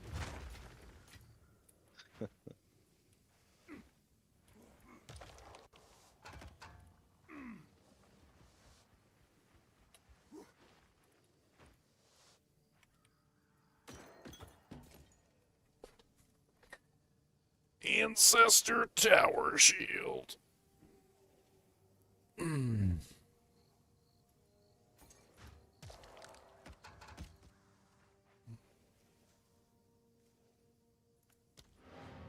Cody, do you know that you're going downstairs with your mama tonight? Because I go work.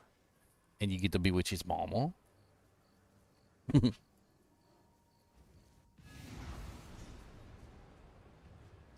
He's like, what? Yes? What's new? Yes?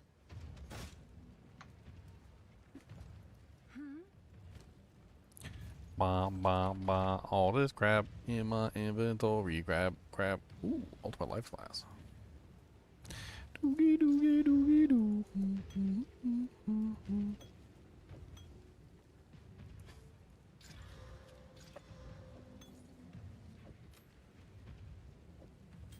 I'll tend to I'm gonna hit him with some alkeys. Boom, hit him with some alkeys. Boom, hit him with some alkeys.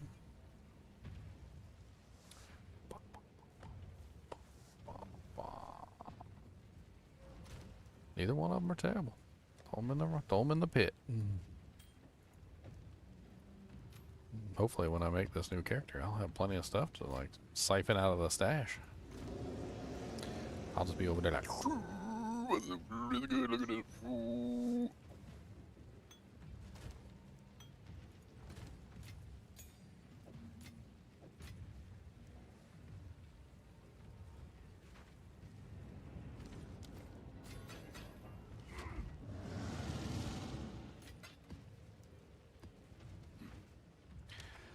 Alright, one thing I did want to do today was I wanted to go do a chaos run, but I want to see if I can clear through a chaos run real quick. I got a 65 token. Let's go do a 65 token on a chaos. That was not where I wanted to go. That was most assuredly not where I wanted to go. I need to go to the Temple of Chaos. I mean, I've got a good feeling for chaos runs, so like if it's not doing well, I mean, I guess I'll know what the hell's going on. I want to see if I get pimp slapped out of existence. Pimp slap him.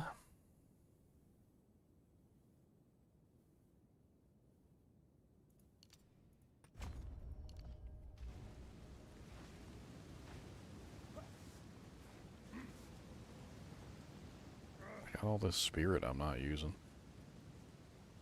Oh yeah, I totally forgot I had taken out scavenge plating and I was supposed to put it back in at some point, but I didn't.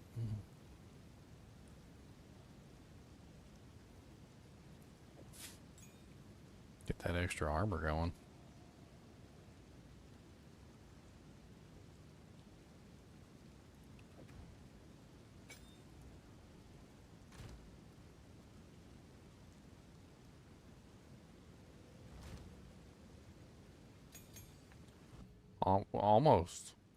Almost ready. Cody said, almost I'll punch you in the eye. He said, don't get punched in the eye. Yeah. Okay. That's pretty aggressive.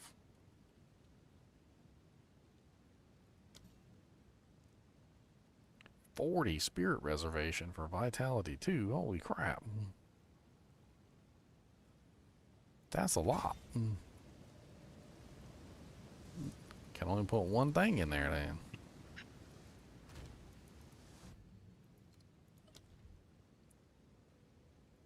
Hey guys. What's up, Con? Con. He's a con man. Connie, con.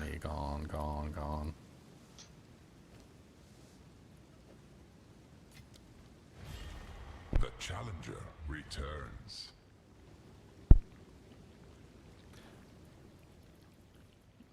I'm a shieldy boy. Can you hear us yet, Bruzak? Bruzak.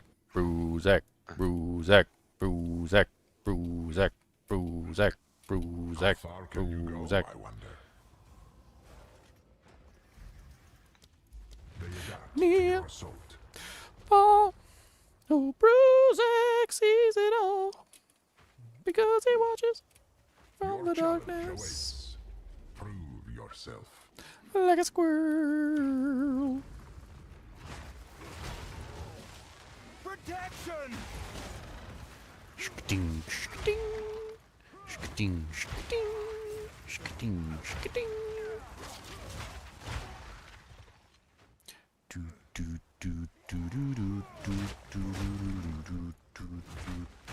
Warriors really fun this season, Con.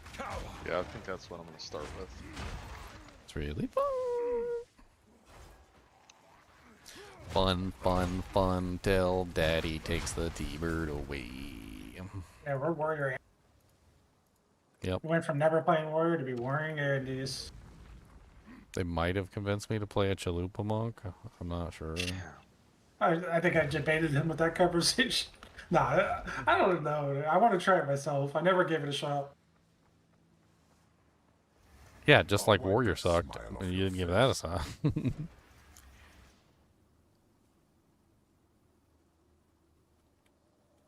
Actually, I think it's more about the way the skills felt in the warrior. I don't think it ever actually truly sucked. I think it was deleting stuff in the end game. It just like it's clunky is what people complain about. I mean, that's half the problem.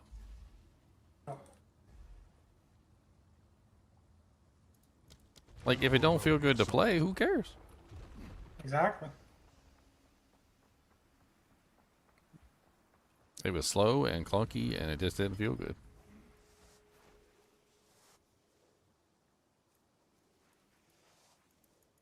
Don't die.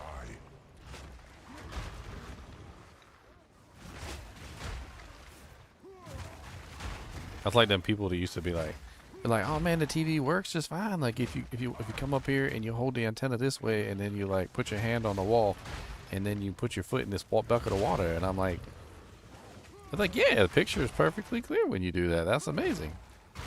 It's like, but Come sit down and watch it with me. like, can you watch the TV? Can you see the TV from there? Like, I mean, I can see the TV, but can you see the TV from there?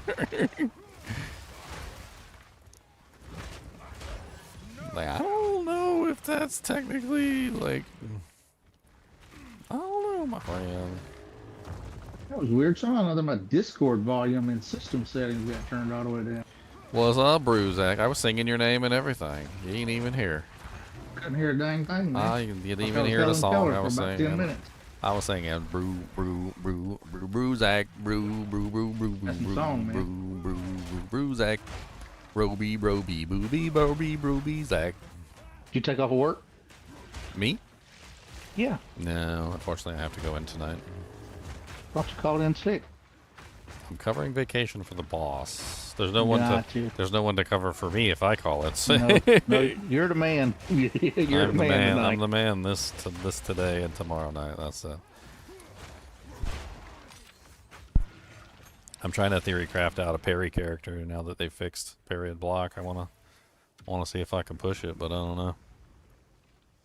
I mean, it could be the most miserable experience of my life. I mean, Parry with deflection. yeah, well, I want to do armor. I was thinking armor evasion, parry. I want to do Fangs of Frost. I really liked Fangs of Frost when they first released it. But remember the parry mechanic just didn't work very well. Like when they first released it. That was the problem. So like they fixed the parry mechanic. I mean, they fixed block. So I mean, I haven't tested the parry mechanic. They said they fixed the parry mechanic at the same time that they fixed block. And block is way better, you know, like than it was before. One of the problems I had with block or parry was that you needed these parry responses to use the abilities. Like Fangs of Frost is a specific ability that requires you to parry to get this like massive extra damage, right? Well, the thing is that like most of the abilities in the game were not parryable. Like you would be fighting a boss and he'd swing at you and you'd try to parry the attack and it wouldn't work. Gotcha. And then since the parry didn't work, you couldn't get the special bonus for the skill. So the skill was basically just dead. Gotcha. So the skill was broken. But when it did work, which it did work sometimes, it was really amazing. I liked the Fangs of Frost ability. It just didn't work.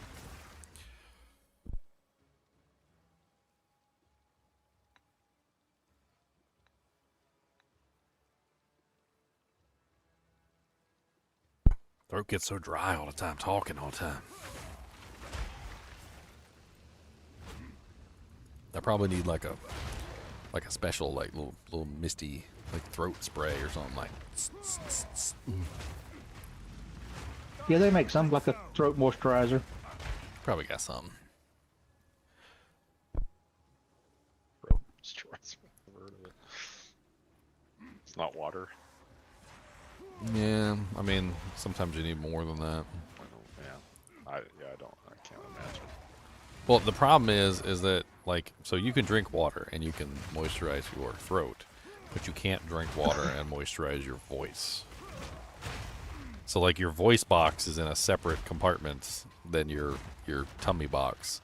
Like they're not the same box. So like there's a trap door in between the two, and so when you drink water, you can moisten your throat, but your voice box, which is in a completely different area, is like unmoistenable. So you kind of have to like have something that can somehow penetrate into your, you know, your voice box area. Yeah, so steam is the usual thing, because when you breathe in steam, you're going into your lungs as opposed to going into your tummy box, and that helps. But like if you had something that you could spray inside your mouth that maybe like, I don't know, like emitted a vapor, and then you breathed in the vapor, maybe that would work. I don't know. Stick an Alka-Seltzer on your tongue. Get some like Vapo Rub. Yeah. Some Vicks Vapo Rub, put it right here. It's like,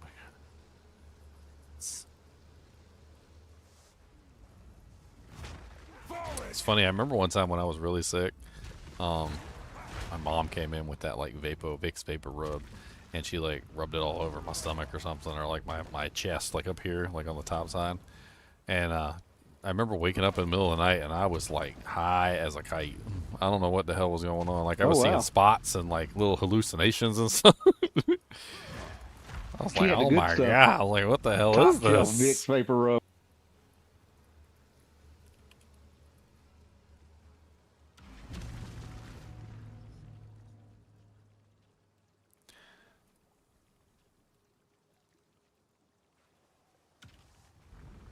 I really enjoyed the companions in this game. I think I might go 2 companions. So, misuse or ingestions of Vicks Vapo Rub can cause hallucinations or other central nervous system effects due to its high concentration of camphor. Camphor is a toxic substance that rapidly absorbs the body through the mucous membranes and gastrointestinal tract, and when absorbed in high doses can cause the following: confusion and delirium, agitation, hallucinations, seizures and convulsions, and ultimately a coma. So I wasn't imagining it. I really was like, it was like, I guess it was too much, and I was having like hallucinations. I was like seeing like dragons. I was like, you guys seeing the dragons in here? There's dragons. Like, my name is Ginger, and I'm an addict. Daniel, there's no dragons. We're only getting started. There are no dragons. There are no dragons. Stop it. There's no dragons. Be careful where you stand. Dragon. 2 shields run into my Jake. 2 shields run into my Jake. Wild and wicked.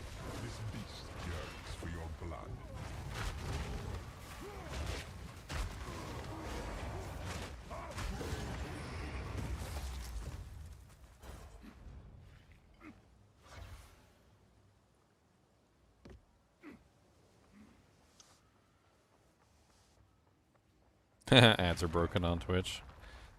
Says that they're playing them, but it doesn't actually play them.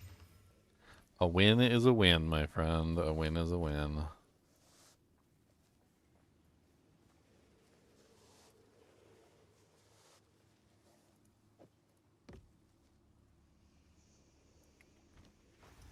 Understandable. If you're a So little tired. like magic that you do so well. An Exalt Orb? Really? That's the reward? What kind of BS is that? One Exalt is the reward? Not even like 2 or 3? Just like just 1? I mean, I guess that's better than like an item that like nobody wanted in the first place, like a corrupted item that has no value other than being destroyed as a you know, like a regal shard or whatever. But like just one Exalt. Can you imagine if you won a prize and they were like, "Here's your prize," and they give you $1, and you're like, "That's it?" Yeah. Shiny George Washington. Don't use it all in one place. Don't spend it all in one place now, dearie.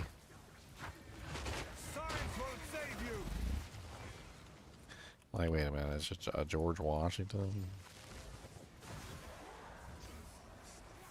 None shall pass. The Warrior's a Gandalf fan. He keeps screaming out, "None shall pass."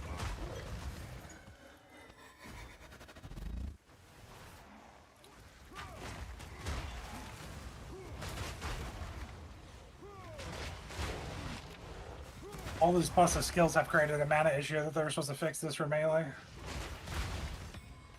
It always creates a problem, and then the multipliers too, like, build on top of it and make it even worse. It's rough. There's nothing you can do about it, unfortunately. Like, sometimes you just have to remove some of those multipliers you have on your skill. It's not necessarily the level that's the problem, it's the multipliers that are the problem. Like, I would take a look at all your support gems and see which ones of them are multiplying by the highest amount, and maybe consider taking that one out. Half completed or half They also seem to stack on top of each other too, and it just makes it even worse. Another Exalt. Round 6 out of 10, another Exalt. Boys, I'm getting 2 Exalts from this run. Nice. Guaranteed, as long as I don't die. Guaranteed, okay?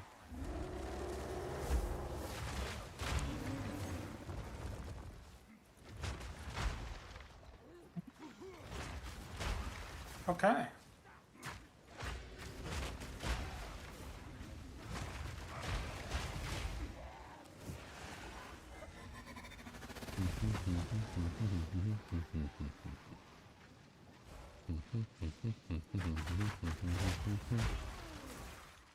A good chest. Yeah, the sprint is a good mechanic in the game. I think after having played with it for a long time, I think the penalty is appropriate. I think the bonus, the speed that it gives you is good. I think how they have it set up is good. I think the control scheme on it is good. Like, the only thing that I might complain about is having it tied together with dodge roll, but like, it's still it's serviceable being tied together with dodge roll. I'm not mad at it. I like it. I think it's very well done. It's a very good mechanic. Should be a permanent addition to the game at this point. And if you get knocked down like a pleb and the monsters start beating on you like you're in a WWE match, I mean, that's your fault. Maybe you shouldn't have gotten, maybe you shouldn't get hit.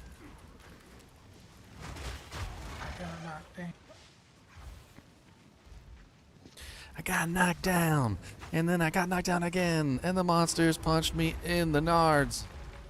Oh dear Lord, it hurt. Oh, it really hurt when they kicked me in my nards.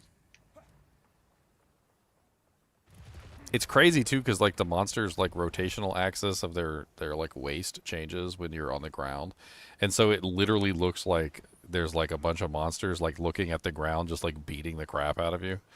Like they're literally like this, and they're just like. Psh, psh, psh, psh, It looks like somebody dropped some white powder in the middle of the hood. And it's a free for all. What it looks like. Marshall, 5% increased attack speed. Quipolotl. Quipolotl. Quipolotl, quipalood, quipaleedaloo, quipolotl. Yeah, let's just go pending doom too. Oh, this big boy. Let's see how I do with him. Oh, oh, how did that feel, buddy? Yeah, eat it. Just eat it. I freaking wrecked that boss. My damage output on this character is very good. It's very good indeed. I like my boss output. I put my 2 walls down, hit all my buffs, smack the crap out of the monster. They cry a little bit. It's embarrassing, but...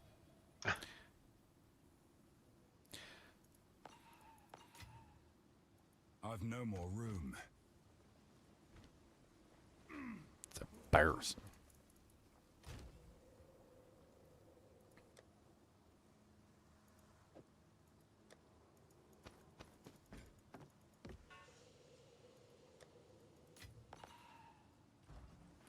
Well, I got 2 soul cores. I got a weird unique bow that's already pre-corrupted. I never seen a unique come from these places before. That's actually new. I think that's the first time I've seen a unique come from the pre-corrupted lot.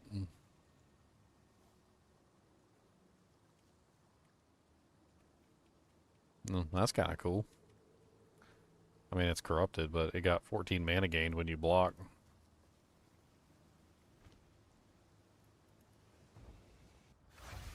Mana gain on block's kind of cool.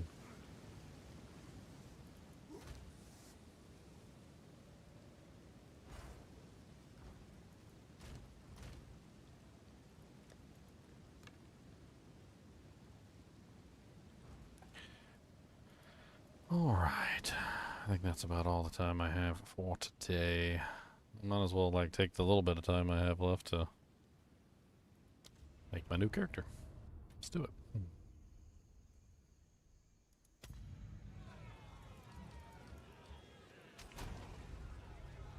So Chalupum Monk. Can't believe I'm doing this. At least I'm not using. At least I'm not using a staff. Okay. At least I'm not. When you gonna start your new character, like for real? I don't know, maybe tomorrow or something. I mean, I do still want to do more stuff on this character, but then again, I also need to collect the gear that I want. I need to take a look at like various items and see what I want to use on the character. If you start Wednesday, I'll roll my blood mage with you. Wednesday? What's Wednesday? Not tomorrow. After tomorrow. That's like 2 days away, my friend. Oh yeah, but you said you got stuff you got to do, and you're working tonight and tomorrow night. Hey Leo, look at this exile. Look at this exile I just killed, man. This guy was trying real hard. He had auras going, with flasks. Rizak, did you see my craft history? No, I have not. For that base, I have it when it started as a base, and then how I took it through its journey. Oh, really? Yep, technically not done yet. Really nice though.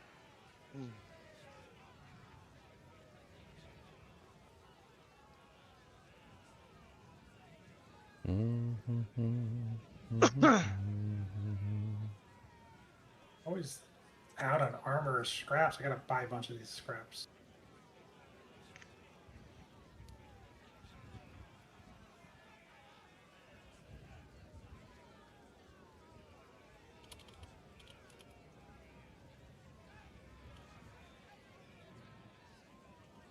Glass. That sounds like a good one.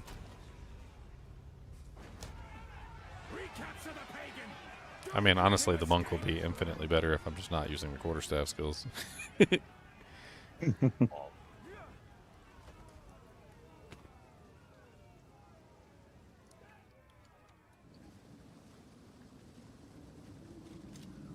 I can't wait to do some kind of companion druid. That's going to be sick. Dream his will. Actually, I think I might want to do WASD key for this character. I don't know. By the first ones, you're alive. I'm glad to see them now. I would appreciate it if you could.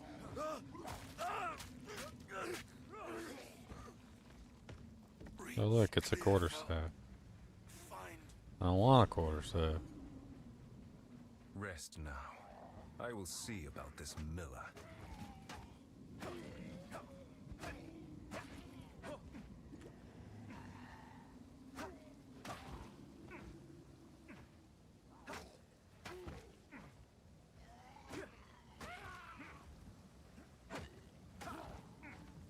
Monk is right next to Amazon, right? Or Huntress.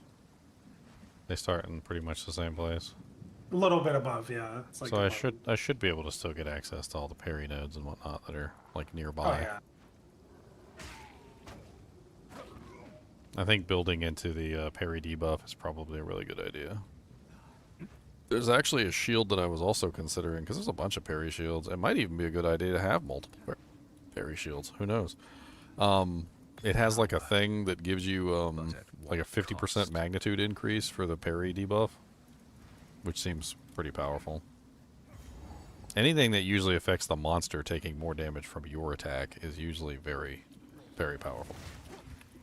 Although it's hard to actually see that, you know, like on your panel or anything, but like if you're increasing the damage the monster is taking from like 100% or something, you know, like then you're doing like 500 damage, then you're really doing 1,000.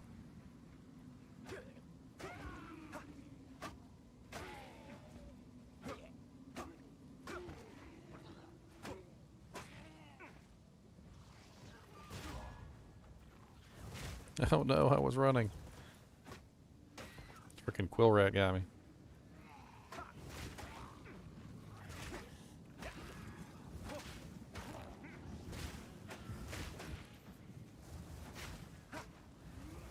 Oh my god, these guys are mean.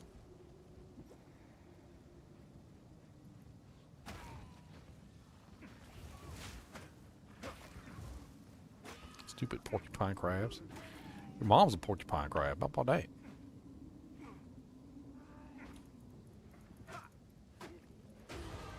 My trade.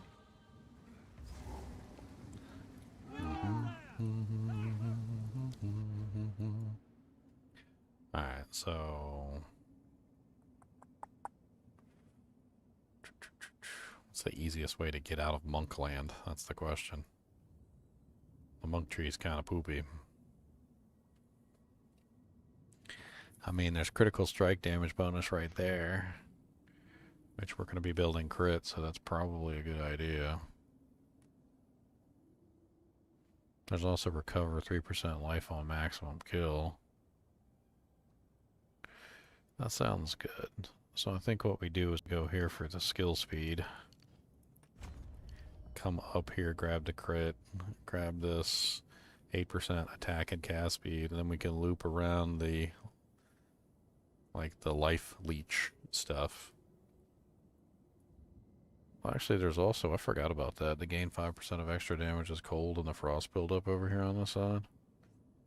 Oh, yeah, I forgot about that. I mean, we could still loop through that. I mean, that's not impossible. So we come up here, loop through this, go through the freeze buildup section, and then come out here on this side. At that which point we can just travel down this way and get whatever we need to on the way. I know there's a couple ice sections in here. Like there's the ice section over here. There's also the ice section over here, so we can move in that direction. And then there's a couple parry sections. I know for a fact there's this one. Yep, that's a whole parry section right there. You can probably just type in parry. Successfully parrying a melee attack grants your next ranged attack 40% increased damage. Parrying a projectile grants your increased damage for your next melee attack. Okay. I don't really see how you'd be able to, like, actually control that in any way, shape, or form, but I guess you could just get it as a free buff that just occurs randomly as you're playing.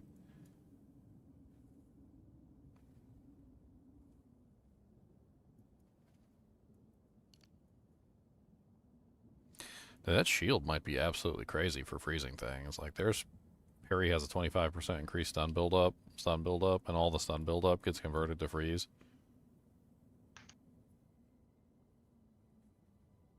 Your heavy stun buildup empties 50% faster if you successfully parried recently.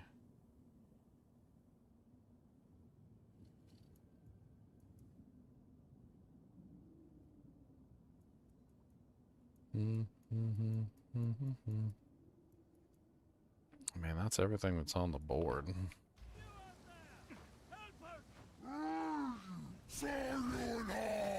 The miller has seen better days.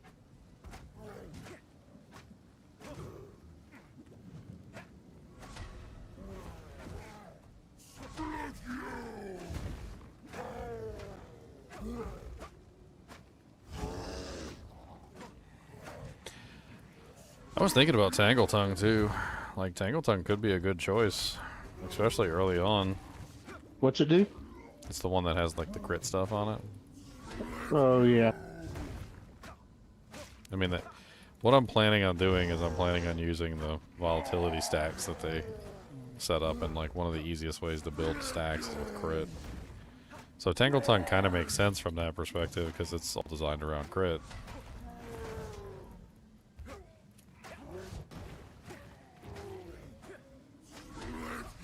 Can you even use Tangle Tongue on a non-Amazon build?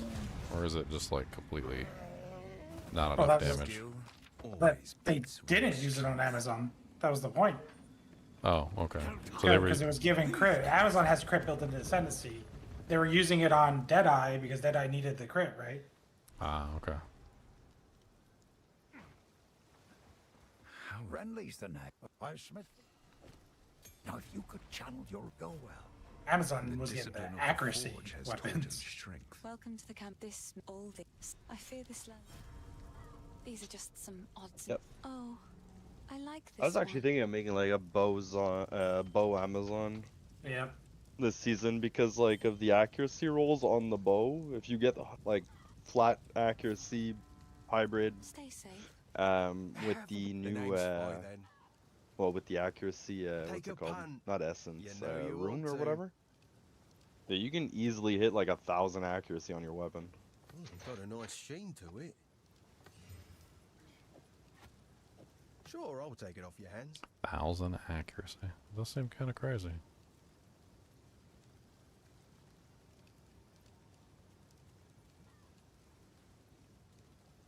Not even sure where I picked that up.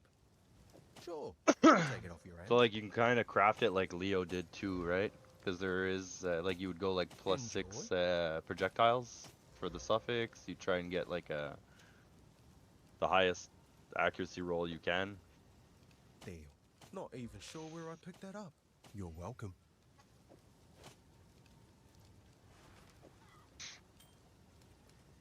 Won that on a bit back in Freythorn. Not bad. Hey, not bad. Got a nice sheen to it. I'm just picking up a bunch of crap. I'll take it off your hand. Ooh, pretty. There's no armor evasion gamble options in the shop. Like, what the hell is with this? Bye then. I guess because I'm too low level or something. I don't know what's going on. It's weird. What level is Tangle Tongue? Tangle Tongue, 20s, I think. Or it might have changed it. I think it's really like it's 26. 26, yeah. Yeah, I mean, I was thinking about running it. I mean, I don't see any reason why not if I'm going to be building volatility stacks with crit. Seems like a good choice. What was the main thing that rolled on it? Critical hit chance itself? Yep. So the higher the critical hit chance, the more expensive the Tangle Tongue becomes. Yep. Yeah. It goes from 5 to 8%. Let me see if I can find one that somebody like screwed up. Dude. With high percentage that somebody screwed up with corruption or something. Somebody did do that, but he didn't screw it up. He actually went over the 8%. He rolled an extra 1.24, so it's 9.24 critical hit chance on the Tangle Tongue. That's kind of crazy.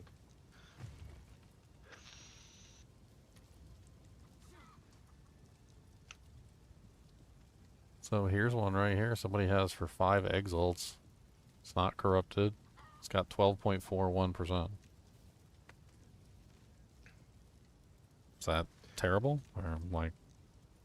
That's about 6%. Look at the critical hit chance on the roll. It should be a 6% or 6. 7.41. Yeah, it's not bad. The max roll is 8, and it goes by decimals. So you can roll a 9 point. You can roll like a 7.01, 7.02, 7.03. Well, yeah. So like if you look at it that way, there's literally, what would it be, 5 to 8, 30, nice choice. 30 different possible rolls on that crit. So at 7 point something, it's pretty good.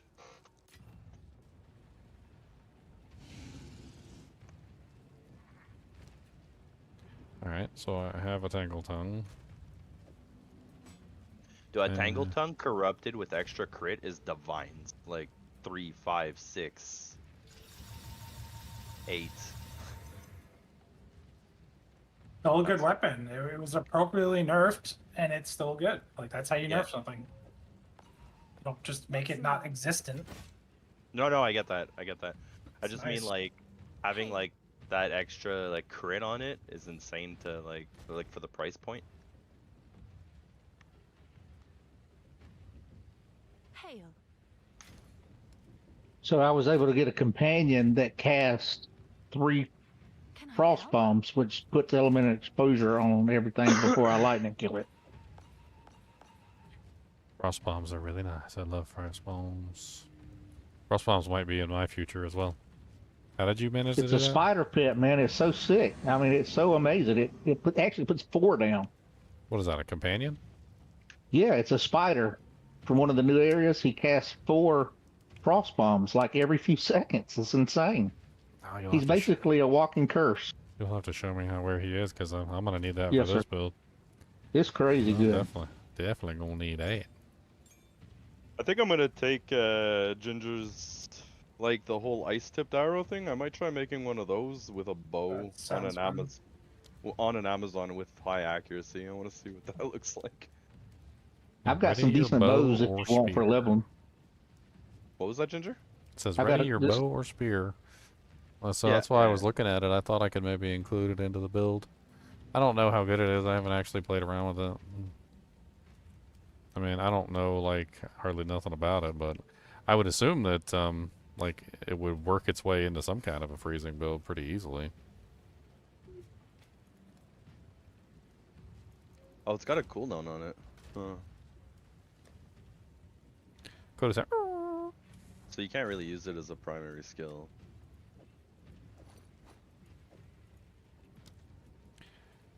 I hear you, Cody, that you going to whine. I got to go to work tonight. And you get to be with your mama, yes you did. Oh, I got to go to work tonight. Well, that Dunkelholt, 50% increased parry buff and debuff magnitude. That one is low level. I can use that right now. That is a baby shield, and I can use it right this second. What else can I use right this second? Let's take a look on the list. The amulet that has 23% block while using a focus. So no thank you. I got the Keelhaul belt on. Could also use nah. Gloves. Oh yeah, the Freezy gloves. The Freezy boy gloves. Those are only level 11. Those would be really good leveling up for a freeze character. Yeah, those are solid cold character gloves. You never wanted to take them off. You're like, I don't want to take them off. I know, they're so good. They're so good. They're so good.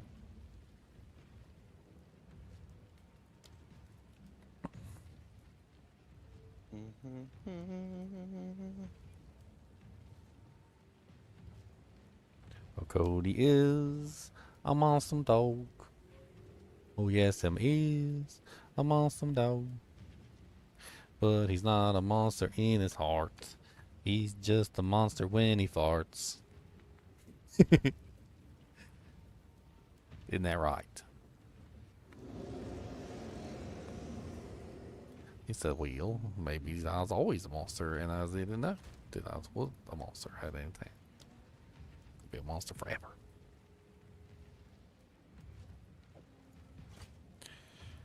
Okay. Cody, you's a big baby, okay? And I just don't know what to tell you other than you gotta stop being a big baby. Alright? That's not how life works. You can't just be a big baby your whole life. You gotta grow up a little bit. Just a little bit. Not a lot, though. You don't gotta do it all the way. Just gotta do a little bit.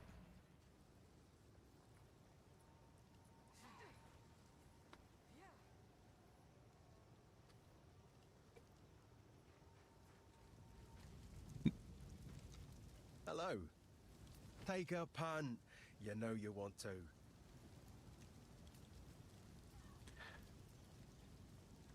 Hey, I should have asked for more. Got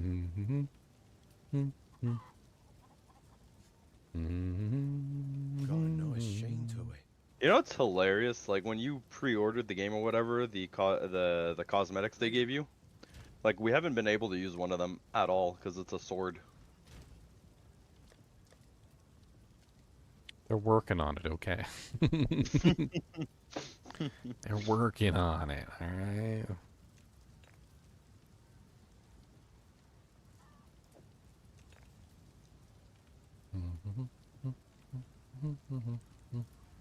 Out there, trust you, be wary. Alright, I'm gonna go poke something real quick because I ain't got nothing better to do with my time. When the zombies need poking, yes, the zombies need to be poked in.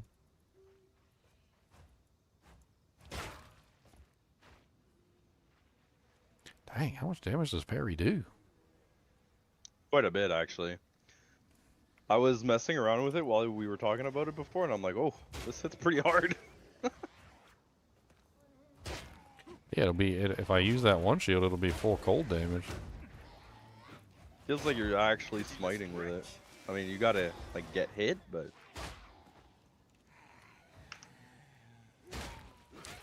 Well, that would be the interesting option of using that one shield that gives you the ability to parry ranged attacks at any distance, which could be more beneficial, like, because then you could actually...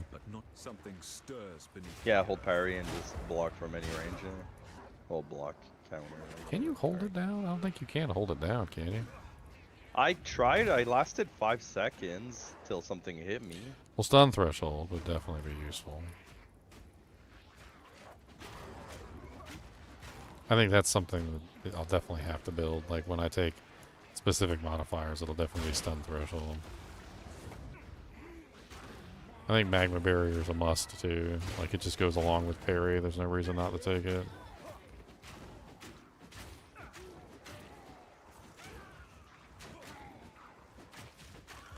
Let's see if I can find the bossy McBoss face real quick.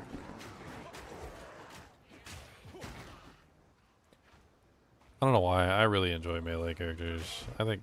I know that objectively ranged characters are just like better, but I love melee characters. Maybe it's just because I like characters that are actually difficult to play. They're too easy. The ranged characters are just too easy for me.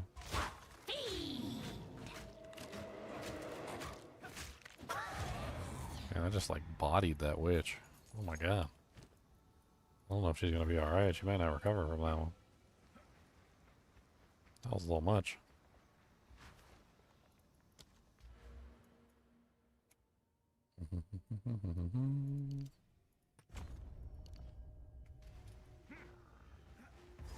One.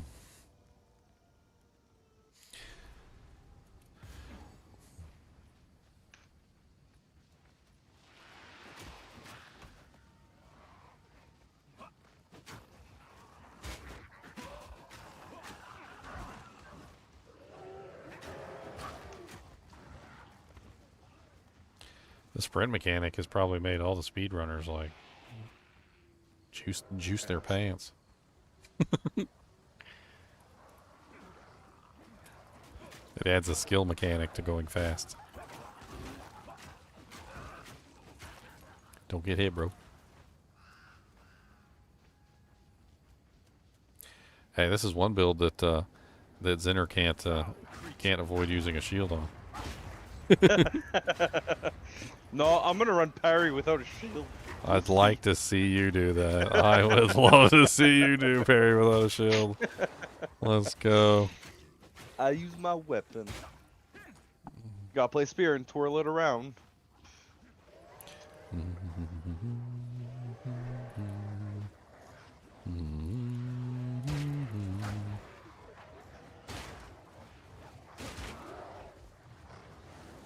So I'm noticing some things right off the bat, like just playing around with like the general specifics of it. But, like, first off, the parry effect has like an AoE on it, and obviously you don't want to have to parry every single monster because the debuff is really good, but at the same time, like the actual effect that comes out of it, I think some increased like AoE effect would be huge here, because then you could change the parry effect from default what is it, 1 meter. Oh no, it says maximum block range 1 meter. Where's the actual like strike back? Doesn't show the actual strike. Or I wonder if that is the strike.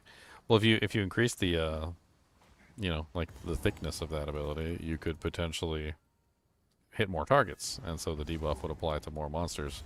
So you wouldn't have to sit there and like parry every single monster to apply the debuff. Like that's one thing right off the bat I can see. Another is, I think that shield that lets you parry ranged attacks might actually be coded. Because then you don't have to wait until a monster, like melee monster, like takes a strike at you. You can just automatically parry basically any attack that comes in, getting the buff that you need to apply the damage of the big attack. So you can parry at any distance.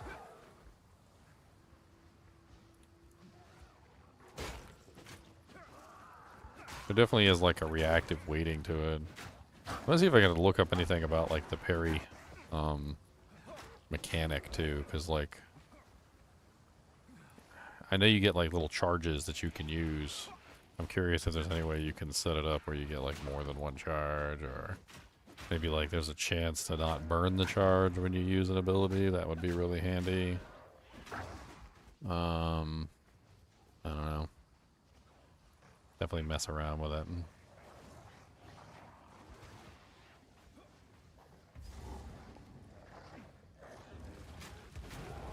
The forest moves.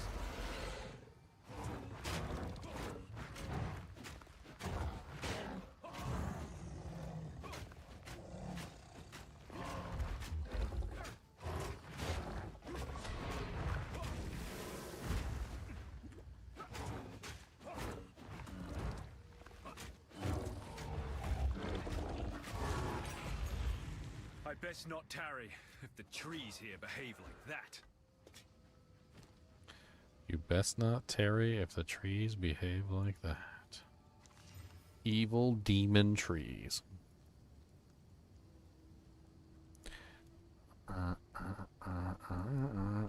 Demon trees. Demon trees.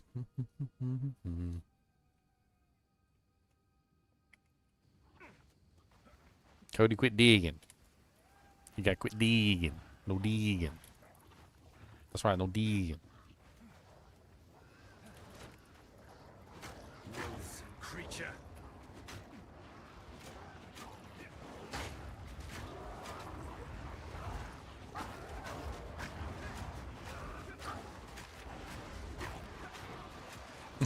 You say monk, but I'm using a spear.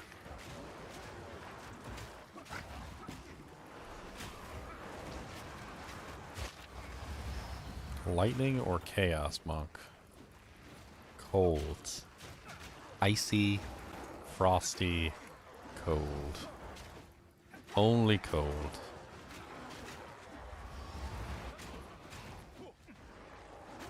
near, far.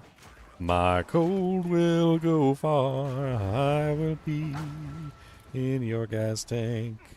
You didn't expect that.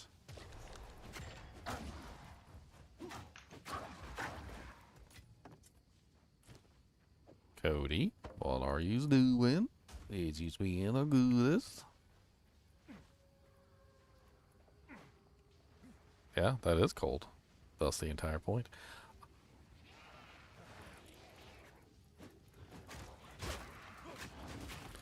I need my fangs across the belly top. If I can get my fangs across the law, I will be the best as Amazoniana you can see.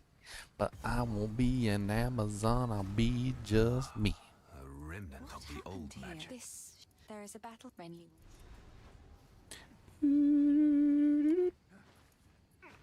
Alright, now we get to go Red Veil.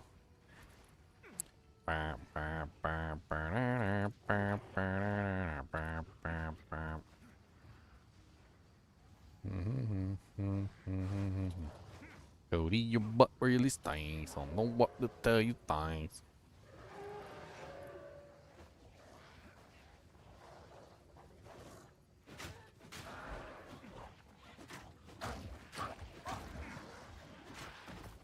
I actually kind of like the spear abilities.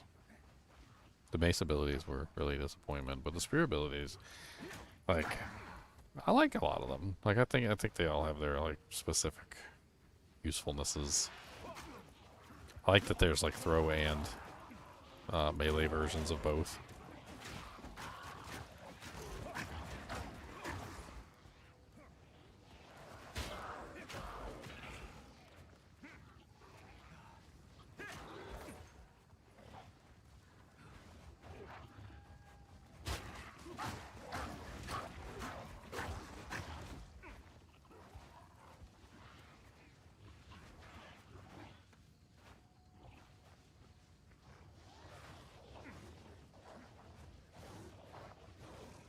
Hey, we found it. Yeah, go, go, go, go. Go, go, go, go, go, go, go. Go, go, go, go, go, go, go. Generations of senseless conflict.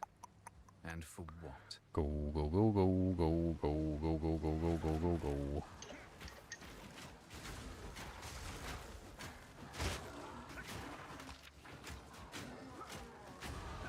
Savor the feeling. Keep moving forward. Level 5. I did it. I'm level 5. Nice. Could that hold the runes? You know what though? You already beat the game because you got out of the first zone. I don't have my Fangs of Frost ability yet, okay? But once I have it, then...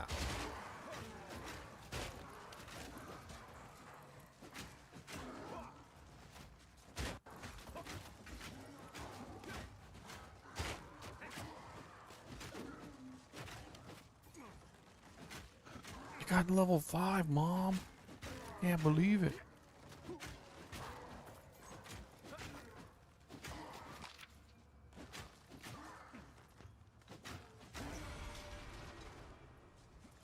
The old ways still hold some power.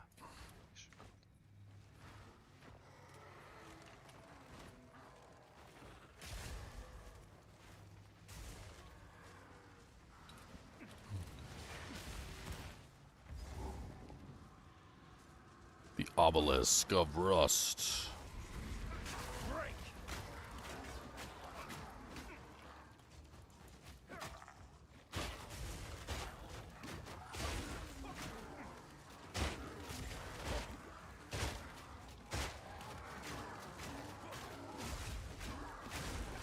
So many monsters I cannot win.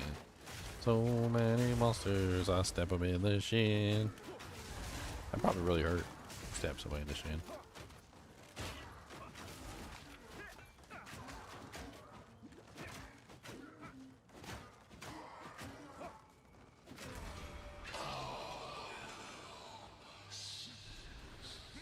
A malicious presence lingers here. Monsters are so much higher level than me.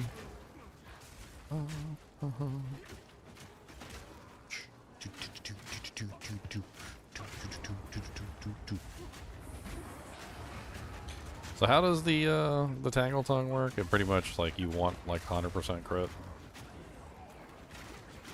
Is that how it works? As high as you can, but usually you'd run it with like something that would give you critical weakness. Like, especially early on, because critical weakness is just gonna give you like free crit, basically. There's a shield that gives critical weakness. Yeah, there's a bunch of ways to get it. You can also just run no shield. And so like usually like my spear build when I run it, I run with the Omen Scepter because it gives Malice Aura. And the Malice Aura, you don't have to do anything, it just activated, takes no spirit, and it gives critical weakness to mobs in the area. I need parry. Yeah, true. I mean, Doesn't help me. I need parry. Everything is parryable. I hear you, buddy. We're getting ready to go here real soon. We only got like a couple more minutes, and we're almost ready to go. I'm just gonna kill the Rust Lord. All right, it's no big deal. We're just gonna kill the Rust Lord, and then we're gonna be ready to go. Stop being such a butt face, okay? And don't be a butt face.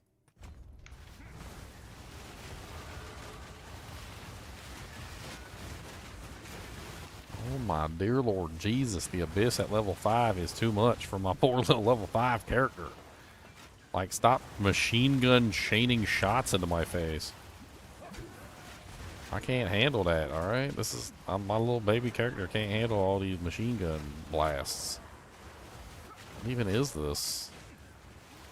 Can we calm down the machine gun blast for a couple seconds? No, we can't. They're just like, I feel like I'm being chased around by like a bunch of Jeeps with like light machine guns on them. Like 50 cals.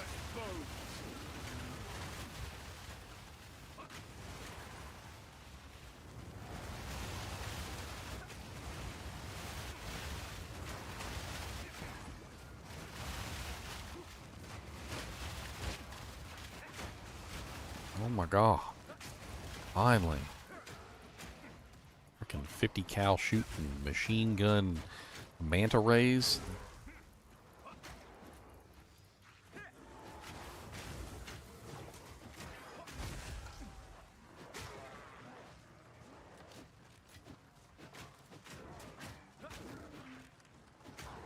I've no room for that. Yeah, no room for that, huh?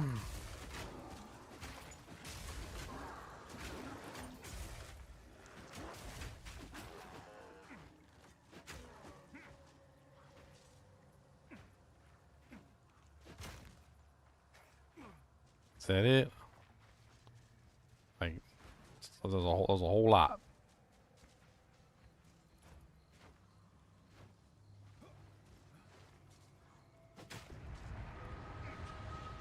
Yeah, give my chest. I must maintain a fine balance. Give my uncut skill chest.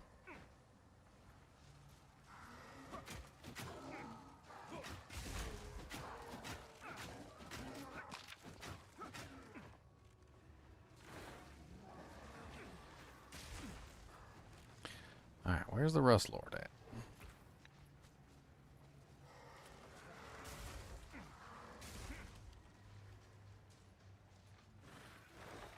Just running around looking for him.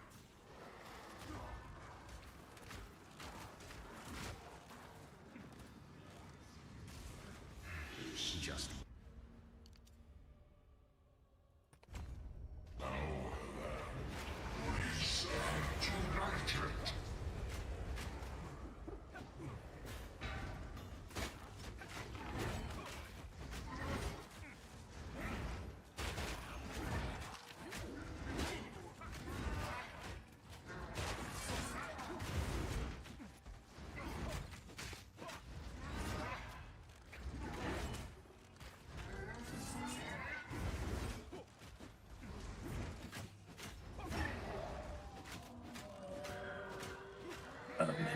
Gentrification.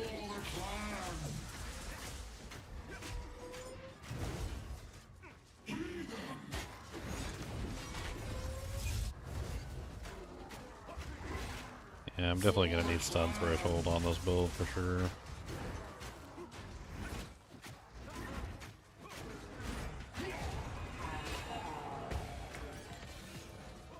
I have no room for that. Oh, some Exile. I know, buddy. We're about to go. We are about to go. Get your alligator and get ready. Go get ready. Go get ready. We're about to go.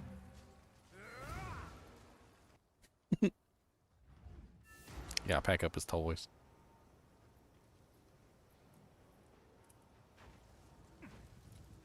So you have. Who the hell is Mortimer? You wary. Here you spot. I would go well.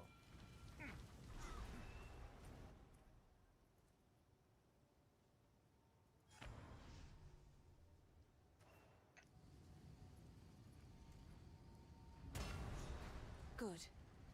Now the others. Time to discover what truly happened out here.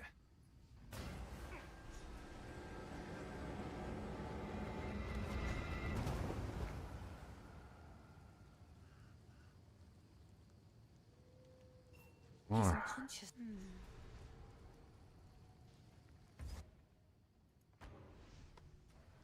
Flee before me.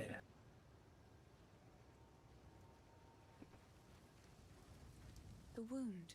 Oh, the grim. Bye.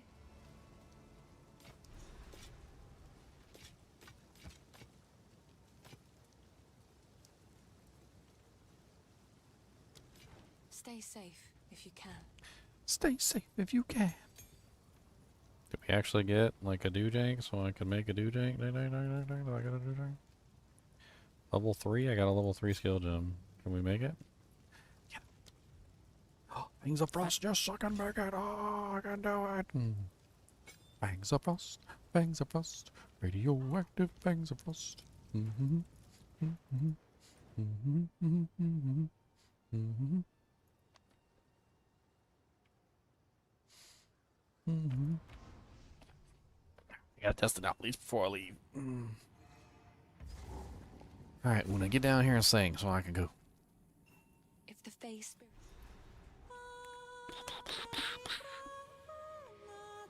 We're getting ready. Go. You got your alligator? Where's your alligator at? You didn't even get him. The way's open. Please, hurry. Her singing soothes the soul.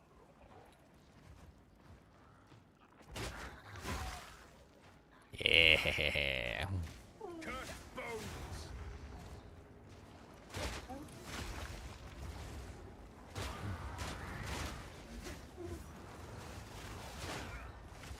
No, they're gonna pimp slap me out of existence. No. Stop being weird. Digging in trash cans. Trash bags.